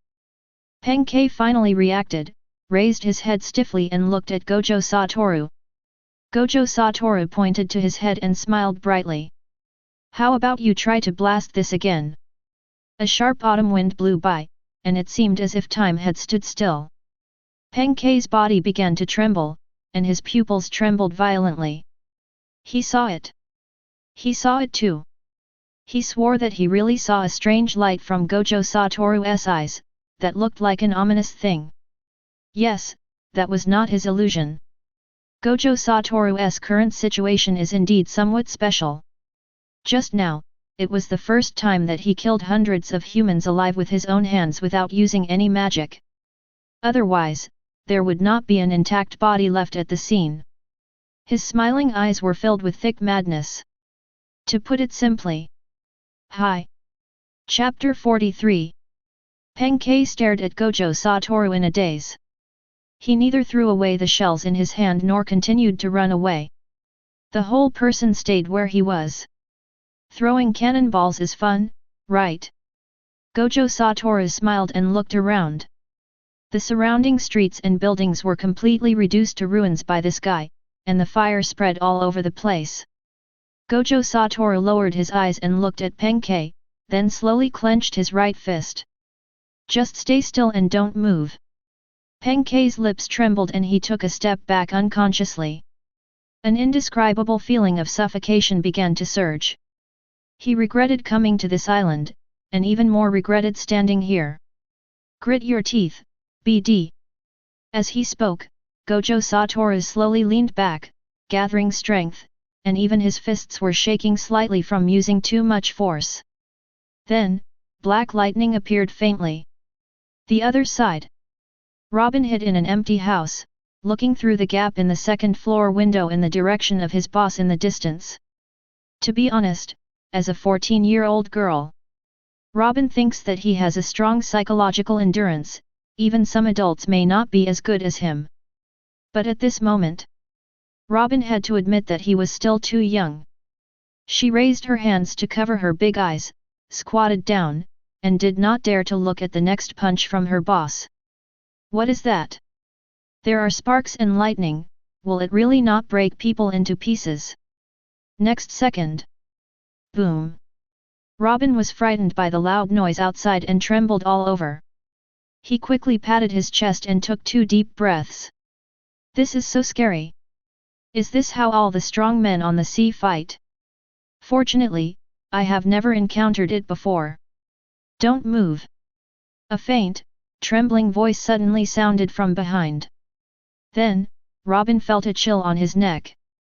Without doing anything rash, she raised her hand and slowly turned around, and saw a somewhat familiar face. It was the pirate that Gojo Toru had let go before and went to report the news. You want to take me hostage? Or kill me? Robin quickly calmed down, showing no fear of the knife at his neck, and even took the initiative to question the other party. The main thing is that the guy opposite me has an 800-word essay titled "I Miss My Mom" written all over his face. She could find an opportunity to break the opponent's neck and kill him. The pirate, who was frightened by Gojo Toru to the brink of collapse, was stunned by the question. Why doesn't this kid play by the rules? Shouldn't he scream out in fear and ask the killer outside to let him go in exchange for his life? But looking at the kid raising his hands in surrender in front of him, there was nothing in his eyes except a hint of disdain. The pirates went berserk. He grabbed Robin by the collar. Veins popped out on his forehead. Are you kidding me? What's that look in your eyes? If you move again, I'll chop off your head. I didn't move. You're still. Shua. A long spear whistled and shot through the wall. Neither of them reacted yet. Boom. Robin felt like a watermelon exploded in front of him, and red juice sprayed all over his face. There were also some smelly broken bones. Robin wiped his face blankly, his hands were red, white, and yellow. Adrenaline in the body explodes instantly. A whole boss. Just cursed. Robin rolled his eyes and fell to the ground like a rag doll. After a moment. Step, step, step. Gojo Toru walked in through the door with brisk steps. Looking at Robin lying on the ground, he ran over quickly. Crouch down. Shake Robin's shoulders violently with your hands. Robin! Robin! Gojo Toru shouted solemnly. Robin, wake up! You're not allowed to sleep here. 3 minutes later. Seeing that she was still not awake even though he was about to shake her apart, Gojo Toru sighed helplessly. Look at this young man. Oh. Sighing again, Gojo Toru used King to absorb her into his hand and walked out with her in his arms. He was whistling the old Spider-Man theme song leisurely. Spider-Man, Spider-Man. Wait until you get back to the street. The pirate minions have been piled up into a small hill. Katrin Daime, who was nailed to the ground, and Penk, who had a hole in his chest, were breathing out more than breathing in. Entering the final countdown of life. He looked towards the place where the evil king and the cat man were lying, but he couldn't find them. Gojo Tetsu scratched his head. Tisk, I forgot to finish off the enemy. Then he looked at the two dying guys again. Well, I won't forget this time, you're welcome. After saying that, Gojo Toru raised his other hand and fired a king at Penk. Boom! As soon as the azure energy ball touched him, it instantly compressed him into pieces. Gojo Toru just pulled his hand back and prepared to shoot Katrin Daime. He moved his hands. He quickly pulled King back closer, stared at it, and looked carefully at the inside of King. What is this? In Liu Yin's sight, there was a foggy thing of unknown origin. That thing seemed to have life, struggling wildly inside. But he could not escape the attraction of King and was trapped. This thing. A bold idea came to Gojo Toru's mind. Isn't this the consciousness of a devil fruit? Thinking of this, he immediately understood why Penk's marble-sized black beads were so powerful. That guy used a devil fruit to shrink the cannonball. He thought the guy was a wielder of hidden weapons, but it turned out to be a person with special abilities. But soon, Gojo Toru was troubled by the consciousness inside King. So how do I install you on the fruit? The consciousness ignored him and was very cool, just struggling madly. Gojo Toru felt that as soon as he lifted the spell, this thing would immediately run away and disappear without a trace. If he could also try to force this thing into the fruit, but the key is that he doesn't know how to. Just like that, Gojo Toru held Robin in one hand and Aoi in the other, standing stupidly on the bloody street. After hesitating for a long time, just when Gojo Toru was thinking let it go, he suddenly discovered that the consciousness had become very weak. Not sure, let's see. That's right. I became weaker. Gojo Toru looked at the wilted and dissipating consciousness and immediately felt that there might still be hope. He quickly started teleporting around the city with the two objects. Soon, he found a smashed fruit shop. But fortunately, there is still a lot of fruit left. Gojo Toru carried Ao to the center of the fruit and carefully lifted the spell. My dear, please pick a fruit you like. But when the spell was completely lifted, the consciousness fell to the ground with a squeaking sound. Don't get me wrong, this thing has no entity, Piaji is the sound made by Toru Gojo himself. Why are you still soft? Gojo Toru looked at it with a look of disappointment.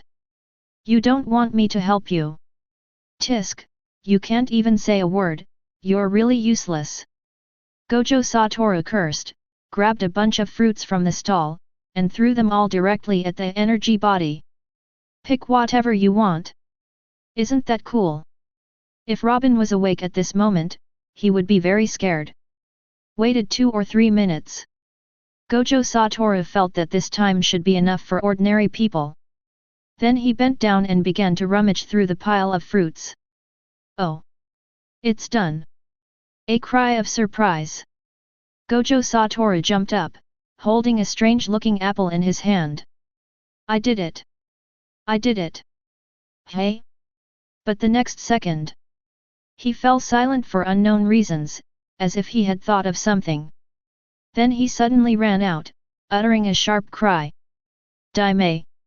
Daime-chan! Please don't die, DME! Chapter 44. 10 minutes later. Gojo Toru carried Robin, waved his hands happily, and strode down the street. My arms are bulging, as if I have 2 big thunderbolts. We ordinary people are really happy tonight. New Year's Eve is about bidding farewell to the old and welcoming the new. Today is a good day, everything you wish for will come true. Robin, who was almost thrown into the air, woke up dazed. Before I opened my eyes, all I could hear was the sound of the wind and an idiot singing excitedly. Robin shuddered violently and woke up instantly. What are you doing? Put me down now. Her face was hurt by the cold wind and her body struggled violently. You're awake. Gojo Toru had just thrown Robin over his head, but he stopped immediately when he heard the voice. I thought you were going to sleep until tomorrow. Thank you for your concern. Can you put me down now? Robin stood in the air expressionlessly, hugging his cold body. Gojo Toru said oh and put her on the ground. Then she hugged her knees, squatted on the ground, and didn't move. Gojo Toru touched his nose awkwardly and smiled. Hey, don't be angry. I was a little too excited just now. I apologize. Private Marseille. As he said this, Gojo Toru bowed deeply to Robin obediently. Then, the two big thunders on his chest, no, the two devil fruits in his arms fell out. Gurgle gurgle. Robin squatted on the ground, blinking his eyelashes as he looked at the two devil fruits that rolled in front of him. Devil fruits? 2.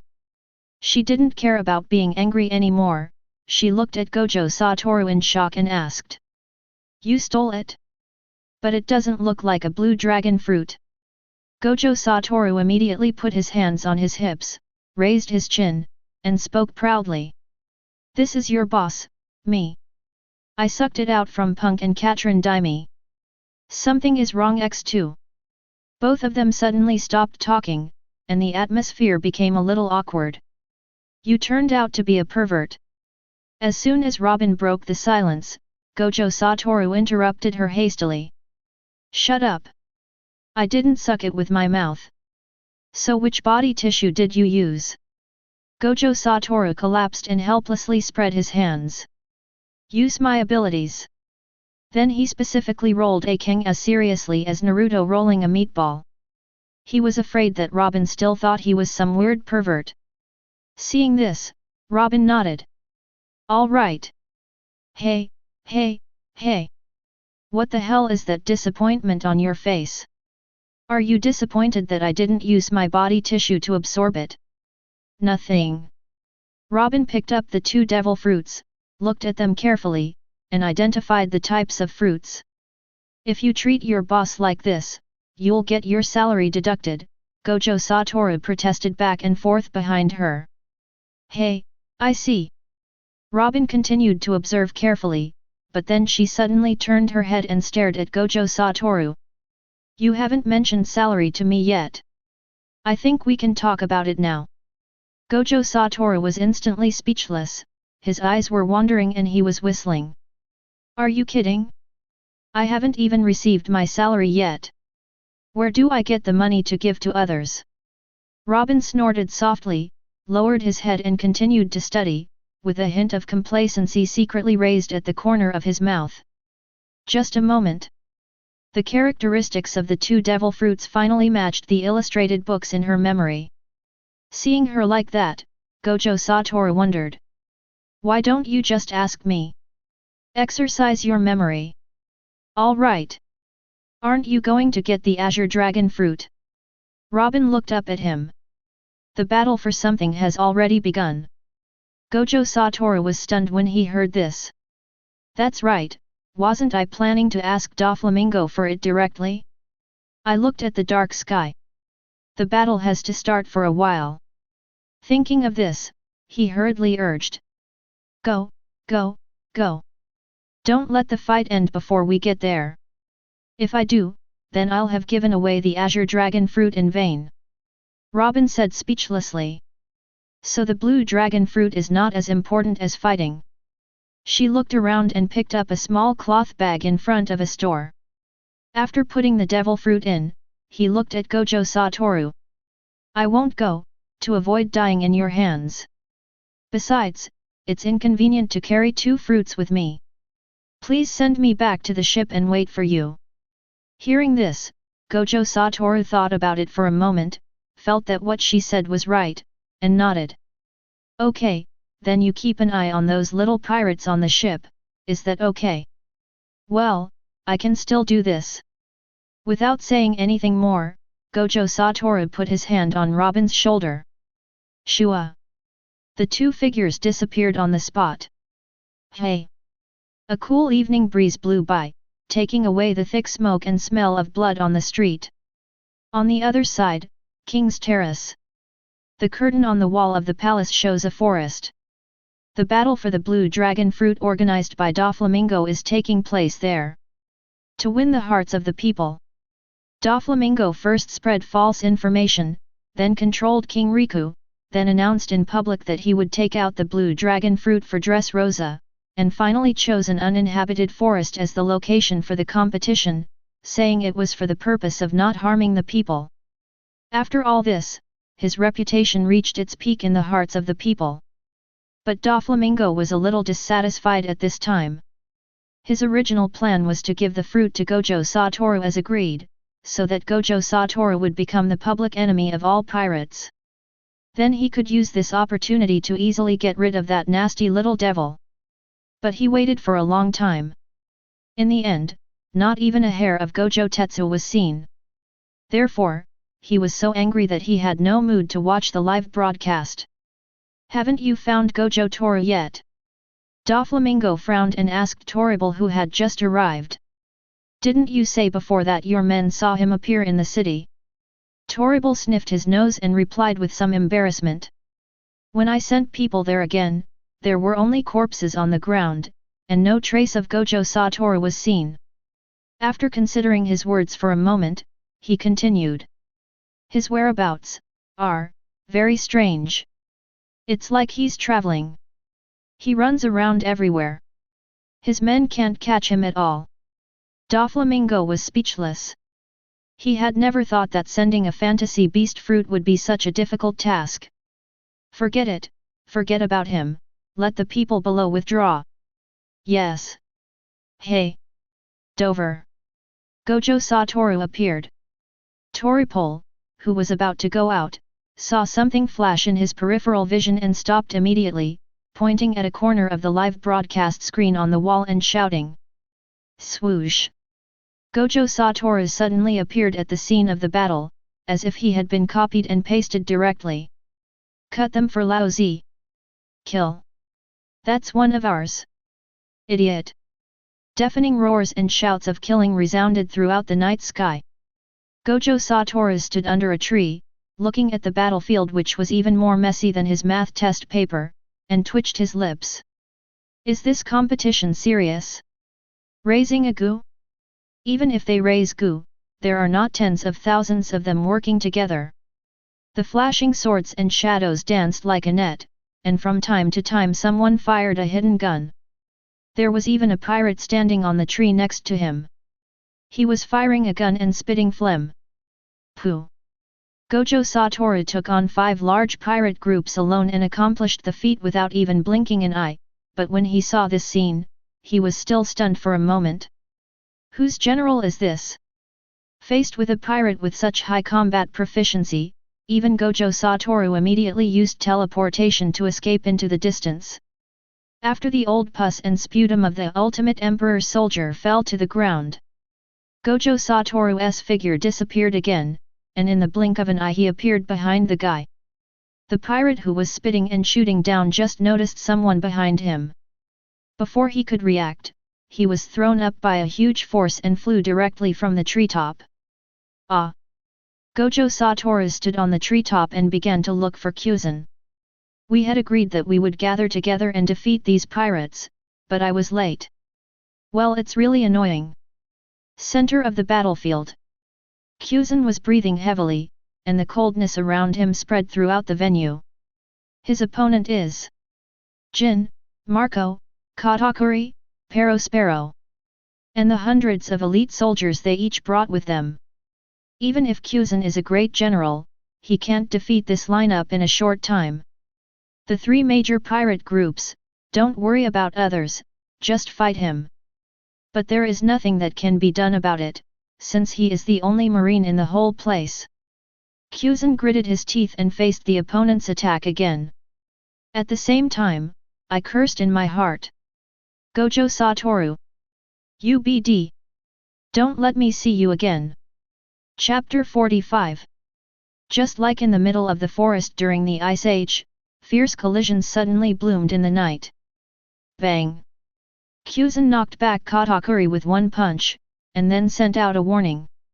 He immediately wanted to turn around and blast Sparrow, who had been firing cold arrows. But the next second he raised his feet, he found that Yin and Margiao were blocking him again. Looking at the two birdmen in midair, Kyuzen helplessly spread his hands. Shouldn't you be competitors? When did your relationship become so good? Margiao, who was in midair, flapped his wings unnaturally and said with a smile. Don't worry, once we kick you out, they will be next. Hee. Jin smiled coldly. It seems that Whitebeard protects you so well that he dares to say anything big. Margiao didn't pay attention, but looked at Yin with a proud face. Dad does feel very safe. What do you think, Jin? Do you want to join our pirate group?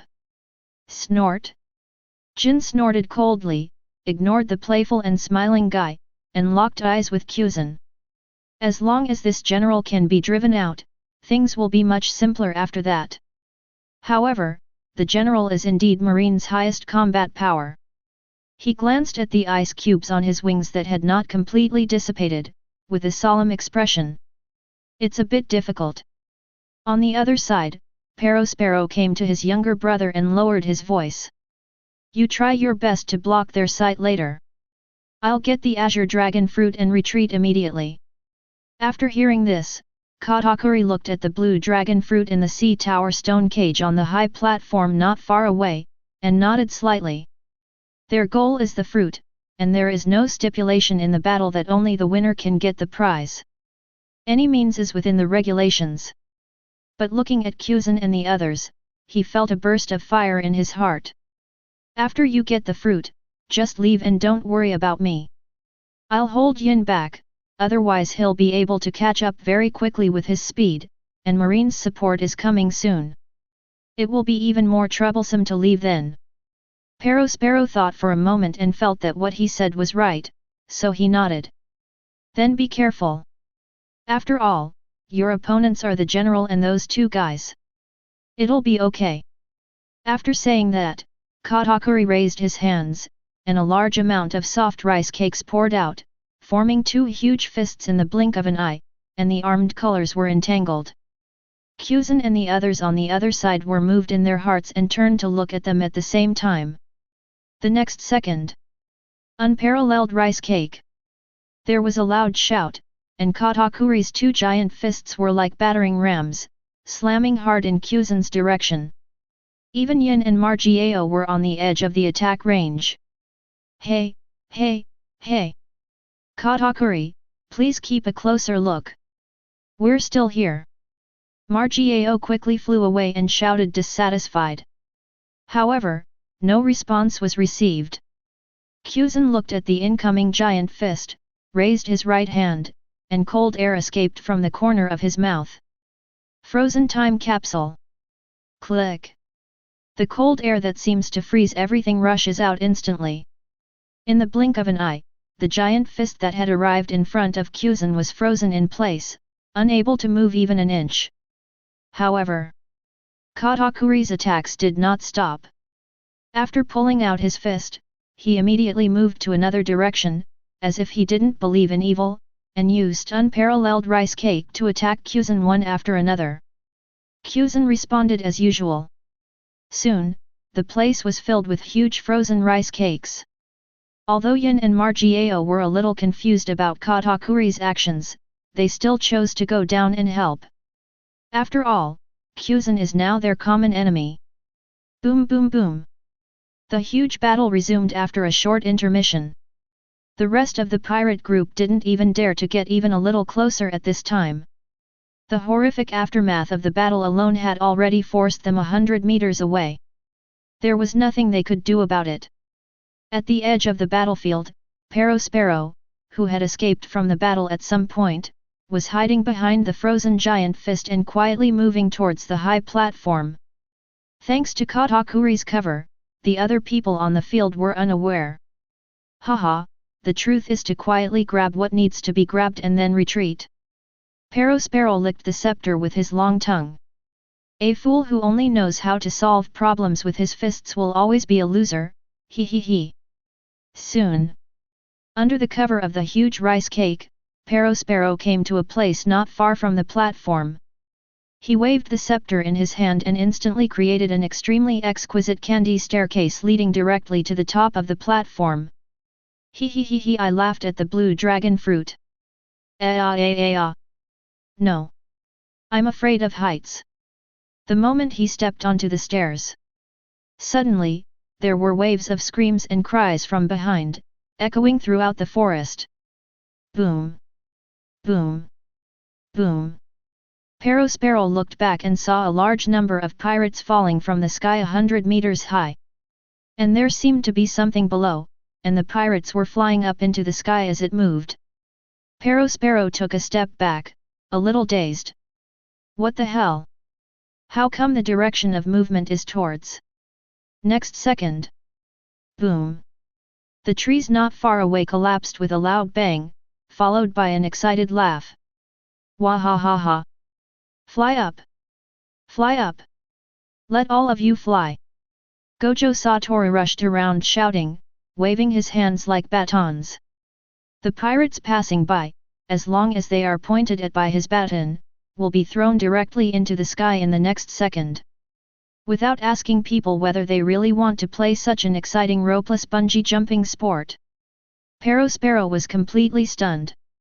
Where did this weird thing come from? But before he could figure it out, he saw that person raised his hand towards him. Oh! Sparrow shuddered all over and quickly stepped back. But it was too late. The terrifying suction force instantly locked him tightly, and the next moment, he flew over at an extremely fast speed. Gojo Toru, who was having a blast, didn't care who it was, he just raised his hand and threw it towards the sky. Then, UBD! Sparrow was thrown away screaming under the powerful inertia. The angle is a bit off, I guess it flew quite far. Ah! Gojo Toru transformed into a violent dump truck and continued to rush towards Kuzan and the others. Wherever he passed, nothing grew. Boom! Boom! Boom! With no limit to his actions, Gojo Toru carved out a straight path through the pile of frozen rice cakes, arriving directly in front of Kuzan and the others. And as Gojo Toru stopped, behind him, people were falling down in large numbers like dumplings. The scene suddenly became more chaotic and boiling. Gojo Toru put his hands on his hips and smiled brightly. I'm here. Kuzan. Ember? Marco. Katakuri? Where's my elder brother? Chapter 46. Kuzan. Are you missing me so much? As soon as the words came out, the whole audience fell silent. Seeing such an explosive appearance, several people were stunned on the spot. Kuzan slipped and almost fell on the ice. I really miss you so much. He steadied himself, gritted his teeth, and spoke word by word. Ha ha ha ha, is that so? Gojo Toru laughed out loud and didn't mention the fact that he was stood up. After a while, Marco came to his senses and looked at Kuzan blankly. Who is he? I've never seen such a person in your marine before. Hearing this, even Jin and Katakuri looked over. They were also somewhat curious about the identity of this young man, mainly because the first impression was too deep. However, Kuzan turned his head away and said coldly. It's irrelevant. It's embarrassing. I don't want to admit that this guy is my accomplice. Puff. There was a sound like a knife entering flesh. So sad. Gojo Toru covered his chest and looked at Kuzan with a sad face. Kuku-chan, have you forgotten our passion last night? Jin and his companions stared with wide eyes, looking at Marine's top fighter, Admiral Aokiji, in disbelief. Cuckoo sauce, passion. What a blasting, fierce word. The target is still Marine Admiral. Why don't we just stop fighting and get this news out as soon as possible, or Marine will collapse? Several people thought subconsciously. Kuzan on the other side went berserk upon hearing this. What the hell are you talking about, BD? Who the hell is passionate with you? He immediately rushed to Gojo Toru, grabbed him by the neck, and shook him madly. He looked like he was going to kill Gojo Toru. Ugh! Gojo Toru tilted his neck, stuck out his tongue, and pretended to be dying, and said, "No. Don't pinch me anymore, slightly. You can't kill someone by pinching the air." Kuzan was so angry that he looked down and realized that his hand had not touched Gojo Tetsu at all. What a disgusting ability! Kuzan threw him away and became even angrier. Then he looked at Yin and the others. If I can't beat this BD, can I still beat you? As long as Gojo Tetsu can contain one of them, he will be able to. Ha ha ha ha, that guy is so funny. At this moment, a burst of laughter was heard in the distance, and several people turned their heads to look. I saw a red-haired man wearing a straw hat, holding his stomach, laughing so hard that tears came out of his eyes.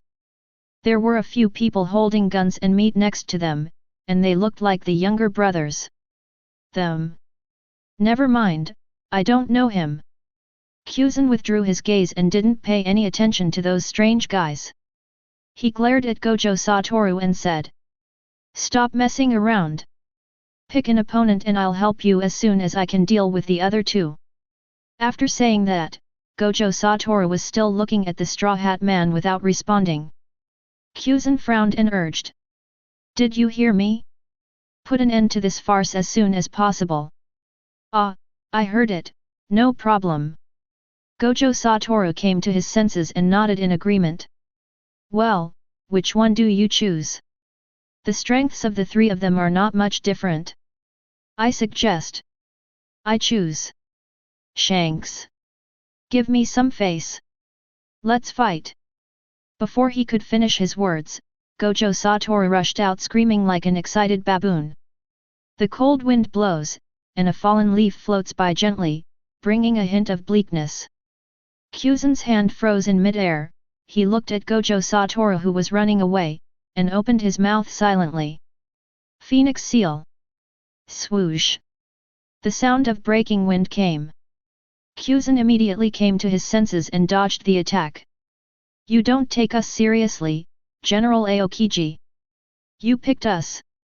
Marco in human beast form flew out of the pit with a look of dissatisfaction on his face. At the same time, swish swish! Jin and Katakuri also attacked Kuzan together with anger. The momentum is even more intense than before.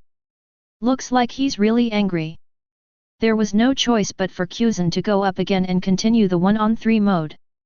A hole. You can never go on a mission with that guy again. Then it's not a person. The other side. Toru Gojo couldn't wait to fight with Shanks. The sound was like thunder and the wind was fierce.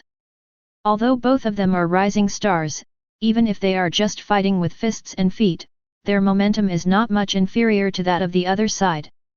Shanks stomped his feet hard and threw another punch to meet the opponent's attack. In fact, he is a little confused now.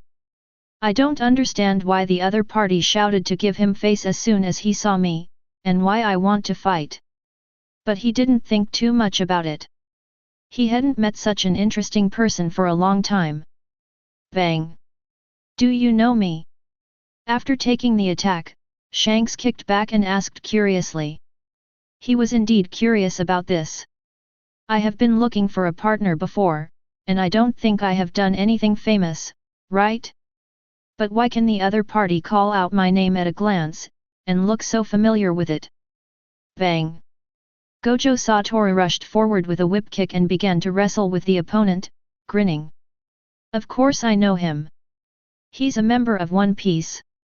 He'll be very famous in the future. Shanks pulled his legs back and touched the back of his head a little embarrassedly. It's not as famous as you say. As if he had thought of something, he raised his hand and slammed it on his palm. Oh, right. Do you want to get on my boat? We are all very interesting, it will be fun. Seeing their captain's stupid look, Jesus Bulletin and his men slapped their foreheads. The other party is marine, idiot. Also, why are you blushing? Get on your boat. Swoosh. The unsportsmanlike Gojo Toru stepped forward, raised his fist and punched Shanks hard in the stomach. He was punched straight into the bushes, and rolled several times. Jesus slapped their foreheads again. Idiot captain! UBD! With a loud roar, Shanks angrily pushed aside the bushes. His face flushed red. If you don't want to go, then don't go. You actually attacked by surprise. Before he could finish his words, he saw a blue energy ball the size of his head shooting straight towards him. Danger! Danger! Danger! Shanks' hair stood up instantly, and he gave a warning signal with his observation haki. Without hesitation, he immediately drew out the griffin from his waist, wrapped it with armament haki, and quickly raised his sword to block. Boom! Although it was blocked in time. But that terrifying force still pushed him backward madly. And left 2 long grooves on the ground. Hey hey hey hey hey! After being pushed more than 10 meters away, Shanks yelled, tensed his muscles, and exerted force suddenly, kicking the energy ball to the side of his body. Then, the invincible king was actually picked apart. However, the power of King that had deviated from its orbit remained undiminished. After crushing dozens of innocent pirates, it slowly dissipated. Seeing this, Shanks let out a long breath. Fortunately, I was not careless and was entangled with domineering in time. Otherwise, with an attack of that power, at least I have to pay with an arm. Thinking of this, he looked up at the white-haired boy and his expression became serious. Gojo Toru casually reached into his pockets, smiled at him, and introduced himself. My name is Gojo Toru. It's not impossible for me to board your ship. I don't hate you. Hey! Shanks, who had just been fully alert, suddenly lost his composure. Gojo Toru took off his sunglasses, revealing a pair of eyes that were stunning no matter how many times you looked at them. Then, he explained his technique for the first time. My ability is like a converging infinite series. It will make objects approaching me slower and slower, until they are unable to touch me.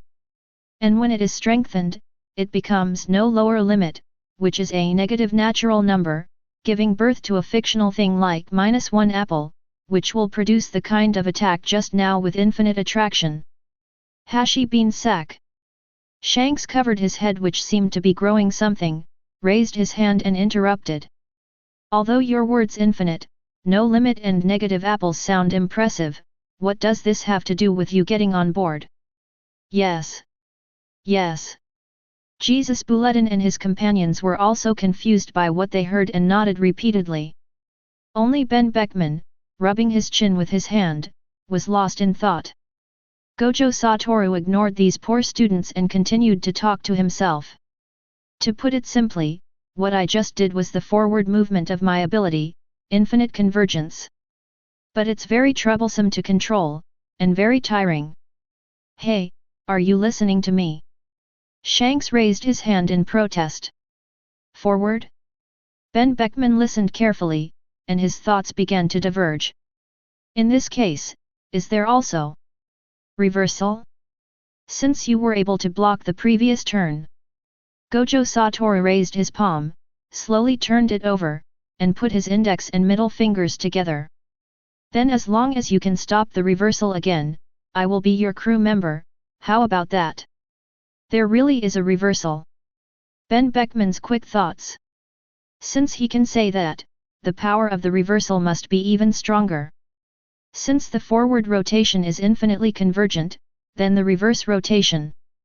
Just as he was analyzing Gojo Toru's abilities. Hey! Really? Shanks finally understood a sentence and shouted excitedly, then urged. Then come on. Let's have a party after this. Hee hee.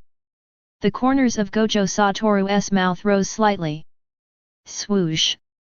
The figure instantly appeared in front of Shanks, flipping his hand as if shooting. Reversal of the technique. Shanks was shocked. Although he just spoke lightly, he did not underestimate the other party at all. The domineering aura poured down on Griffin, and his whole body was tense and ready to meet the attack. Haki is superior to the devil fruit, Gojo. He laughed inwardly. Opposite. Gojo Toru's cursed power began to boil, and his eyes were filled with excitement. I just heard him utter softly. Shanks. Get out of the way. Ben Beckman's anxious roar had not yet subsided. The next moment, the blinding red light poured down like a waterfall, dyeing everything nearby scarlet. The forest changed color, swallowing up everything around it in an instant. Chapter 47. After hearing that the effect of Gojo Toru's ability was infinite convergence, Ben Beckman quickly guessed the effect of the reversal. Infinite divergence. In simple terms, it is attraction and repulsion. This is not hard to guess at all. But he knew nothing about the attack method and scope. If it's just a point attack, even if it's stronger than the forward just now, Shanks probably can block it, but if it's an area attack, Shanks is also immortal, he will die even without the domineering aura covering his whole body. Damn it! Seeing that the terrifying red light had already bloomed, Ben Beckman didn't care whether he could catch up or not, and rushed over immediately. On the other side, on a tree, the seagull with a den mushy hanging around its neck had its front lit up red. It was supposed to focus on the battle between Admiral Marine and the three major pirate groups, but with the arrival of the white-haired man, its attention was immediately drawn. Because it had seen this strange man before, it remembered very clearly that it had diarrhea that day. And ever since this guy came, the boss in the headphones has been very excited. Say this guy will definitely become a hot topic, and then let it focus on this guy for the entire live broadcast. That's right, live broadcast, and it's live broadcast to the world. After all, it's such a big event, and it was the boss's effort, so how could he miss such a hot spot? At this moment, the red live broadcast made all the people watching on the sea fall into silence. Looking forward to this astonishing blow. Dressrosa Sea. 10 warships were sailing in the pitch-black night. On the central warship, Zifa and the other marines were all watching the scene on the screen in silence. To be honest, he was almost mad after seeing the note that Gojo Toru left for him that day. He didn't know how that brat dared. There were at least 100 pirate groups heading to Dressrosa. But that brat actually ran over there alone. His blood pressure almost went through the roof. UBD. Why don't you bring more people with you? What if something unexpected happens? Fortunately, Kuzan contacted him yesterday and said that he would go to Dressrosa with Gojo, which made him feel relieved. Otherwise, when I see him, I will definitely let him have a taste. It's amazing not to eat sweets for 3 days. Yes. 3 whole days. Zifa thought viciously in his heart. Aside, Jun and several of his classmates were staring at Gojo Toru intently. In fact, they were also shocked when they first heard that this guy had run away. But I wasn't really surprised, after all, it was that guy. At this time, they are more concerned about the reversal in the 5-hand. At the same time, a question arose in his mind: what kind of fruit did that guy eat, and why did he have 2 completely opposite abilities?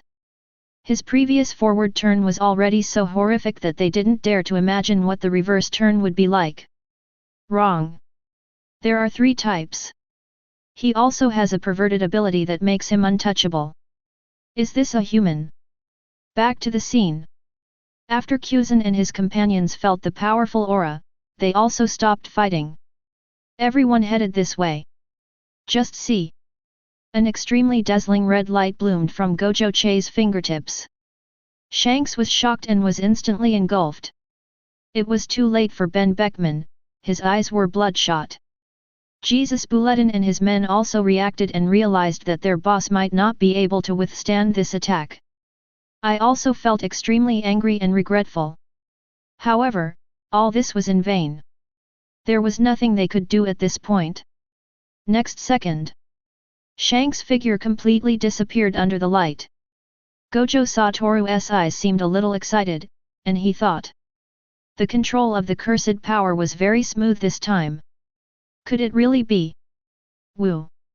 Just when he thought he had finally mastered the reversal technique, the cursed energy at his fingertips suddenly became disordered. Then the technique began to collapse and dissipate. The dazzling red light gradually dimmed and went out. Failed. Gojo Toru's smile froze, and he immediately began to curse madly in his heart as usual. Everyone who saw this scene was stunned. A kidney accident occurred? Is it over? Where's the ultimate move? Where's your red spiral flash cannon? It's such a big noise. Just show us a flash, right? RNM. Give me your money back. As for Shanks, the person involved, he actually covered his entire body with armed color the moment he realized something was wrong. Although the intensity is not as good as concentrating it, it is still better than resisting it with the body. But what is happening now? What about attacks? He stood there, holding Griffin in his hand, in a daze. The next second, Gojo Toru, who was feeling depressed and had nowhere to vent, did not hesitate at all. An action completely out of instinct. He jumped up directly and did a Leo flying kick. Shanks was knocked to the ground in an instant. He was stunned. But that's not all. Gojo Toru then used continuous trampling and continuous punching to beat Shanks madly. Don't you ever call me mean, Shanks. Gojo Tetsu explained as he fought. Use the flash bomb to confuse the opponent first, then take advantage of the opportunity to defeat him. This is my reversal. The whole world fell into dead silence. Throughout history, this should be the only time that global unification has been achieved. It is a great achievement. At this time, everyone has a deep feeling of powerlessness, wanting to complain but not knowing how to start. Forget it, I won't refund the money, it's bad luck. The little drama on the screen continues. I get it. Shanks, with a bruised face, waved his hands and shouted. I surrender. I surrender. I won't pull you on board. Stop it now. What? Gojo Toru's eyes widened, and he quickly helped Shanks up. The Oscar statuette began to merge. I was reckless, but this is also your fault, Lao Xiang. Why didn't you say it earlier? What do I say? Shanks thrust his face forward and said angrily. What the hell are you talking about? Gojo Toru interrupted him with a kick. I am a righteous marine. Fighting pirates is a natural thing. Why should I explain to you evil reactionaries? And you, the guy who taught a kid to be a pirate, watch out. Bang, bang, bang. Then, Shanks was so confused that he was beaten up again. The scene was extremely brutal, he was beaten so badly that he could hardly fight back or speak. I've been a pirate since I can remember, can you blame me for this? Besides, when did I teach a kid to be a pirate? At this moment, the parents in front of the TV covered their children's eyes.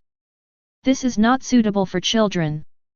Beside the scene, the crew members of the Red Hair Pirates stood there, raising their hands, then lowering them, raising their hands, then lowering them. Finally, he covered his eyes. The people have already been thrown out, and they don't want to be labeled as accomplices again. But maybe a beating from society could cure our captain's idiocy. Kuzan on the other side also hunched over slightly and raised his hands to cover his face. He felt the same as them. But what they don't know is their own identity. It had already been spread to the whole world by the seagulls in the distance. From then on, the red hair pirates and Gojo Toru. Well, after a while, Gojo Toru stood up happily and stretched, then tilted his head to glance at Ben Beckman. How is it? My reversal is not bad. Chapter 48. Ben Beckman twitched his lips and said nothing because he didn't want to bother with this BCH. Finally, he was very righteous and helped Shanks up with his lifeless eyes. Ben Beckman is really afraid of Shanks now, he will leave an indelible psychological trauma. To be honest, if he was being ravaged like this in front of so many pirates, he probably shot himself. Well, let's go. Ben Beckman turned around and called to his companions. Jesus Bulletin and the others who were clasping hands were stunned for a moment after hearing this. Aren't you going to grab the fruits? Mythical beasts are very valuable. Although their pirate group does not eat devil fruits, they can still sell them. Besides, the azure dragon fruit must be worth at least 10, 20, or 30 billion. What else are you robbing? Ben Beckman reluctantly mentioned the dead Shanks. Go find a psychiatrist right away. Oh, yes, yes. Let's go. After figuring out which of the two matters was more important, the few people hurriedly helped to carry Shanks and hurriedly evacuated the scene. I guess this interesting journey will be something they will remember for the rest of their lives. It's really youthful. Gojo Toru watched their backs go away with a gentle smile on his face, and only turned around when they disappeared from his sight. There is no need to keep them, it is impossible to keep them and there is no need to do so. That's good enough. He looked in the direction of Kuzan and the others. When Jin and the others were stared at by Gojo Toru, they shuddered all over. To be honest, they don't want to fight this guy. Not only is his strength not bad, but his ability is also limitless. But the azure dragon fruit is not in hand yet, so we have to fight. This was the most difficult time in their lives. No other. Aokiji noticed their strange expressions and his eyes turned unconsciously. Then, he subconsciously imitated Gojo Toru and quickly gave Jin a Leo flying kick from behind. Next second. Bang! Although the stunned Jin reacted with his observation haki, his body did not. Then he was kicked out by Kuzan's 1:1 replica flying kick. It crashed into several large trees before falling heavily to the ground. Tisk, why does this kick feel so good? Kuzan raised his foot, savored it carefully, and sighed. That guy has a lot of tricks up his sleeve. Marco and Katakuri immediately took a step back, with extremely strange expressions on their faces. Who are the Marines nowadays? Is this still a general? Just a moment. As Jin stood up with trembling fists in the distance, Kuzan looked at Gojo Toru who was squinting at him and grinning evilly.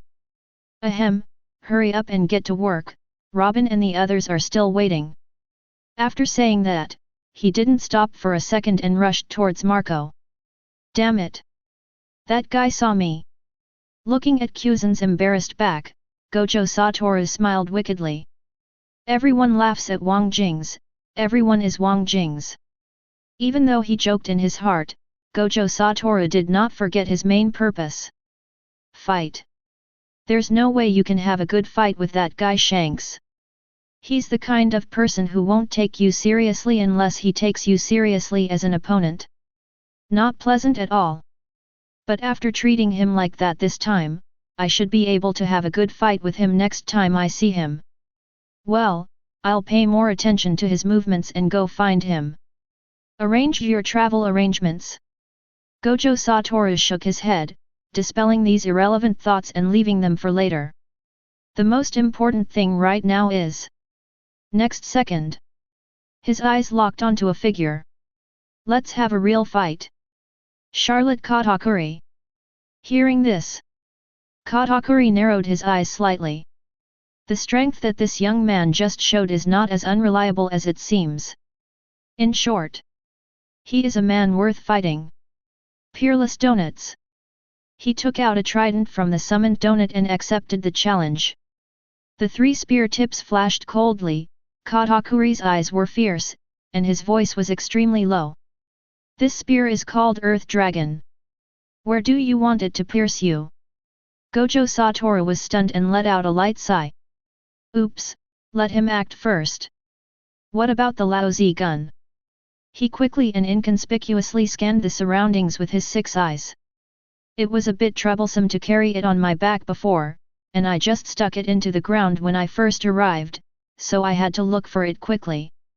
Although I forgot where to plug it in, the 6 eyes with a 360-degree view are still powerful. The abandoned black spear was soon found. Swish swish. After 2 seamless teleportations, Gojo Toru had a spear in his hand. Looking at Katakuri, he lowered his voice to the same low level as the other party. This gun is called Dragon Drill. Let's see whether my Dragon Drill will pierce your throat first, or your 3-headed dragon will dig out my heart first. Hearing that the name of his gun had been tampered with, Katakuri frowned slightly. Swish, swish, swish. Randomly, he rushed over with the gun tip spinning. Glutinous ball stabs. Oh my god! Are you playing with an electric drill? Gojo Toru immediately dodged and avoided the electric drill gun head.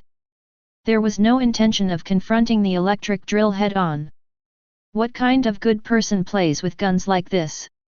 He can complain, but it's not his character not to fight back. Sow! The sound of breaking air echoed through the woods. After dodging the attack, Gojo Toru swept his spear across and attacked Katakuri's long legs. Although he did not have the haki of armament, the opponent probably had not yet learned how to predict the future and awaken the fruit, so he could not use the elemental method and would definitely be injured if he was hit. As expected, Katakuri simply blasted out a rice cake fist from his side to block. Then there is a fight, and I can just ask Mr. Kaji for advice on his domineering power. Swish, swish, swish. Katakuri leaned back and raised his gun, and the earth dragon once again turned into an electric drill, piercing through with a terrifying wave of air. This time, Gojo Toru did not hide. He recalled old man Zifa's words in his mind and tried to mobilize his domineering aura. Clang clang clang. The harsh sound of metal rubbing against each other irritated the eardrums. The unchanged tip of Gojo Toru's gun was knocked out of his hand within less than 2 seconds of contact. Failed. Looking at the slightly trembling palm, Gojo Toru couldn't help but gasp. Without abilities and Black Flash, the gap between me and these people is still quite large. However, this made him more eager to cultivate his domineering nature. In this world, you can't survive without domineering attitude. He instantly retrieved the spear, stood where he was, and looked up at the night sky. The moonlight was hazy, the cotton-like night fog was gradually flowing, and the sound of the wind was slightly cool in early September. Why don't you use your abilities and haki? Katakuri frowned and did not pursue, questioning. You don't use any abilities, are you underestimating yourself? Well, why does a person think that he will be domineering?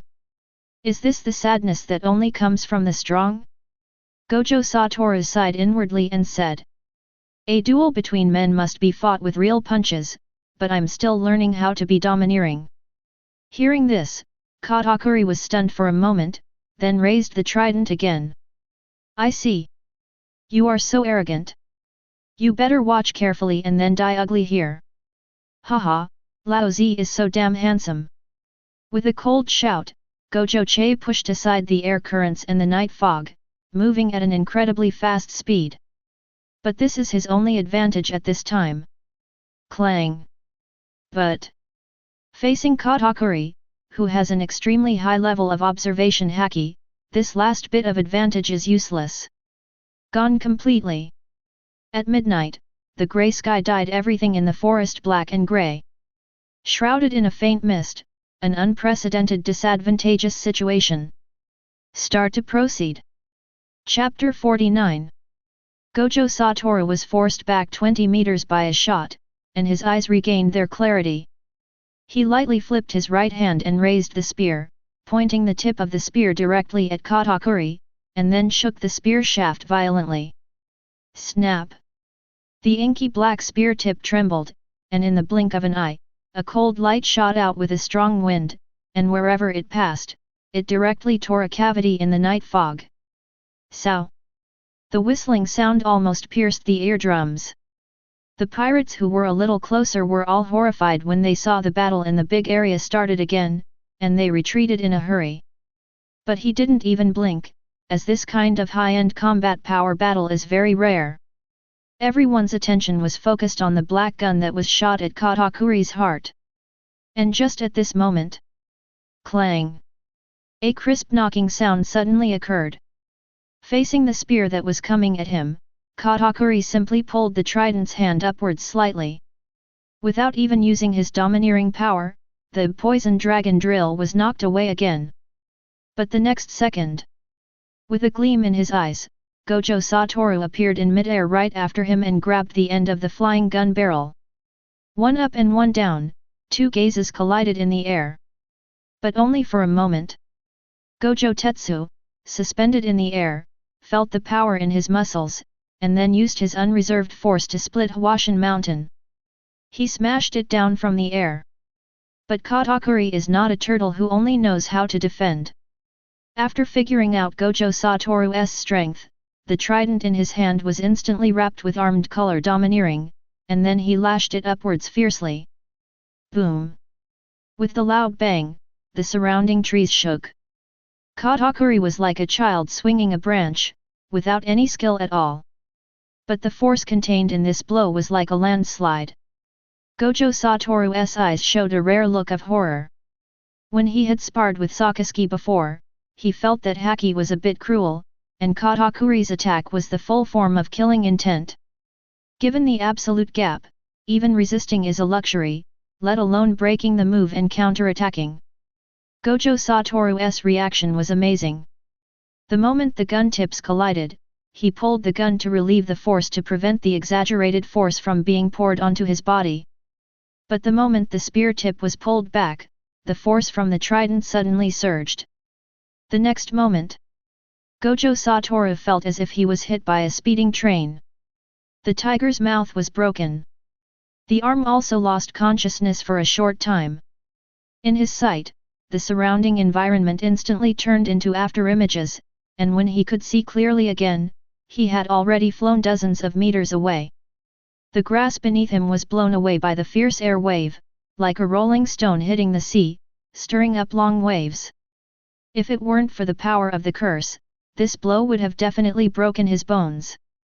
Katakuri didn't give him a chance to catch his breath, and shot towards Gojo Toru who hadn't landed yet.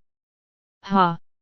Seeing that the situation was not good, Gojo Toru twisted his waist forcefully in the air and fiercely thrust his spear into the ground.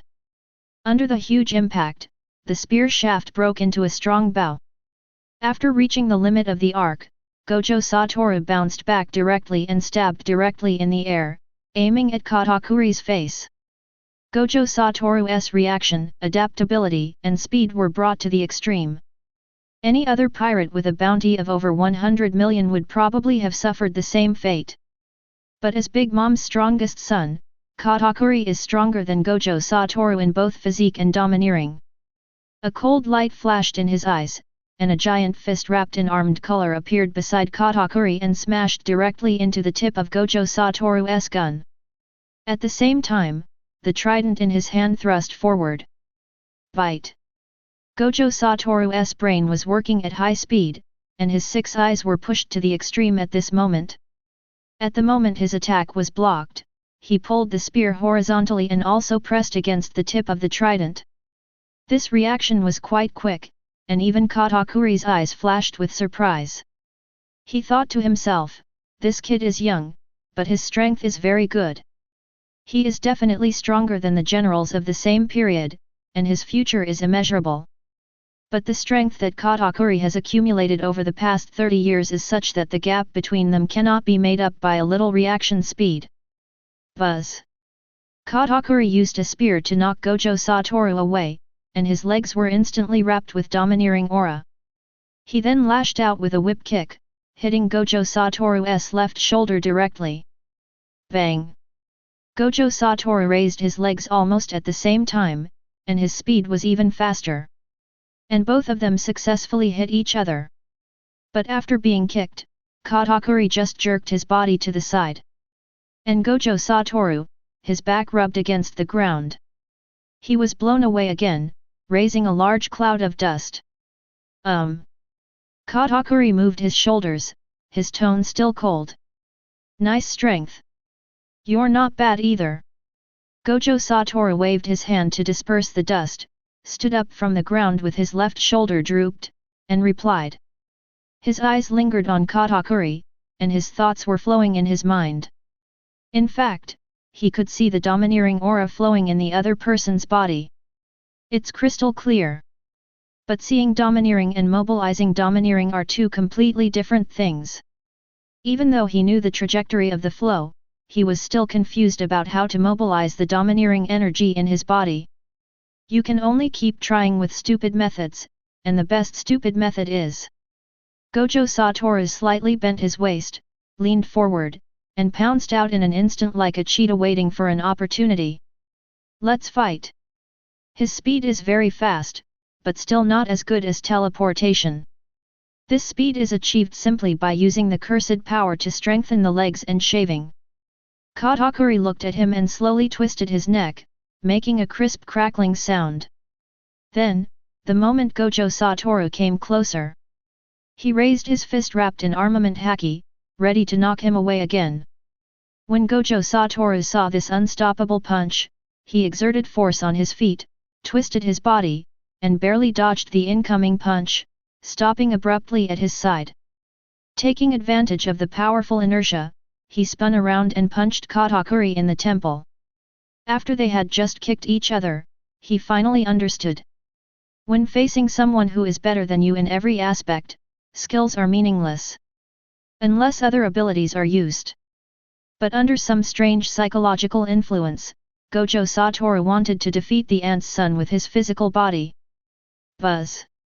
With a flash of observation haki in his mind, Katakuri reacted extremely quickly and covered his head with armament haki. Bang!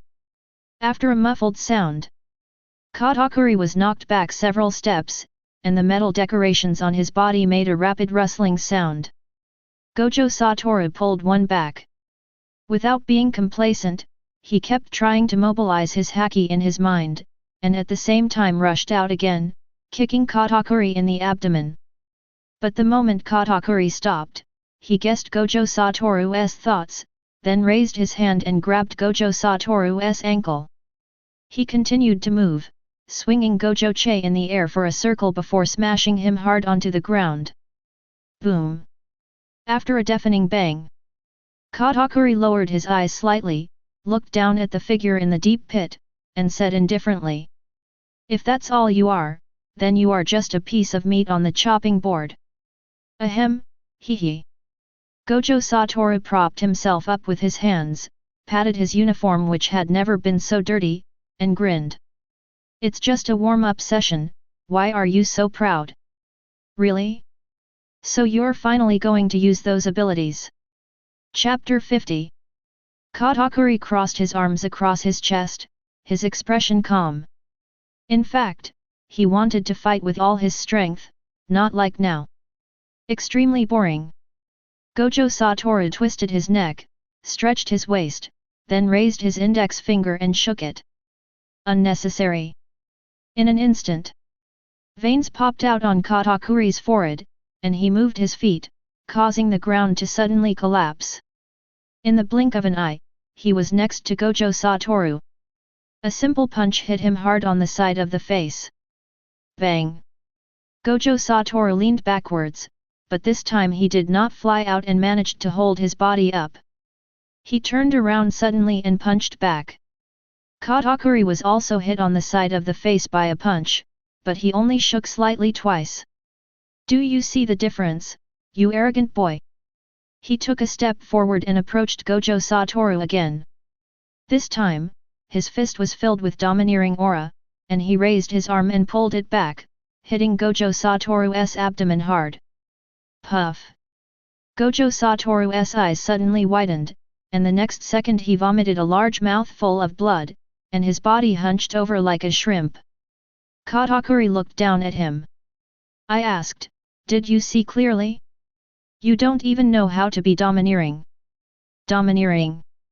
Another domineering attitude. Without domineering, you are nothing, right? Whoosh whoosh. The power within. Everyone has it, everyone can use it. Being able to awaken conquerors means that you are almost the same as the people in this world. The armed color born from the body and spirit. Now all that's left is to catch it. Gojo Toru closed his eyes and looked inward over and over again. The six eyes, like a supercomputer, run at high speed without any scruples. Just when his brain was about to burst into smoke, he suddenly thought. Armament haki is definitely not difficult or complicated. Otherwise Luffy would never be able to learn it. Wait a moment. Got you. September weather. Gojo Che exhaled 2 streams of white air, carrying billowing hot breath. The cells in the body are like ignited sparks, spreading across the prairie. Start boiling vigorously. Ahem, pa. Pulling his thoughts back, Gojo Toru endured the severe pain in his abdomen, slowly propped himself up, tilted his head and spat out a mouthful of blood foam. Tread. He took a step forward.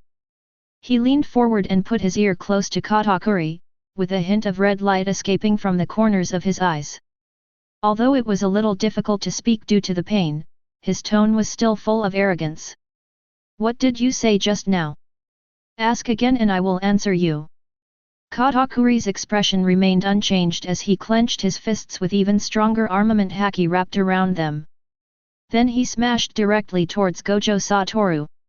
I asked, do you see the difference between you and me? You don't even have the domineering side. Bang! With a dull sound, Katakuri's next words were stuck in his throat. Just see. A fist wrapped in armament haki was hit by another fist that was also faintly flashing with armament haki. Blocked. Although it was very unstable, Katakuri knew that this guy had really learned. Armed color. Gojo Toru's brain continued to work, analyzing, processing, and refining the armed color he had just captured. It's actually very simple. Pure, extremely pure, and strong will, and then comes the battle. Soon. The armament color that kept flashing on the fist gradually stabilized and solidified thanks to the supercomputer-like precision control of the six eyes.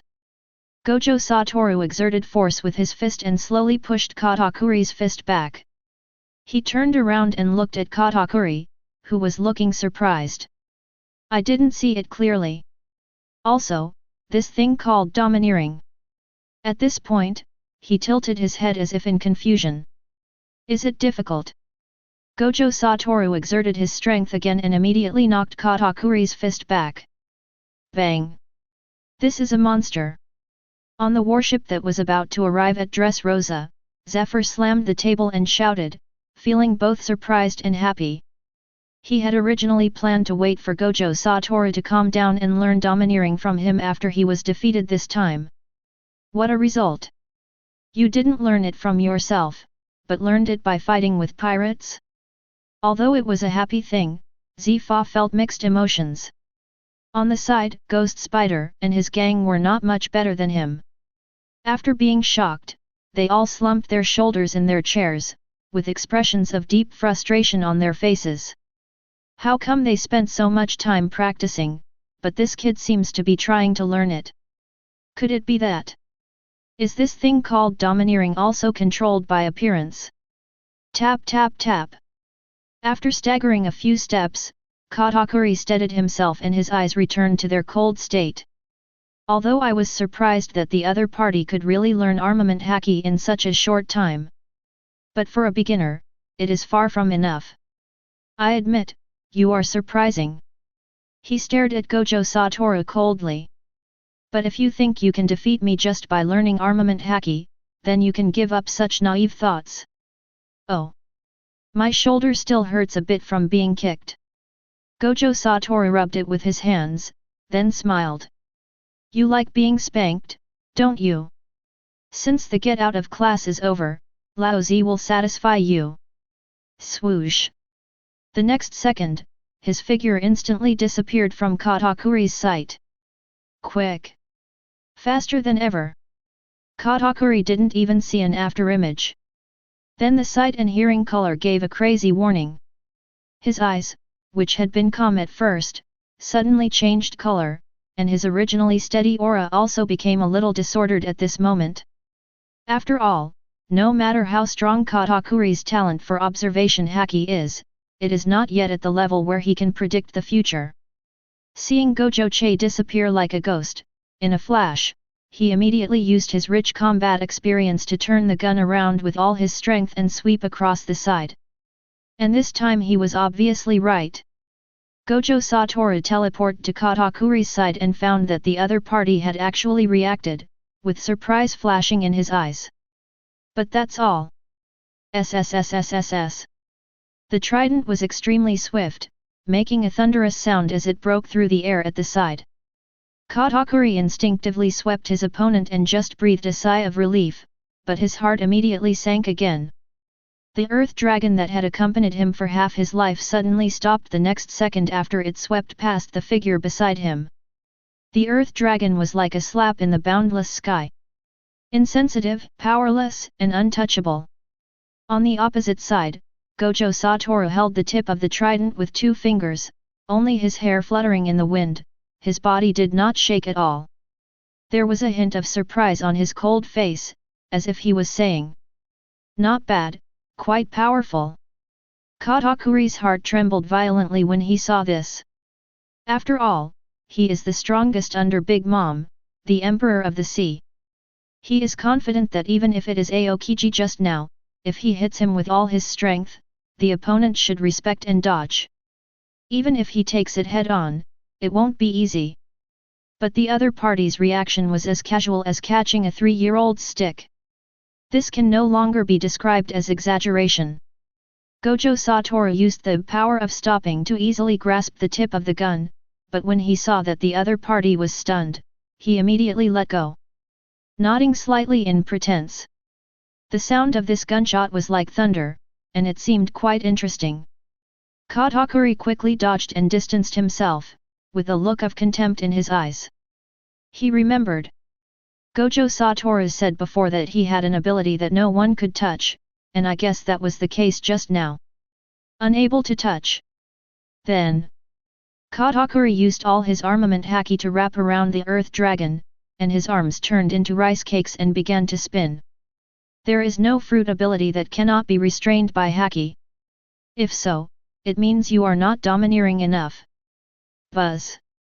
As the earth dragon rotates at high speed, it emits bursts of piercing wind sounds. Glutinous ball stabs. Katakuri roared, and the trident shot out like lightning, hitting Gojo Tetsu's throat. Gojo Toru looked calm and raised his hand to shake it. "I'm in a good mood today. As long as you can block this punch, I will let you live." After saying that, his fist was instantly wrapped with armed color domineering. Then, black lightning suddenly burst out. At last, a ball of beautiful blue energy enveloped it. Under perfect control at the atomic level, the 3 are stably combined. There were no violent whines, no dazzling lights, and no terrifying noises. Only black, blue, and a hint of deep red. A punch that combines the 3 major moves of armament haki, black flash, and blue. On this, Gojo Toru's strongest attack to date, was born. He himself didn't know how powerful it was.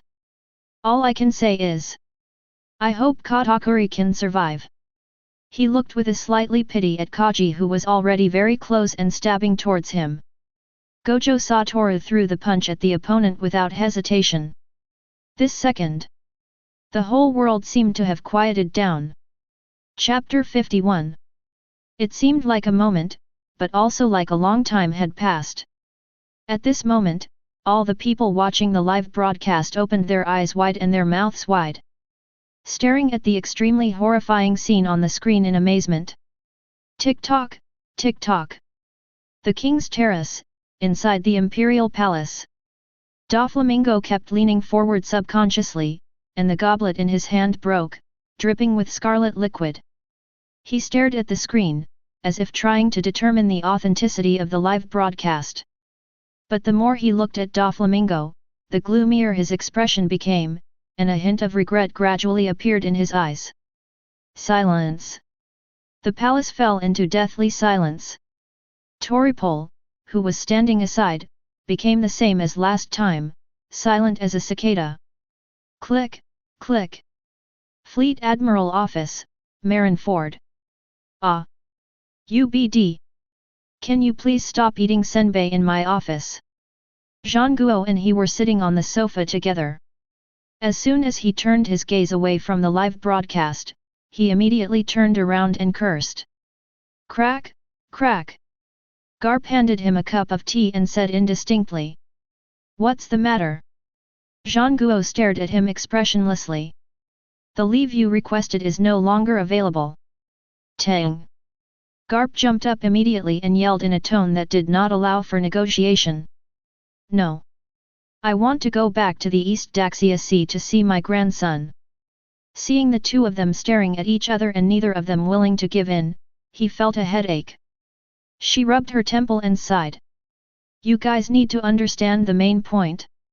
The most important thing right now is him. As he spoke, he pointed at the young man on the curtain who was walking away with his hands in his pockets. Yes, yes. Zhang Guo and Garp immediately sat up straight, nodded, drank water, and thought. I see. You understand again. Bang. Zhang Guo put down his teacup and looked at he seriously. Last time it was an accident. This time, I will make sure he feels at home in Marine. Punch a hole in your office, hey. Garp on the side couldn't help but complain. Everything in the house is his? Everything that belongs to him belongs to the family? Are you going to start talking about your family members as soon as you get into the family? I advise you to give up now.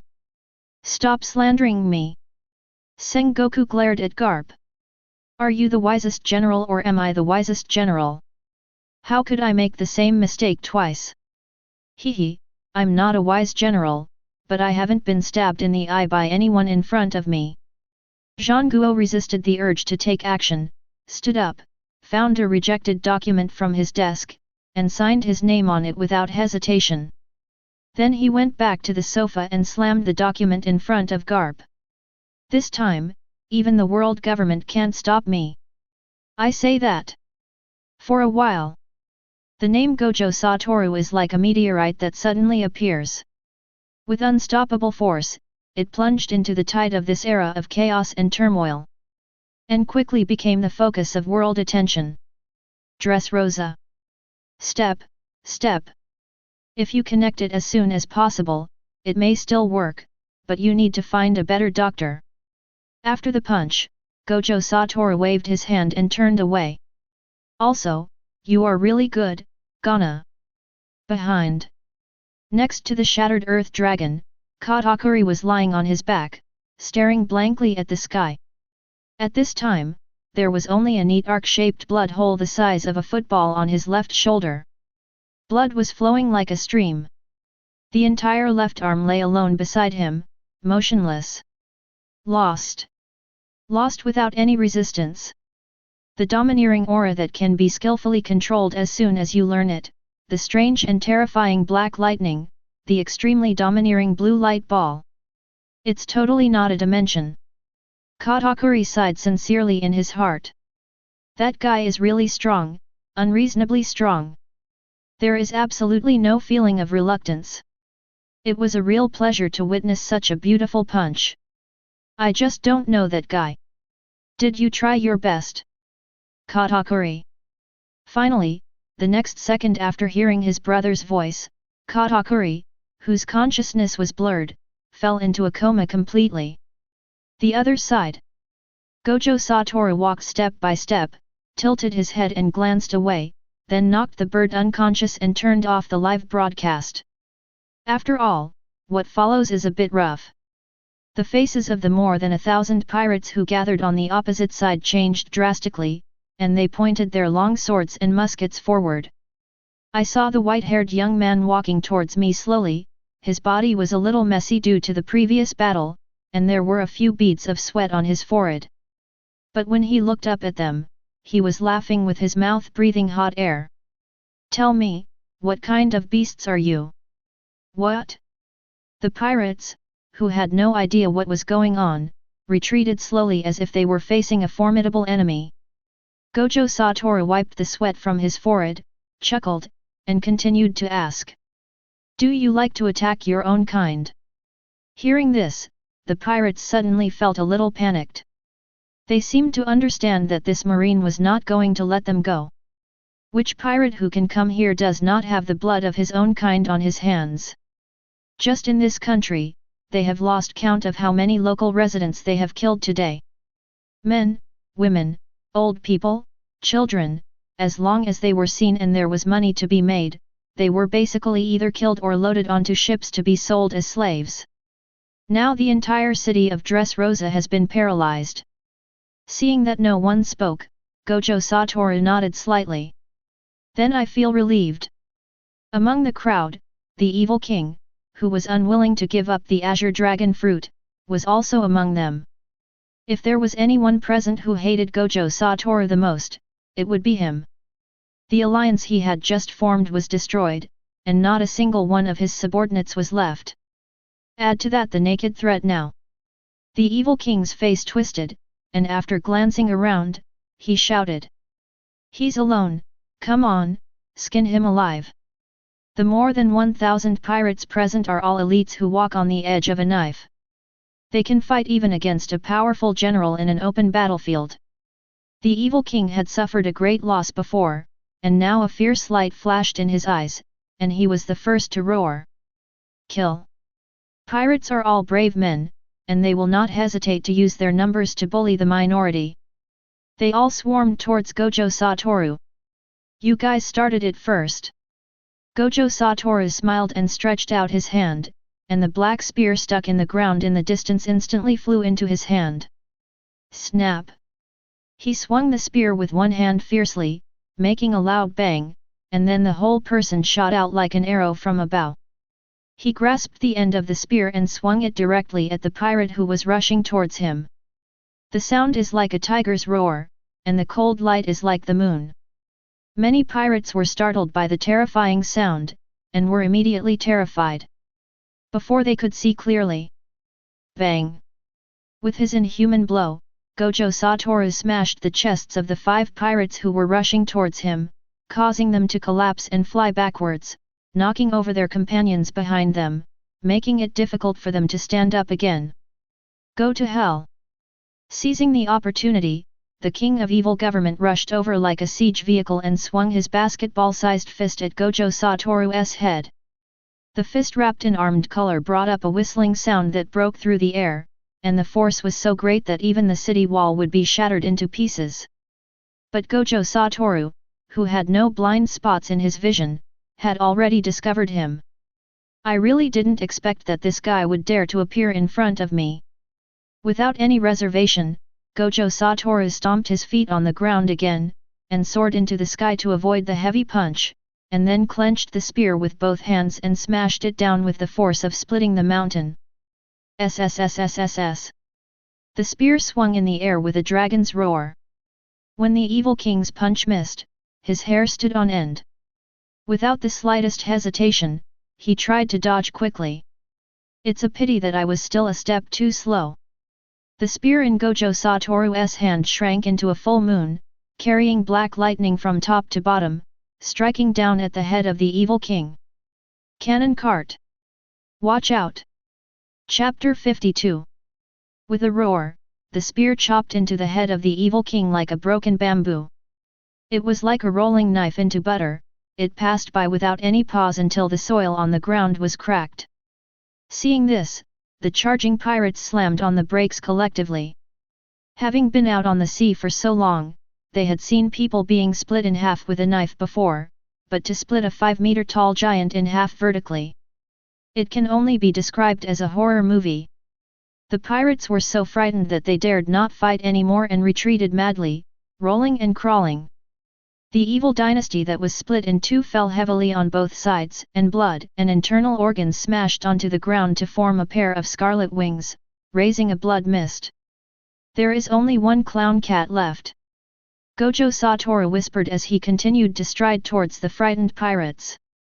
Under the hazy moonlit night, his eyes glowed with cold light, like a shinigami projected into reality.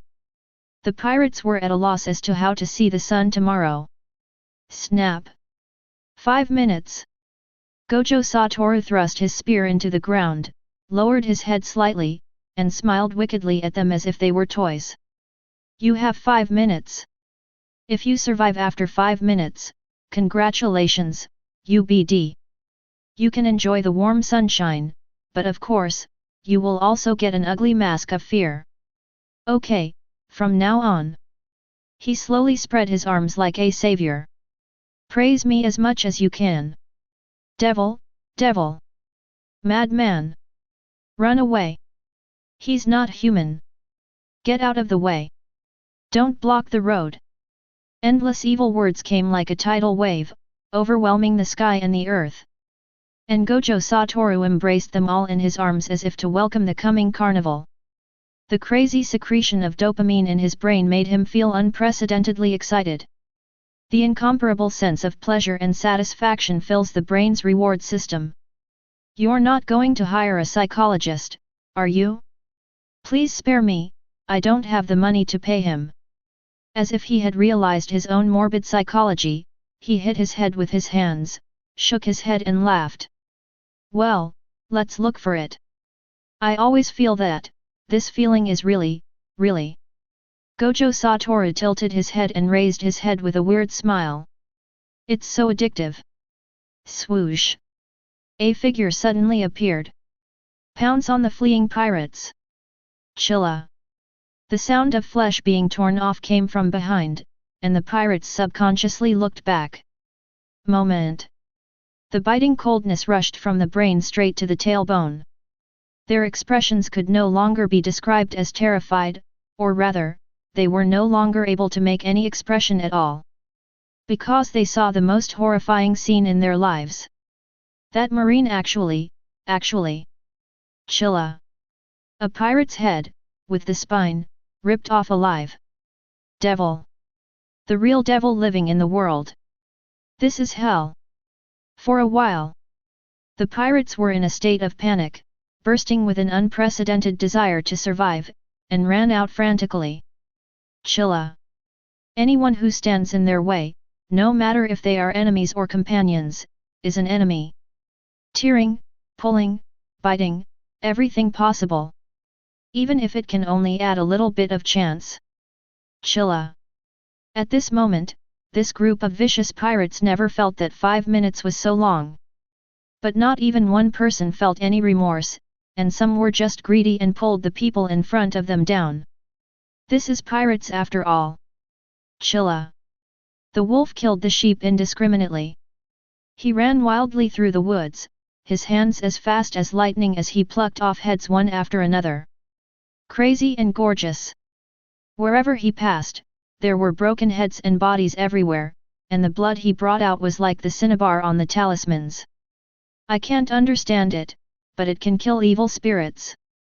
3 minutes and 45 seconds. Whoosh whoosh. Gojo Che's hair was disheveled in front of his forehead, he was breathing heavily, holding the extremely frightened head of the clown cat in his hand. There was no one left standing around. The 1,000 or so pirates left in the battle, were all wiped out. Boom. Gojo Toru dropped the head in his hand, kicked the big tree next to him and sat on it. Call. He let out another long breath, and finally had time to look around him. The ground and treetops were full of broken limbs and arms, and the forest was scarlet and sticky. It was no exaggeration to describe it as hell on earth. Well, I think I went a bit too far. 5. Just when he was about to destroy the crime scene, a woman's cry suddenly came from behind the woods in the distance. Gojo Toru paused as he raised his hand, and looked back. Jun, Zephyr, and other marines were looking at him with pale faces. They had seen Gojo Toru's terrifying killer look on the gangster island. But when I saw it again, I was still shocked beyond words. When the other marines saw this scene for the first time, the shock in their eyes was much more exaggerated. Some even leaned against the tree and vomited violently. The story of Gojo Toru's heroic battle with the Admiral and Marine had long been known throughout Marine. But everyone understood that it was just a competition, and no one used their full strength.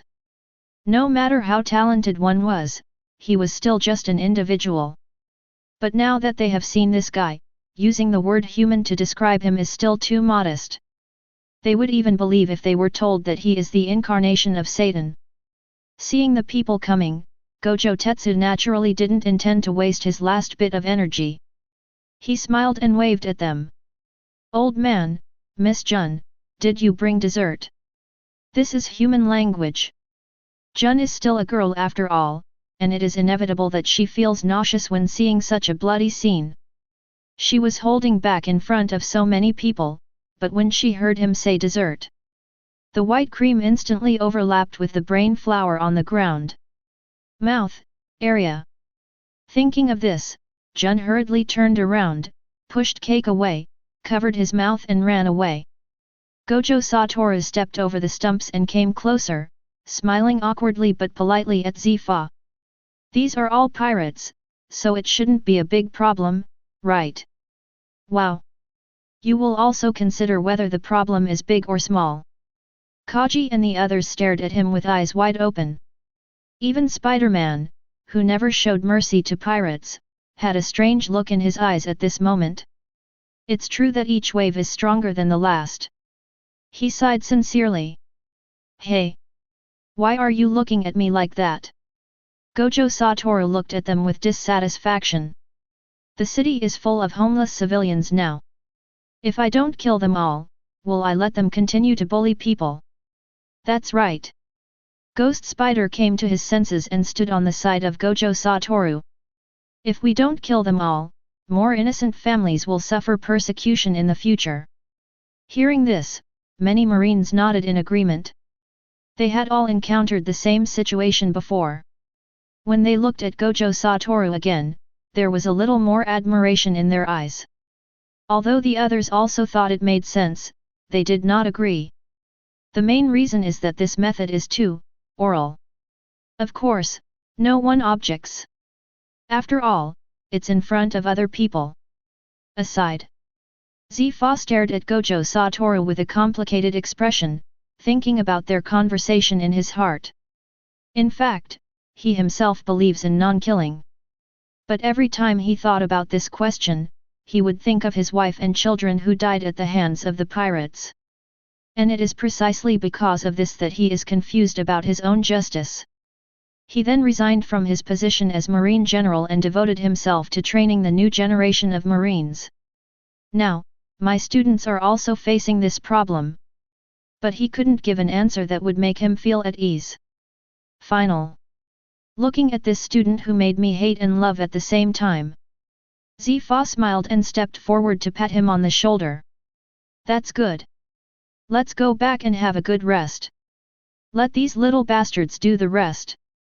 Gojo Toru was slightly stunned. The other's expression was reflected in the 6 eyes.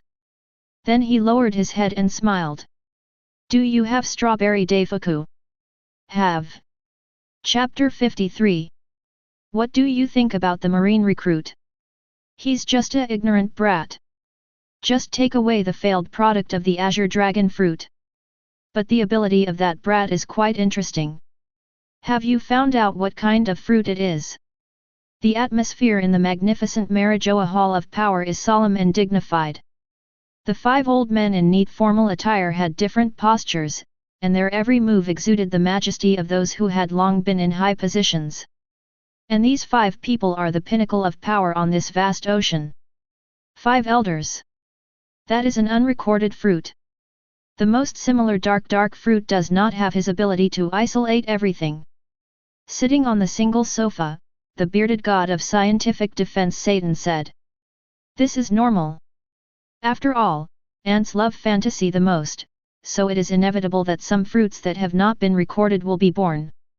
The bald and mustached god of law Wakurase responded to this. Perhaps if it becomes like that, the ants will think they can disobey the orders of God. Nasujiro Sei, the financial god of war wearing a kimono and holding the first-generation kaititsu, smiled disdainfully. That's why they are ants. They will never understand how high the world is. With his back to the crowd, agricultural martial god Peter Saint lowered his head and looked at this morning's newspaper and spoke. And what was reported above was exactly the new marine talent they were discussing at the moment. Gojo Toru. The environmental martial god Mazis, who was also holding a newspaper and had a goatee on his face, said calmly. Although his origins are unknown, didn't we plan to make an exception and promote him to general before the Warring States period? We can use this opportunity to observe his attitude towards the government. If he performs well, it wouldn't be a problem to give him the position of general given his demonstrated ability. No. After hearing this, the other 4-5 elders pondered for a moment and nodded. Second X4. Seeing that they had no objection, Mazishan continued. The rebels have been making a lot of small moves recently, so let Gojo Toru deal with them. The rebels. Hearing this name, Saint Satan couldn't help but think of the little devil from the Bacony tribe who stole the meatball fruit, and it seemed that he had also joined that organization. In the Valley of the Gods incident 21 years ago. That little devil openly disobeyed his orders in front of him, ate the meatball fruit, and then let hundreds of slaves run away. Also, the brother and sister who instigated the Baconian brats, have they all joined the rebels? Thinking of this, Saint Satan's eyes gradually darkened, and he said. In that case, I will be the one supervising that brat Gojo Toru. Are you going there in person? He's not qualified yet. Saint Satan picked up the crutches beside him and stood up. Once CP has finished investigating the intelligence, I will send Spandine over to assign a mission to Gojo Toru, to capture someone. Who is she? At the Dressrosa port that was being rebuilt, Jun looked at the girl clinging to Gojo Toru with a puzzled look on his face. It's only been 2 or 3 days since I came out, and there's already a little girl around me? And why are they so intimate? They look like they are underage, right? Looking at Jun with the 5 big words "Are you a pervert?" written on his face, Gojo Toru lowered his head helplessly and looked at Robin who was grabbing the corner of his clothes. Noticed the two people's gaze. Robin timidly let go of her hand and lowered her head to pinch the hem of her skirt. The action just now was not because her relationship with Gojo Toru had deepened, but because there were so many Marines around at this time. She subconsciously felt that Gojo Toru could give her a sense of security. Even though the appearance has changed now, the shadow cast over the years cannot be easily healed. After all, the reason why she was so scared was because of the Marine she met before, who either wanted to kill her or catch her. Pop! Robin shrank his neck and found. A big hand patted the top of her head and rubbed it randomly. This is my newly hired secretary Little Bingo, how do you think? She's cute, isn't she? It was the voice of that hateful fellow above me. What a Little Bingo! What a bad idea! Robin angrily pulled his hand away in protest. Secretary. Jun crossed his arms and stared at Gojo Toru with narrowed eyes. Let's not talk about whether you need a secretary. At this age, you have the nerve to let someone take care of you. Hey, don't look down on Little Bingo. He has a serious doctorate degree. Toru Gojo said proudly. Bah! I was looking down on you. Jun strode forward and rescued Robin from his hands, who was crumpled into a chicken coop. Bend down and help her arrange her hair. This guy didn't do anything excessive to you, right? Hey! Who do you think I am? The perverted store manager after the rain. Shut up! Oh! Gojo Toru's expression fell, he squatted aside and began to draw circles on the ground with his hands. Robin looked at his boss's frustration, and suddenly felt that this big sister was much more approachable. My name is Jun, you can call me Jun-san. Jun gently used his index finger to tuck Robin's hair behind his ears and asked. Can you tell me what difficulties you encountered? Maybe my sister can help you. Robin felt the other party's gentle movements, feeling inexplicably itchy in his heart. Blinking her eyes, she shook her head and said. All my relatives have passed away. They have been hunted before, but they have been solved by the boss. Thank you Sisters Wanyuan for your concern. Jun paused for a moment, then helped Robin adjust her skirt more carefully. At least that kid knows how to behave. If anything happens in the future, or if that guy Gojo bullies you, you can come to see my sister. It's useless, after all, you Jun-san is so weak, and you won't change anything if you go to her. He. Toru Gojo poked his head from the side. Bang! A punch went straight to the head. Let's see. Gojo Toru pointed at the fist that hit the air above his head and smiled evilly at Robin. So don't have bad thoughts about your boss, you can't escape. Toru Gojo. Jun punched him twice angrily, but it still had no effect. On the contrary, Toru Gojo became even more arrogant. Robin pulled Jun's hand and persuaded. Jun-sama, please give up. I already know how bad my boss is and I won't give him another chance to bully me. Did he really bully you? Yeah, I was scared to death yesterday. Hearing this, Jun glared at Gojo Toru fiercely, but did not waste any more energy and pulled Robin towards the warship. Tell me what he did. Later, my sister will definitely help you get revenge. Well, the boss blew a man's head open in front of me, leaving my face covered with blood, minced meat, brains. Cow area, little bingo, please don't say such terrible things. Oh. Gojo Tetsuo looked at Jun to his left and Robin to his right.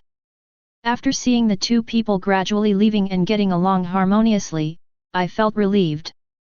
Then he took out a phone bug from his arms, pressed several numbers one after another, and called. Some accounts should be settled. Chapter 54. The call was connected quickly. Mr. Gojo. Well, do you know why I want to see you? Of course. I have already prepared a sumptuous breakfast, and I am just waiting for your Excellency Gojo to show you the favor. There was a ding-dong sound on the other end of the phone, as if the food was still being served. Gojo Toru smiled. Doflamingo, what's wrong? You haven't even taken the throne of the king yet, but you're already enjoying yourself. No, Your Excellency Gojo may not know me very well. I still care about my people very much. From the sound of it, Your Excellency is now at the dock.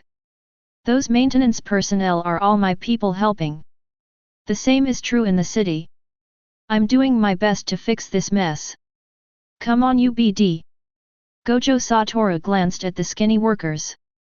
Your people? I take them to be your slaves. Someone at Doflamingo's end was reporting in a low voice. If you listened carefully, it sounded a bit like a little girl's voice. The clinking sound of cutlery disappeared, probably indicating that the dishes had been served. Mr. Gojo, when they were human beings, they couldn't survive, but when they were slaves, I was able to feed them. Compared to that, isn't this a kind of salvation? All right, I don't care about that. Wait. After saying this, Gojo Toru hung up the den mushi. The issue of slavery was not something he could resolve simply by saving one or two people. Although he himself was disgusted by the issue of slavery, the world was completely rotten. Instead of messing around without considering the consequences, it would be better to strengthen himself and take a drastic measure directly. The world needs a radical change, not just some small medicine.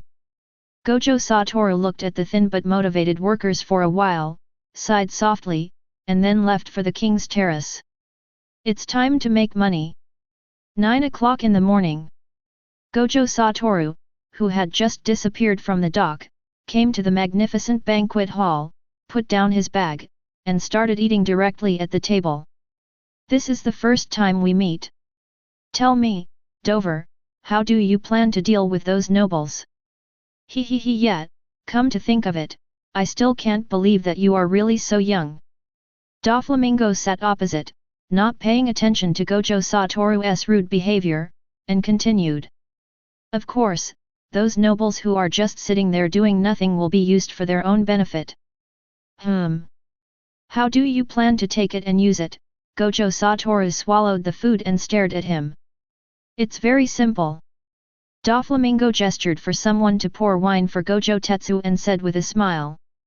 Kill the goose that lays the golden eggs, and then train capable people to take their place, so that Dressrosa can become the largest arms exporter. Oh, he is still a leader who values talents, but selling arms. Gojo Toru waved his hand to stop the maid from pouring the wine, shook his head and chuckled, then changed the subject. I heard you captured a scientist. Doflamingo put his lips on the wine glass and asked tentatively. What do you mean? Did that guy tell you that he could make devil fruits? Did he also disparage the fruits produced by Vegapunk as failures? Doflamingo inconspicuously checked behind his sunglasses to see if there was any surveillance den mushy on him. Don't look at it.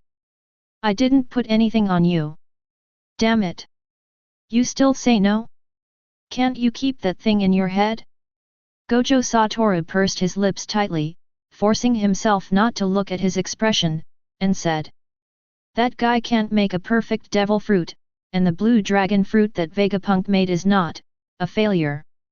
Hearing this, Doflamingo fell into a brief silence, and the hand holding the wine glass gradually tightened. After a moment, he raised his head and drank the wine beside his mouth, his face gloomy. You mean I was deceived? But how can I believe you? Mr. Gojo Toru. This was the first time Doflamingo called him by his full name after they met, which showed how bad his mood was. But Gojo Toru didn't care. After all, anyone who encounters this situation will be furious. You go through so much trouble to get a legendary devil fruit, and then get tricked into giving it to someone else, and the trickster turns out to be a loser. How can you make a devil fruit? Is it fake? He really has become a joker. To be honest, Doflamingo also didn't want to believe what Gojo Toru said. But compared to the seemingly unreliable Caesar and the Gojo Toru who killed the vice-chairman with one punch. No matter how you look at it, Gojo Toru's words are more convincing. In this world, the one with the biggest fist is the one that matters. If Gojo Toru wants to get something from me, he can just rob it directly. There is no need to deal with these things that are not worthy of being mentioned. But he just gave a large sum of money to Caesar. So, I was really treated as a clown? The more Doflamingo thought about it, the angrier he became. Veins bulged on his forehead and he wished he could tear out Caesar's flesh and skin him alive. Seeing this, Gojo Toru could no longer care about laughing, and hurriedly comforted the little joker. Although that guy's strongest skill is salesmanship, his scientific research ability is still quite good. If he can't make a devil fruit, you can lock him up and study other things to make money. After a pause, he asked another question. What do you think is the most profitable? After hearing what Gojo Toru said, Doflamingo's anger subsided a lot, and he answered without thinking. Arms and human trafficking. He also realized that Gojo Toru was a unique marine. Not only did this guy not mind using the fruit he provided to cause trouble, he could even be said to be happy about it. Moreover, unlike other marines who cannot tolerate any injustice, he did not show any strong opposition to human trafficking. It's easy to communicate with this kind of people, and anything can be put on the table for discussion. Gojo Toru nodded up and down, then waved his hand. These two do make money, but it's not stable and it's not good for your reputation. Don't forget that you are the king of a country now. This guy has now truly become the king of Dressrosa, and he probably has some sort of deal with the 5 elders, which is why the Marines didn't arrest him. So, you have a more profitable and stable method. Doflamingo became interested and was curious about Gojo Toru's answer. Because this person is really very different, it's magical. I can't say it's more profitable, but it's definitely more stable and more famous. Gojo Toru took a sip of juice and smiled, looking at Doflamingo. The weapons you are making now are too low-end. Slaves can't earn as much as nobles. It's time-consuming and labor-intensive.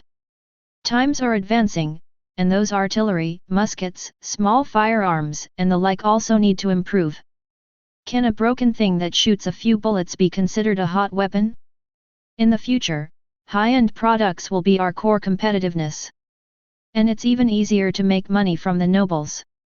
They buy slaves just to show off their status and compete with others.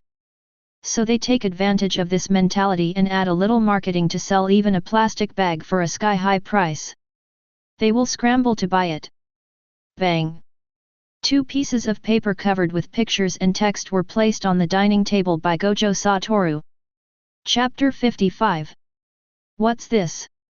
Doflamingo, who seemed a little dazed, was brought back to reality by the sound of slamming on the table. Mountains of gold and silver. Gojo Toru raised his sunglasses. One is a weapon blueprint, which you can give to Caesar for development. The other is a description of a high-end product and its marketing methods. This is not difficult, you can figure it out on your own. Doflamingo picked up 2 pieces of paper. The pictures on it are indeed weapons, such as cannons, vulcans, armor-piercing shells, missiles, and finally an atomic bomb. What kind of bomb is this? However, these weapon drawings are not detailed, and many core technologies are not marked. But with the help of text description, it should not be a problem to whip Caesar hard and realize these things. The other one is for regular items, such as electronic products and luxury goods, Wahua 8 gates. Really? These things are much more powerful than today's muskets and cannons, and the marketing methods are also very novel. It is no exaggeration to say that they are mountains of gold and silver. Very tempting stuff. Doflamingo raised his lips in a strange arc, and then changed the subject. But why do you want to cooperate with me? Giving these things to Marine will give you a lot of credit. Tisk, what merit do I need? How much is merit worth? Gojo Toru looked disdainful and curled his lips. The West Blue Army will definitely buy these things, and all the profits will be from the military funds allocated by the world government, which is the real big money. Doflamingo was stunned at first, then he lowered his head and laughed. Mr. Gojo's attitude towards the world government really surprises me. He raised his head and tapped the wine glass with his right index finger. Is Your Excellency dissatisfied with the world government? Same here. Gojo Toru waved his hand nonchalantly and joked with a smile. After all, Doflamingo's dream is to destroy the world dominated by the celestial dragons and become the king of the world. It's a bit sad that Luffy turned him into a newspaper-reading king with a single shot from the Great Ape King's spear. Therefore, when cooperating with him, Gojo Toru does not need to have any unnecessary concerns in this regard. But the premise is, he must be completely subdued. Bang! Gojo Toru suddenly stretched out his hand, accurately grasped the small hand that quietly stretched out from under the table, and then took advantage of the situation and lifted up the person hiding under the table. Big eyes, round face, small mouth, unique transparent eye mask, and slightly curly green short hair. Well, she's a very cute little girl. However, her devil fruit ability is not as cute as her appearance and name. Granulated sugar. Paramecia childlike fruit, the person with this ability can turn the people they touch into toys, and after they become toys, the relevant people will be erased from the memories of others. It can be said that this is a very buggy ability in the world of pirates.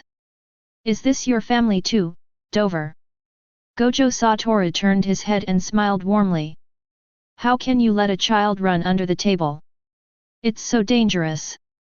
As he spoke, he picked up Tang, who was standing there in a daze, and gently brushed the dust off her dress. This. Doflamingo stared at the hand holding the sugar, his heart full of confusion and shock. Isolated. No contact at all. No. Gojo Toru shouldn't be able to see and hear the haki. Moreover, even the observation haki cannot detect sugar's ability.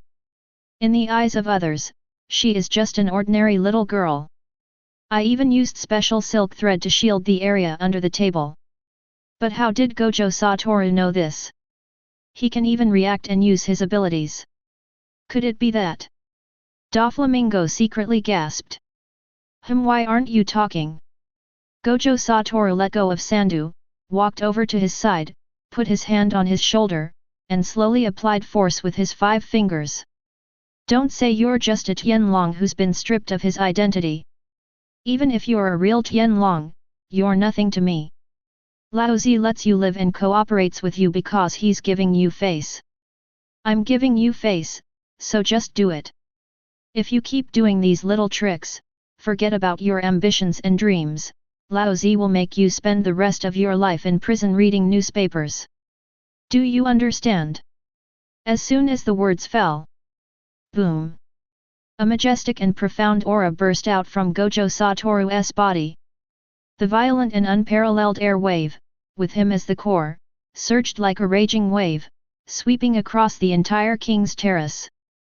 Snap! Click, click! Tools, bricks, pillars, land, all cracked under the conqueror's crushing force. It was as if real pressure was coming at him like an overwhelming tidal wave. All the weaker people in the palace suddenly lost consciousness without a sound. The sugar, who was closest to him, had no power to resist and instantly fell to the ground unconscious. Doflamingo clenched his teeth, veins bulged on his forehead, and beads of sweat the size of beans slowly slid down his cheeks. He tried his best to resist the overwhelming and violent pressure. He even tried to release his conquerors to fight against it, but he was pushed back like a mantis trying to stop a chariot and could not be released at all. Final. Doflamingo lowered his head and spoke word by word through his teeth. I understand. Swoosh. As he finished speaking, the terrifying conquerors, who looked like a demon, instantly disappeared. Who? Doflamingo suddenly felt his body lighten, and he supported himself on the corner of the table with his hands, breathing heavily as if relieved from a heavy burden. Ha ha ha, I said you're a smart guy, Dover. Gojo Toru also changed his expression immediately, laughed and patted his shoulder. Do your job well. I will never mistreat my partners. Then he asked, you should have heard of the Crescent Hunter, right? I've heard that mythical beastmen are quite famous on the sea. Doflamingo hadn't recovered yet, and he was panting and answering questions unclearly. Gojo Toru returned to his seat, took out a pink devil fruit from the backpack he brought, and shook it at Doflamingo.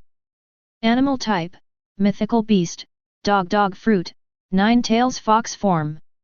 Doflamingo recognized the fruit almost immediately. It was exactly the same as the description in the fruit illustration. But what shocked him was not that Gojo Toru took out another mythical beast species, but that he thought of an outrageous possibility based on what the other party had just said. You can. That's right. Gojo Toru interrupted him directly and said with a smile. I told you that if you do your job well, I won't treat you unfairly. Do you understand now? Clear. Doflamingo nodded decisively without any hesitation this time. Artificial fruits and the like were immediately forgotten. Isn't it really nice to just catch them? Auction. Must auction. He secretly thought, wait until it's sold, then find another opportunity to buy it back and continue bidding. In the blink of an eye, Doflamingo came up with a theory of perpetual motion machine, and his heart was even more excited. As for Kaido the beast and the like, he is not familiar with them. My only partner is Gojo Toru. The rest are customers. Seeing his expression, Gojo Tetsu raised the corners of his mouth slightly, with a look of satisfaction. That's it, by the way, even if I invest my technology in those things, 50% of the shares is not too much, right? The words fell. The excitement on Doflamingo's face froze instantly. But soon, he gritted his teeth again. Not too much. Well, remember to send my money to the doc, and Lawson's family to send them home, that's it. Gojo Toru smiled even more satisfied, and without stopping, he picked up his bag and turned away. I'm very optimistic about your ability to get things done, keep going. Out of the king's terrace. Gojo Toru's face turned pale as paper in an instant, and he frantically pressed the teleport button in his mind. Damn, this Conquerors is really awesome, haha. Trying hard not to faint, his figure flashed rapidly across Dressrosa. Soon. When Gojo Toru finally saw the two women who had just been separated for a short time, he raised his hands and grabbed them, and his whole body instantly collapsed. Bingo-chan, Jun's sister, save her quickly. Bang! Chapter 56. Near dawn, Gojo Toru opened his eyes. Bedside. Little Bingo Robin was lying there, sleeping soundly. She buried her face in Gojo Che's arms, rubbing them comfortably from time to time. Gojo Toru pulled lightly, but didn't pull it out. It's quite tight.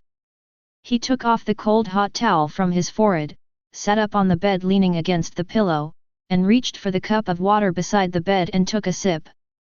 It's not bad to have a secretary, who even provides bedside service. Putting the empty water cup and towel together, he used King to gently put Robin on the bed and covered him with the quilt. Do all this. Toru Gojo came to the table in the middle of the room, where two large boxes and his backpack lay quietly. These are all the spoils he got from this jungle hunt. He first opened the bag and placed the 3 devil fruits in order, the shrinking fruit, the 9-tails fox fruit, and the blue dragon fruit. Great harvest! There is not a single garbage fruit, 2 mythical beasts and 1 paramecia. Of course, not forgetting the original intention is not enough to make him excited and not eat. Then, he opened the box again, and the neatly stacked Baileys immediately came into view. Just one box contains at least 50 million Baileys. Working with Doflamingo is just a pleasure. He. Looking at the 2 full boxes of Baileys, tears of excitement flowed from Gojo Toru's mouth. How many delicious foods can I buy with this? Should we buy out the dessert shop at headquarters first when we get back? What are you grinning about? Just as Gojo Toru was immersed in beautiful fantasies, a voice sounded faintly from behind him. Gah! Gojo Toru suddenly tensed up and quickly raised his hand to wipe his saliva. Ahem, Bingo, you're awake. Have you eaten? Stare. Robin squinted his eyes, looking at his boss on the left and the 2 cash boxes on the right. As for dinner, I've already had it, but I still don't have money for tomorrow's meal. As she spoke, she walked over to the cash box. Pick up a stack of Baileys. Shake it.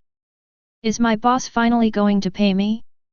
There should be compensation for mental damage during this business trip. What are you talking about? Am I a stingy person? Gojo Toru waved his hands awkwardly, trying his best to show his generosity. Take it. Take as much as your friend needs for medical expenses. Follow me, and I'll make sure you'll have good food and good drinks. Robin stayed where he was and said nothing. After a few seconds of pausing, she put Bailey down and asked. Are you hungry? Goo. Before Gojo Toru could reply, his stomach gave the answer first. He scratched his head and smiled at Robin. Wait. Robin rolled his eyes and walked out. Hey. Soon. Gojo Toru clasped his hands together and bowed to the steaming hot noodles and Robin in front of him. Thank the bingo gods I'm starting. Robin supported his face and snorted softly, with the corners of his mouth slightly raised. Looking at her boss who was eating voraciously, she chatted. What are you going to do with those 3 devil fruits? You've already eaten them, are you going to sell them? Slurp, slurp. Gojo Toru slurped his noodles and shook his head. Keep it, slurp, it's a pity you've already eaten it, otherwise it would be appropriate for Nine Tails to let you eat it. If I had the ability to change her appearance, I wouldn't have to go through the trouble of putting makeup on her. Forget it, I'll find some time to teach her some Asian witchcraft. After hearing his answer, Robin picked up the teacup and drank water. Idiot boss. That's right. Gojo Toru held a noodle in his mouth and looked up at Robin. Tomorrow you take 30 million and give it to Jun. Say it's for the families of the 3 students who died last time. I forgot what their names were, but it's fine as long as she knows it. Secretary Robin nodded, then asked in confusion. Why do you do this when you don't even know her name? Gojo Toru drank the noodle soup without thinking. I don't know, but I'll give it to you if you want. He let out a long sigh of relief, 4.5 stars. Unfortunately, if you added shredded pork, I could give you 5 stars. Snort. Robin pouted slightly, but with some baby fat on both sides of her cheeks, she looked even cuter. If someone can make me a bowl of hot noodles in the early morning, I will definitely put my hands together and give them 10 stars devoutly. That's a pity. Gojo Toru threw away his napkin and spread his hands. It's a pity that you have such a picky boss. Robin rolled his eyes in annoyance, put away the dishes and ignored him. Wait until she comes back. I found that there was an extra mat on the floor in the room for no apparent reason. What are you doing? She stared at Gojo Toru, who was lying on his back with his arms and legs spread out. SHH. Gojo Toru rolled over twice with his pillow like a cat. Your boss was so kind that he let you sleep on the bed. Do you suddenly feel so lucky to have such a nice boss?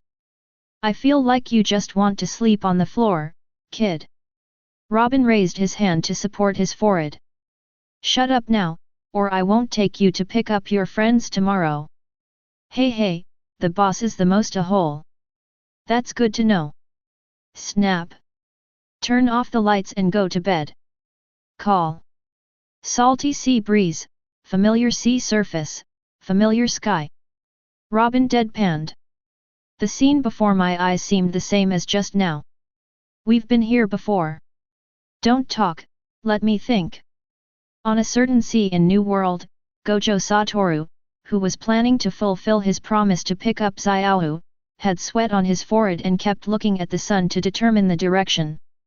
Robin's limbs hung limply in the air, and he sighed.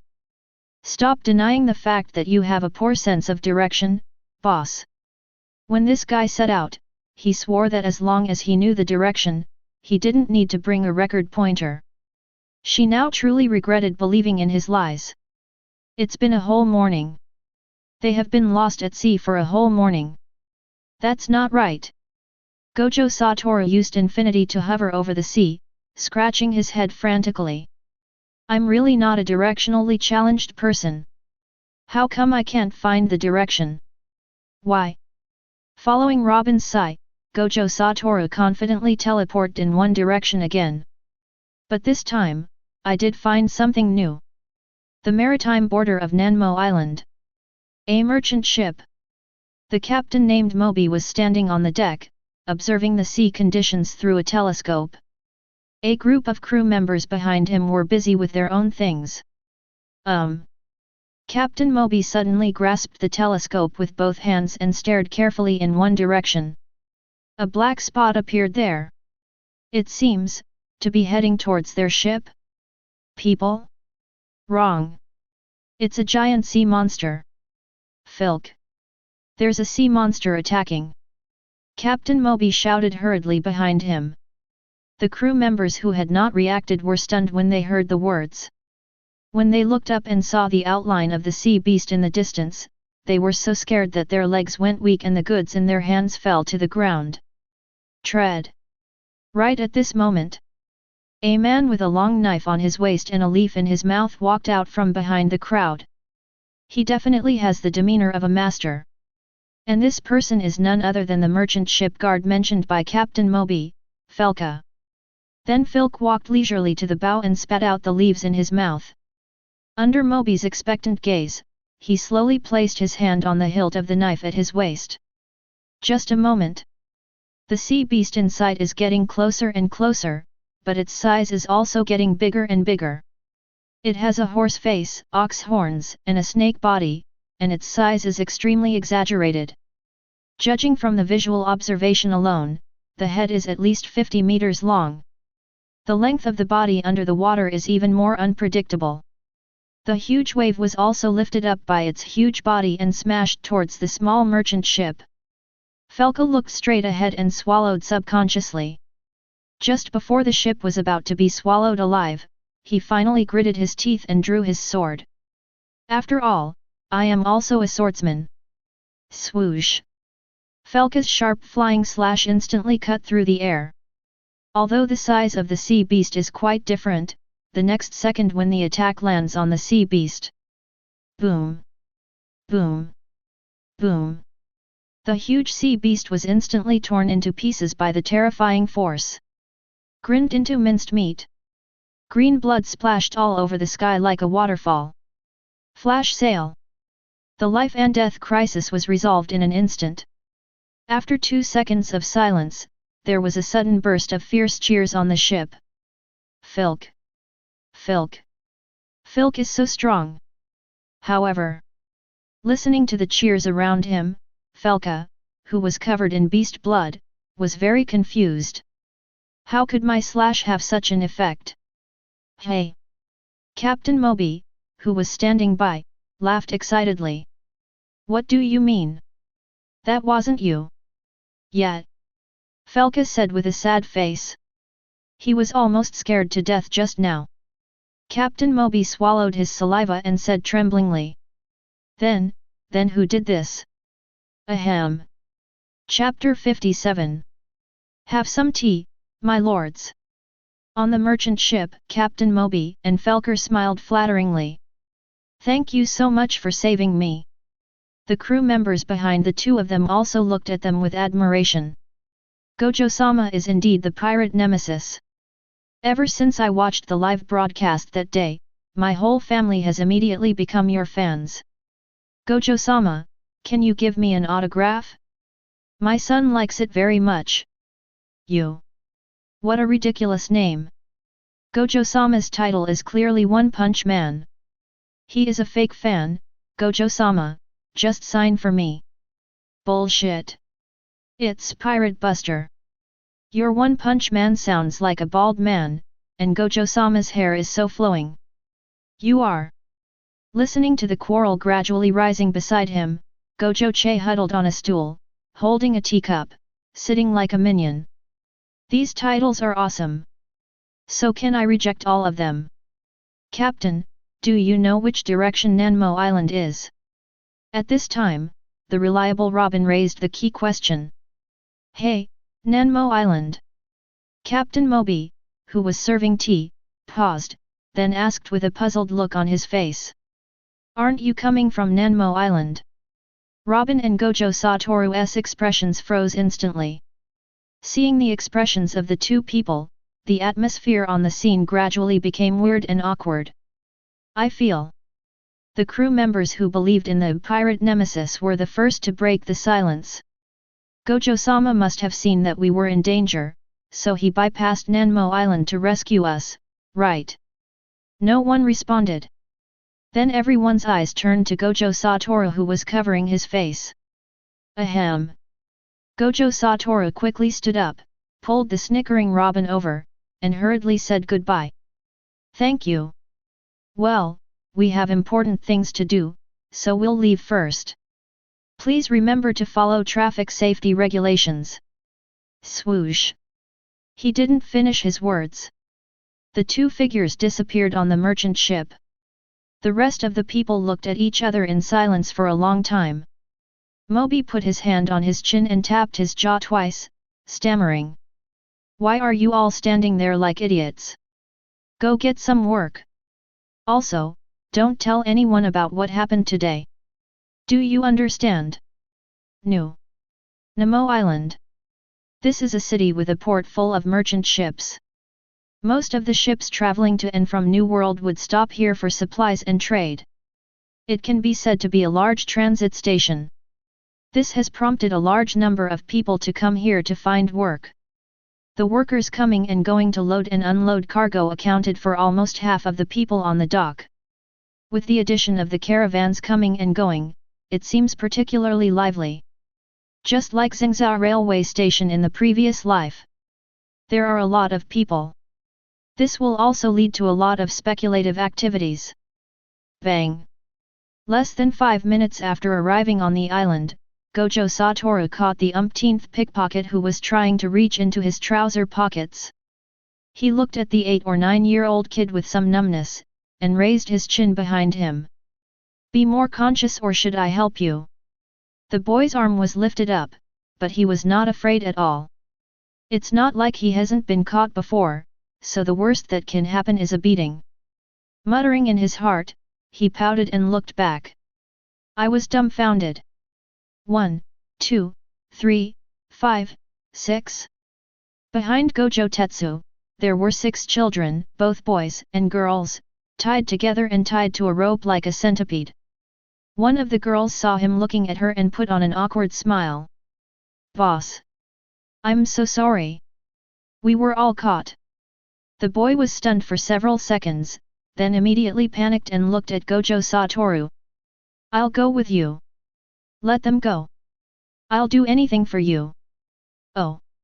They are still in the same group. Gojo Toru's eyes lit up and he was no longer sleepy. He likes this kind of drama of sticking his neck out for his partner and devoting himself to his friends, and then he comes to play the evil bad pigeon. Hearing the noise, the busy workers around stopped what they were doing and looked over here. However, when they saw those little pickpockets, they shook their heads and continued to mind their own business. Gojo Toru lowered his head and hid his face in the shadows. Little devil, what qualifications do you have to make demands on me? You dare to steal from me, haha, look at you. It seems that even if you are sold as slaves, no one will care about you, hee. It starts again. On the side, Robin slapped his forehead tiredly. She looked at the children who had begun to tremble, hesitated for a moment, and finally did not speak. Hey, play, it's fine once you're done. However, when the boy heard that there was no room for maneuver, he acted decisively and pounced over to bite Gojo Toru's hand. The result was beyond his expectation. He was easily lifted up by Gojo Che by the collar. However, when he saw Gojo Che's hands grabbing the rope loosen, his expression instantly turned to joy. Regardless of being caught, he turned around and shouted excitedly. Don't worry about me, just run. Go to the secret base and wait for me. I'll come find you right away. When he finished shouting, he finally breathed a sigh of relief. But he found that some of his friends were still standing there stupidly. Go away. Are you going to stand there like an idiot? The boy was so angry that his face trembled. But no matter how he scolded, the 6 children just stood there, with their heads down, not moving a muscle. The girl who had just spoken trembled slightly and choked up as she said, I want to sell it together with the boss. The boy's expression suddenly became dazed, and his arms, which were waving wildly, froze in mid-air, and then fell down helplessly. These idiots! Didn't you say to wait for yourself? Pa! Pa! Pa! At this time, Gojo Toru sobbed and slapped the boy's butt with his other hand. It's so right, so right. It really reminds me of my youth that once passed away under the sunset. Then, under the confused eyes of the crowd, he seemed to have made up his mind. Woo woo woo, I've decided. Really? The boy, who was more active in thinking, immediately thought of a possibility. His conscience decided to sell you separately. Wah ha ha ha ha. Won't it hurt? The boy's mentality suddenly went haywire. She cursed madly in her heart this white-haired man who looked like a dog but had a heart as vicious as a snake. The other children were shaking violently all over, and the little girl collapsed to the ground, crying loudly. Boss! Robin finally couldn't bear it anymore and made a faint sound from behind. Ha ha ha, hey! Gojo Toru, who was no longer in human form, suddenly stopped smiling. When he saw the look in his secretary's eyes, he finally announced the end of the filming. Well, it's over, it's over. But there will be no wrap-up party, he added. Hey! The boy was confused. Snap! Gojo Toru slapped the boy on the buttocks. Who told you to learn from me? 5 minutes later. The group of 7 children led Gojo Toru and the others towards Xiaohu's house. The eldest of the children, named Morgan, limped along, muttering. Why didn't you say you were here to see Xiaohu? How can you meet people with your butt so swollen? It suits you very well, Nanmo, little hip, ha ha ha ha. Gojo Toru laughed unabashedly in mockery. Even Robin tried to hold back his laughter and turned his face away so as not to look at the Luda making the duan-duan sound in front of him.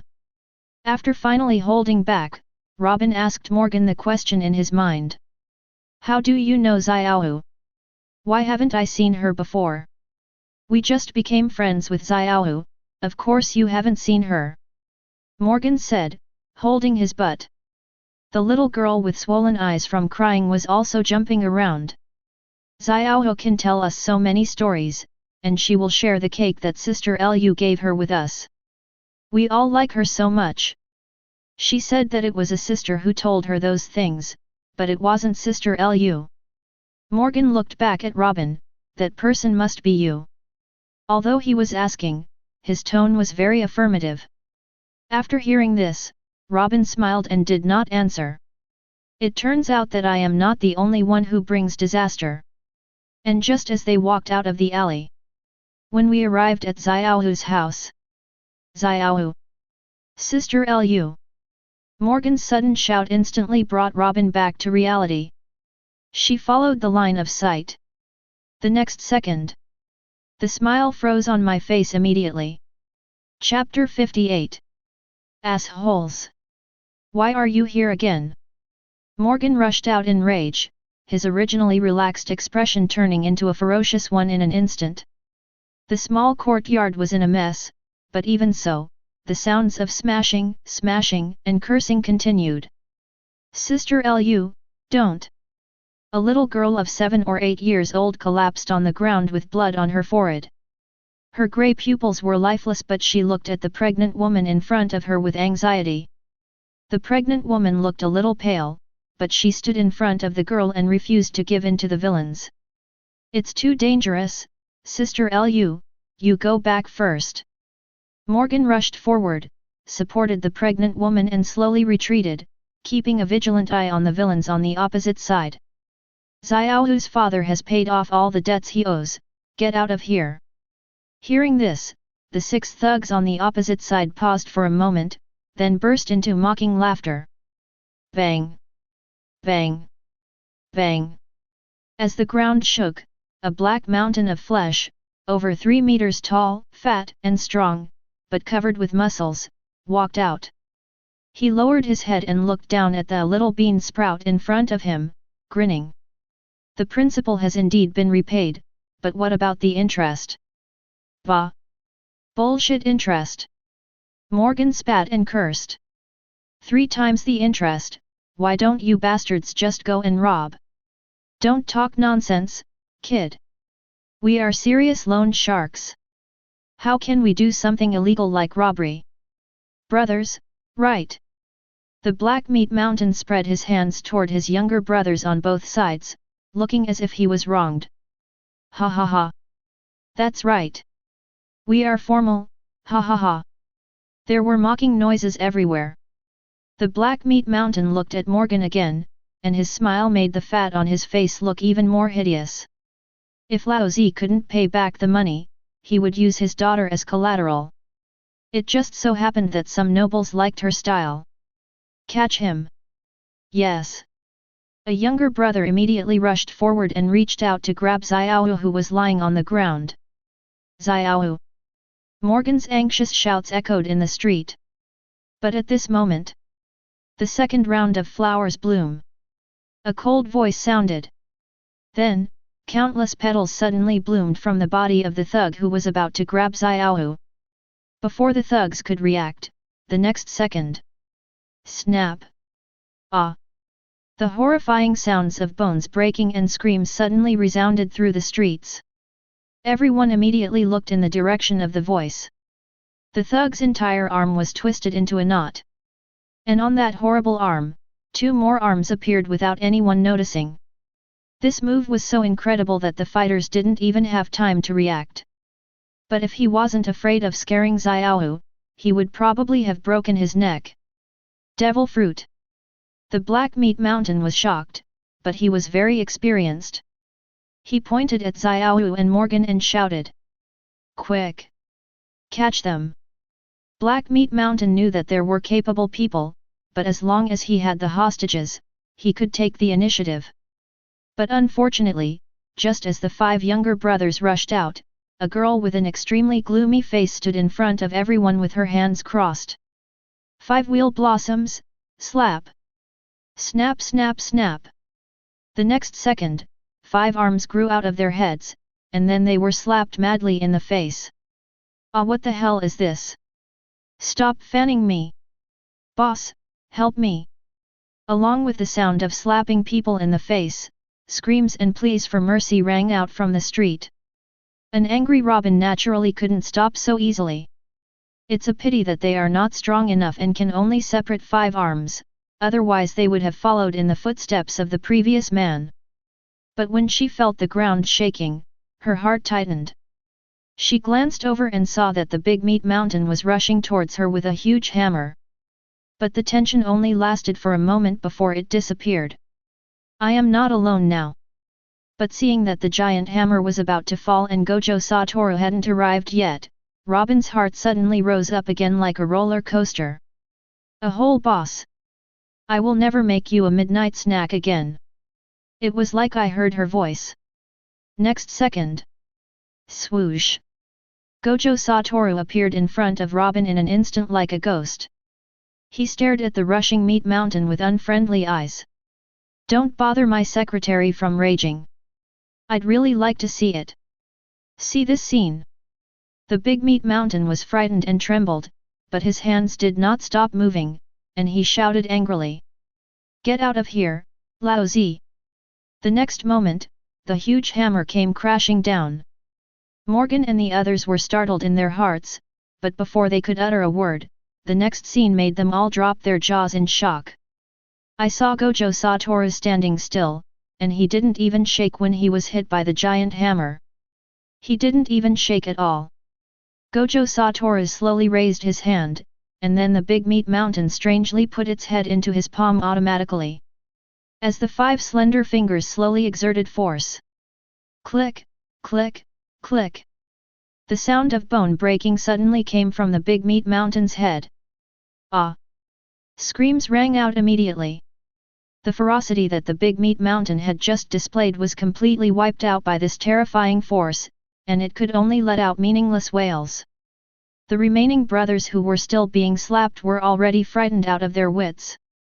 He kowtowed hurriedly and begged for mercy, but after a few kowtows, his head was broken and bleeding. However, Gojo Toru didn't even look at it, and dragged the huge meat mountain that looked like a dead dog into the alley. Come, let me hear what other businesses your company has. My lord, I was wrong.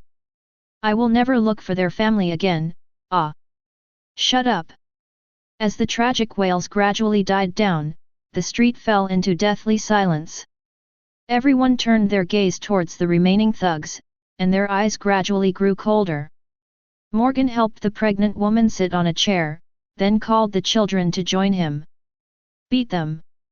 Seeing the boss speak, the kids immediately rushed over and started punching and kicking the thugs. The screams started again.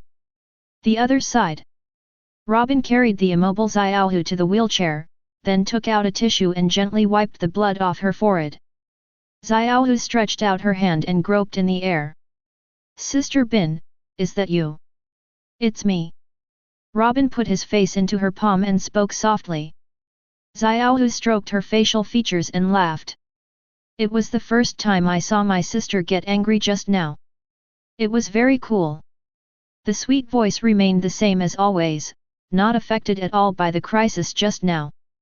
Robin smiled, and then heard Xiaohu say again. Sister, didn't Dad come back with you? In an instant, Robin's smile froze on his face. When she thought of Xiaohu's father who had been put in prison, she couldn't open her mouth. However, Xiaohu, who didn't hear any response, seemed to have noticed something and paused her hand on Robin's face for a moment.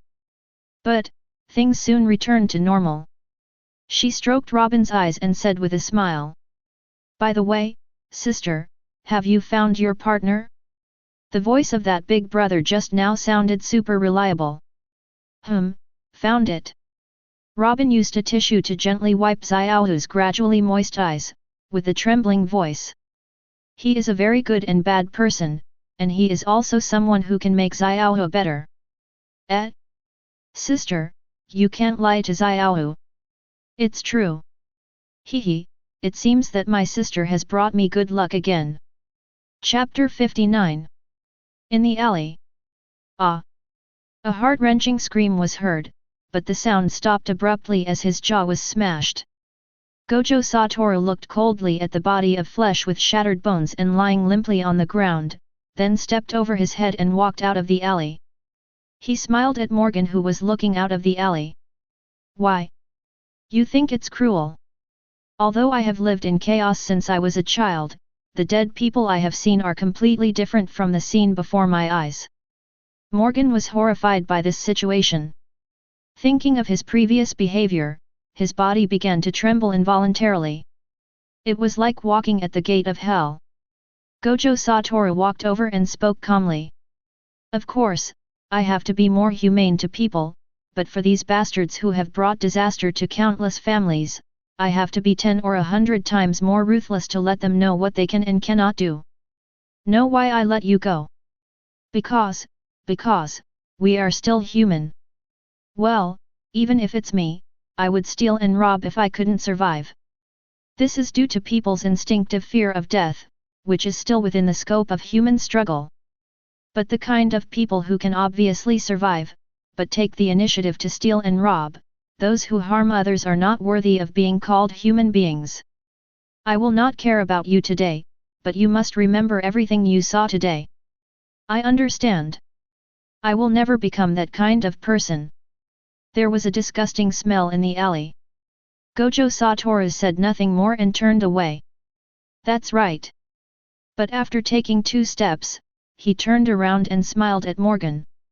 You go and clean up the place, it would be bad if you scared other residents.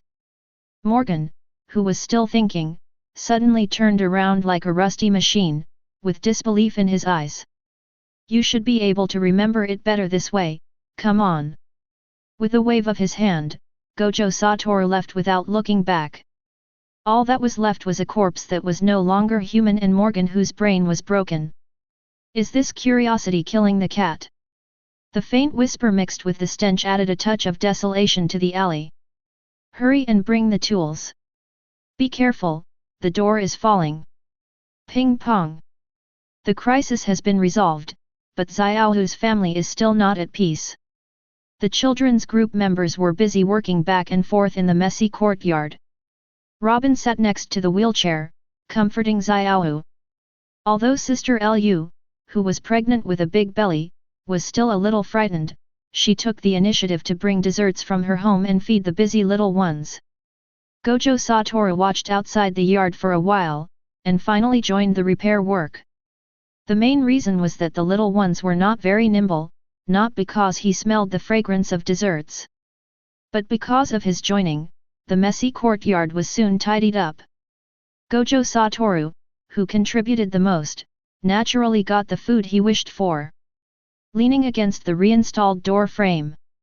While eating mousse, Gojo Toru looked at Sister Lu who was holding her waist. To be honest, Sister Lu, I always feel that you look familiar. Madara, with her short orange hair and some freckles on her face, looks like someone I've seen somewhere before. But I just can't remember it, maybe it was a minor role that flashed by in the anime? Hey!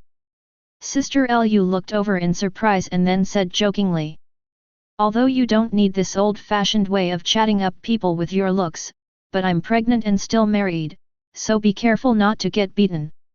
Hearing the conversation, Robin also turned his gaze over. He. Please forgive me. Look at the look in my secretary's eyes. It's like she's looking at a rotten apple resurrected from a garbage dump. Gojo Toru clasped his hands together and begged for mercy. Then he quickly changed the subject. By the way, Sister Lu, what does your husband do for a living? Why didn't he come back today after such a dangerous incident? Sister Lu narrowed her eyes upon hearing this, and her expression became even more strange. Ah! Xiao Che, it's useless to sow discord between us. My husband and I love each other very much. Give up now. There's no way to chat today. Where's her husband? Come back quickly and take this overconfident woman away. Gojo Toru slowly slid down the door frame, the small plastic spoon in his mouth hanging down limply, looking as if he had lost all desire to live. Ha ha ha ha, Xiao Che is so funny. Gojo looked over with a dead look. Please don't say something that could lead to misunderstandings. I'm not your toy. Puff. Gojo Toru turned his head, and Robin and Xiaohu, who had just laughed, had already turned their heads and looked away. He glared at the back of the guy's head who had no respect for his boss. Sister Lu, who was holding her waist, leaned back in her chair as if she had lost all the strength to laugh. Okay, actually my husband is a bank clerk. He was supposed to go home for the day before yesterday, but something happened. He will be back in the next 2 days. Ah! Before she finished speaking, she suddenly covered her stomach and screamed. Then his face turned pale, beads of sweat oozed from his forehead, and his expression was extremely painful. Swoosh! Gojo Toru teleported over and supported Sister Lu who was about to fall. What's going on? It's time to give birth. Robin is running towards this side. Sister Kalu, it's not time for you to give birth to a baby yet. Xiaohu's eyes were full of urgency. The bloody smell in the air made everyone's heartstrings tighten. Premature birth. This thought instantly appeared in everyone's mind. Boss. No need to remind me. Gojo Toru didn't dare to touch Sister Lu, so he picked her up along with the chair, and then quickly looked at Morgan. Where is the hospital? Morgan, who was also anxious, immediately calmed down and pointed in a direction. That direction. In the center of the city. Swoosh. After knowing the direction, Gojo Toru took Sister Lu and disappeared from the spot in an instant without listening to any extra words. After the rest of the people recovered, they also rushed to the hospital. Xiao reached out and held Robin, speaking very quickly. Hurry up and go to Sister Lu's den mushi to inform Uncle. Robin was stunned for a moment, then quickly reacted. Then wait here for a while, I'll be back soon. Yeah, don't worry, I'll be fine. Without wasting a moment, Robin rushed into Sister Lu's house, lifted up the wet hair on his forehead, and began searching in the living room. However, after searching the entire living room, I couldn't even find a trace of the den mushi. Without time to think, Robin rushed into the bedroom. Finally, I saw the den mushi and the phone book on the bedside table. Robin grabbed the den mushi and dialed the number marked husband according to the phone book. Bulu bulu. Bulu bulu. Snap. Connected. Then, a steady male voice came from the microphone. Hello, this is Senior Peak, who is this? Chapter 60. Hospital. Toru Gojo sat in a chair outside the emergency operating room, frowning. Tap tap tap. Hurry and chaotic footsteps came from the other side of the corridor. Morgan ran over with his friends, and Robin pushed Xiaoyu and followed far behind. Brother Gojo. How's Sister Lu? Morgan and Xiaoyu came closer and asked him hurriedly. And Gojo Tetsu?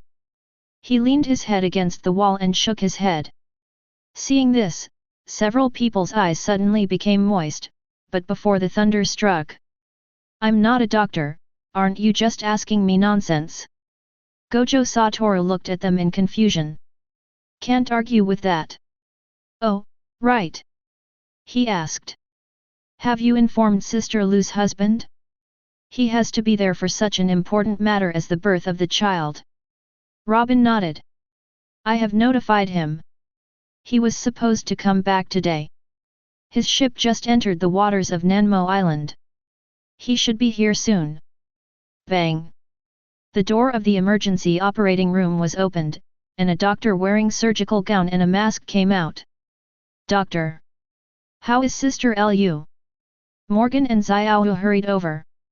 The doctor was also a little anxious. He held a form in his hand and glanced at everyone. Finally, his eyes locked on Gojo Toru. Are you a family member? Let me tell you about the situation. The mother was in premature labor and some problems occurred during the delivery.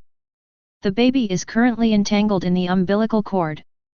At the same time, the mother is bleeding heavily. We have taken emergency measures, but the situation is still urgent. Now we must let you know about this and sign this informed consent form. Plop. There was a heavy muffled sound and the sound of impact with the ground.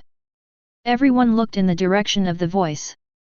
Then, a man in a neat suit fell heavily at the stairs, his suit was wrinkled and the cigarette in his mouth fell to the side. But he quickly stood up, staggered over, and grabbed the doctor's shoulders. How could Lucienne give birth prematurely? The doctor said she was perfectly healthy when we checked her out. How could she give birth prematurely? His excited roar filled the entire corridor. But the doctor just shook his head. The mother may have been frightened recently, so. The doctor didn't finish his next words. The man lowered his arms with lifeless eyes, as if his soul had been emptied. And Gojo Tetsu. Looking at this man at this moment, I was stunned. Sister Lu's husband is the cotter under Dover. Senior? No, no. This is not important.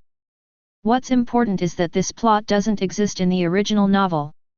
Didn't Lucienne give birth smoothly in the original novel?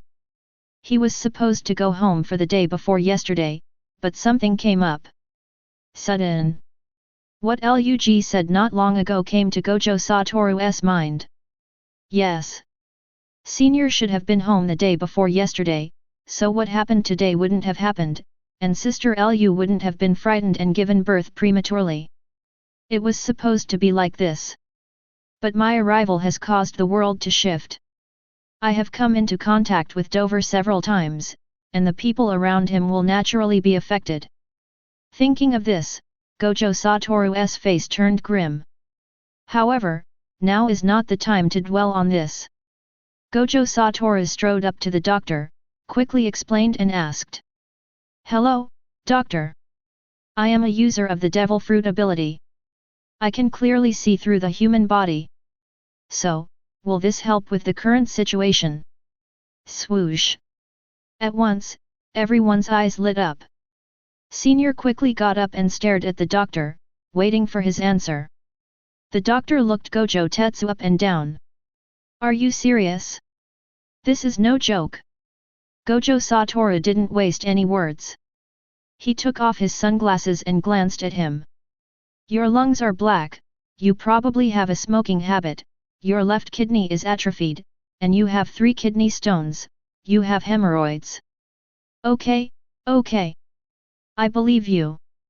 The doctor quickly raised his hand to interrupt, and then looked at Senior. This young man's ability can indeed help us judge the situation during childbirth more accurately, but this requires your consent. I agree. Anything is fine as long as Lucienne and the child can be saved. Senior said without any hesitation. He didn't even bother to find out who Gojo Toru was. Hearing this, the doctor didn't waste any more time and took Gojo Toru into the operating room. Then come and change into sterile clothes, young man. Bang. The heavy door of the emergency operating room was closed, the rest of the people were isolated outside the door, and the corridor fell silent. Lucien. Looking at the incandescent light indicating that the operation was in progress, Senior leaned against the wall weakly and slowly slid down to the ground. Thinking of Lucien, he covered his face and trembled slightly. He already knew what had happened from the phone call. She must have been very scared at that time, right? If I had been at home at that time, would Lucien have not become like this? And I was still out there, doing things that Lucien hated. Thinking of this, Senior couldn't help feeling uncomfortable again. Don't worry. Robin pushed Xiaohu over and comforted him. As long as the boss is here, everything will be fine. That's right, brother Gojo is so powerful, sister Lu and the baby will definitely be safe. Xiaohu also agreed. 5. It was not until then that Senior realized something was wrong. Recalling the appearance of the young man just now, he was stunned. That person just now, is the Gojo Toru mentioned by the young master? Immediately, Senior rubbed his face hard and showed a bitter smile. I'm a pirate, but when something goes wrong at home, I have to rely on a marine. I'm really. The pure white corridor fell into silence again. Half an hour later. Snap! The blinding incandescent light went out. The door of the emergency operating room was reopened, and Gojo Toru, sweating profusely, walked out, straightening his coat. Gojo-sama. How is it? Seeing this, everyone quickly surrounded him. Senior also stood up immediately and took a step forward, his eyes full of anxiety. Gojo buttoned up the last button and proudly put his hands on his waist. I personally went into battle, so what could possibly go wrong? Of course, mother and child are safe. After that, the corridor was quiet for 2 seconds. After confirming that I heard it correctly. Suddenly, excited cheers rang out. The children rushed over and hugged his thighs. Gojo-sama is so strong. I told you that with brother Gojo here, everything will be fine. Gojo Nii is the most powerful man in the world. The excited little guys surrounded Gojo Toru and almost threw him into the air to celebrate. Alright, alright, alright, stop arguing. We are still in the hospital. Seriously. Gojo Toru was also very nervous about Lucien's unexpected premature birth. After all, there must be a reason for this. In short, something has changed somewhere. Thank you, Mr. Gojo Toru. Senior walked up to Gojo Toru and thanked him sincerely. Thank you so much for saving Lucien and my child. Well, you are from Dover, right? There was no emotion in Gojo Toru's tone. Senior's pupils shrank suddenly, and his heart instantly rose to his throat. Chapter 61. Sir, you know me. He is not even an officer now, and has never shown his face in front of Gojo Toru. He doesn't understand why this famous marine knows him. But the consequence of a pirate being recognized by a marine. Gojo Toru looked at the disheveled senior. To be honest, I really liked this character when I watched anime. Just to make his vegetative wife smile, he took off his expensive suit, wore ridiculous clothes and did despicable things day after day for years. His experience can be said to be one of the most sad stories in One Piece. Do your job well. I understand, Senior was a little slow to react and just stood there in a daze. Gojo Toru smoothed out the wrinkles on his suit and looked at him. Dover will expand his business in Dressrosa. I will say hello to him. You can just do the work and stop fighting. Senior's eyes widened. Sir. You. Just follow the arrangements. Gojo Toru stood up and put his sunglasses back on. If you don't want to encounter something like today again, then find a stable job, bring your wife and children to live with you, and start a new life. In this rotten world, no one knows whether they will live or die in the next second. If you want to survive, you must not only become strong, but most importantly, take on the responsibilities of a husband and a father. Lies will eventually be exposed. Don't wait until it's too late to regret. That will be meaningless. After saying that, he took Robin and Xiaoyu and left. Morgan, who seemed to understand what was going on, looked left and right, and finally followed with his friends. Senior still hasn't recovered from the shock. He looked at his neatly ironed suit and the direction where the white-haired, blue-eyed boy left. Thinking back to the sweat on his face just now, and the few words that changed my life, I felt so strong and gentle, so upright and open-minded. This is a truly amazing person. Senior was now in deep adoration of the departing figure. Bit her lip. Turn around and ask the doctor about the situation. Not long. Senior stood quietly beside Lucien's bed, holding their child carefully in his arms. He tried to speak several times, but when he saw Lucien, he became timid again. Lucien looked exhausted and asked with a smile. Is the baby cute? I haven't even seen it yet. Ah, yet. Very cute. Senior quickly bent down and gently placed the child next to the pillow so that Lucien could take a closer look. It's really cute. Let's give the child a name. Gimlet. Senior straightened his back, but after he finished speaking, he looked at Lucien cautiously. What do you think? Lucien pretended to frown, and waited until Senior was so nervous that he was sweating, then he chuckled. Very good. I can tell from listening to him that he is a brave and determined little guy. Call. Senior breathed a sigh of relief as if he had lost all his strength. Lucien covered his mouth and laughed secretly, then seemed to have thought of something and asked again. By the way, where are Xiao Che and the others? Thanks to Xiao Che, Xiao Jimarat and I are safe and sound. I don't know how to thank him enough. I was even teasing him before, hee. Hearing this, Senior was stunned. The man's words just now reappeared in my mind. Take responsibility. Lucien. Senior suddenly looked extremely serious and looked directly into her eyes. Lucien was startled, then glared at him. Why are you shouting so loudly? You're scaring the baby. Senior said nothing more. He bent deeply towards Lucien who was lying on the bed. Lucien blinked blankly. What are you doing? I'm sorry, Lucien. Senior kept bowing, his lips trembling slightly. In fact, I'm not a bank employee at all. I'm just a pirate, the kind you hate the most. I'm sorry. In order to prevent you from leaving, I deceived you with a despicable lie. Although it's inappropriate, I really don't want to lie to you again for a second. I don't want to leave you and Gimlet, so no matter what I do, I just beg you to forgive me. Senior said all this with tears in his eyes and clenched his lips, only to find that, apart from the ticking of medical equipment, there was no other sound in the ward.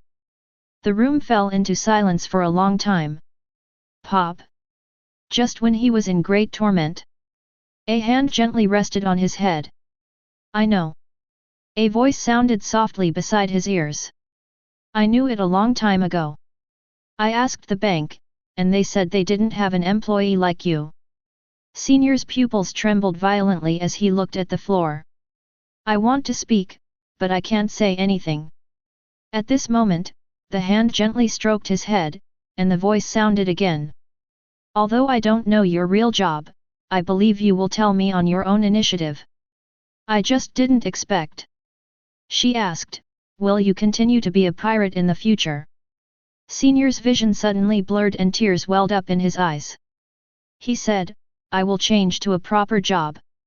Take you and Gimlet with you, and live together forever. The next second, a pair of hands lifted him up, straightened his scarf, and wiped the tears from his face. Then don't lie to me again. It's getting late. Gojo Toru and his companions arrived at the pier, bought 3 boat tickets, and prepared to take the boat back. Although Lucien's incident was safe, he still felt a little scared afterwards.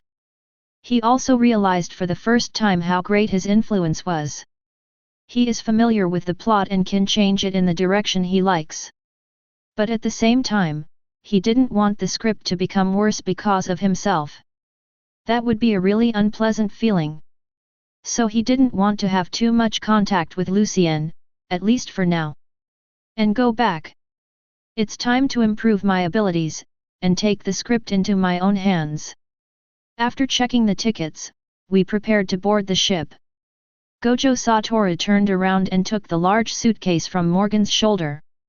Morgan rubbed his sore shoulders and frowned in confusion. Brother Gojo, is there something urgent? Why are you in such a hurry to leave? You didn't even look at Sister Lu and the baby. Robin and Xiao had the same doubts and were waiting for his answer. Bang! Kicked Morgan's A. Where do so many children come from? Gojo Toru stared at him. You guys will follow Senior to dress Rosa. If I find out that you steal again, I will beat you to death. Don't look at other people. I'm talking about you, Morgan. As the boss, you should take the lead. If you don't impress me next time we meet, I will beat you to death. Morgan stared with his eyes wide open for a long while, unable to understand why he wanted to beat him up so much. But in the end, he still nodded resentfully.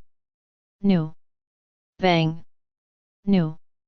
Rubbing his ears, Gojo Toru nodded in satisfaction. Okay, then let's say goodbye to classmate Xiao. We can still meet in the future anyway. Immediately, the members of the children's group came forward and hugged Xiao as a farewell. They knew that Xiao was going there for treatment and they were happy for her from the bottom of their hearts, so there were no sentimental and tearful scenes. Soon, several people made an agreement to meet later. Gojo Toru and his companions boarded the boat. Several little guys were standing by the dock, waving their arms high. Morgan didn't turn around and leave until the boat gradually disappeared in the orange afterglow.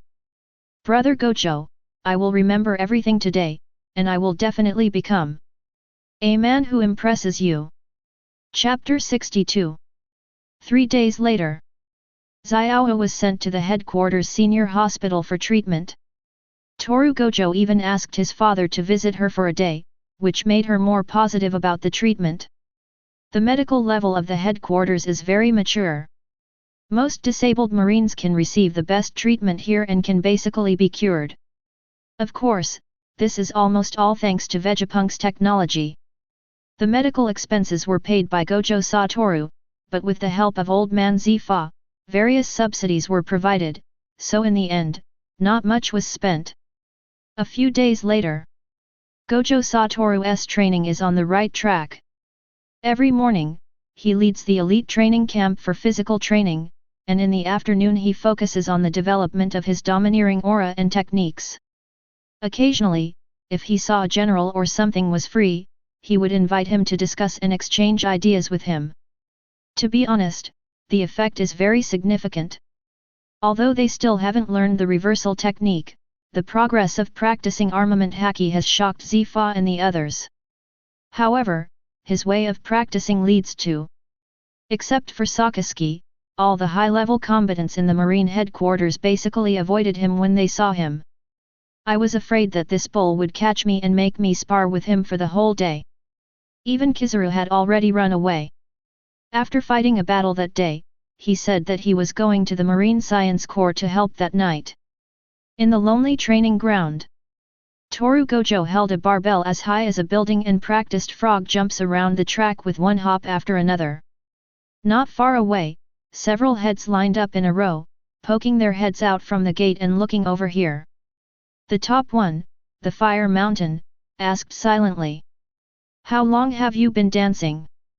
2 hours of frog jumping, 3 hours of pounding warships, every day. Hua Shaishan took a deep breath. Won't this guy get tired? I don't know, probably not a human. Kaji complained. Hearing this, ghost spider, Doberman, fire mountain and flying squirrel above and below all nodded in agreement. Jun and Robin, who were standing nearby, listened in silence to the school violence against Gojo Toru by several people. Feeling emotional. It has been almost half a month since Gojo Toru and his companions returned. During this period of training, Gojo Toru's training volume increased every day. All kinds of training equipment are directly stretched to the limit of the body's endurance. After a lot of bang bang bang, and then another bang bang bang, it's all right. This physique is so exaggerated that it makes people envious. Jun sighed and turned to look at Robin. Let's go, Mr. Zifa said this morning that your documents have been delivered. I'll take you there to get them. Robin nodded obediently, then waved to the people on the other side. Seniors, I'm leaving now. See you this afternoon. Hearing this, several Zhongdang turned their heads and waved at her. Bye, Bingo. Is it time for dinner? Is there any juice to drink this afternoon, Bingo? Come find us if you have any problem. Hello. After these days of getting along, Robin, with his interpersonal skills honed since childhood, quickly gained everyone's favor and recognition as a non-student. She has now become almost the darling of the group in the entire elite training camp. Jun rolled his eyes at those greasy guys with disdain and walked towards the office building with Robin. The main gate of Marine headquarters. Get out of the way. An arrogant voice sounded. Then, the man in a striped cape and a black suit kicked the guard at the gate of opening and swaggered into the Marine headquarters with two of his men. Stand.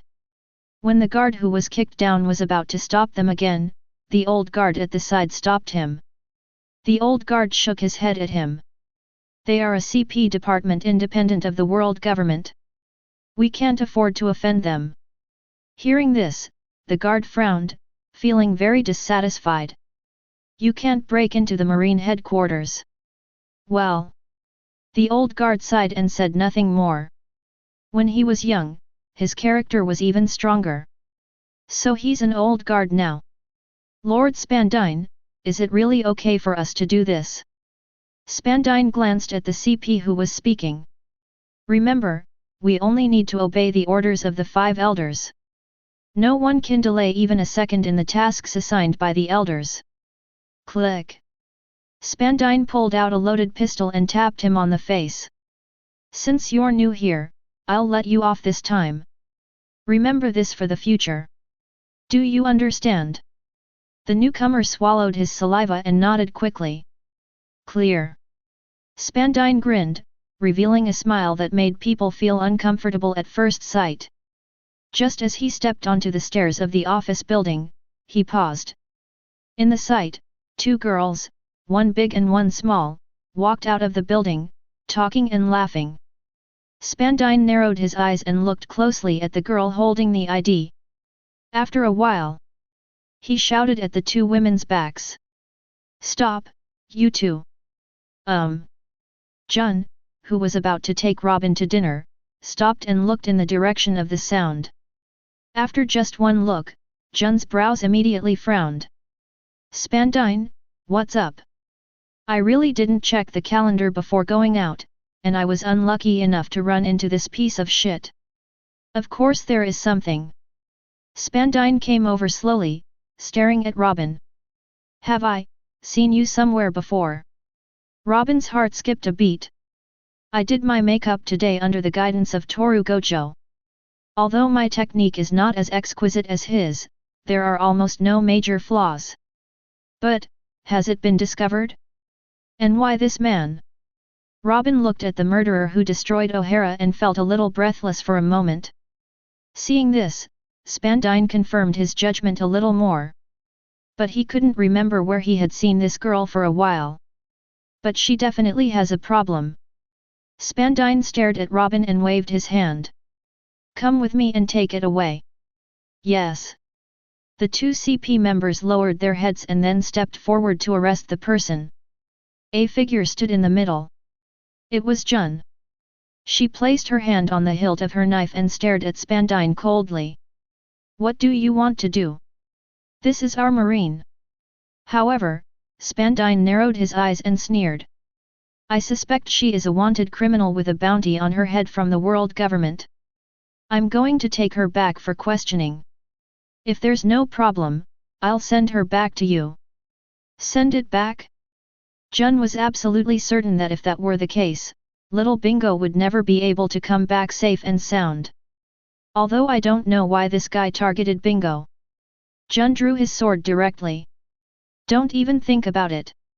Why, what are you, a little colonel in Jun, going to do? Spandine smiled wryly and said. I'm here on a mission from the 5 elders. Do you want to rebel against the world government?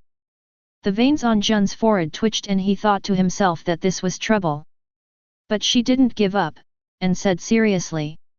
Even if that's the case, it's the Marine Fleet Admiral's job to handle it. It's not your turn as a CP leader to meddle in other people's business. Spandine laughed wildly and said. I repeat, I am acting on the orders of the 5 elders. If he came to the Marine headquarters normally, he might be afraid, but now he is not afraid at all. With the 5 elders behind him and without doing anything out of the ordinary, he would basically not run into any problems that he couldn't solve. What's wrong with arresting someone? It's no big deal. Maybe my judgment is correct? Spandine smiled contemptuously and waved his hand again to signal for arrest. Chapter 63. Some of the Marines near the office building ran to find their superiors, while others turned their heads away and pretended not to see anything. Thinking of what the well-behaved and sensible little Bingo would face, Jun's eyes sank. She exerted force on the handle of the knife and began to gather strength throughout her body. Sow! The next second after the sound of the blade breaking through the air was heard, the 2 CPS reacted instantly, attacking Jun ruthlessly with punches and kicks. They have been on guard. The extremely swift attack came directly at Jun's vital points. Haha, don't think that you Marine are the only one with elites. Spandine sneered. These 2 new CP members were carefully picked by him. Even if they are not as good as Jun, the difference between the 2 of them together is probably not much. But he didn't have that much time to waste. Bang! Crackle, clackle, clackle. The seabirds resting in the square flapped their wings and flew up, and the loud gunshots broke the midday tranquility. The sudden pain caused Jun to stagger slightly, and her body leaned forward unnaturally as she dodged. Plop! Fell heavily to the ground. The bullet scratched a bloody mark on the spider tattoo on Jun's thigh, and blood immediately seeped out. But it wasn't too serious. After all, Spandine didn't dare to go too far. You deserve it. Spandine glanced at Jun who was lying on the ground, retracted his gun, and turned to walk towards Robin. He stared at the panicked Robin and grinned. Haha, I will make up for the precious time I wasted on you. He reached out and grabbed Robin's arm. However, swoosh, swoosh, swoosh. Several sounds of breaking through the air rang out from all around. There were 4 figures falling rapidly from the air in the building. At the entrance of the square in the distance, a large group of young Marines are approaching rapidly. Bang! A hand suddenly clamped Spandine's wrist before he could react. Before he could see who was coming. Snap! Instantly. Spandine stood still with his eyes wide open. Snap! Another sound of fracture. Ah! 2 seconds later, Spandine looked at his 2 severed fingers and suddenly let out a howl like a pig being slaughtered. Click! Click! Click! Then, the 3rd, 4th, and 5th. The white broken bones were visible, and blood gushed out, splashing in front of Gojo Che, and in the air. However, under his terrified and rapidly shrinking gaze, Gojo Toru crushed his palm, wrist, and arm inch by inch with his hands. Finally, Gojo Toru threw him to the ground like trash. Ah! He rolled on the ground in pain, covering his arm and screaming heart-wrenchingly. The other 2 CP members were horrified and rushed back, one of them was on guard against Gojo Toru, and the other went forward to check on their leader. However, Gojo Toru's cold eyes did not change at all. With a slight raise of his hand, the two CPS were instantly crushed into a pool of minced meat by Kang.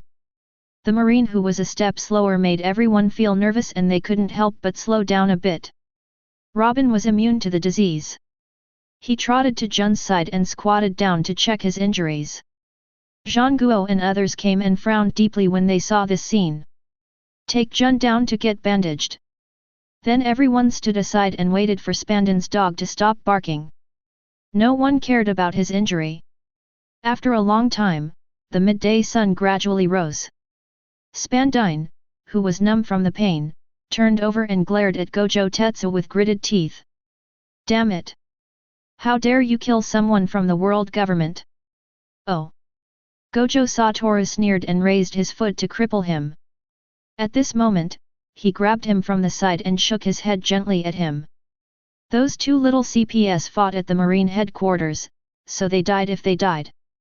However, this idiot Spandine cannot die, at least not in the Marine headquarters. This idiot carries the orders of the 5 elders, representing the world government. Gojo Toru was naturally aware of this, but when one of his own people was bitten by a dog, why would he just put up with it? Rest assured. Tsuru heard Gojo Toru's words in a very light tone. Seeing his calm and composed expression, he couldn't help but take a step back. Sengoku, Zephyr, Garp, and Akainu Aokiji also consciously stood in the position of backer. In the sight, Gojo Toru walked up to Spandine and looked at him coldly with his eyes lowered. Very good. Spandine raised his head, his face full of resentment. I serve the 5 elders, ah! Bang! Gojo Toru stepped on his face in the blood pit and rolled it left and right with his feet. The pig slaughtering scream rang out again. UBD, you like to take advantage of others, don't you? Gojo Toru leaned over, smiled and took out a buttonless den mushi from his arms. Under Spandan's shocked gaze, he hit him directly. When he and the others saw the den mushi, their faces froze, but it was too late to stop it. Bulu bulu. Bulu bulu. The unique ringtone rang for 2 seconds. Click. Got connected. While crushing Spandine, Gojo Toru asked casually, 5 elders. Gojo Tetsu. On the other end of the phone, Satan looked at the blue-eyed den mushi and frowned. You only need to complete the tasks that Spandine notified you of, and do less unnecessary things. Gojo Toru sneered. Did you let this stupid dog go? Den mushi was silent for 2 seconds. Where's Spandine? You can tell that the other party's tone is very unhappy. Gojo Toru glanced at Spandine, whose eyes were gradually becoming distracted, and said. It looks like a dying dog. Do you know what you are doing, Gojo Toru? Saint Satan said word by word.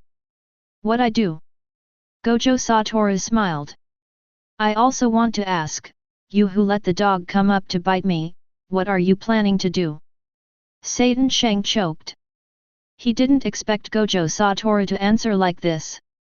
Knowing what kind of person Spandine was, he immediately guessed what had happened. But this is not the reason for Gojo Toru's attitude. Saint Satan's face suddenly turned gloomy. The superiors liked to speak harshly, and no matter what they said, the inferiors could only accept it obediently.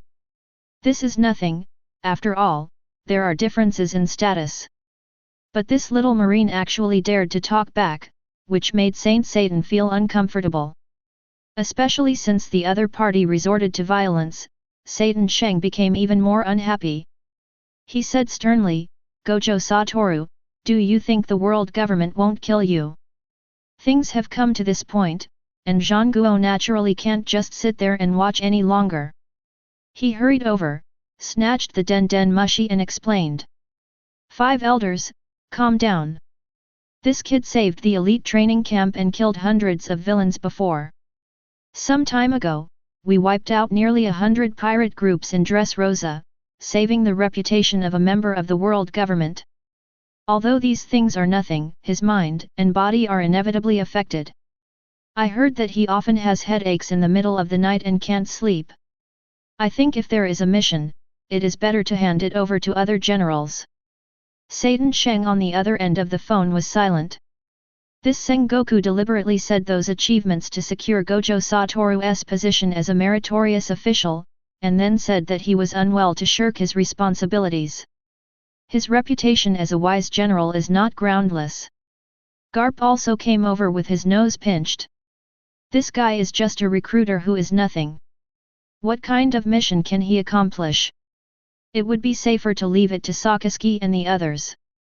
The snack flew away, and he turned his head and glared at Gojo Toru. Why don't you hurry up and start training? Do you really think that the world government has no one to use and would come to a poor kid like you? Satan Sheng finally understood that the two guys were singing the same tune and were here to ask for a reward for Gojo Toru. He took a deep breath and pondered for a moment. The world government has seen Gojo Toru's contributions. After unanimous discussion among the 5 elders, he will be awarded the rank of general. Tisk, who cares? A white-haired disdainful voice floated over. Saint Satan pretended not to hear and spoke again. Also, after Gojo Toru completes his mission, whether he succeeds or not, you can come to Marijoa and choose a devil fruit as a reward. Don't let the world government down. To be honest, he had not expected that everyone in Marine would side with Gojo Toru. Otherwise, Gojo Toru would be just a small figure in his eyes. But for the sake of Marine's stability, Saint Satan doesn't mind giving some small favors. I was just tricked and I feel very unhappy. Why don't you thank the government? Zhang Guo asked loudly. Gojo Toru curled his lips. He didn't even take the thunder fruit, which was placed on the Sky Island. How could he want one from you? But he didn't say anything more. The mission depended on his mood. There was no one to practice within the headquarters, and he had long wanted to go out and find someone to fight. Gojo Toru accidentally stepped on Spanden's arm and broke it. He squinted at the Den Mushi and asked. What do you want from me? Chapter 64. The next day, late at night. What? The world government asked you to fight the Revolutionary Army. Robin, who had just heard the news, widened his eyes and looked shocked. This is different from the last time in Dressrosa. Kuzan is the leader and Gojo is his deputy. They are dealing with a group of pirates who are fighting among themselves. This time, Gojo Toru was theoretically a lone commander, and he was facing the regular army. Boss, I'm afraid you have no good intentions in letting me come to deal with the revolutionary army that even the world government can't handle. Robin looked at Gojo Toru who was showing off his cake and continued. We should ask Sengoku Fleet Admiral for more troops. Gojo Toru swallowed the last bite, wiped his mouth, and said casually. That's great. You adapted to your role as a marine so quickly and understand the morals of the world government so well. No, I just think the world government's intentions are too obvious, no need to think. Robin held his forehead helplessly and asked. You haven't prepared anything, have you?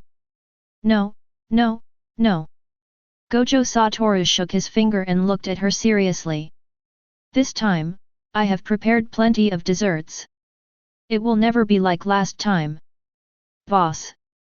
Ahem, okay, be serious.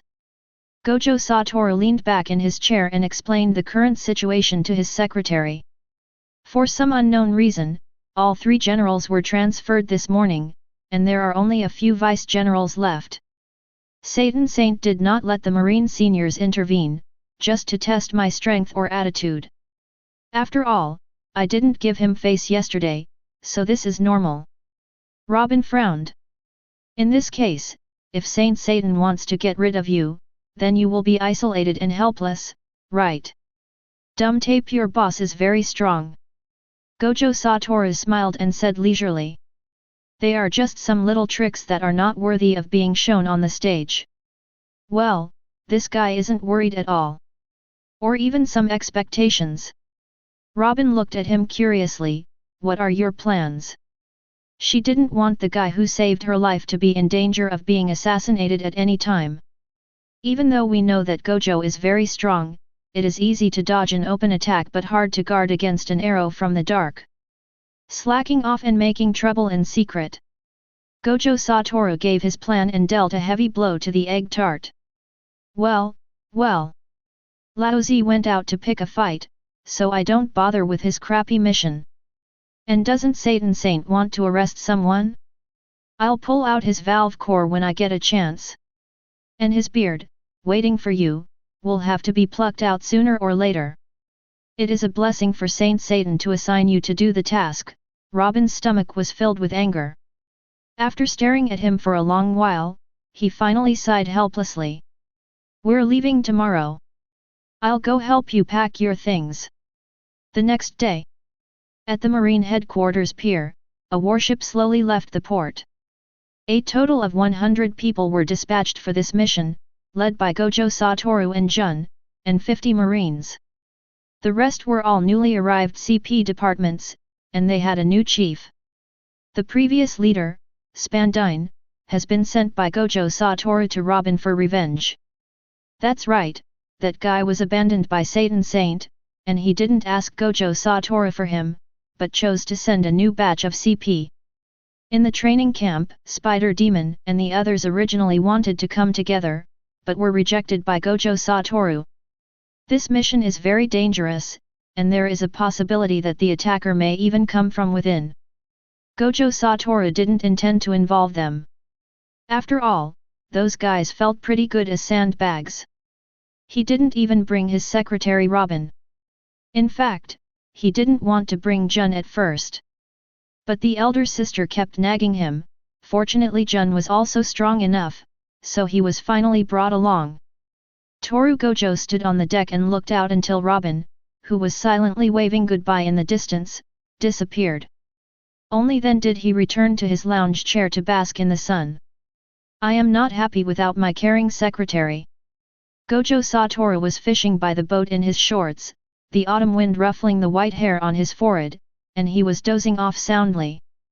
Just as he was nodding vigorously, Jun, wearing a lace-deep V-top and short shorts, came up behind him. The flowers in Jun are in full bloom now. They are outstanding in appearance, with a charming temperament between their eyebrows, and the beauty mole at the corner of their mouth is just the right embellishment. Only the bandage on the thigh added a little sense of fragmentation. Seeing Gojo Toru's head almost sinking into the sea, Jun leaned over to his ear and shouted. We've got a fish. A fish. Gojo Tetsu's hands reacted faster than his brain. He subconsciously pulled up the fishing rod and fell directly to the ground. However, when he saw the fish bones hanging on the hook, he fell silent. My bait, how come it turned into bones? Jun was speechless, his face twitching slightly. How long have you been sleeping? Ahem, who's asleep? This is my latest fishbone fishing method. Gojo Toru awkwardly threw the hook and the fishbone out again and quickly changed the subject. Where are we? Just entered the East Daxia Sea. As he said this, Jun snatched his fishing rod and put it aside, then explained his intention. Don't sleep yet, your soldiers are about to fight with CP. Gojo Toru frowned, put on his flip-flops and asked, what's going on? You should go and have a look yourself. Then, Gojo Toru followed Jun to the cabin. Boom boom boom. As soon as he entered the cabin, he immediately sensed a clear sense of tension. In the spacious cabin, two groups of people were facing each other. The Marines glared at the CP group opposite them, while the CP had disdain on their faces. Judging from the situation, a fight could break out at any time. But probably due to the other party's identity, the Marines just stood there without making a sound. If he hadn't seen people, Gojo Toru would have thought he was on a ghost ship. Hearing the footsteps, many eyes turned over, and realizing it was their superiors and Gojo Toru, the Marines immediately straightened their backs and stood still. Gojo Toru walked to the aisle between the two groups of people, looked back and forth for a moment, and then looked at the Marines. What are you all doing here? Someone come explain it. Hearing the question, a burly Marine stood up, raised his hand and saluted, his eyes angry. Report to the commander. I'm Captain Booker. They're occupying the cabin and won't let us live there. They want us to live in the cargo hold, but the hold is moldy and can't be lived in at all. The other Marines nodded one after another, their hearts filled with resentment. Gojo Toru's face darkened, he turned his head and glanced at the CPS, and asked. It's your turn. Come on, give me a reasonable explanation.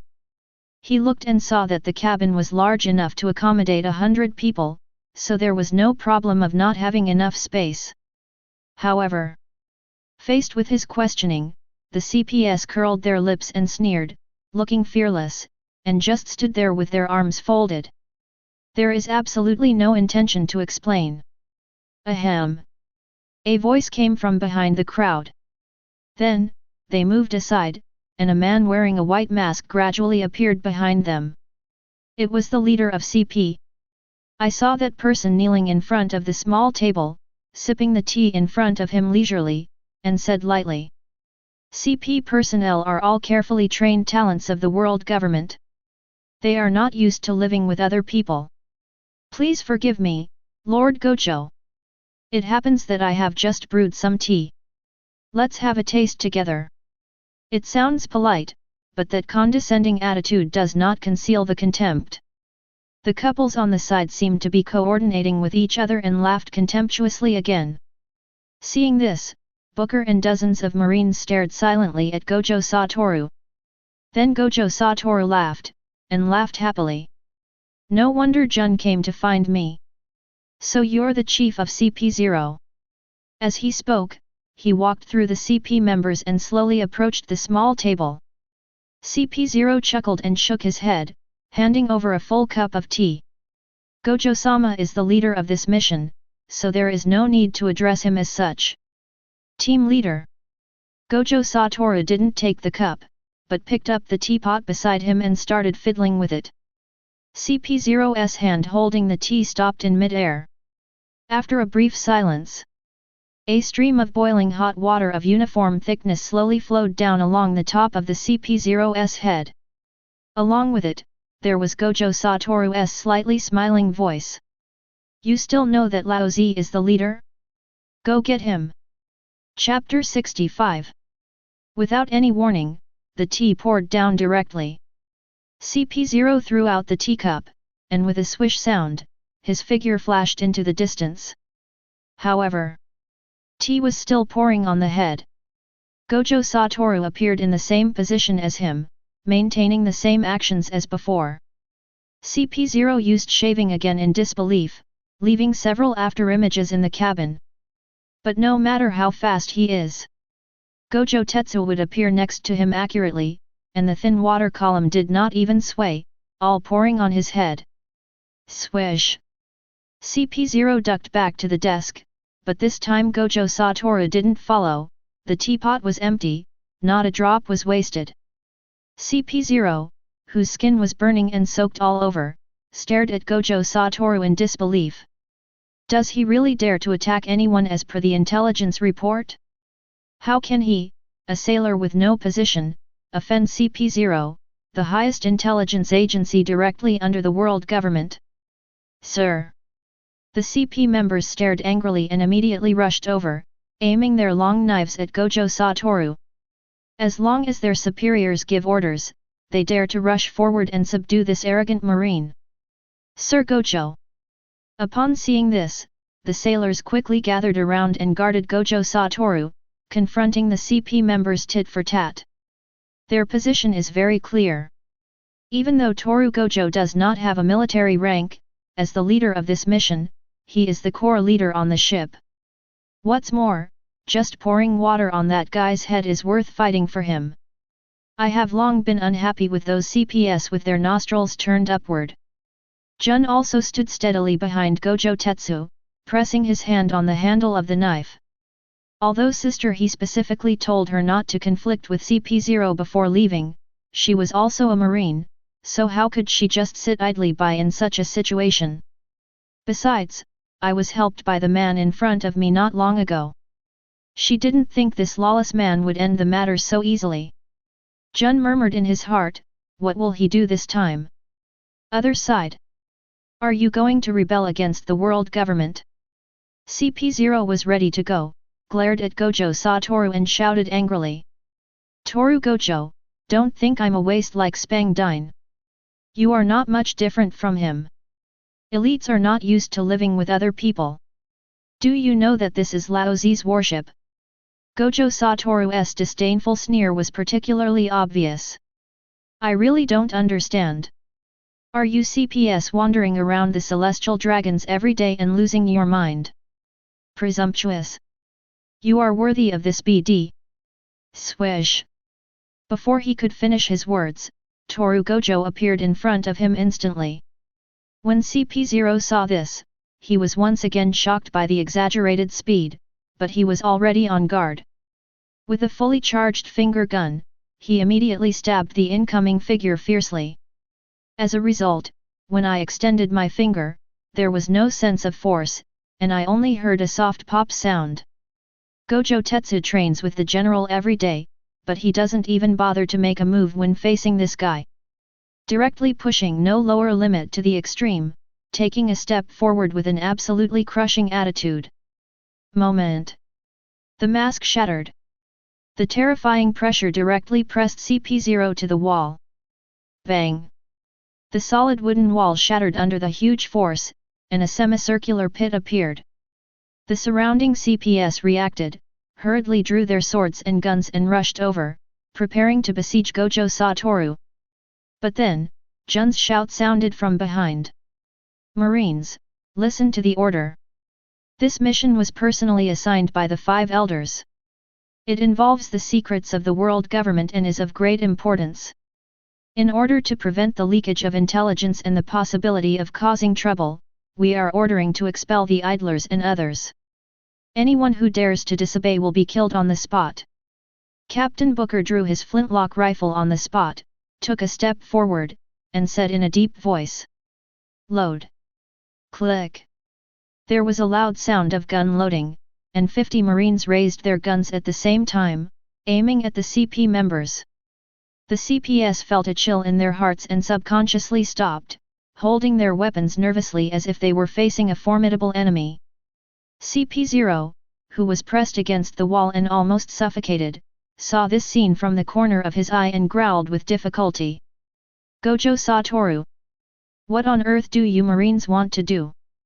We are accompanying you, but we are following the orders of the 5 elders.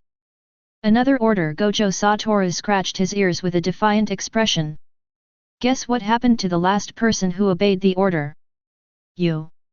CP0's face turned pale, and his expression changed several times.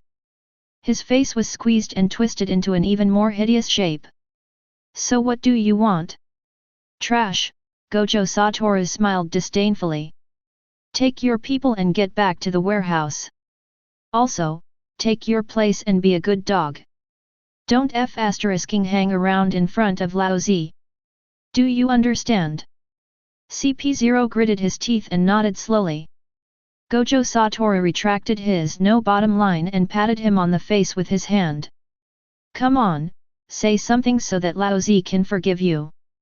CP0's face suddenly turned pale, veins on his forehead became prominent, and his cheek muscles twitched. The mission of the 5 elders is important, and we cannot act on impulse. CP0 finally bowed his head. It's my fault. Lord Gojo is a broad-minded person. Please don't hold it against me.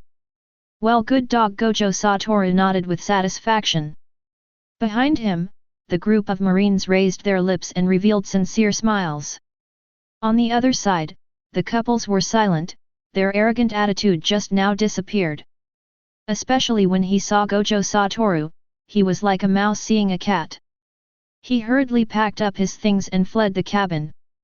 At this moment, CP0 felt that his face was completely lost.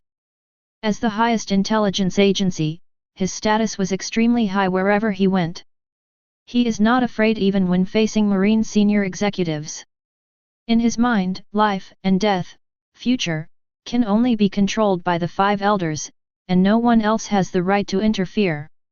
Until now, he has suffered a serious setback at the hands of Gojo Toru.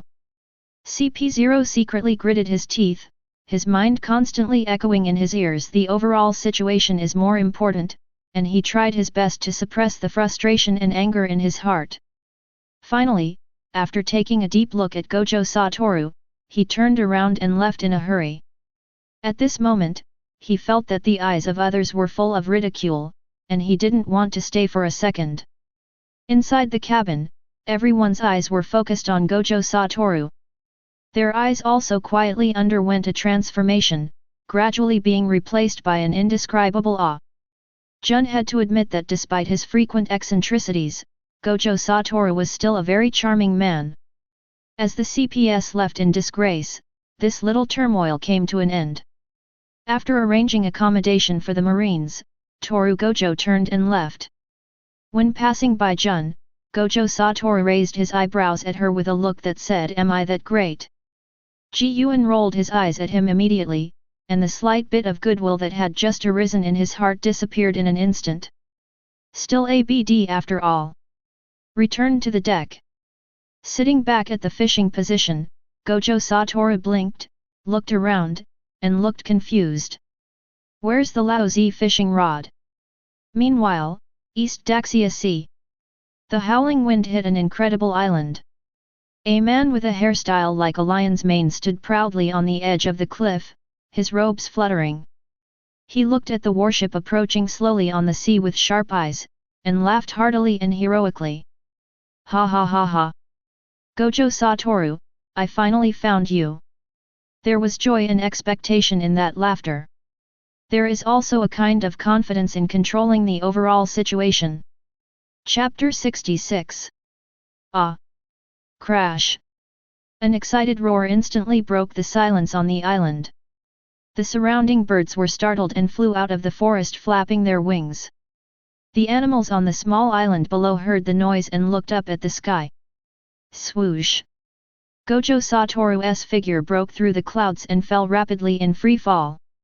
He made the shape of the Hyuxia character in the sky, and the wind blew into wavy lines in his mouth, which made a strange lolula sound. But it can be seen that he is enjoying the feeling at this moment very much. Because the strange scene in front of me looks very much like the heavenly palace in the movie. There are several large and small islands floating in the sky, and there is even a piece of sea next to the island, just like peeled jelly. Watching it all from the sky, Gojo Toru seems to blend into the wind and the sky, becoming a part of the beautiful scenery here. It was not a very special thing, but it was a very interesting memory. That year in the Golden Lion territory with unique scenery, he did a ropeless bungee jumping from a height of 1,000 meters. Call! The wind stopped instantly. Just before Gojo Toru hit the ground, his body stopped less than a centimeter above the grass. The fragrance of grass and trees immediately filled my nose. Haha, stop playing with you little BD. Let's go back and have the party. At this moment, a heroic voice came from the air behind him. Gojo Toru stood firm, straightened his messy clothes, and complained to the figure. Here I come, Shiki, you're so long-winded. Let's go back to one day ago. Gojo Toru, who couldn't catch any fish, sat on the deck with Booker and a group of Marines, bragging and chatting. Gojo Toru told them how he destroyed the gangs, fought Akainu, fought Garp, and defeated the second card. The Marines who heard this were so excited that they felt that Gojo Toru was simply a god. As Marines in the same department, they had heard about these events before, but they had never understood the details. But now, I will explain it to them directly.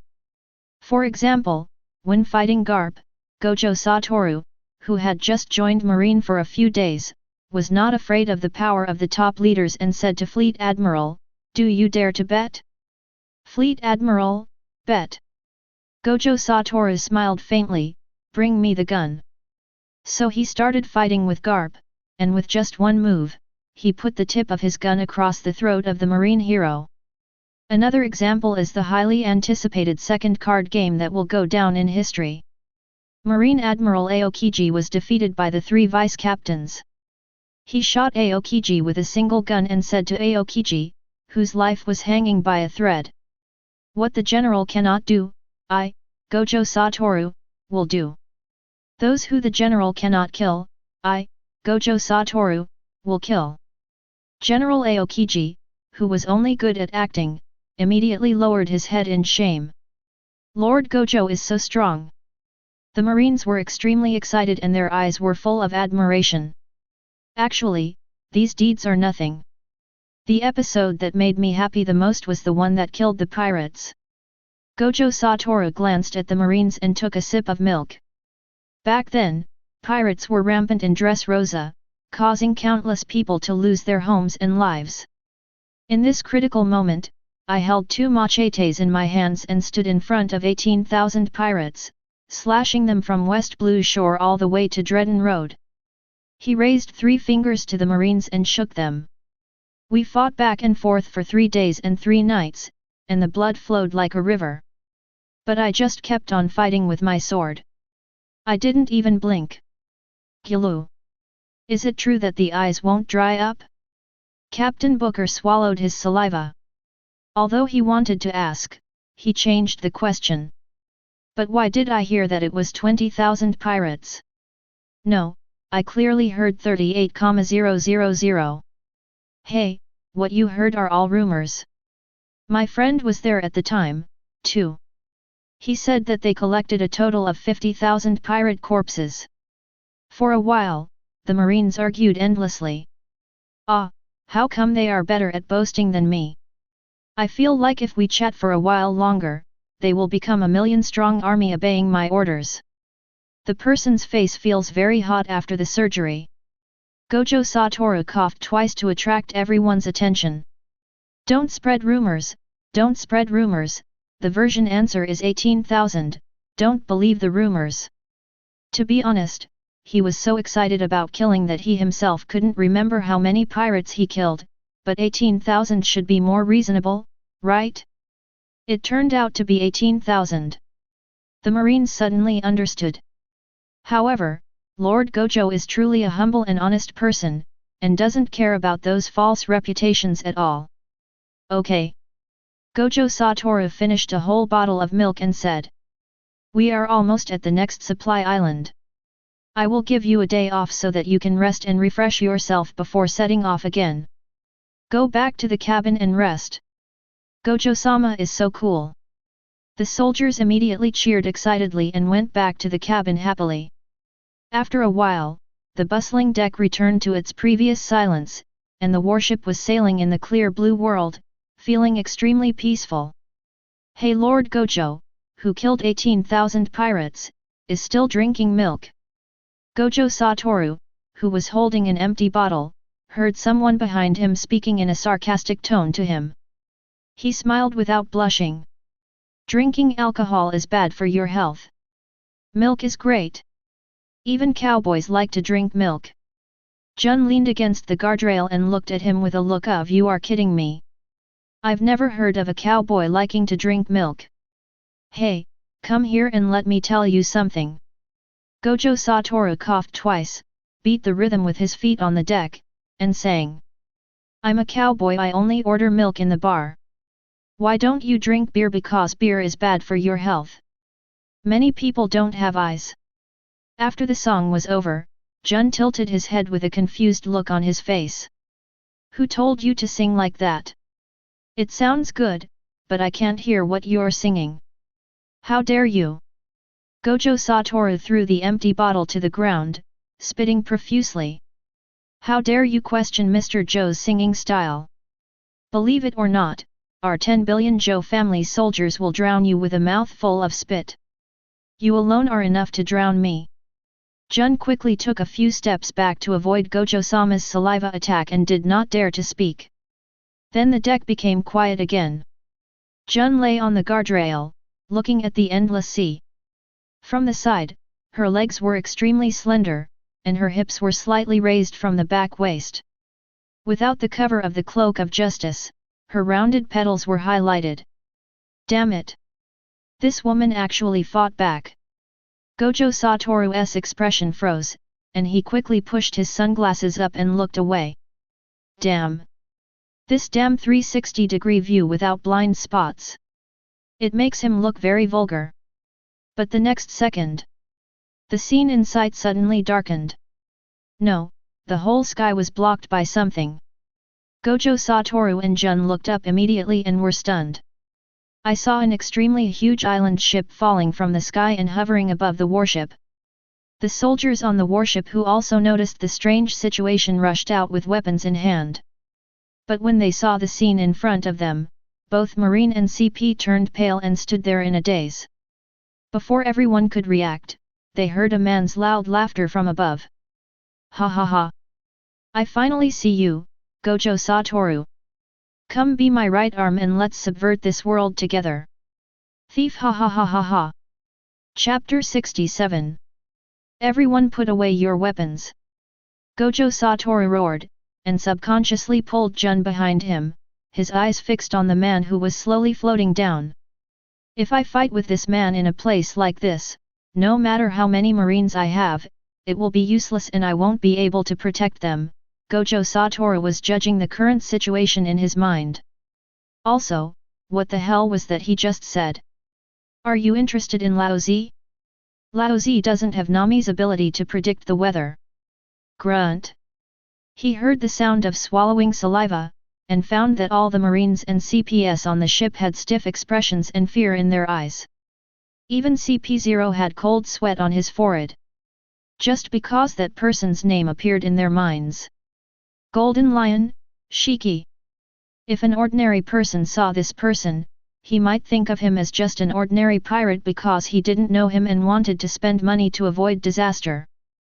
But these soldiers are different. The battle where they fought Garp alone for 3 days and 3 nights and destroyed half of Marineford is still vivid in their minds. It's the Golden Lion, it's really the Golden Lion Shiki. CP0 murmured, looking extremely confused and shocked at the person in front of him. Now that things have come to this, the Golden Lion, which had been silent for several years, has really reappeared on the sea. What shocked him was that the famous Golden Lion Shiki specifically invited the brat Gojo Toru as soon as he showed up. What's wrong with that little devil? The Marines and 5 elders all value him, and now even the great pirates are here. Isn't it just about being more handsome, more capable, and more famous? Apart from these, what else is there about him that is worthy of the attention of so many important figures? What on earth is wrong with this world? Isn't CP0 worth the money? He didn't even look at me. I'm so angry. Legendary pirate Golden Lion. Some of the CPS swallowed their saliva and their legs couldn't help but tremble. The Marines' faces turned pale as they recalled what happened back then. Besides those deeds, Golden Lion was also the first man in history to escape from Impel Down. With their current military strength, it is a question whether they can hold out for a moment. Oh, and there's the invincible Gojo-sama on board. In everyone's sight. Gojo Toru took a step forward, took off his sunglasses, and stared at the Golden Lion in the air. What do you want to see me for? I'm not your old lover Roger. To be honest, although he doesn't know Shiki's current strength, he really wants to give it a try. But by the time the fight is over, all the people on the boat behind him will probably be wiped out. Old lover? Thief, ha ha ha ha. The Golden Lion was stunned for a moment, then burst into laughter. You could say that. I did pursue him for a long time to get him to join me, but unfortunately he is a heartless man and we don't really get along. After reminiscing for a moment, he looked at Gojo Toru again. At first I didn't think of showing up so early, but when I heard about you and investigated you, I found out, it turns out that you and I are the same kind of people. You must be disgusted with this world. I've seen from the video that your eyes are full of madness. Leave those idiots. A place like Marine is not suitable for you. I'll help you solve the trouble behind you, and you come to lend me a hand. Ruling the whole world is what we should do. The golden lion stretched out his arms towards Gojo Tetsu and laughed loudly. Be my right arm, Gojo Toru. After listening to this, Gojo Toru said oh in sudden realization. Then he said lightly. Oh, no problem, that's fine. In an instant, in the warship and in the sky, the silence was so quiet that one could hear a pin drop. A few seconds later. Hey! The explosion ranged 10 kilometers and caused a shock and astonishment. It exploded on the spot, followed by a frenzy of uproar. Destroy the gangs, fight Akainu, fight Garp, and the supernova marine who is second to none, faces the invitation of the legendary pirate. You agreed without any hesitation? Gojo-sama wants to leave marine. Did I hear that correctly? Join the pirates. How is that possible? Master Gojo must be joking. The warship was in an uproar in an instant, with everyone arguing with each other, and no longer caring about the golden lion. Jun stared at the figure in front of him and fell into a long silence. At the same time, the golden lion in the sky was also stunned by Gojo Toru's straightforward answer. His original script was, Gojo Toru, like Roger, righteously rejected him, then he forcibly let Gojo Toru take him back, and finally used some tricks to make Gojo Toru beg him to join. But the reality is, the guy tore up the book and threw it at his face, then said I can do it myself. This makes him a little confused. The golden lion opened his mouth wide, lost in thought.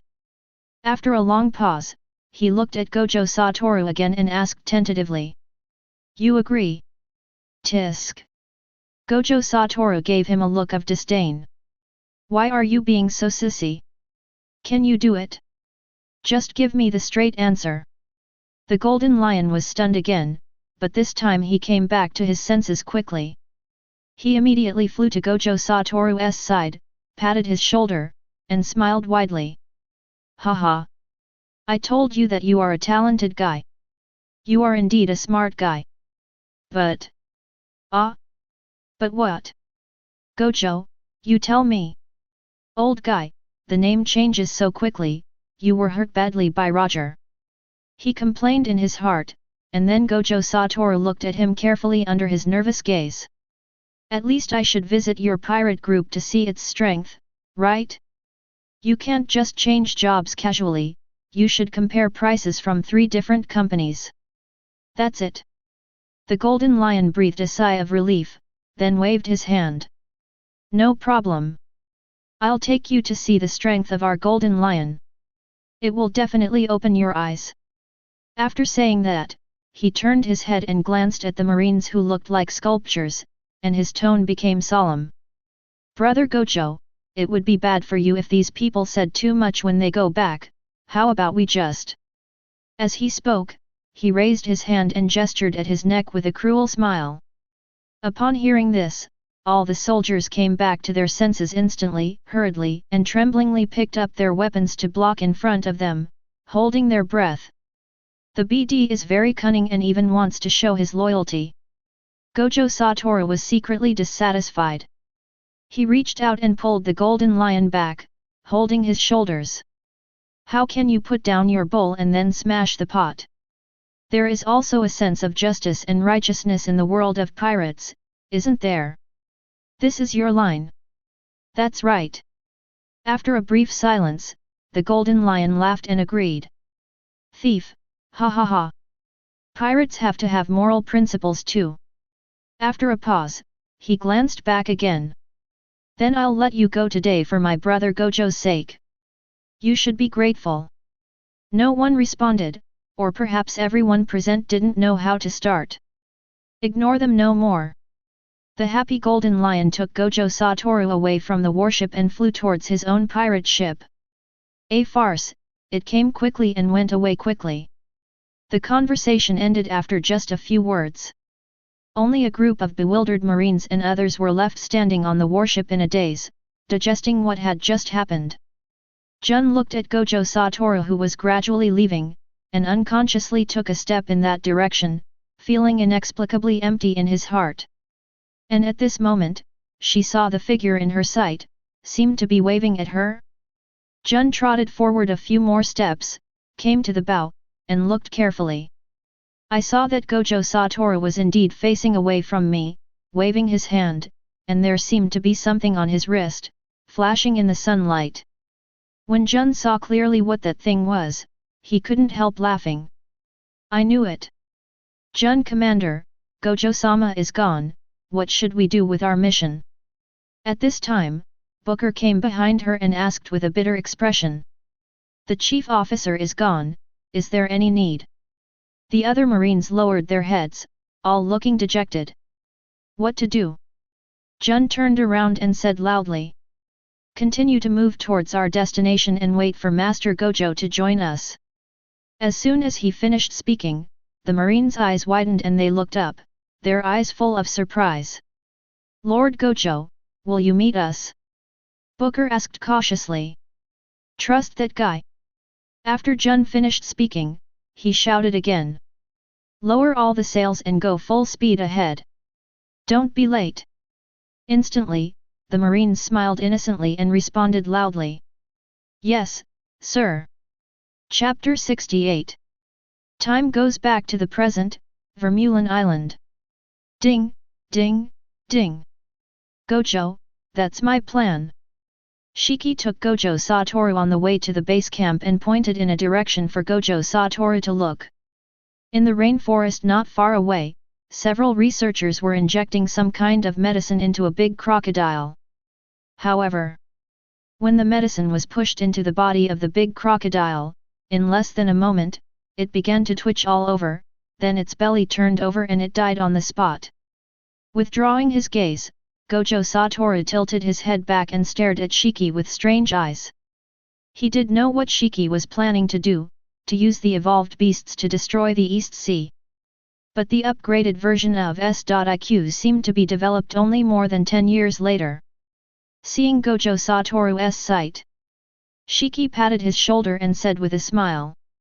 Research is bound to fail. What I want to show you is the IQ of those special animals and plants that are unique to this island. This was the reason why he did not fly back directly and took Gojo through the rainforest. Shiki pointed to the abnormally shaped corpse of a large crocodile lying on the ground in the distance and explained. After I came to this island, I found that many animals had become ferocious after eating plants containing the ingredient IQ. Their strength was several times stronger than that of ordinary animals. But they are not perfect yet. Once we develop a more perfect IQ, it will be time for me to implement my comeback plan. After hearing this, Gojo Toru couldn't help but despise Shiki in his heart. That kind of thing that has evolved like Monster Hunter is indeed quite powerful and can be considered a weapon that can destroy a country. However, in Gojo Tetsu's eyes, these are 4 big words. Not doing your job properly. He is really weird. What is wrong with the people in the pirate world? No matter how strong a person is, once he experiences failure, his brain will be drained immediately and he will start to go astray. For example, Crocodile, who could arm wrestle with Bullet, challenged Whitebeard and lost, so he hid himself and learned from Doflamingo how to steal the country and look for Pluton. And Gecko Mariah, a character who could fight Kaido, but was defeated. I ran straight home to play with the corpse. Becoming the weakest Shishibukai in one fell swoop is outrageous. But the most exaggerated one is the one next to him. The leader of the Rocks Pirates, the man who pushed Roger into a corner, the man who challenged Garp alone, a legendary figure of this level. Now I start playing with animals. In the end, he couldn't even beat Gear 3rd Luffy. Pfft! Shame on you! One by one, they can't survive without doing something novel. Gojo Toru glanced at the animals in the rainforest one by one, but he didn't feel any interest at all. He said a few perfunctory words to Shiki and urged him. Good plan, great! Let them experiment first. Brother Shiki, let's go back and have dinner. I'm starving. Ha ha ha, no problem. Shiki vaguely noticed that Gojo Toru didn't seem very interested, and his eyes flickered. But in the end he didn't say anything and took Gojo Toru to the base camp. On the way, we passed a small village with no men. When the women in the village saw Gojo Toru and his companions, they immediately stopped what they were doing and their bodies trembled slightly. Gojo Toru saw fear in their eyes. Without staying for long, he turned around and followed Shiki away. After a while, Shiki brought Gojo Toru to the base camp that looked like a palace. We walked into the Japanese-style hall which was so big that we didn't know where to sit. The hall was already filled with banquet tables. After looking around, Gojo Toru simply sat down next to Shiki, with his hands behind his back, as if he had no strength left. Shiki glanced at him, stretched out his hand and said with a smile. "Come here, Gojo, let me introduce you to 2 officers of our pirate group." Gojo Toru looked in the direction he was waving. Puff, chi. Then, with a sound like farting, a man and a monkey, as if they had just run out of a circus, came over. Gojo Toru was too lazy to complain about the sound of footsteps. "Can't you find a way to solve the noise of your footsteps, Dr. Indigo?" Shiki yelled in his defense. Dr. Indigo's expression was stunned, and then he jumped up and down and gestured without saying a word. Toru Gojo looked at Shiki silently. Shiki looked at the gorilla silently. Before the gorilla could look at it, Dr. Indigo introduced himself. "First time we meet, I am Dr. Indigo, a scientist. So you can talk." Shiki's eyes widened. "Ha ha ha!" The gorilla clapped his hands and laughed when he saw this.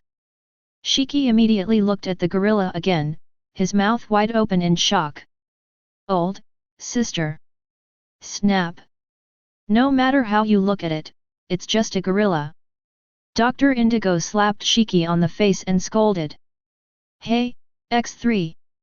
The next second, as if calling a curtain call, the trio all posed towards Gojo Toru.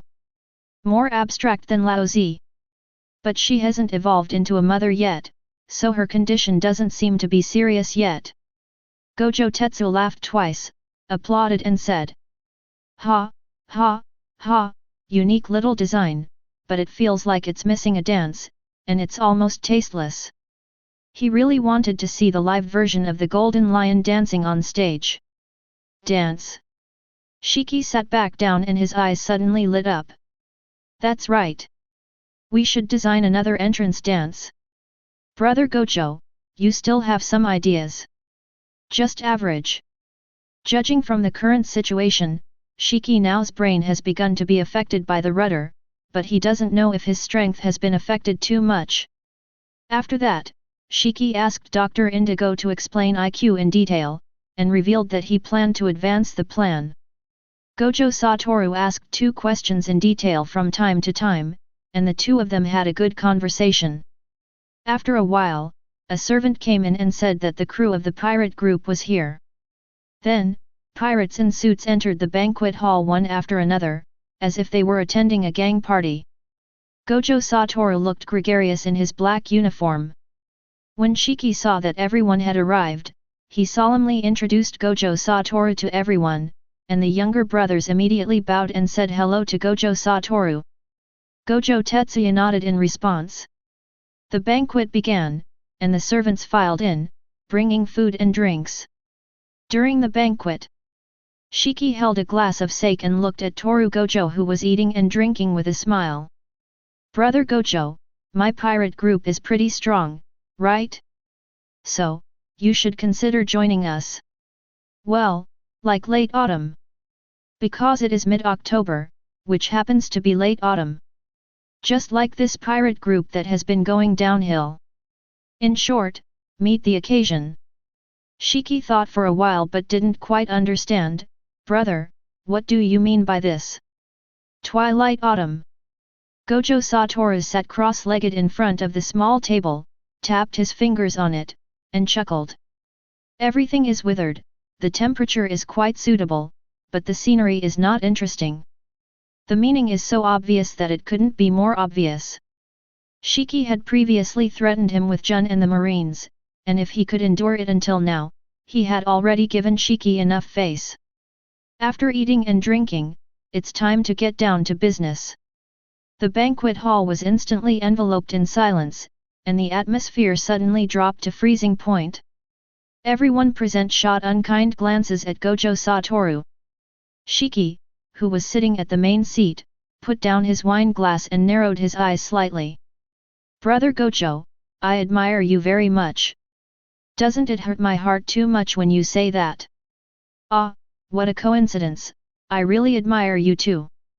Gojo Toru clapped his hands and said with a smile. Why don't you just stop doing those messy things and just hang out with me, Shiki? Shiki stared at Gojo Toru silently. Gojo Toru also looked at him. That is to say. Shiki suddenly spoke, his eyes extremely sharp. Your answer is to tell me to kill you here now, right? Chapter 69. It means to beat you up and then take you as my younger brother. After saying that, Gojo Toru stood up, took off his sunglasses, stretched his legs left and right, and began to warm up. He had no way of trying to talk back, so it would be useless no matter how much he said. It would not be too late to talk after he knocked Shiki down. Then, Gojo Toru looked around the hall and spoke again. Who's going first? Ding ding. Shiki stood up slowly, stared at Gojo Toru and said sternly. Brother Gojo, you are too arrogant. Are you thinking of going against us alone? The next moment. Bang, bang, bang. The doors on both sides of the conference hall were broken open one by one, and nearly 100 pirates walked out with weapons in hand, staring at Gojo Toru. In an instant, the situation became tense. Ha ha ha ha ha, don't blame me for being too honest.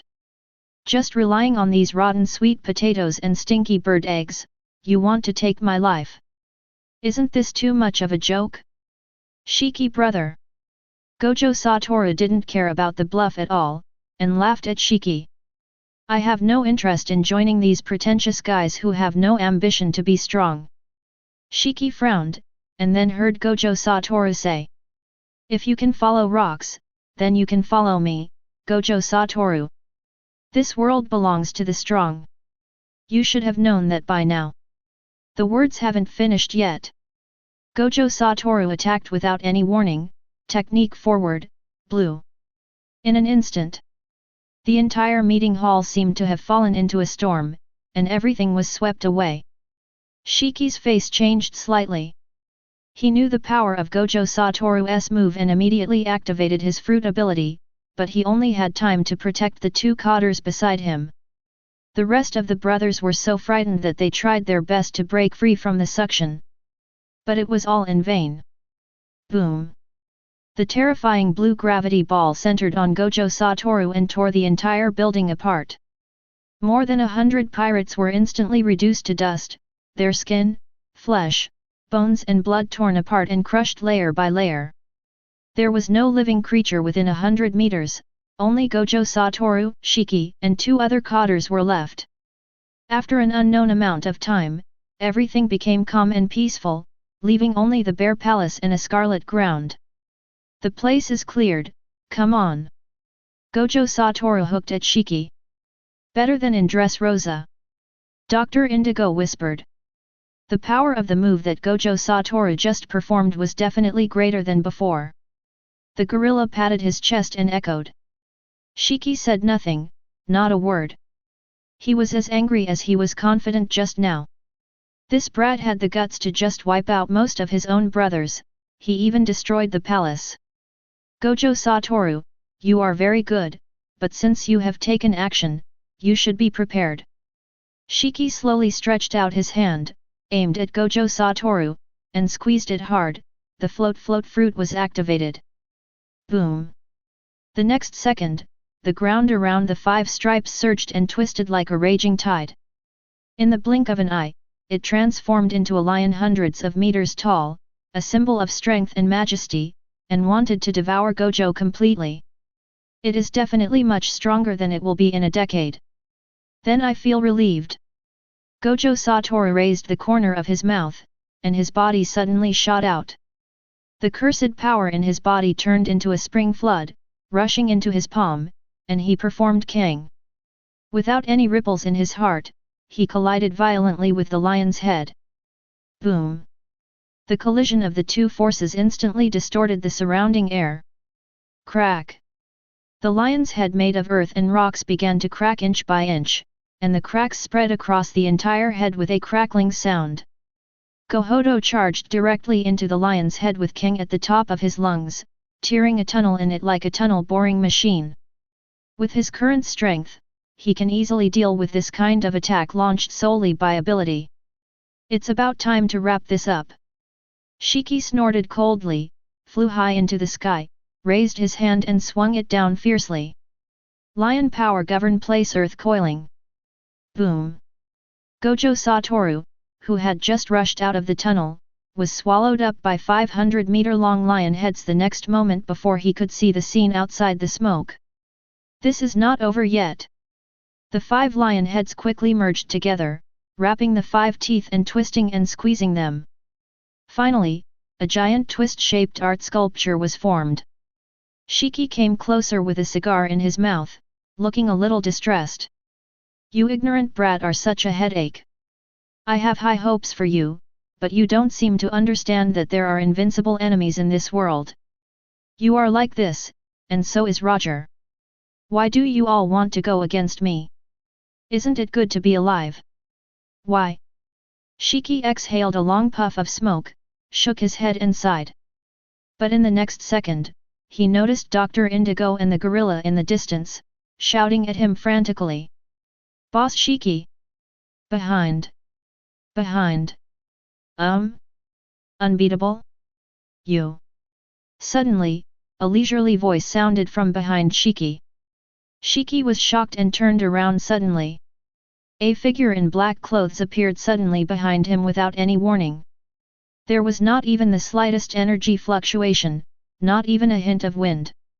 The figure slowly raised his fist, grinned and said, "Brother, that little thing can't kill me."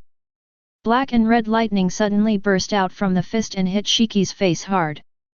Shiki was slightly surprised, but his reaction was not slow at all, and he kicked out the famous sword under his feet with incredible speed. Boom! The terrifying airwave spread out from the center of the two people, and the ground was shattered like a mirror, raising ripples of smoke and dust. His domineering attitude is no less than that of Sakazuki and the others. Gojo Toru lowered his eyes, looked at the blade that blocked his attack, and thought to himself. At the same time, Shiki leaned forward slightly, moved closer to Gojo Toru, and his smile gradually widened. "Brother, it seems that your little thing is not that good." Gojo Toru responded calmly. "As long as it's bigger than yours." Bang!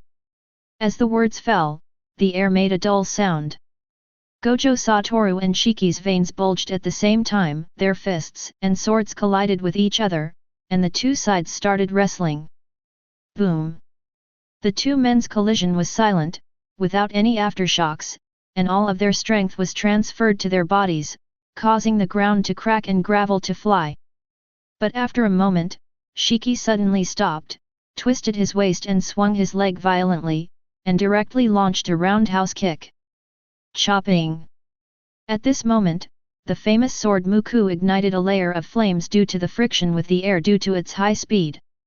Sow! Gojo Toru was hit by a sword, and his body instantly turned into a cannonball and flew out, crashing into the ruins of the palace. Hey! Damn it! Shiki succeeded in his attack, but he was extremely annoyed. He gritted his teeth and looked at his calf. Then, Gojo Toru took advantage of the opportunity and used his power to tear off a piece of meat. You little brat who takes advantage of every opportunity!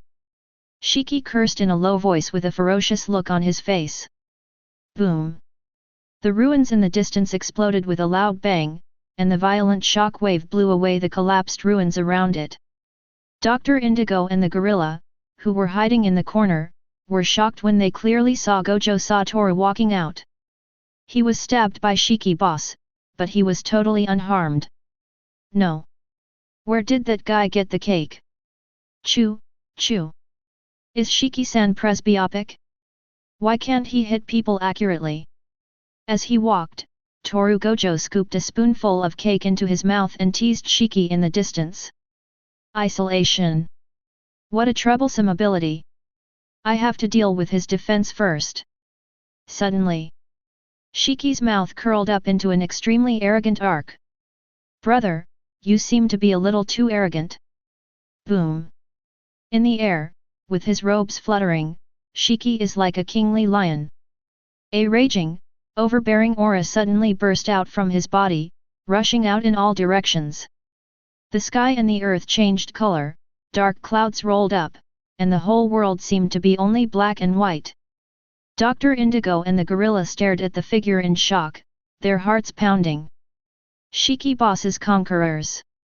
Ha, ha, ha. The gorilla clapped his hands and laughed. Gojo Toru finished the cake in one bite and his smile gradually faded. You can still use conquerors. Golden Lion. Chapter 70. Thunder and lightning suddenly appeared, the sky darkened, the wind blew hard and the clouds rolled, and the color of the floating island suddenly changed. The spirit is invisible and the power is like the abyss, with domineering power crossing the sky between wind and thunder. Boom! In the dark world, a ray of lightning pierced through the chaotic sea of clouds, illuminating the figures on both sides of the island. Shiki stood in the air between the storms, the arrogance in his eyes from the beginning to the end was even stronger at this moment. The top conquerors poured out like waves, and he looked like a lion king on the top of the mountain, domineering and majestic. Gojo Toru stood 100 meters away, his flawless white hair fluttering in the strong wind. Facing Shiki's overwhelming pressure, he remained unmoved. His blue eyes, like the sky, did not show much emotion, but just watched quietly. Watch your opponent's every breath. Shiki is one of the top people in this ocean, and only a few people like Whitebeard and Garp are equal to him. However, the rudder above his head and his lost feet caused his domineering power and swordsmanship level to continue to decline. Especially after Roger's death, Golden Lion's whole spirit and energy were not right. From relying on physical strength to dominate the world, it has degenerated into relying on external things now. In a few years, even conquerors might not be usable anymore.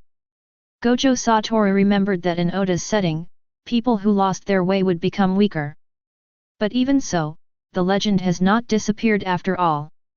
When he saw the conquerors released by Shiki, he knew that this battle was going to be difficult, but he also became more excited. If he doesn't fight the strong, then what's the point of him coming here? Thinking of this, Gojo Che's aura suddenly swept across the entire venue. In an instant, the wind blew back, and the sky and earth began to buzz again. Conquerors domineering. Boom!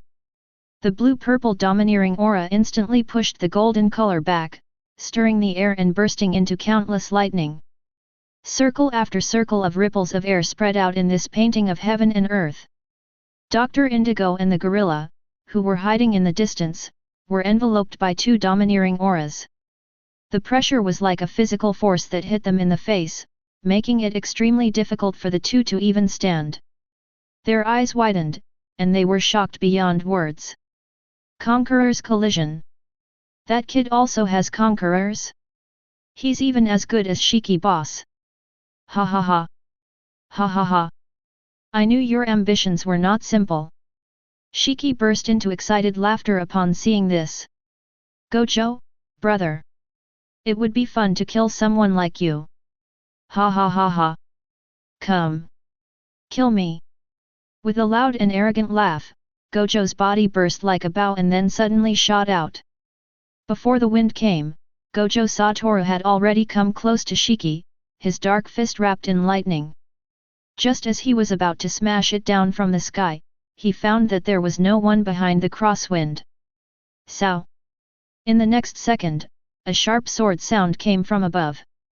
The terrifying slash tore through the air, arrived in an instant, and slashed Gojo Toru. Gojo Toru's eyes narrowed slightly, and before the force of the slash was fully unleashed, his figure turned into an afterimage, and instantly appeared beside Shiki, delivering the unfinished punch. Boom! The explosion was accompanied by a hurricane-like gust of wind, which blasted a fan-shaped air wave in the air, and the raindrops that had just fallen were sent back to the revolving heaven curtain. However, Shiki's reaction was incredibly fast. Almost before Gojo Toru could throw a punch, he moved sideways and slashed several times in succession. Swoosh, swoosh. Gojo Toru moved sideways in midair and raised his hand immediately upon seeing this. The originally dense slashing attacks were torn open by the blue gravity in an instant. But in the next second, Shiki suddenly stretched out his hand and clenched it towards Gojo Toru. The raindrops stopped suddenly and quickly gathered into a lion, and in the blink of an eye they pounced in front of Gojo Toru. Crash! The water flow spun like a tornado, carrying Gojo and slamming into the ground, followed by several fierce slashes. Shiki's offensive connections are extremely sophisticated and his lethality is even more domineering. Although it was unexpected, Gojo Toru was not panicked at all. He used no bottom line to isolate the impact of the water hitting the ground, turned sideways, and narrowly avoided the slashing attack towards him. Before he could right himself, his figure disappeared again, leaving ripples in the air. Swoosh! Shiki noticed Gojo Toru's move one step ahead and continued to handle it with ease. Almost at the same time as Gojo raised his hand, he responded by sliding back and slashing at the fist. Bite! The sound of metal clashing is filled with a vast and domineering aura. Gojo Toru was split open by the blow, and before he could turn around and counterattack, he saw Shiki's legs pulled out swiftly, and sharp slashes burst out from the blade, turning into a crescent arc and directly collided with his chest. But even though Shiki's combat experience far exceeded Gojo Toru's, when the slash fell on him, it was still stopped in midair by no bottom line. Gojo Toru took the slashing blow, and his fist, wrapped in black lightning, smashed towards Shiki who had just retracted his action.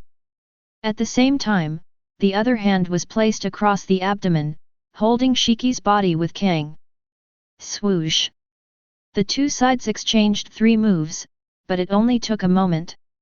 In the eyes of the few pirates who had just arrived after hearing the news, there were just 2 afterimages running around.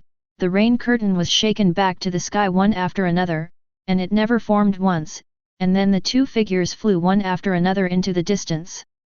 The only 2 officers present who could see clearly were Dr. Indigo and Gorilla. However, even though it was only 3 moves, Dr. Indigo realized that Boss Shiki still had the upper hand. After all, Gojo Toru's isolation is the ability of the fruit, while Shiki Boss's dodge is based on his observation haki, which consumes almost no energy. And he just saw that Gojo Toru was soaked by the rain, which meant that kind of outrageous ability definitely has its limits, and Gojo Toru must have consumed a lot of energy. If it doesn't stay on all the time, it means he can't fight a protracted war. Swoosh! Shiki used the force to create distance, and slid backwards in the air, knocking aside a curtain of rain. After these moves, Shiki roughly judged Gojo Toru's methods and strength, and came to the same conclusion as Dr. Indigo. This kid keeps turning his abilities on and off to save energy. As long as we take steady steps and use foresee the future to slowly wear him down, this kid will definitely not be able to hold on. Looking at Gojo Toru who was chasing him, Shiki grinned defiantly, his aura not decreasing but increasing again. If you have to use these little tricks to deal with the younger generation, how can you survive in the sea? Lousy is Golden Lion. Boom! The friction in the air produced a deafening sonic boom, and visible circular air waves spread in all directions.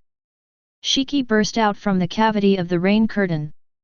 Gojo Toru chased with clenched fists, facing Shiki's blade head-on, as if a mountain was pressing down on him, but his eyes were extremely excited and he punched hard without reservation. Boom! Just as Sakura-ten was stopped by a punch, Gojo Tetsu saw a slash wrapped in lightning, already coming with the wind. This sword was simple and unskillful, without any rules, just a simple horizontal slash, but the scarlet lightning that burst out from it. But for the first time, Gojo saw Toru's eyes showed surprise.